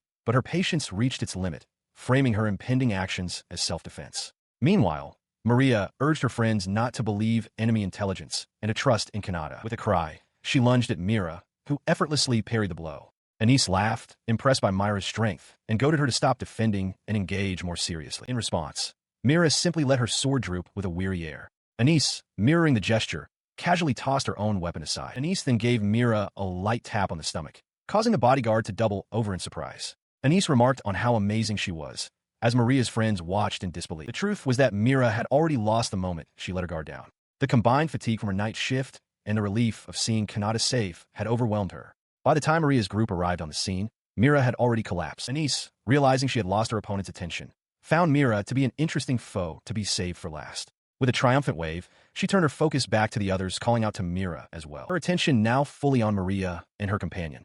Anise maintained a confident smirk. Maria, a tear of frustration welling in her eye, defiantly stated that she would ensure both her own happiness and Myra's. Anise coolly replied, telling her to just watch from the sky. With that, she exploded into motion, a massive scythe materializing in her hands. She declared that she would make Maria regret ever stalking Kanata, and with a wild grin, added that she would enjoy herself on the other girl's behalf as well. The clash of power shatters the air as Anise and Maria trade blows. Panting, Maria struggles to keep up. Anise, however, seems to be enjoying herself, remarking that it's about time to wrap things up for the day and that fighting someone with real strength is quite fun. Nearby, Kanata lies defeated on the ground as Mira watches the duel. From his room, Kanata watches the stream, noting that Anise and Mira are still fighting. He muses that Mira seems to be getting along with Anise, having come to his aid. Beside him, a bruised and battered Lisa clenches her fists, declaring Anise to be a monster far worse than the rumor suggested. He leans toward his monitor, deciding to give one final, subtle instruction to his viewers. He whispers a message, telling them that if possible, they should stop what they're doing. Following this instruction, Anise effortlessly catches Maria's attack. She tells her opponent to go take a bath and get some sleep to prepare for the next day. As the two walk off, Mira, who had been lying motionless on the ground, suddenly sits up with a yawn. She stretches, remarking that she slept well and wonders what's going on. Anise and Maria decide that since their streamer commanded it, they will disperse for the day. On the third day of the exchange program, life at the academy continues. Anise finds herself under the constant, thorough surveillance of Princess Maria and Saintess Lisa.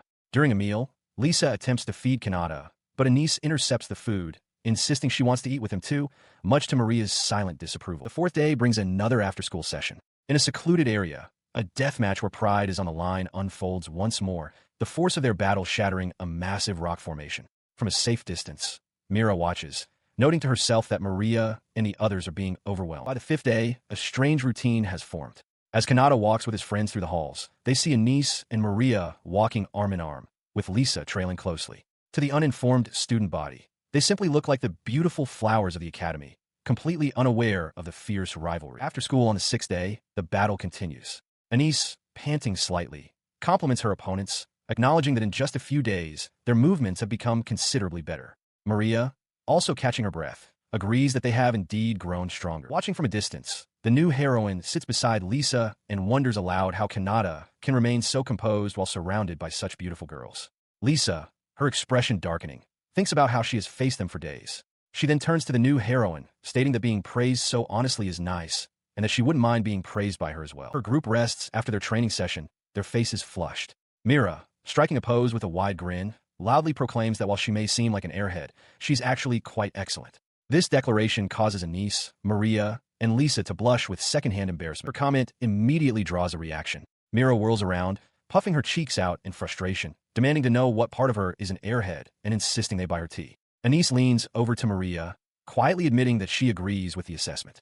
A flustered Maria confesses that she's envious of Anise's straightforwardness, while Lisa silently seems to concur. She watches the group's playful squabble, reflecting on how they've all grown so familiar with Kanata that they treat him as an equal. Anise finds this boisterous camaraderie unusual, but she supposes the difference in how one treats a transfer student versus a saintess is to be expected. The playful atmosphere escalates as Maria grabs Anice's face, declaring that if she wants a real fight, she'll get one. Lisa and Mira cheer them on from the side, delighted by the spectacle. Their roughhousing subsides, and the conversation shifts. Mira explains that there are many kinds of like, and while she's happy in her role as a guard, she's never felt the urge to smell Kanata's bedding while he's away. The comment startles Maria and Anice, who ask in unison if this is the first time she's felt this way, hinting at a first crush. This talk of feelings prompts Lisa to reflect. She recalls that her strength always made her stand out from her peers, and she came to believe it was more enjoyable to act alone than to try and fit in with weaker people. She realizes with sudden clarity that her current obsession began the moment she started watching his streams. Meanwhile, the playful bout has ended with Anice on the ground,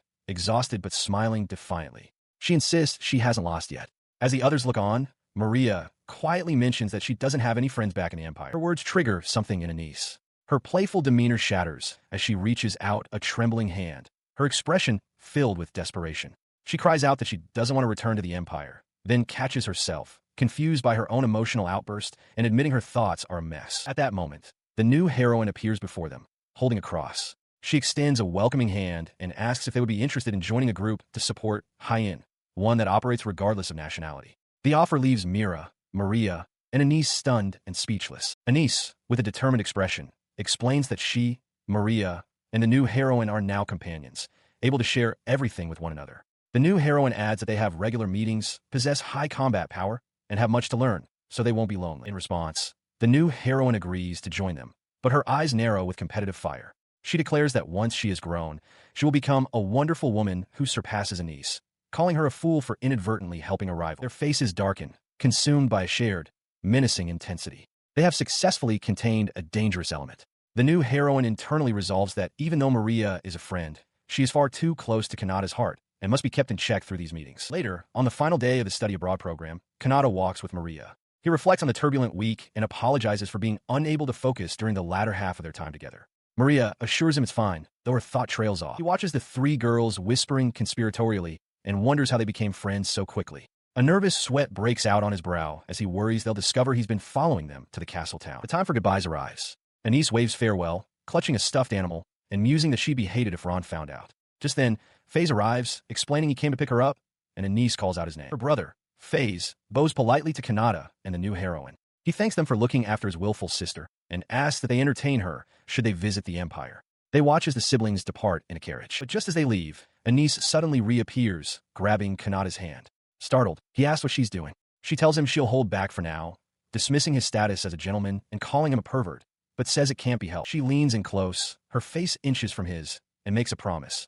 The next time they meet, she will have worked hard to become such a charming girl that he will fall for her. She warns him not to run away, leaving Maria and the new heroine watching in stunned silence. With her challenge issued, Anice dashes away with a triumphant laugh. The new heroine grabs Maria, declaring that they'll overlook it this time, since Anice is just a brat, but that it was a waste of time for a nobody. The two then run off together. Inside a well-appointed room, Faze addresses Anice, outlining their next steps. He informs her that the following day, they will participate in a mock battle with the other members of the Empire. He acknowledges that earning their trust will require time, but insists that it is an opportunity for her to learn about group dynamics and perhaps even make some friends. He leans back on the sofa, a look of contentment on his face. For the first time, he reflects, Anice has turned her attention to a real boy, not just the streamer persona. He sees this as a chance for her to truly reflect on her own behavior and achieve genuine personal growth. But while Faye saw a simple path to maturity, Anice was experiencing a violent epiphany. She had always believed her brother was the supporter she needed, but now she understood with shocking clarity.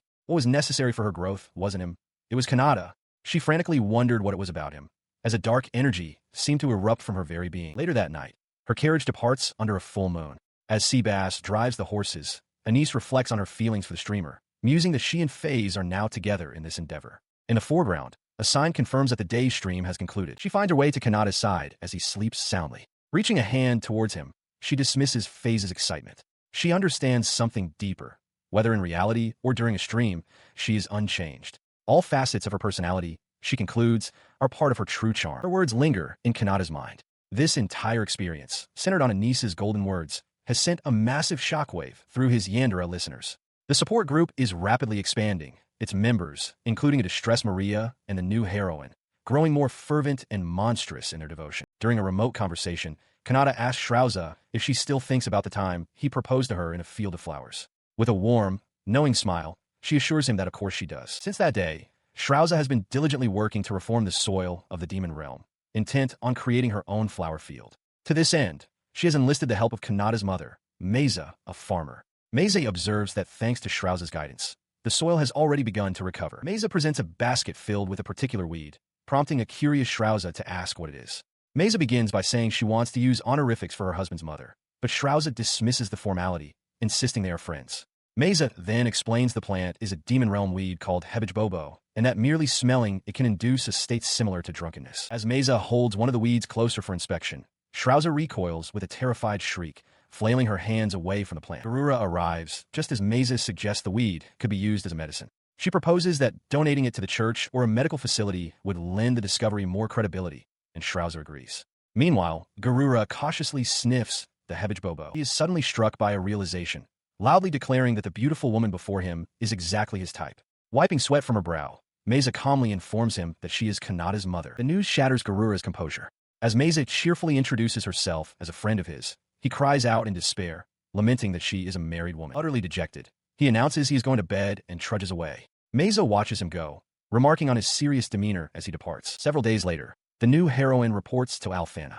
She confirms that she has notified the hospital and warns Alfana to be careful with the hebejbobo, noting that while it seems non-addictive, it had been left unattended on a desk. Just then, Kanata opens the door calling out for Alfana. He is met with the sight of her and the new heroine standing over a large, unconscious figure on the floor. The new heroine sternly tells him that entry is forbidden as a strange effect, described as human repellent magic, is active. He watches as the new heroine stands dazed, while Alfana, holding one of the dandelion-like flowers, smiles with satisfaction. She muses to herself that it's going to be a fun day, having just finished her official duties and part-time work. Kanata, looking at the basket full of the plants, realizes with a start that they are dandelions. The new heroine, now with a flower tucked behind her ear and another held absently in her mouth, stumbles forward. Her eyes swirl with disorientation as she mumbles, asking if anyone is injured. As she begins to fall, Kanata catches the flower's nostalgic scent and instinctively warns her not to bring her nose close to it.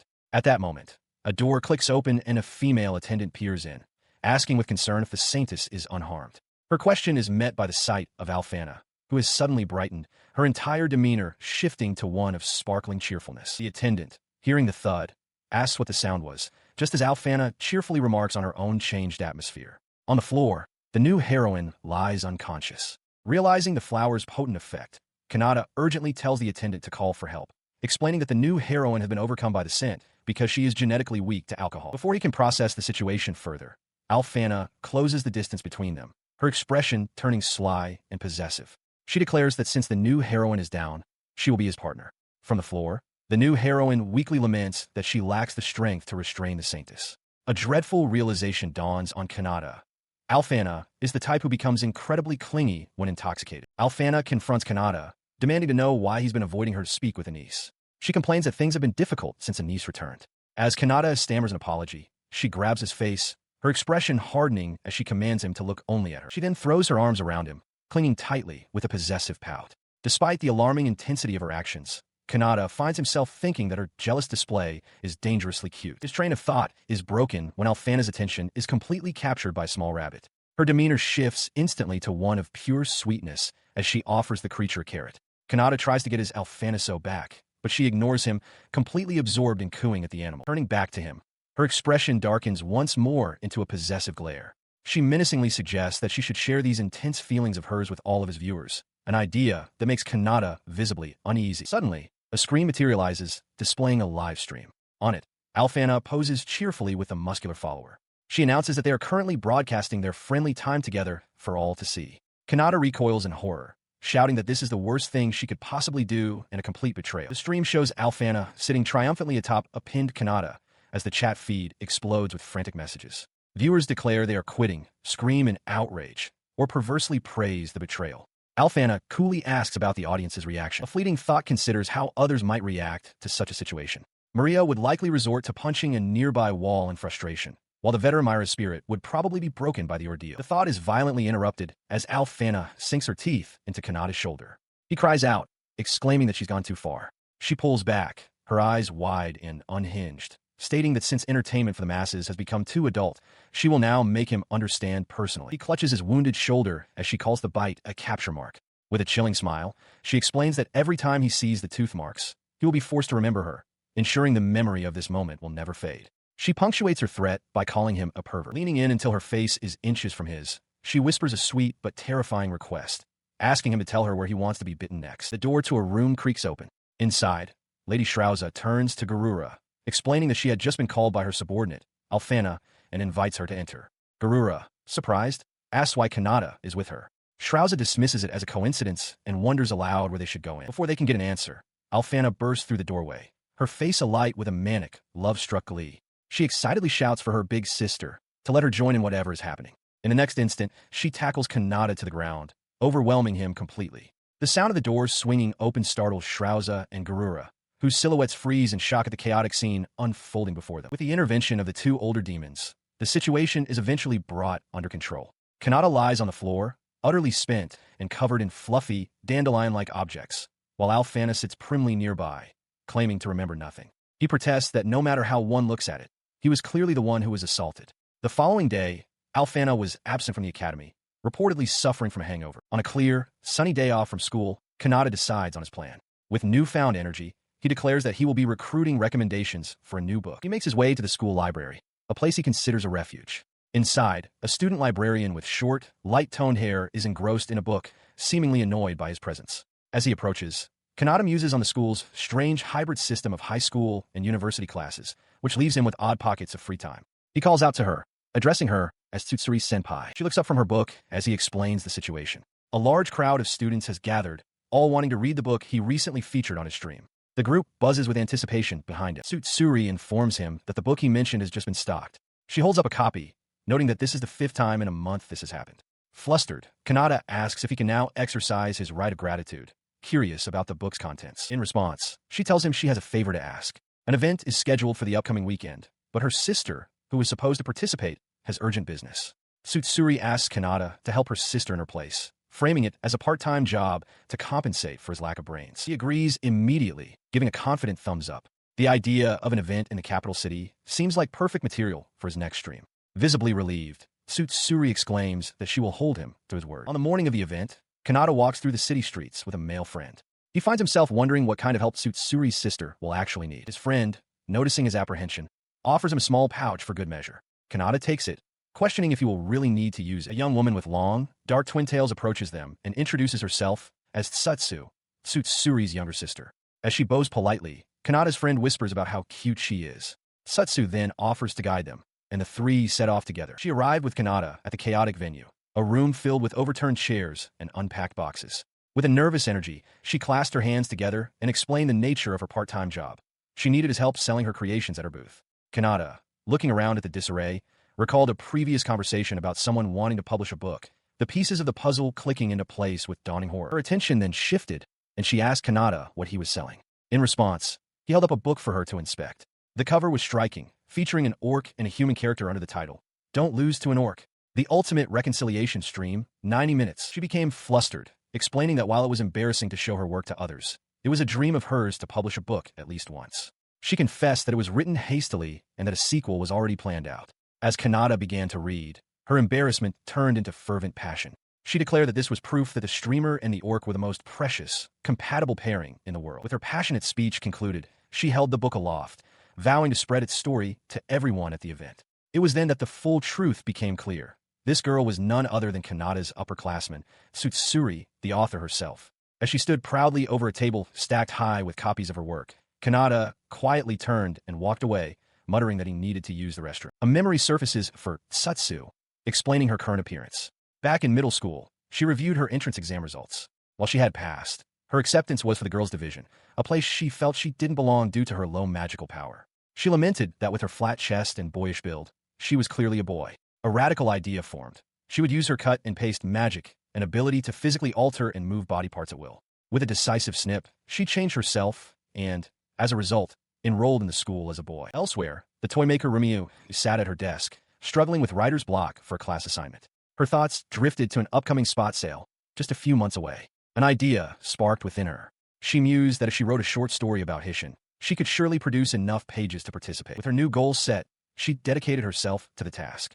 She wrote through the day, continued deep into the night as the moon rose, and and was still at her desk when the sun dawned again, surrounded by a growing mountain of paper. 3 weeks before the sale, her quill scratched furiously across the page, transcribing a dramatic scene. The words formed, "What are you doing, Ursuloda?" So saying, Hishin kissed the orc's neck. The words flowed from her in a manic torrent. She became lost in the visceral experience of creation, papers flying as she wrote. From afar, Satsu watched her, realizing that Rumie was pouring her very soul into this perverted novel about Hishin. This observation sparked a thought in Satsu. Perhaps she should participate in the event as a girl. Sometime later, Rumie, now dressed in her distinctive creator's attire, approached Satsu. She introduced herself as the organizer of the Hishin online spot sale and, referencing a previous conversation, presented Satsu with an invitation and a copy of her completed book. In return, a flustered Satsu offered a gift of her own, a set of venue-exclusive playing cards. She explained that every single card featured original artwork of Hishin. The exchange delighted them both. Rumie looked at the book she'd received from Satsu, its cover adorned with a charmingly simple drawing, and gave her enthusiastic approval. The two creators shared a heartfelt high-five. Elsewhere at the event, on a separate island, Lucia browsed the available merchandise. She turned to Lady Shrauza, questioning if it was truly all right to sell items that were so helpful to their master. Shrauza, holding a book, simply replied that this was the unique charm of a spot sale. She continued to peruse the book, remarking that turning delusions into text wasn't so bad. She noted that the portrayal of Hishin in this novel was different from her own interpretation. As she read on, however, she identified another, more pressing point of concern. At a bustling venue, a line of eager attendees, including Kanata, waits for entry. A staff member announces that the general admission gates will open shortly, warning against rushing and asking for everyone's cooperation to ensure a smooth start to the event. Elsewhere, Lucia salutes sharply. She explains that since she slightly dirtied Kanata's clothes, she will compensate him with her part-time earnings.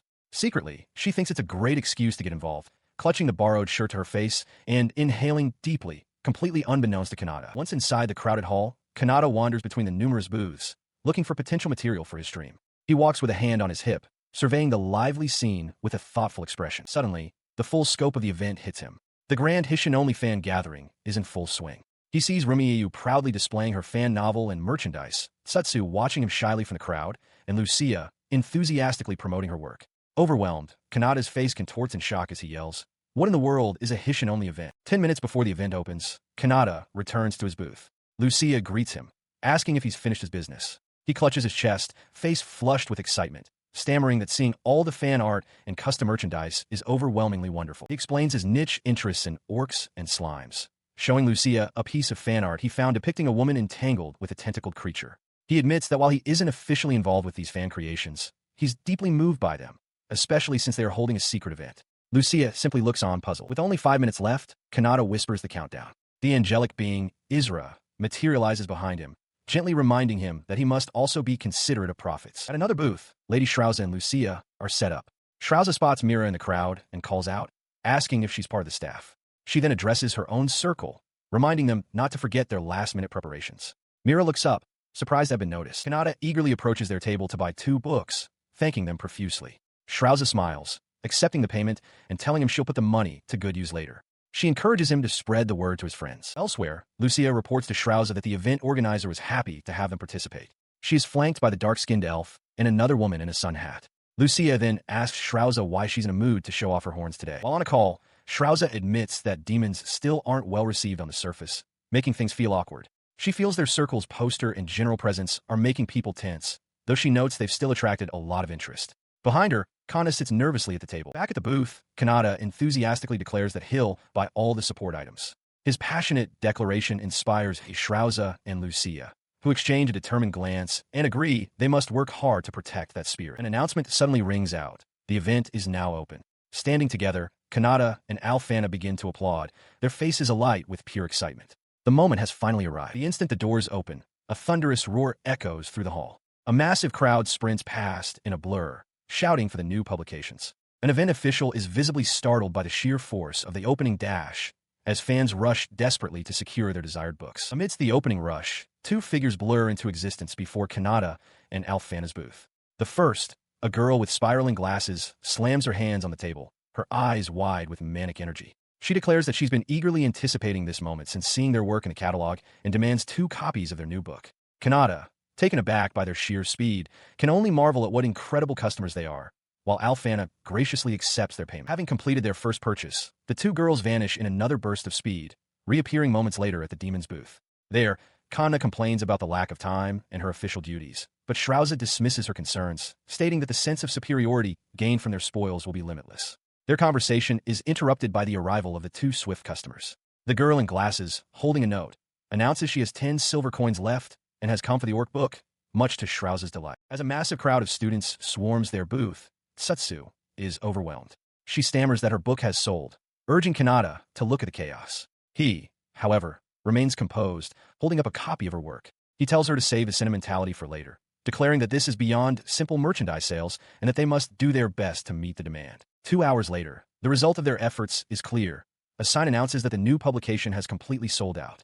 Kanata sits exhausted on the floor amidst the disarray, lamenting that they got carried away and printed 1,000 copies, never expecting to sell them all. Tsutsu, meanwhile, stands in a state of pure bliss, her arms outstretched as she revels in the thought of 1,000 people reading her story. She acknowledges that this success is due to borrowing Kanata's fame, but the feeling is still the best she's ever had. He watched as Tsutsu slumped over the desk, her body trembling slightly. She lamented her own emotional instability, admitting that while fan activities were one thing, she believed it was fundamentally wrong for a streamer like him to profit from his listeners.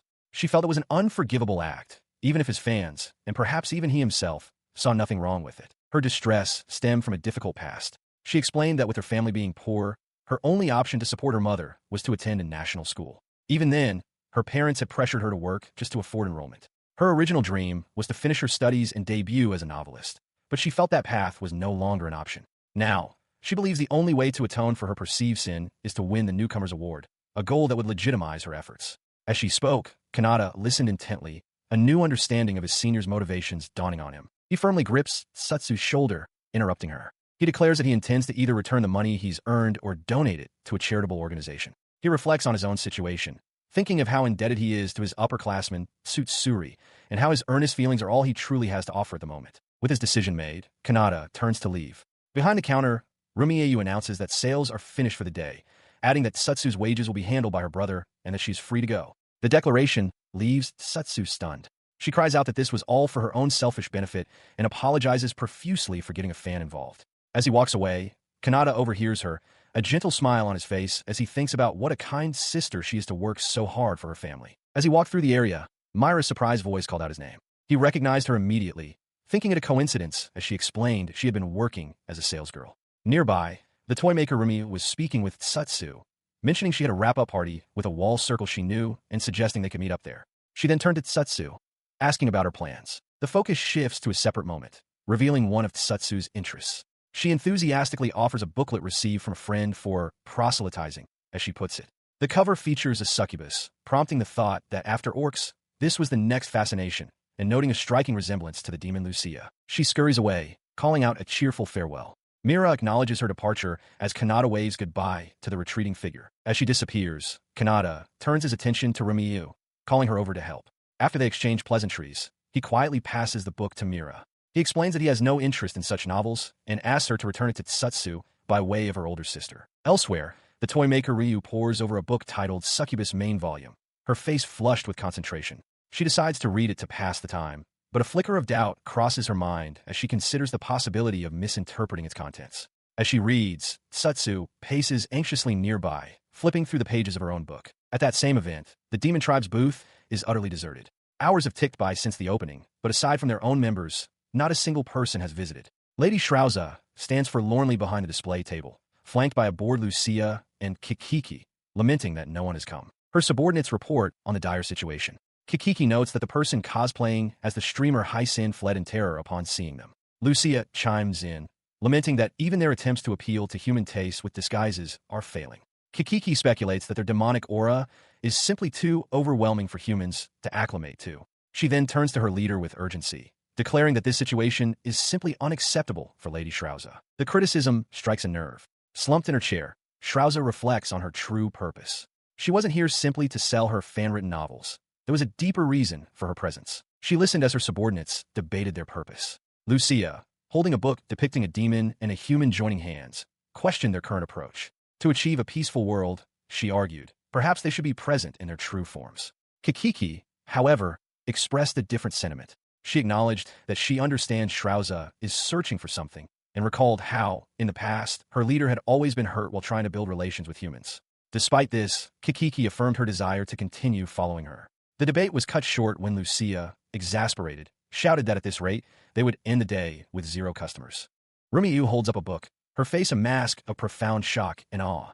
Through her spiral lens glasses, her eyes are wide with disbelief as she declares it a masterpiece, a designated cultural treasure of the highest order. Overwhelmed, she turns to a flustered Mira, expressing immense gratitude for the supreme reading experience. She announces that because of this book, she must join the circle. Elsewhere, Rushaya and Lucia excitedly chatter about the story, remarking how the cover featuring a succubus belied the surprisingly dramatic love comedy within, especially a certain scene in the middle. As other readers eagerly exchange copies, Rumiyu clenches her fist with conviction, proclaiming that she will apply to join directly. At the headquarters of the fan circle, a demon girl named Rushaya is overcome with emotion. She declares that it would be lawless not to offer a proper price to the creator of such a divine work. Her eyes sparkle as she revises her plan aloud, deciding that 1 copy is not enough. She must secure 3 for the top contributors. With her hands clasped, she offers a heartfelt and winking thank you, her enthusiasm filling the room. Into this fervent atmosphere steps Rumiyu. She approaches the reception desk, where Rushaya is now seated. The demon girl looks up and politely asks the toy maker, "Excuse me, but aren't you scared of me, a demon?" Rumiyu, flustered, shakes her head in response. Internally, she admits to being completely bewildered upon arriving, especially after the realization hit her. The book's subject was the very same girl she recognized as the streamer's exclusive maid. She grips the demon's hands tightly, her expression alight with fervent passion. She explains that this book is what connected them, a vessel for the passion in her soul and proof of her love for Heizen-sama's exhibitions. This, she declares, is the mark of their shared camaraderie, offering her deepest thanks to Heizen-sama for making this meeting possible. The demon, Rushaya, is overwhelmed by the declaration, her cheeks flushing as she wipes away a tear of joy. She stammers, admitting she feels a bit cheeky and embarrassed, but ultimately, she is incredibly happy. Behind her, Lady Shrauza watches the scene unfold, reflecting inwardly that it was worth it for them to persevere without giving up. After all, among true comrades, race is of no consequence. She continues to weep, overcome with emotion as she wipes away tears. The succubus thinks to herself how truly glad she is to have met Rumiyu. In the background, Kanata stammers awkwardly at the display, while Lucia comforts a similarly emotional Kikiki. Her heartfelt reaction galvanizes the other fans. A wave of excitement ripples through the crowd as they eagerly raise their hands, asking if they can also receive one of her creations. Rumiyu addresses them all, admitting that she had always wanted to share her work, but simply lacked the courage until now. Her latest work, a fan comic, depicted a dramatic scene. In it, Kanata, bound in chains and blushing furiously, was being held captive by the succubus, Lucia. The comic's text revealed his inner thoughts. This was the very story he had wanted to read. Surrounding them, the ethereal forms of his cheering fans looked on with delight. Seeing the comic's wild success, Lady Shrauza's eyes lit up with entrepreneurial zeal. She turned to a delighted Rushaya, asking her to be their official salesgirl. Kikiki quickly organized the burgeoning crowd, instructing them to form a single line and have 5 copper coins ready for purchase. Her eyes widened with a manic intensity as she clutched Lucia, a startling realization dawning on her. The path to peace, she mused, was surprisingly close. It might be as simple as sharing a common like. She also came to a firm conclusion about the fan comics dynamic. Kanata was definitively the submissive partner. Caught in the demon lord's fervent grasp, Lucia could only stammer her understanding. The success of this venture was celebrated that very night. The group, including Rumiyu and Kikiki, gathered around a table laden with food, toasting their complete sellout. Rushaya expressed her delight at the outcome, while Rumi noted with surprise how well Lucia and another acquaintance, Tsutsuri, had gotten along. The sentiment was unanimous. It was a joyous occasion, all thanks to Kanata's unwitting influence. Her celebration continues as the toy maker, Rumiyu, explains her philosophy on creators. She posits that writers resonate with one another by sharing their most niche, personal works. Rushaya, sitting beside a gleeful Lady Shrauza, nervously agrees that the resonance might be a bit too strong. Lucia then eagerly suggests they should collaborate on a joint publication for their next project. As the night deepens, their meeting concludes, with a mutual agreement to gather again soon. The group disperses under the crescent moon. As her subordinates part ways for the night, yawning and bidding each other farewell after a long day, Lady Shrauza pauses. She gazes up at a wyvern-drawn carriage silhouetted against the beautiful moon, wondering aloud if Kanata is watching it too. On the ground nearby, a device confirms there will be no stream today, only a long-awaited rest. Her thoughts drift to the carriage's passenger, a flicker of hope that it might be Kanata himself. Elsewhere, in a nearby building, Kanata stands by a window, his gaze directed downwards, lost in quiet contemplation. Meanwhile, the assassin Mira leaped across the city's rooftops. As she soared through the night air, she found herself preoccupied with her new role as a bodyguard. She wryly noted her tendency for internal monologues, acknowledging that the day's strange events had prompted this late-night excursion. Later, resting indoors, she spoke into what seemed to be a communication device. She clarified that she didn't possess hell ears and playfully urged the listener to move closer, though she confessed that their reaction was intimidating. At that same moment, elsewhere in the city, Kanata sat alone, his resolve hardening. His decision was now firm. He clenches his fist, his resolve hardening. Tomorrow, he declares, he will stream as a woman. Elsewhere, the assassin Mira is shown in stark shadow, her thoughts unreadable. In the background, a memory or vision of her past self appears, a younger girl effortlessly slicing through a thick tree stump with a single, clean stroke of her blade. Kanata awakens with a start, finding himself in an unfamiliar, rocky wasteland. His arms and legs are bound tightly with rope, rendering him immobile. Before him stands the young assassin, Mira, who calmly greets him with "Good morning, Master Kanata." She informs him that they are in a wasteland near Randall Park. Kanata, disoriented and alarmed, demands to know where he is and why he cannot move. He shouts her name, demanding to know if she is responsible for his predicament. Mira, perched on a rock above him, ignores the question. She stares intently at the severed rope in her hand, a profound confusion clouding her expression. A single thought echoes in her mind. Why? Why did I do this to him? Her hand twitches, a small, involuntary sign of her inner turmoil. The assassin sits perched above him, the severed end of a rope landing near his bound form. Kanata looks up in disbelief, demanding to know when he ever betrayed anyone. She retorts that, of course, he is betraying his listeners. Her words leave him stunned. She continues, declaring that tonight, he will be reborn as a woman, and that they have a stream planned. He regarded his captor with a surprisingly calm expression, his hands still bound tightly. To be blunt, he began, I'm finding it hard to take this conversation seriously. Mira, however, was not amused. She took a step forward, dismissing his query. We can discuss my information sources later. What's important now is whether your statement was a joke or not. Where is it? She demanded, her voice sharp with urgency. Her question was not directed at him. The scene shifted to reveal another captive, a terrified young woman with blonde hair, her eyes wide with fear as she too was bound. Kanata could only watch in shock as Mira addressed her new subject. What Kanata-sama thinks is irrelevant, she declared. We are. A figure clad in a dark cloak and a beaked mask muses on the nature of a streamer's life. They consider that no matter how many legends and miracles Kanata has created, his heart could still be broken by the harsh judgment of his audience. Before that can happen, they reason, it is a guard's duty to correct their master's mistake. Putting their conviction into action, the masked individual lunges toward the bound Kanata, drawing a short sword. As Kanata recoils in shock, Mira calls out from a distance, questioning her subordinate's sudden move. The figure ignores her, declaring that they will now stop Kanata's mistake by force. The masked figure, however, does not strike with the saw-like blade. Kanata, kneeling on the ground, believes his end has come, his own sword lying just out of reach. To his bewilderment, Crow asks to borrow the sword, instructing him to get ready for the next attack. Kanata questions if this is some kind of joke, but Crow simply holds up a gnarled tree branch, declaring it sufficient for their purpose. Before Kanata can fully comprehend the bizarre challenge, Crow offers a condition.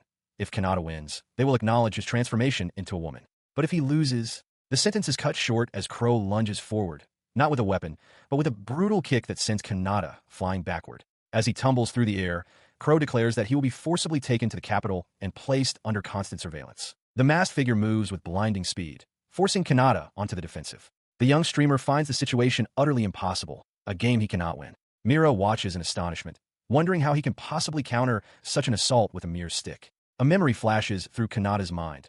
Akuta, shouting the name of a skill, wind.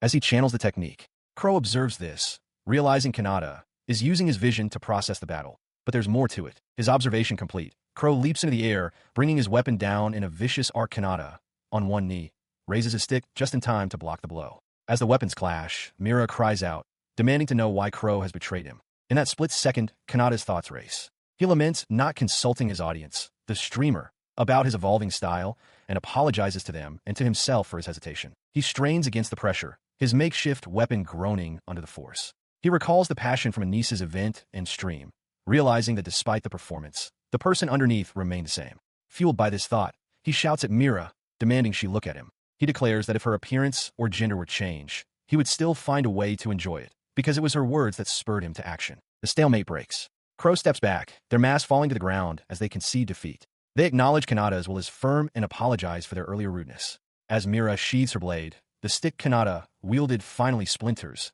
its fragments held together only by the lingering wisps of wind magic. The masked figure reached up and, with a soft click, unfastened their disguise. As the beak-like mask came away, it revealed not a man, but the face of the young assassin, Mira. She looked up at Kanata, her expression unreadable, and spoke with a formal finality, thanking him for all he had done for her up to that point. In the periphery, Akuta could only stare, his face a mask of pure shock at the revelation.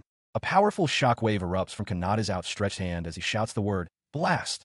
The force of the spell sends both Akuta and Mira tumbling to the ground behind him. Panting, Kanata looks down at Myra's prone form and demands to know why she did such a foolish thing. He calls her an idiot, questioning how she could act that way when she is his listener and his bodyguard, calling it the worst possible choice. Lying on the ground, Mira looks up with unwavering resolve. She explains that she had no other choice but to use her own life as a shield. Internally, she laments that he only ever denies her ideas, all while his own recklessness puts his life in danger. Her silent resolve was met not with anger, but with Kanata's complete breakdown.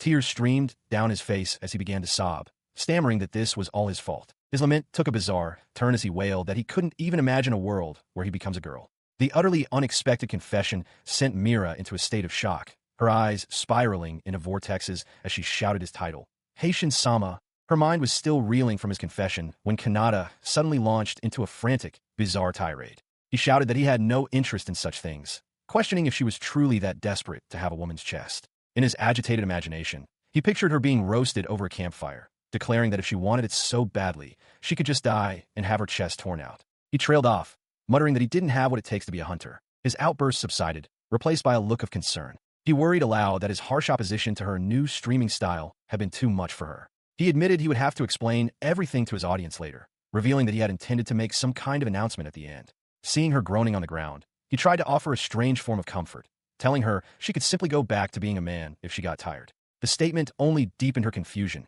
and she could only manage a dazed, questioning. She winces as Kanata's hand flicks near her face. He tells her not to go dying on him, as that would be difficult. Mira, still reeling, mutters that dying is indeed tough. He then crouches down to her level, his expression turning serious. He begins by apologizing for his earlier silence, admitting it was wrong. He then declares that if she's going to use his name as her shield, she is forbidden from dying before he does. He watched as Mira processed his words, her mind racing through the implications. She concluded that his demand to not die before him, to die after him, to grow old together, was nothing short of a marriage proposal. Overwhelmed with emotion, she lunged forward, crying out an apology for being such a clumsy bodyguard. With a small, fluffy familiar appearing beside her, she tearfully pledged her lifelong protection to him. Her intense declaration gave way to a soft, blushing expression as she leaned in close, asking if she should be gentle with him. As she clung to him, causing him to tremble, Kanata had a sudden realization. Mira was the stalker who had terrified him in the past. Despite this unsettling memory, he made a firm decision to himself. From now on, he would not let her get under his skin. He lay on the ground, pinned beneath Mira. Her eyes, swirling with an unsettling intensity, stared down at him as she wondered what he intended to do. Regardless, she made a solemn vow. Whatever sin she had to bear, she would share the blade of his life, becoming one with his fate. Later that night, Mira was streaming, tears of joy running down her face. As a streamer himself, Kanata had built a reputation for astounding his listeners, leaving behind legends of his broadcasts. Her broadcast began with a flourish. On screens across worlds, from royal courts to demonic realms, and even before a stunned Kanata and Akuta, she appeared. Dressed in a school uniform, she gave a cheerful thumbs up. I was reincarnated. No, that's not it. She corrected herself with a laugh. Please take care of me. And so, as her viewers watched, the curtain rose on what was, in its own way, another legendary stream. Sometime after the chaotic stream, Kanata and Mira arrive at Randall Park in the Artisan District. As they walk, Mira looks around curiously, wondering where the hospital is. Suddenly, a cheerful voice calls out Kanata's name. It's the artisan, Shidu, waving enthusiastically. Kanata greets him, and Mira, mistaking him for a doctor, asks if he's the one. Kanata quickly corrects her, introducing Shidu as an artisan. Shidu, in turn, looks at Mira and asks if she's Kanata's sister, offering a friendly welcome. In response to his question, Mira strikes a confident pose, flashing two peace signs.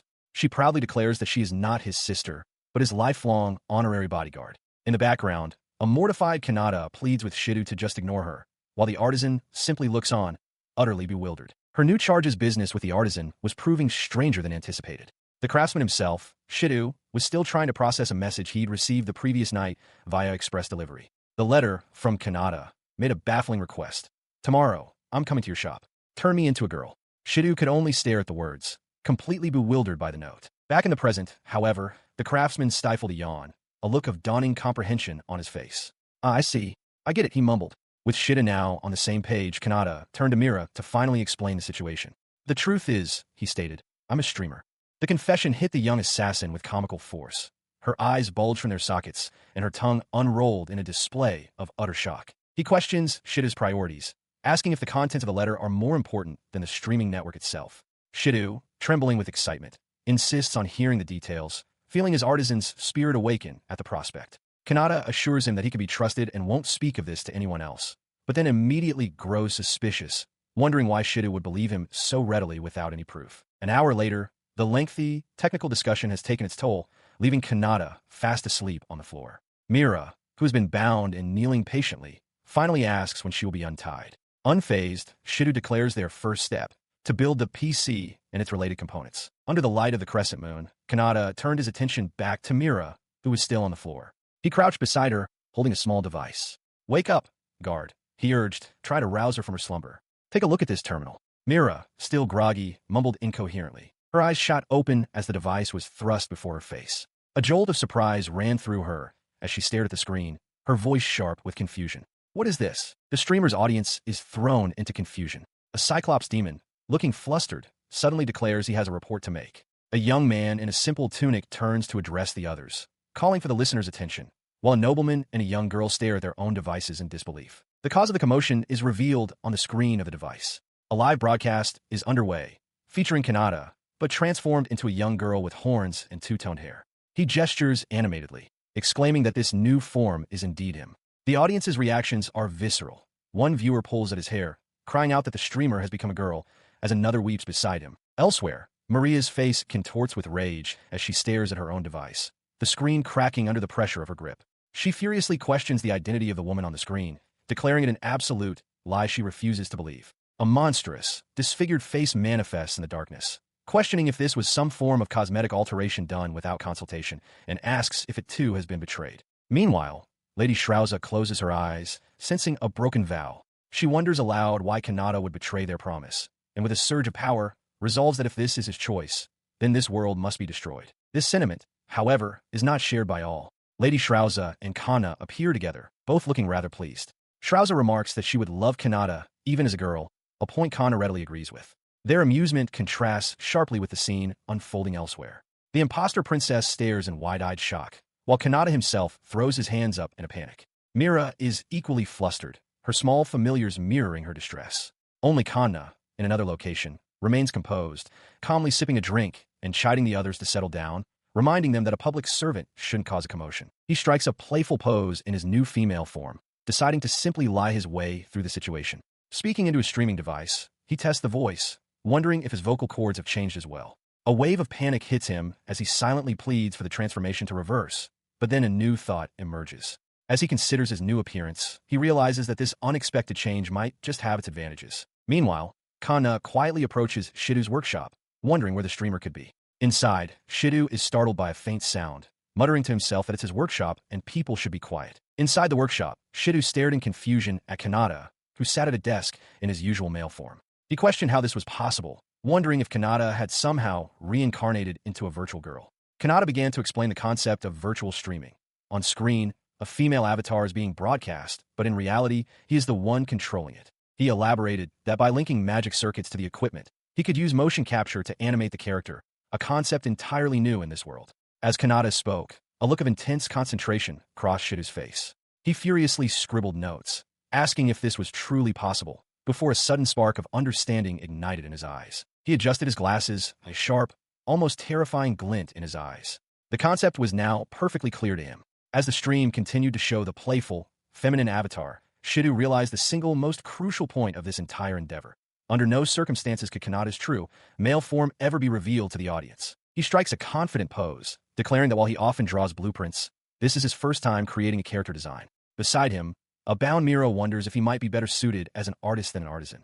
Nearby, Maria excitedly observes the process, noting that the persona of Alfana is essentially just a girl's disguise. Her comment fuels a frantic vision of Shidu, who appears with multiple arms brandishing knives, obsessively muttering about the need to dispose of any and all evidence. Kanata struggles to maintain order during his live broadcast, his voice strained as he pleads with the chaotic crowd of viewers to settle down. The screen is a blur of skeptical comments, with many demanding the return of their usual streamer and questioning the identity of the cute girl now occupying the frame. He decides to silence the doubters by demonstrating a feat only he could perform, reaching into a shimmering void of storage magic to retrieve specific event items. Across the city, the princess watches the magical display on her own device, her eyes widening as she recognizes the unique signature of his abilities. His plan works perfectly, and as he strikes a confident pose for the audience, the tide of public opinion shifts from suspicion to overwhelming adoration. She clutches her communication device tightly, her face flushed with excitement as she witnesses her hero embrace this new,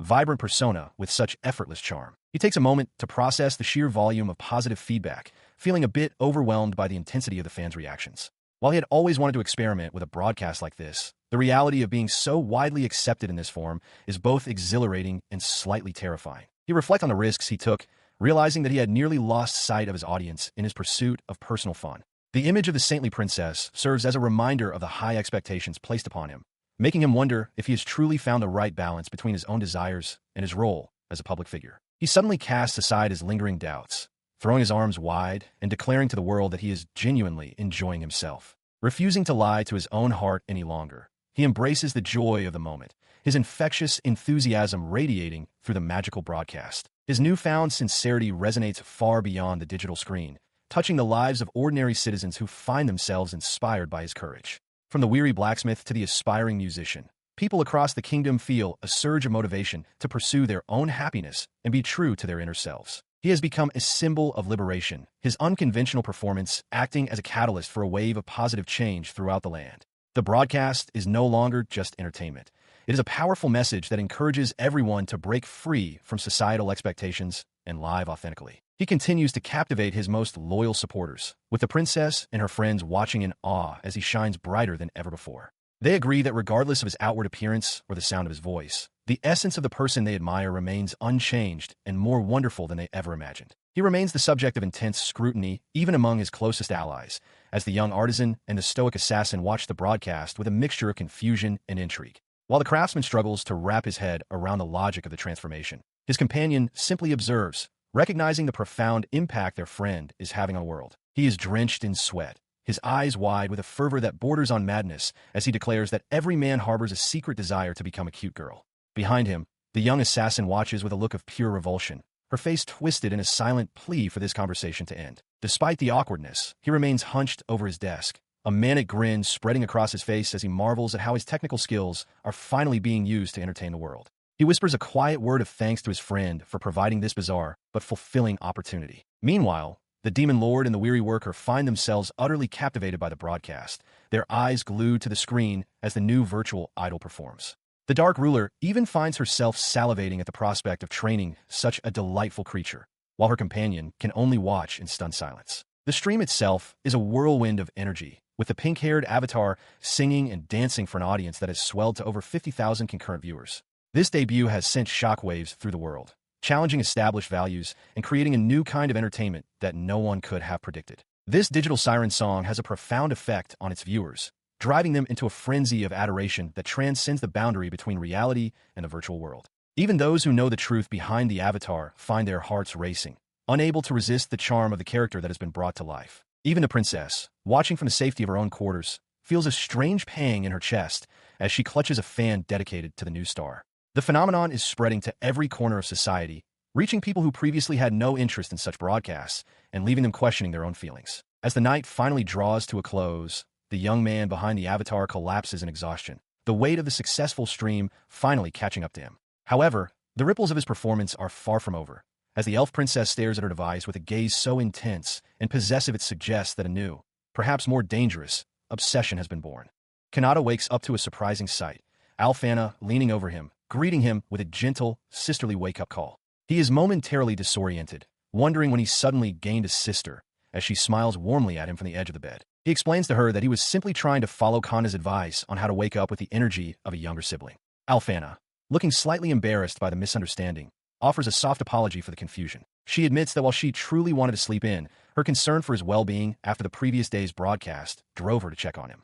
Her expression is weary, reflecting the toll of her worries and the lack of rest. Relieved to see him doing well, she announces her intention to focus on her royal duties for the rest of the day. She apologizes for her recent absence, leaving him to reflect on the events following his last stream as she prepares to depart. He suggests they take a stroll through the castle town together, wanting to clear his head and enjoy some fresh air. She accepts the invitation with a bright, joyful smile, happy for the chance to spend time with him outside of her official responsibilities. As they walk, he apologizes for the abruptness of his recent broadcast and promises to consult with his trusted friends before making such sudden moves in the future. She encourages this, urging him to rely on those close to him and offering her unwavering support. She maintains her composed, saintly demeanor, though internally she acknowledges the effort it takes to appear so perfect in front of the one she cares for. Even a saint, it seems, feels the need to put on a brave face and hide her vulnerabilities for love. Later that evening, he decides to take a well-deserved break for his broadcasting duties.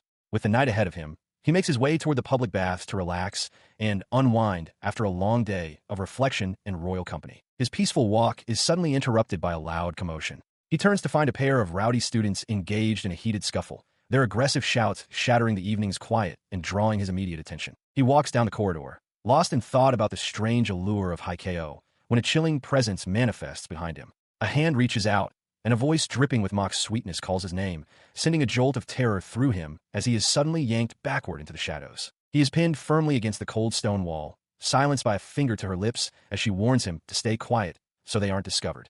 Despite his muffled protests, she begins to knead and pull at his cheeks with a mischievous intensity, her eyes narrowing as she complains that the entire town seems more captivated by the girl on the screen than by her own presence today. Maria admits with a sheepish grin that she might have been acting a bit vain, apologizing to Kanata for not consulting him sooner. Her friend stands by, watching the exchange with a knowing look as the tension from their previous encounter begins to dissipate. Suddenly, the moment is interrupted as Seabass comes charging through the courtyard, his face a mask of frantic duty as he bellows about unfinished business and the need for her to return to her official duties immediately. Taking advantage of the distraction, she waves a hasty goodbye, shouting over her shoulder that they will definitely have lunch together next week before disappearing into the crowd to evade her persistent attendant. He watches her go, reflecting on the whirlwind of activity that seems to follow her everywhere, before turning his thoughts toward his own mounting tasks and the script he needs to prepare for his next broadcast. Meanwhile, in a different part of the academy, Aguila maintains his rigorous training, his confidence bolstered by the belief that his strength is a direct result of his unwavering dedication and hard work, regardless of what others might think. The peaceful atmosphere is shattered when an emergency notification pings across every device, launching a live stream that features a heavily censored and suggestive image, instantly grabbing the attention of everyone connected to the network. She stares at her own device in absolute horror, her face flushing a deep crimson as she realizes the scandalous nature of the broadcast currently captivating the entire student body, desperately trying to shield the screen from prying eyes. Around her, the reaction is instantaneous and chaotic, with students clamoring for details and demanding confirmation of the shocking rumors being fueled by the stream, their excitement reaching a fever pitch as they discuss the potential fallout. The digital firestorm reaches even the most distant corners, catching Mira off guard while Kana observes the unfolding drama with a skeptical but intrigued expression, both realizing that this broadcast will have far-reaching consequences for everyone involved. Because of this sudden upheaval, the entire academy is plunged into a state of frenzied speculation, the mysterious broadcast having successfully hijacked the attention of everyone in its wake and leaving them desperate for the next revelation. The screen erupts with a chaotic flood of comments, the digital crowd roaring with excitement over the recent broadcast. Amidst the frenzy, a figure with a knowing smirk watches the reaction, satisfied that the plan to establish a regular streaming schedule has been a resounding success. He reflects on the night's events with Shidu, who expresses deep gratitude for the assistance provided. While they discuss the logistics of the reward, Mira remains focused on security, meticulously dismantling a computer in her workshop to ensure no digital trail can be followed back to them. The young artisan is overwhelmed with emotion, his eyes welling up as he realizes that Kanata will continue to visit him regularly. While he struggles to contain his joy, the young assassin suddenly lunges forward, wrapping her arms around Kanata in a fierce, possessive embrace that catches everyone off guard. She clings to him tightly, refusing to let go even as the conversation turns to the necessity of keeping their various identities strictly separate. Kanata realizes that from now on, the worlds of his different personas must never overlap, a rule that must be enforced with absolute discipline. Elsewhere, the buzz from the stream has reached other corners of the academy, where Rumieyu and Tsutsuri are caught up in the excitement. They pose for a playful photo together, their conversation revolving around the mysterious streamer and the scandalous nature of the recent broadcast. As they lean in close, the eccentric toy maker suddenly brightens, a realization striking her. She mentions to her companion that there was something important she had forgotten to tell her the previous day, her eyes wide with the urgency of her newfound memory. The young streamer leans in, a mischievous glint in his eye as he reveals a secret that leaves his companion frozen in shock. He mentions having spotted her at the recent doujinshi sale in the royal capital, catching her completely off guard with the knowledge of her secret hobby. He continues with a cheerful grin, urging her to keep up her creative work despite her obvious distress. She, meanwhile, is a whirlwind of frantic energy, her fingers flying across her keyboard as she tries to process the exposure and the fact that her secret is out. The flustered creator feels the realization hit her like a physical blow, her mind racing through the possibilities of what he might have seen. She agonizes over whether he caught a glimpse of her more scandalous works, like her slime or Tudor stories, her face burning with a mix of shame and panic. She lets out a soul-shattering wail of embarrassment, begging for the ground to swallow her whole as the weight of her secret being known becomes too much to bear. Unfazed by her dramatic outburst, he simply laughs, expressing his hope that the community of fellow enthusiasts will only continue to grow in the future. This unexpected encounter marks a turning point, heralding the rise of a new kind of presence in this world as the Haishikyo phenomenon begins to take root. Alongside his loyal companion, he stands at the forefront of a burgeoning cultural shift, their influence spreading further than they ever imagined through their broadcasts. He engages with his audience once more, a fan-made book in hand as he shares his thoughts with a digital crowd. The stream of comments from his viewers is a constant, chaotic flow of excitement and support, with many expressing their disbelief and amusement at the content he is reviewing live. Watching from afar, the noblewoman monitors the broadcast with a knowing smile, pleased to see him finding his footing again. She notes that his recent concerns about his public image and the expectations of his listeners are a sign that he is returning to his roots and rediscovering his original purpose as a creator. She carries herself with an air of quiet satisfaction, confident that her guidance has played a part in his recent progress. To her, his dedication and the way he struggles with his identity are part of his undeniable charm, as she takes pride in the subtle influence she exerts over his journey. The weary artisan finds a moment of peace in his quiet workshop as the day winds down. He sighs, reflecting on the day's events before deciding to settle in and catch up on the messages left by those who follow their work, finding comfort in the routine of reading the letters from their supporters. His solitude is short-lived, however, as a sharp knock at the door signals an unexpected visitor. He tries to turn them away, citing the late hour and the fact that the shop is closed, but she brushes past his protests with a playful jab at his cold reception, reminding him of their long-standing bond as childhood friends. He is left to his work in the quiet of the workshop as the narrative focus shifts to the capital, where Athena surveys the changing landscape of Kanata's life. She realizes that while he has gained powerful allies like the creative Remiyu and the formidable demon Lord Shrauza, his growing fame has also attracted the unsettling attention of obsessive, Yandere-like followers who wait in the shadows. She's not the only one finding a moment of respite, as the angelic Isra indulges in a playful afternoon surrounded by plush dolls of her favorite heroes, cherishing the fleeting peace of the present. She eventually sets aside her toys to join a grave assembly of religious elders, who confirm that a mysterious key has been safely secured for the time being. As the seasons turn and several months pass in a blur of activity, a gentle hand reaches out to brush a fallen blossom from Kanata's dark hair. He begins his second year of school under the bright spring sun, listening as Athena reminds the group of their new responsibilities while Mira watches silently from the trees, marking the end of one chapter and the start of another. The reincarnated Kanata is the one and only streamer in this other world. The result of his casual streams would, at times, become the trigger that changes the world. As a result, the number of believers who worshipped him to a fanatical degree continued to grow, swarming him at every opportunity. Walking through the school grounds, Kanata remains largely unaware of the depth of this fanaticism. Maria's friend playfully scolds him, reminding him that as a second-year student now, he needs to be more responsible. She points out that the Harvest Festival is in 1 month and preparations are in full swing. Kanata, looking puzzled, asks what the Harvest Festival is, prompting a sleepy sigh from the two girls. Maria explains that the Harvest Festival is a city-wide celebration to give thanks for the previous year's good harvest and to pray for the current one.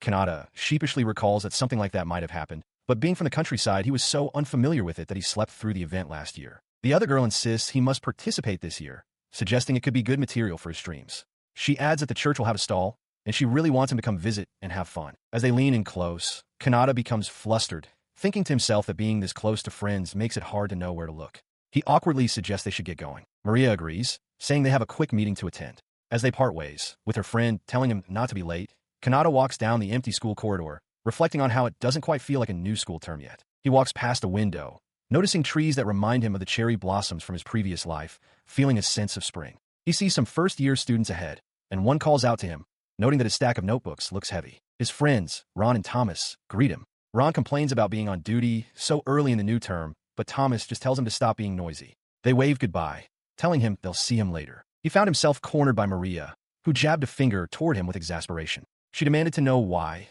with his excellent grades, he hadn't applied to transfer to the SSS class. She confessed she had been on edge, worried about his magical aptitude scores from the previous year. Flustered, Kanata could only stammer that he wasn't the ambitious type. As Maria walked away, muttering that she was glad he hadn't been promoted to a higher rank like SS, trouble was brewing elsewhere on the academy grounds. A young female student found her path blocked by two arrogant male students. One, a noble with a prominent topknot, crudely invited her to the castle town, promising to buy her anything. His sneering companion urged her not to be shy, deriding her as a commoner and boasting that the academy's future bancho would be paying. The girl could only plead for them to release her. Their harassment was cut short as Kanata stepped between them and the frightened girl, a large stack of papers in his arms. The student with the topknot scoffed, changing his target. "In that case, you can treat me to a meal," he declared. Kanata met the challenge with a wry smile, suggesting that his own appetite was likely much larger than the girl's. The noble's face twisted in anger. "Huh? What's with you creep?" he snarled. Kanata calmly offered what he called advice from second year, stating that their methods of picking up girls and wasting money were ill-advised. The noble scoffed at his tone, questioning if he was just some poor commoner, while the other accused him of lecturing him out of envy. As he turned to leave with the girl, Kanata sighed to himself, realizing his attempt at a witty remark had completely failed to land. In a school hallway, a young woman is cornered by three male students. Their leader, a delinquent with a pompadour, confronts her aggressively. Kanata, carrying a stack of papers for his class duties, steps in. He calmly tells the girl to return to her classroom, assuring her that he will handle the situation. After she thanks him and hurries away, the enraged bully turns on Kanata, shouting at the commoner for his audacity. In response, the three bullies lunge at him simultaneously, unleashing a flurry of punches and kicks. He remains unfazed, internally musing that compared to his own unruly listeners, these angry boys are rather cute. The lead bully roars in frustration, shocked that Kanata dodged every single blow. He questions if Kanata isn't afraid of their punches and declares that his next attack, a lightning spell, will surely finish him. Ignoring the threat, Kanata explains he was on duty as class monitor, apologizes, and says he'll see them later before briskly walking away. The bullies can only shout after him in disbelief, as the furious bully vows revenge, declaring he'll never forgive the damn commoner. The group is watched from a nearby rooftop. The assassin Mira, perched in the shadows, decides to let them be for the time being. His lackeys, however, catch up to Kanata. One of them brings up a recent rumor circulating the school, the 7 wonders of the Royal Academy. Kanata, munching on some food, confirms that he's heard about it. Later, during a live stream, Kanata casually chats with his viewers, warning them not to get carried away by the spring weather and do something foolish like hitting on people. Unseen by him, the bancho and his followers glare through his window from outside, the leader seething that he will teach Kanata what happens when he is made a fool of. The bancho rallies a large group of students, declaring their intent to trash every dorm room to find Kanata. As this unfolds, Mira recalls the rumor of the 7 wonders, specifically the one that says misfortune befalls anyone who lays a hand on the black-haired student. Her fist clenches, her resolve hardening. In his room, Kanata warmly welcomes a new viewer to his stream, telling them that as long as they have good manners, they are free to do as they wish. He confidently states that he can relax because his listeners are all kind people. This declaration is ironically contrasted by an image of him being protectively flanked by his most dangerous fans, Crow, Per, and Mira. In the aftermath of their interference, Kanata's most devoted followers stand over the group of bullies, who are now forced to prostrate themselves on the ground. Maria coolly commands them not to raise their heads until the girls have departed. Mira, the young assassin, apologizes for forcing Maria into such a demeaning role, but Maria casually dismisses the concern, stating she is used to it. From the ground, one of the terrified students offers a profuse apology. From the bully's perspective, the girls' silhouettes loom with a terrifying presence. Though he cannot make out their faces, he feels an overwhelming pressure, a palpable anger that he recognizes is on par with that of a bancho, a powerful gang leader. The scene shifts, illustrating the shared, twisted philosophy of Kanata's fans. Each embodies a different facet of possessiveness. Per as jealousy, Anise as arrogance, a succubus as wrath, and Lisa as sloth. Their collective belief is clear and absolute. Only they possess the right to inflict harm upon him. Any outsider who dares to hurt their beloved streamer has committed an unforgivable sin. This dark pantheon continues with Athena representing greed and Kanna as gluttony. They see it as the sole privilege of his one true wife. Their immediate business with the bullies concluded, the group's focus shifts. Maria announces it is time to leave, noting that if they hurry, they can still make it in time for the real-time event, the Banchu's impending assault on Kanata's dormitory.